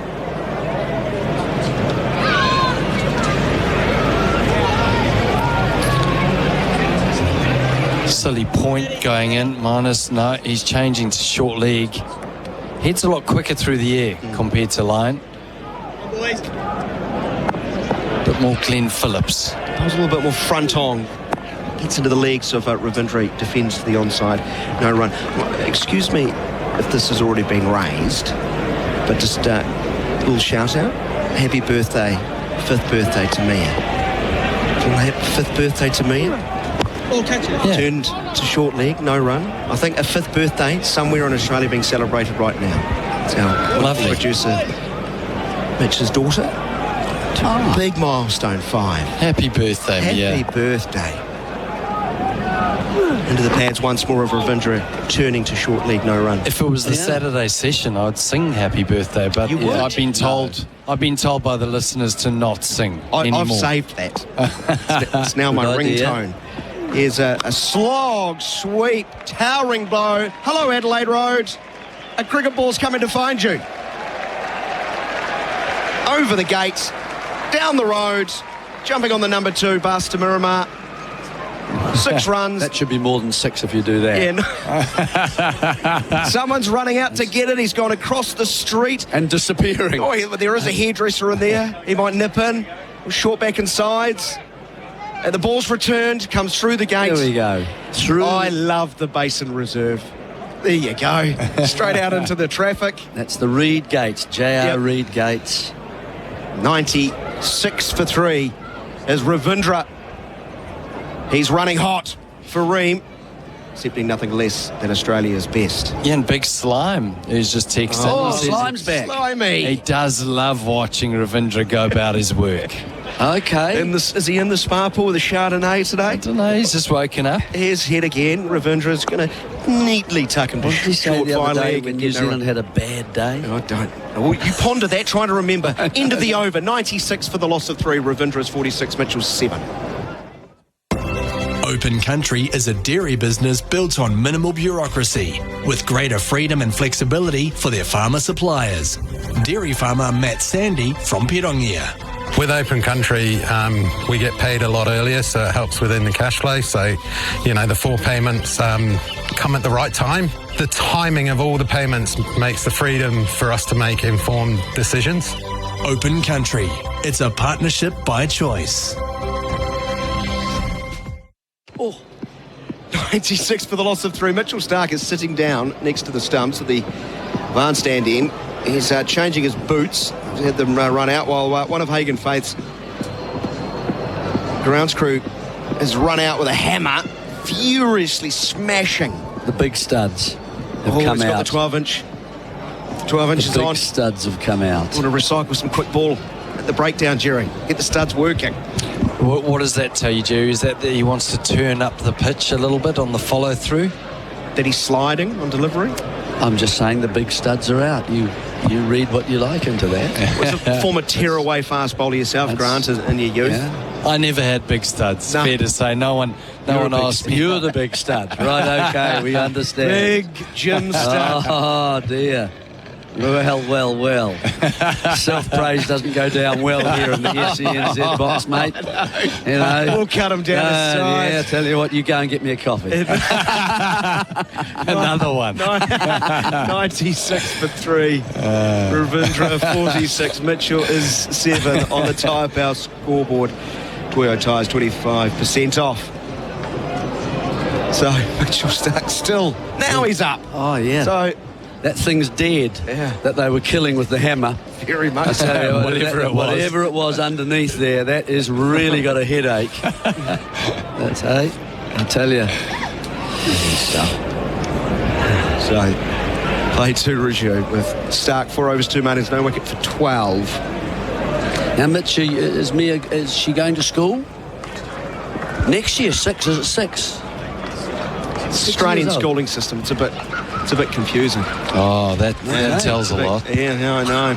Here's Stark, full, wide of off stump, leaning forward. Mitchell pushes into the cover region. There's no run. That's why they develop so many wonderful songwriters that come up with songs like Aussie, Aussie, Aussie, oi, oi, oi.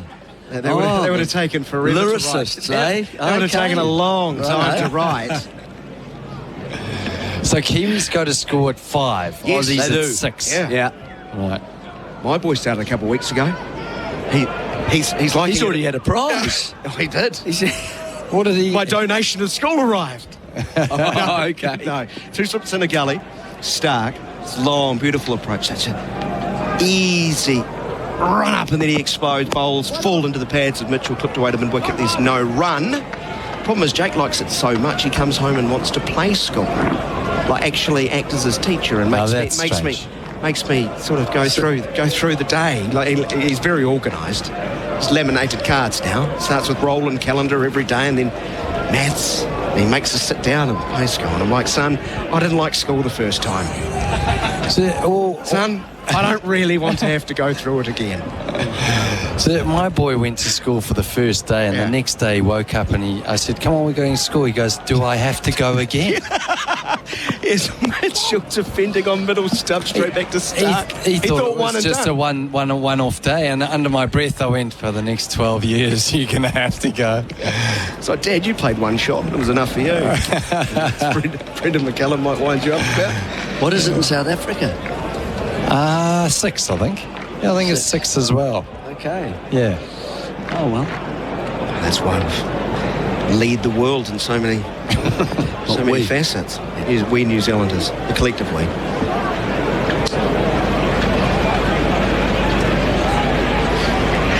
The we's in the Kiwi, didn't someone once say? Here's Stark bowling to Mitchell on the front foot. Nice push back past the bowler on the offside. They've got one. Hesitation coming back for a second. They finally find the right connection as far as communication. They keep it at 1. Mitchell to 8. It's 97 to 3 on the Macca scoreboard. Well, one thing about this Challow Basin Reserve wicket is that no one's really got in besides Cameron Green. Glenn Phillips, yes, first innings, but everyone struggled. Like, you watch Daryl Mitchell, I've never seen him not be fluent at the crease, and he's now 7 off, I think, 42 balls. So you're saying that's the pitch rather than the bowlers, or a bit of both? A bit of both. Yeah, of course. I think a bit of both. I think the pitch is offering the bowlers something, but batters are struggling. Mitchell now 8 of 43 deliveries. Stark bowls short, pulled away to the backward square leg boundary for 4. 50 to Rachin Ravindra in front of his home fans off 77 balls. He brings up New Zealand's 100 as well. 100 for the loss of 3. He'll soak this moment in.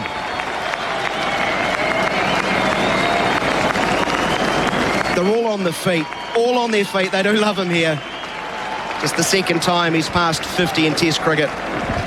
First time he made 240. That'd be handy in this game. Again, 50 off 77. It hasn't been a Ravindra sort of speed, has it? He likes to play almost a shot a ball, but he's had to work as well. That's good. That was a very nice stroke. Splitting the 2 in the deep. Fuller this time. A leg glance, or maybe pad. They've actually appealed. Good keeping from Kerry. Dives a long way to his right to prevent any run. And, of course, they won't waste their last review on that. That is the end of the over. New Zealand chasing 369, a 101 for 3. Watching the big game? 6 more. Liquorland has your summer sorted. Gordon's London Dry Gin or Finlandia Vodka 1 litre, only $44.99 each. Woodford's Reserve Bourbon, Jameson, Jack Daniels or Mount Gay Rum 1 litre, $64.99 each. Bell's Blended Scotch Whisky 1 litre, $46.99. And if you don't want to miss a moment of the action, save time, shop online and collect in store. Liquorland has your summer sorted. R18, drink responsibly. SENZ cricket with Rosine, the paint professionals use, and Travis Head out of the attack from the Adelaide Road end. Understandably so, because the very dangerous Nathan Lyon's going to come back in, who has 2 for 24 off 13 overs. It's a big slime and big poodle it was. Big poodle, yeah. I didn't know whether Big Poodle was an animal. Or his friend. Or a friend. Yes. Or both. Yep. Anything else on there, Grant? No. There's the Snug Bunnies that have just said that they love your commentary, Daniel, that you've delivered everything.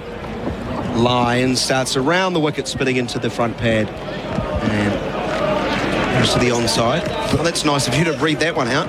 Well, I'll read the whole thing. I love New Zealand. I love the Basin Reserve. Cometh what may. And Whateley, Daniel's team have delivered everything in the kitchen sink in the number 2 bus from Miramar. Cheers, the Snug Bunnies. The Snug Okay, well, Bunnies. make sense of that if you can. Yeah, maybe that's sent live from the bank after way too many. Pushed into the offside this time, trying to angle across and then spin it back sharply as he so often has done. It's around the wicket. You got Williamson. Tickled to leg slip. Good catch. Not as good as the Smith grab of Will Young. Low onto his left, an absolute gem. Here's a reverse sweep that trickles to short third man. Hasn't worked, has it, for him today? No. That one, but he's still trying it when it's out there, as long as he doesn't miss it, because it's turning enough to come back to that off stump. The other thing is that he's getting into a forward press, which is a sort of a half forward movement, and then getting the pad and the bat in front, and I'm just a bit worried if he tries to turn it round.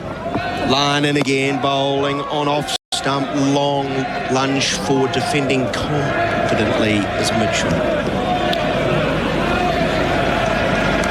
I mean, I was talking about fluency, and Daryl Mitchell's really struggling here. We saw Green struggle at the start of his innings, his 174, but Ravindra, you'd have to say, he's found a certain amount of fluency, especially off the back foot.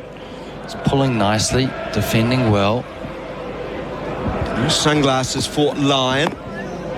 Goes a little bit flatter and towards middle leg, turn to short leg, no run. Jerry, what sort of team talk would you be giving the team tomorrow, New Zealand, if they get through to tonight, 3 down? Sort of team talk? Yeah. I hope, chat, we can win this game. If you want to talk to... Overspin here for Lyon, a turn by Mitchell to the onside.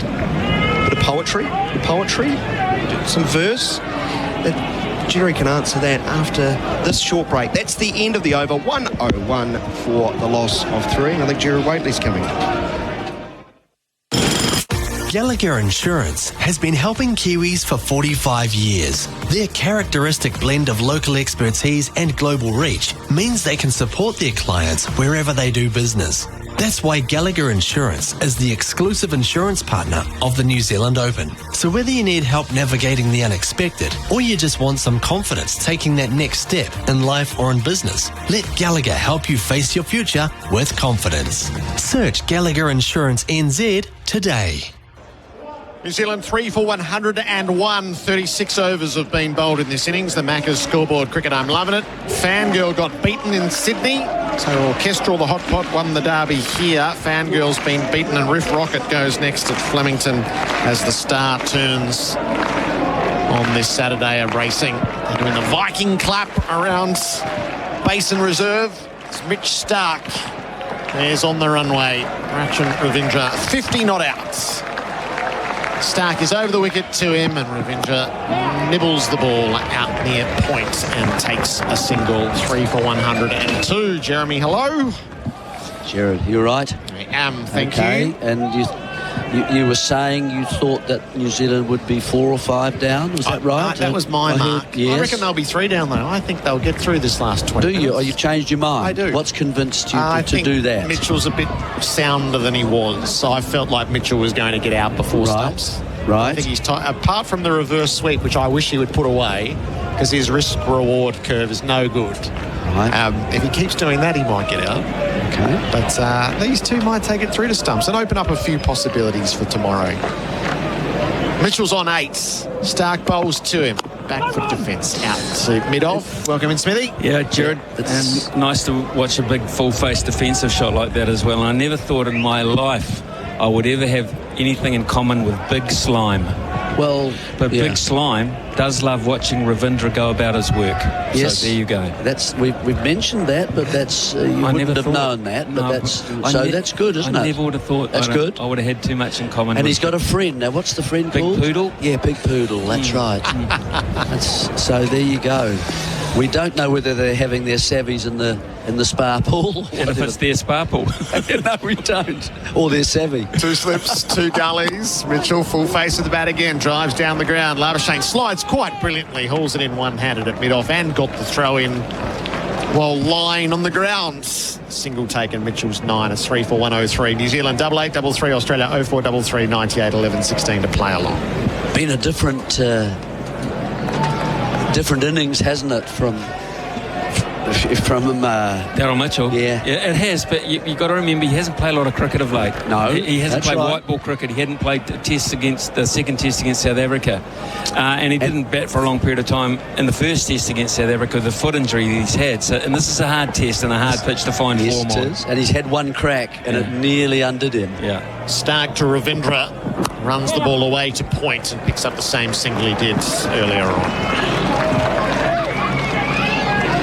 Ravindra's just gently finding a way, isn't he? Just finding a way to score like that off a just short of length ball, and is able to find a gap and get off strike, which is a very handy thing to do in a pitch like this. And I like the way he's finding a way without his go-to shot, which is the flourishing cover drive.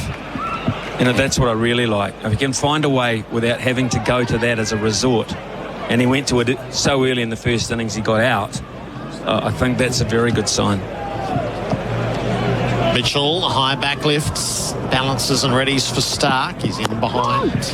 The other thing I think about Ravindra is that he's played forward well enough and solidly enough that he's actually got a few short balls and he's put them away. There'll probably be 12 or 16 runs. They've all gone to a boundary. I would say 16 runs from that stroke, because he's played other strokes well, and bowlers have then tried to go at a different length at him.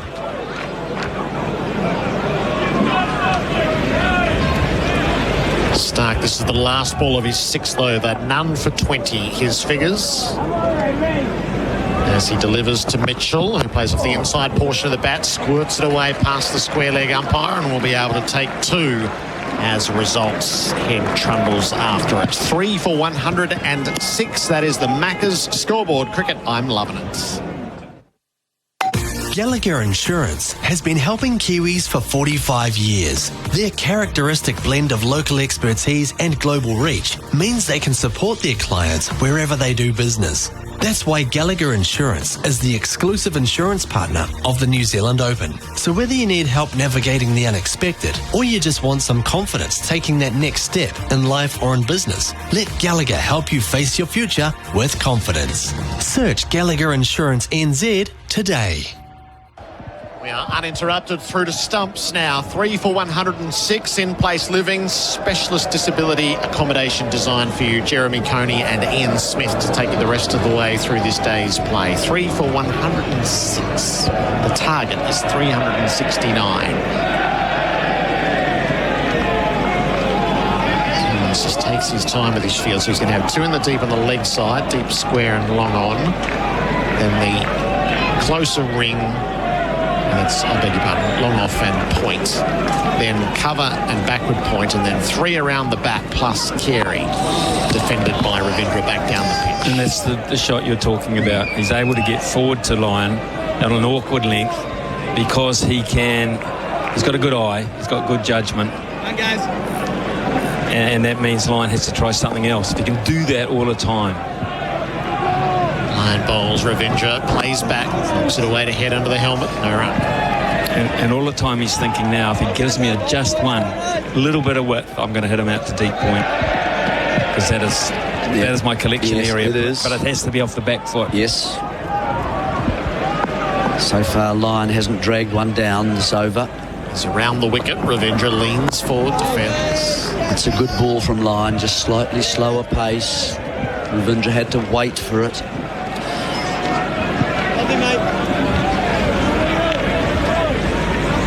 Daryl Mitchell's just come down and said something to him. I'm not quite sure why or what he's worried about. Ravindra from the crease, beaten past the outside edge. The short arm jabbed that to the offside. See, that's the danger. It's the pace. It's the pace, but it's also that's his collection area. That's his get off strike area. But that's a very dangerous option there at that length. That is too full, even for Ravindra's quick reactions. Way too full to try that option till 4.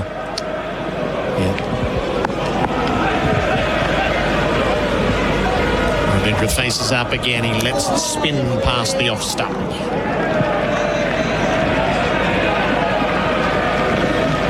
Absorbing, isn't it? 3 days of really good stuff to watch. Yeah. Fascinating cricket. There's Australians everywhere, and a lot of them are wearing their footy gear. So I wonder, there's a fellow in his Bulldogs Guernsey and an Essendon and Collingwood supporter side by side on the same trip. Ravindra defends the last ball of the over. In under us, there's Carlton and North Melbourne supporters on their trip.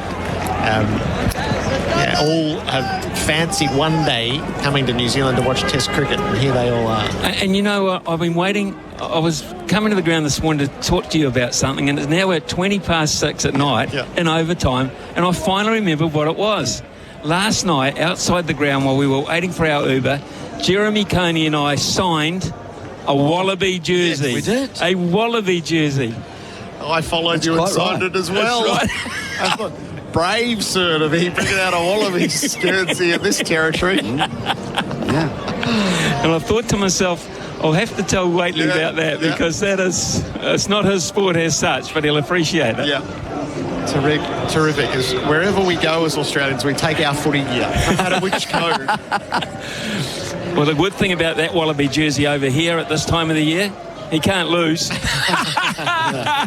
Oh, sorry. That's been the rider in any question of smugness around Australian cricket's domination over New Zealand is to go, this is exactly how the other way works in rugby union. All good. Tyre Power scoreboard. Toyo tyres 25% off. 3 for 106. Hazelwood's back into the attack. The outside portion of Mitchell's bat out to point. No run. And Jerry, what a horrible thing that is. You've got, 10 minutes to go and they go to Hazelwood. I know. Isn't it? Different style of bowler completely. A little bit less pace than Stark, and I think also less than Cummins. And likely to maybe play 6 out of 6. At 6 out of 6, and get a little bit of extra bounce because he just seems to hit the track just a bit harder and get some unusual bounce out of the surface. Awkward. Mr. Discomfort. Right arm over discomfort. Hazelwood in and bowls to Mitchell, who shoulders arms. Have you been a bit surprised he hasn't gone to Marsh maybe for an over or two in this? Yeah, I guess because he went to head.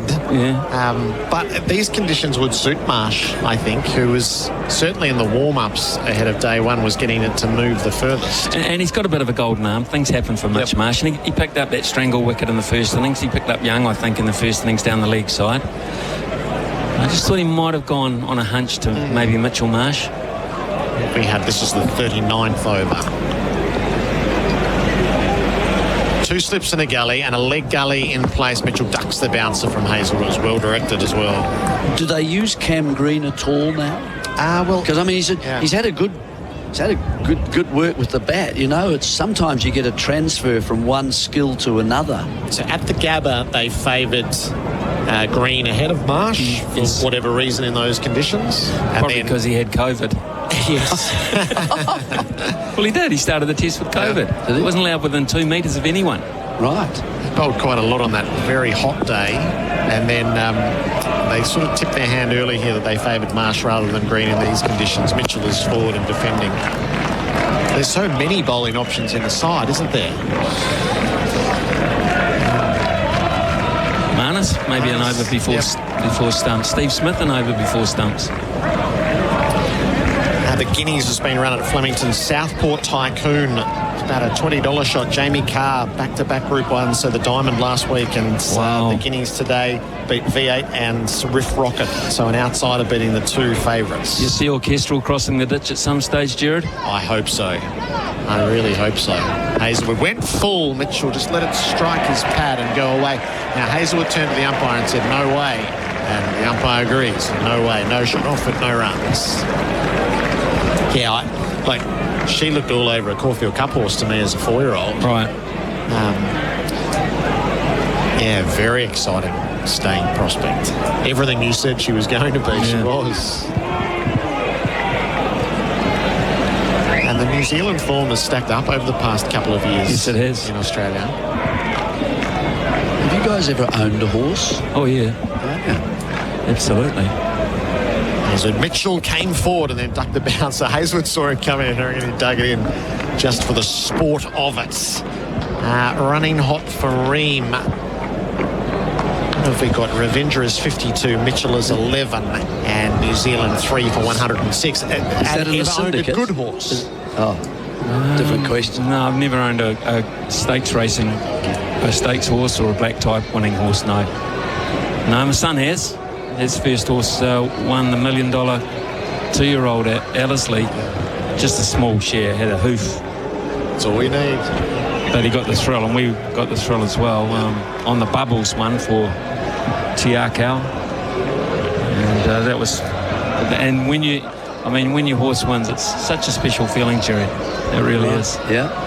Even if it's a $25,000 maiden or something of that nature, it's a cool feeling. Okay.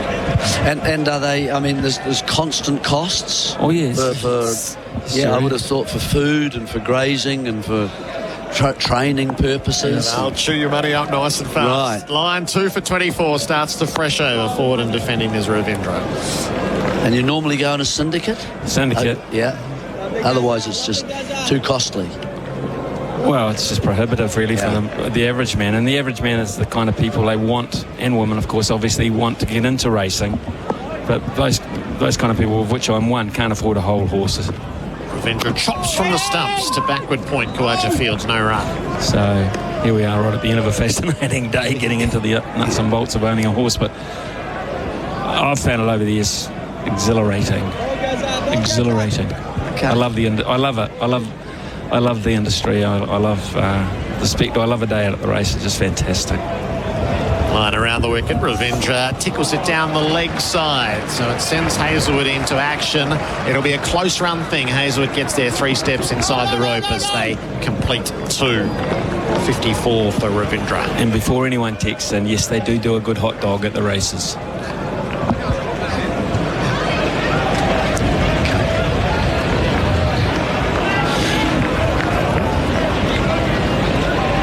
So where are we? Right, this and one more. And then we'll be able to cast our eye toward tomorrow and the idea of record chases. Ravindra smothers Lion.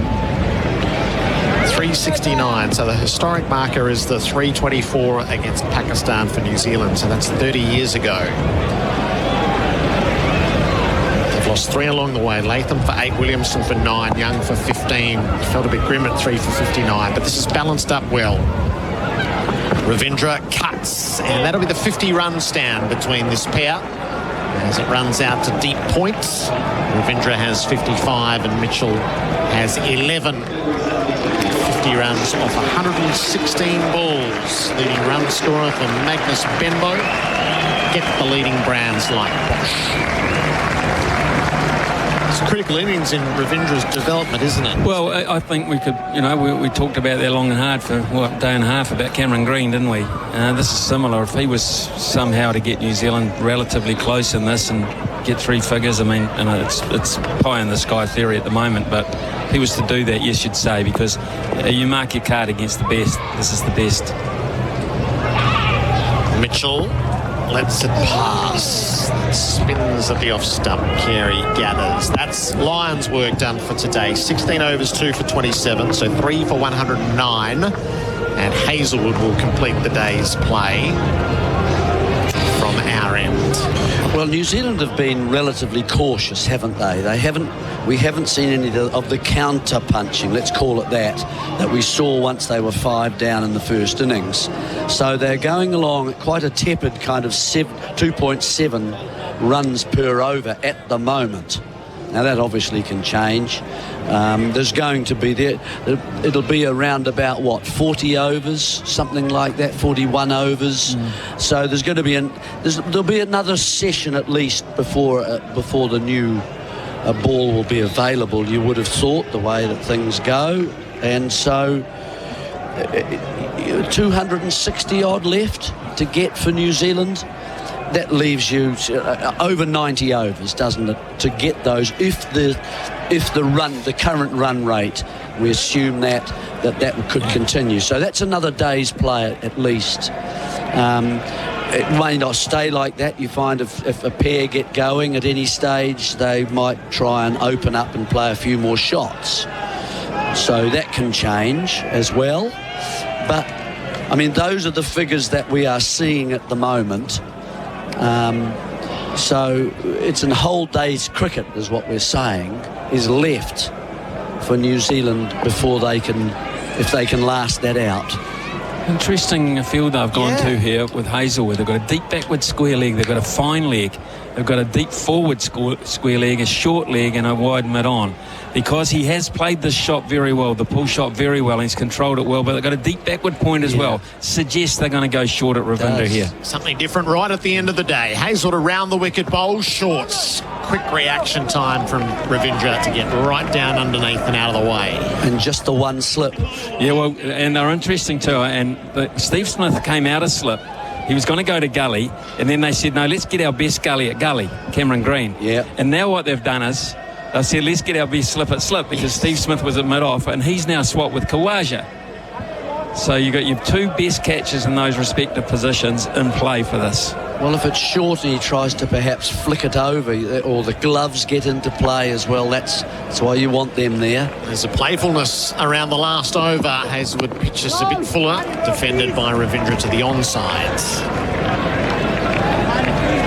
This time last night, Tim Southey put down Nathan Lyon. Yeah. Lyon got 41 runs.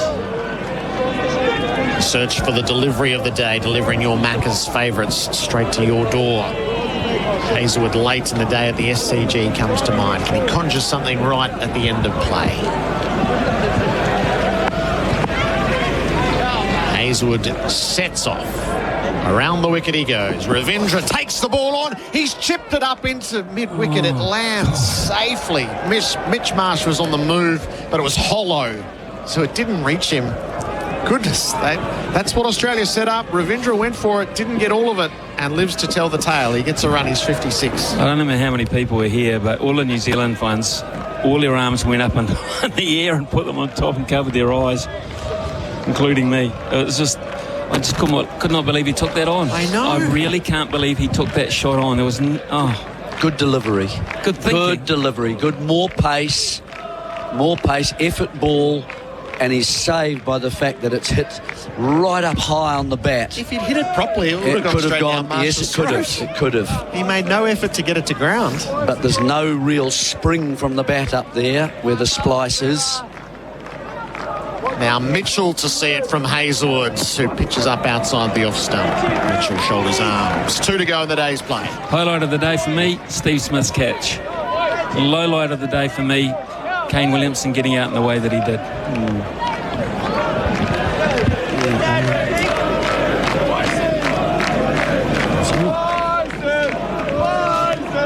Steve Smith's second catch, and he picked up Will Young off the bowling of Travis Head.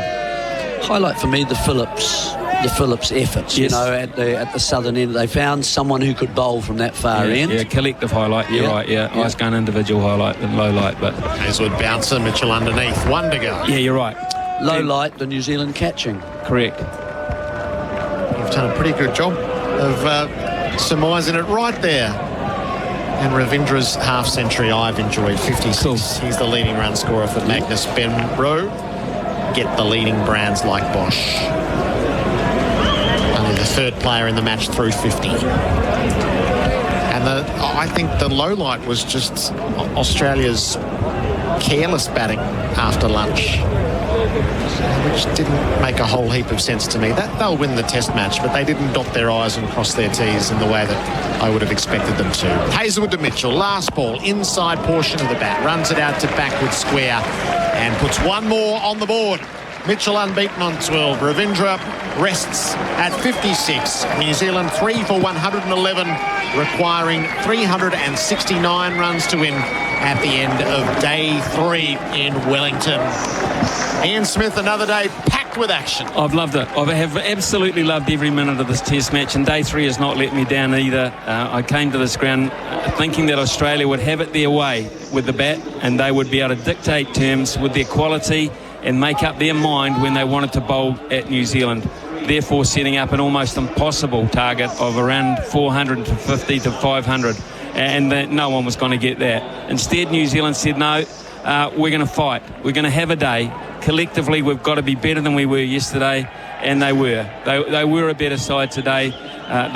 They gave Australia the opportunity to make mistakes, and Australia made those mistakes. More often than not, they caught them. They put 2 or 3 catches down. They may live to regret. But a much, much better day for New Zealand. They can sort of hop on the bus to go home tonight. Their heads won't be absolutely high because they know how much work they have to do to try and win this Test match or even save it, and there's too much time to save it. So as far as I'm concerned, very, very good. Let's head downstairs. Adam Collins and Bharat Sundaresan. Got Stephen Smith with us down here. Another interesting day's cricket here at Wellington. Let's start with a couple of those snaffles. That one off Travis Head at slip, an absolute beauty. I think you're overtaken Mark Waugh today as well in terms of career catches. It must be something you're very proud of over many years, how reliable you've been behind the wicket. Yeah, look, I pride myself on my catching. I work hard on it, so it's nice when those ones stick. I kind of didn't pick it up initially, and I was going to my right and just stuck the hand out. I was joking with the guys. I don't know if you guys know the Mighty Ducks 2, Julie the Cat Gaffney in that final. I was joking about that, so fortunately it stuck. What a reference point that is, by the way. So the game, I suppose it drifted a little bit in the last hour or so, but in a strong position. Even if you didn't maybe make the runs you would have liked in the second innings, all out for 164. Yeah, no, we're in a good spot. I felt like the spin might have just died down a bit. I think the newer ball, the seam was just gripping a bit more, and it was spinning quite violently and bouncing as well. So Gaz looked like he was going to get a wicket every ball. But no, we're in a good spot. A couple of early ones in the morning, and hopefully we can go through them. Yeah, it's been that kind of fast-moving test, hasn't it? It's from the beginning, really, since you guys were put in. So does that also play into just the way you guys batted? Like there was that ultra-aggression from some of them? I'm not sure. I've been in another change room the whole time, so I haven't really spoken to anyone because of our COVID. But it was just I think guys were just playing what they saw in front of them, and I think we're in a nice spot now. So hopefully we can get a couple early ones tomorrow and carry on from there. Oh, I did see you walking in with a mask on, so that's what it was. There you go. The third test into opening the batting, Steve, like do you have like a thing on how you're going and are you taking it innings by innings in that sense? Honestly, I'm not even thinking about it as an opening spot. I'm just going out and batting and trying to do my job and score runs, and I thought I batted quite nicely in the first innings in trying conditions, and then played a pretty ordinary one in the second innings. Wasn't really concentrating, so I feel like I'm batting nicely. Everything feels in a good place, so hopefully some runs in the next test match. And from your perspective in terms of taking this role on as opener, third test in now, huge summer next year against India, sort of looking at that as a real high profile series where you can bat through the series and make plenty of runs up top. Yeah, I hope so. I think there's obviously been some positives come from it so far. Greeny batted at number 4, batted like a wizard in the first innings and played nicely in the second innings as well. And I think that's part of what the move was about as well. So I feel like we've got a really good team at the moment. When guys are missing out, other guys are stepping up and scoring runs, and we're sort of not just leaving it up to 1 or 2 people. It's a whole combined 6 or 7 that are getting the job done more often than not. And you sort of saw that bigger picture when you were wanting to make that decision to move from number 4. You wanted to get Cameron Green back in the side. That was something you identified as well? Yeah, it was spoken about throughout with Ron and Paddy, and they were keen to play what they saw as the best 6 batters, and I just didn't feel comfortable personally putting Cam up to the top, and I was keen to go up and do it. So that was the reason, I suppose. All right, Steve Smith, thanks for joining us today after play. Good luck tomorrow. Thank you. All right, so we've got Daniel McHardy with us down pitch side as well as he grabs the microphone, and Steve Smith makes his way to his next commitment. And I'll handball this microphone back to you, Daniel. Thank you very much. Got Luke Ronke with me to get the New Zealand perspective. Well, Glenn Phillips said all the right things at the end of the day's play yesterday. I'm not sure I believed him, but it's the fighting spirit I guess you knew was in there. Yeah, and that's what we ask of people. That's one of our things. It has been for a long, long time is to fight hard and go the whole way through. And we've been doing that. We've obviously got a lot more fight left to go for tomorrow. So, but again, it's contributions. It's going out and doing sort of each ball at a time. It's not looking at the end result. It's making sure that we do what's needed at each given moment and sort of see what happens from there. You always arrive at a ground wanting an early wicket and probably wanting to get rid of the night watchman when he's dropped, last ball of the day before.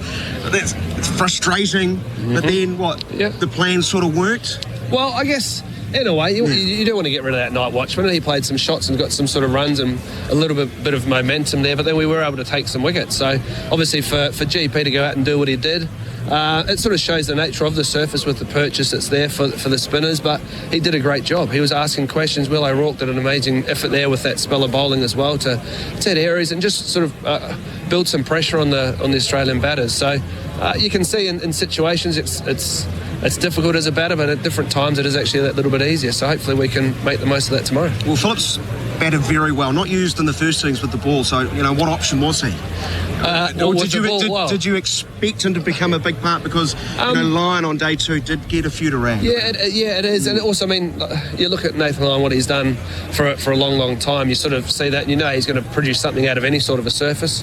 But for Glenn to come in and do the role he did there, I guess it was something we had to come up with different ideas and look at different options to try and take wickets. And he bowled beautifully. He took some important wickets at important times. Do you think they were a little bit cavalier? There was still a lot of time. But I think that's the nature of the cricket as well. It's trying to work out ways to put pressure back on bowlers as well. So teams these days are all looking to score runs in different manners and different sort of options for each player. So sometimes you look at it that way, and other times they're like, no, we'll play your natural game. So it'll help your team at times, and other times it won't. So it's just sort of part and parcel, really. Rachin Ravindra knows his pace well. He settled in. But how tricky is that Basin wicket? You've played a lot here over the years. It's not your normal. No, it's not. There's probably a bit more pace in it than expect, and the bounce, it's varying bounce. I think that back of a length, everyone's sort of seen that it does carry through really nicely, and it's, I guess, the length that's going to hit the stumps is almost a bit full. Like teams feel like it's a little bit fuller than what you want to be, and then there's purchase there as well. So I guess all in all, it's got everyone covered from a bowling point of view, but also from the batting. If you're positive in how you want to go about it, there are runs to be had, and hopefully that's what we get more of tomorrow. How's Will O'Rourke? Yeah, my understanding, like I said, it's just waiting to see what the results are of different things and assessing and just seeing how he pulls up from that. Well done on today. I know your side needs to front again because they don't have too many consecutive poor days. Appreciate your time, mate. Cheers, thank you. Gerard, back to you. Daniel, thank you. So Daniel McHardy there with Luke Ronke, and we heard from Steve Smith, who's coming off a bout of COVID, which adds to the catch that he took even more so. Adam Collins and Bharat Sundaresan. Stumps in Wellington. New Zealand 3 for 111. Tomorrow when we gather, Australia requires 7 wickets. New Zealand a further 258 runs. We will have it all for you on SEN and SENZ Test Cricket for Resine, the paint the professionals use.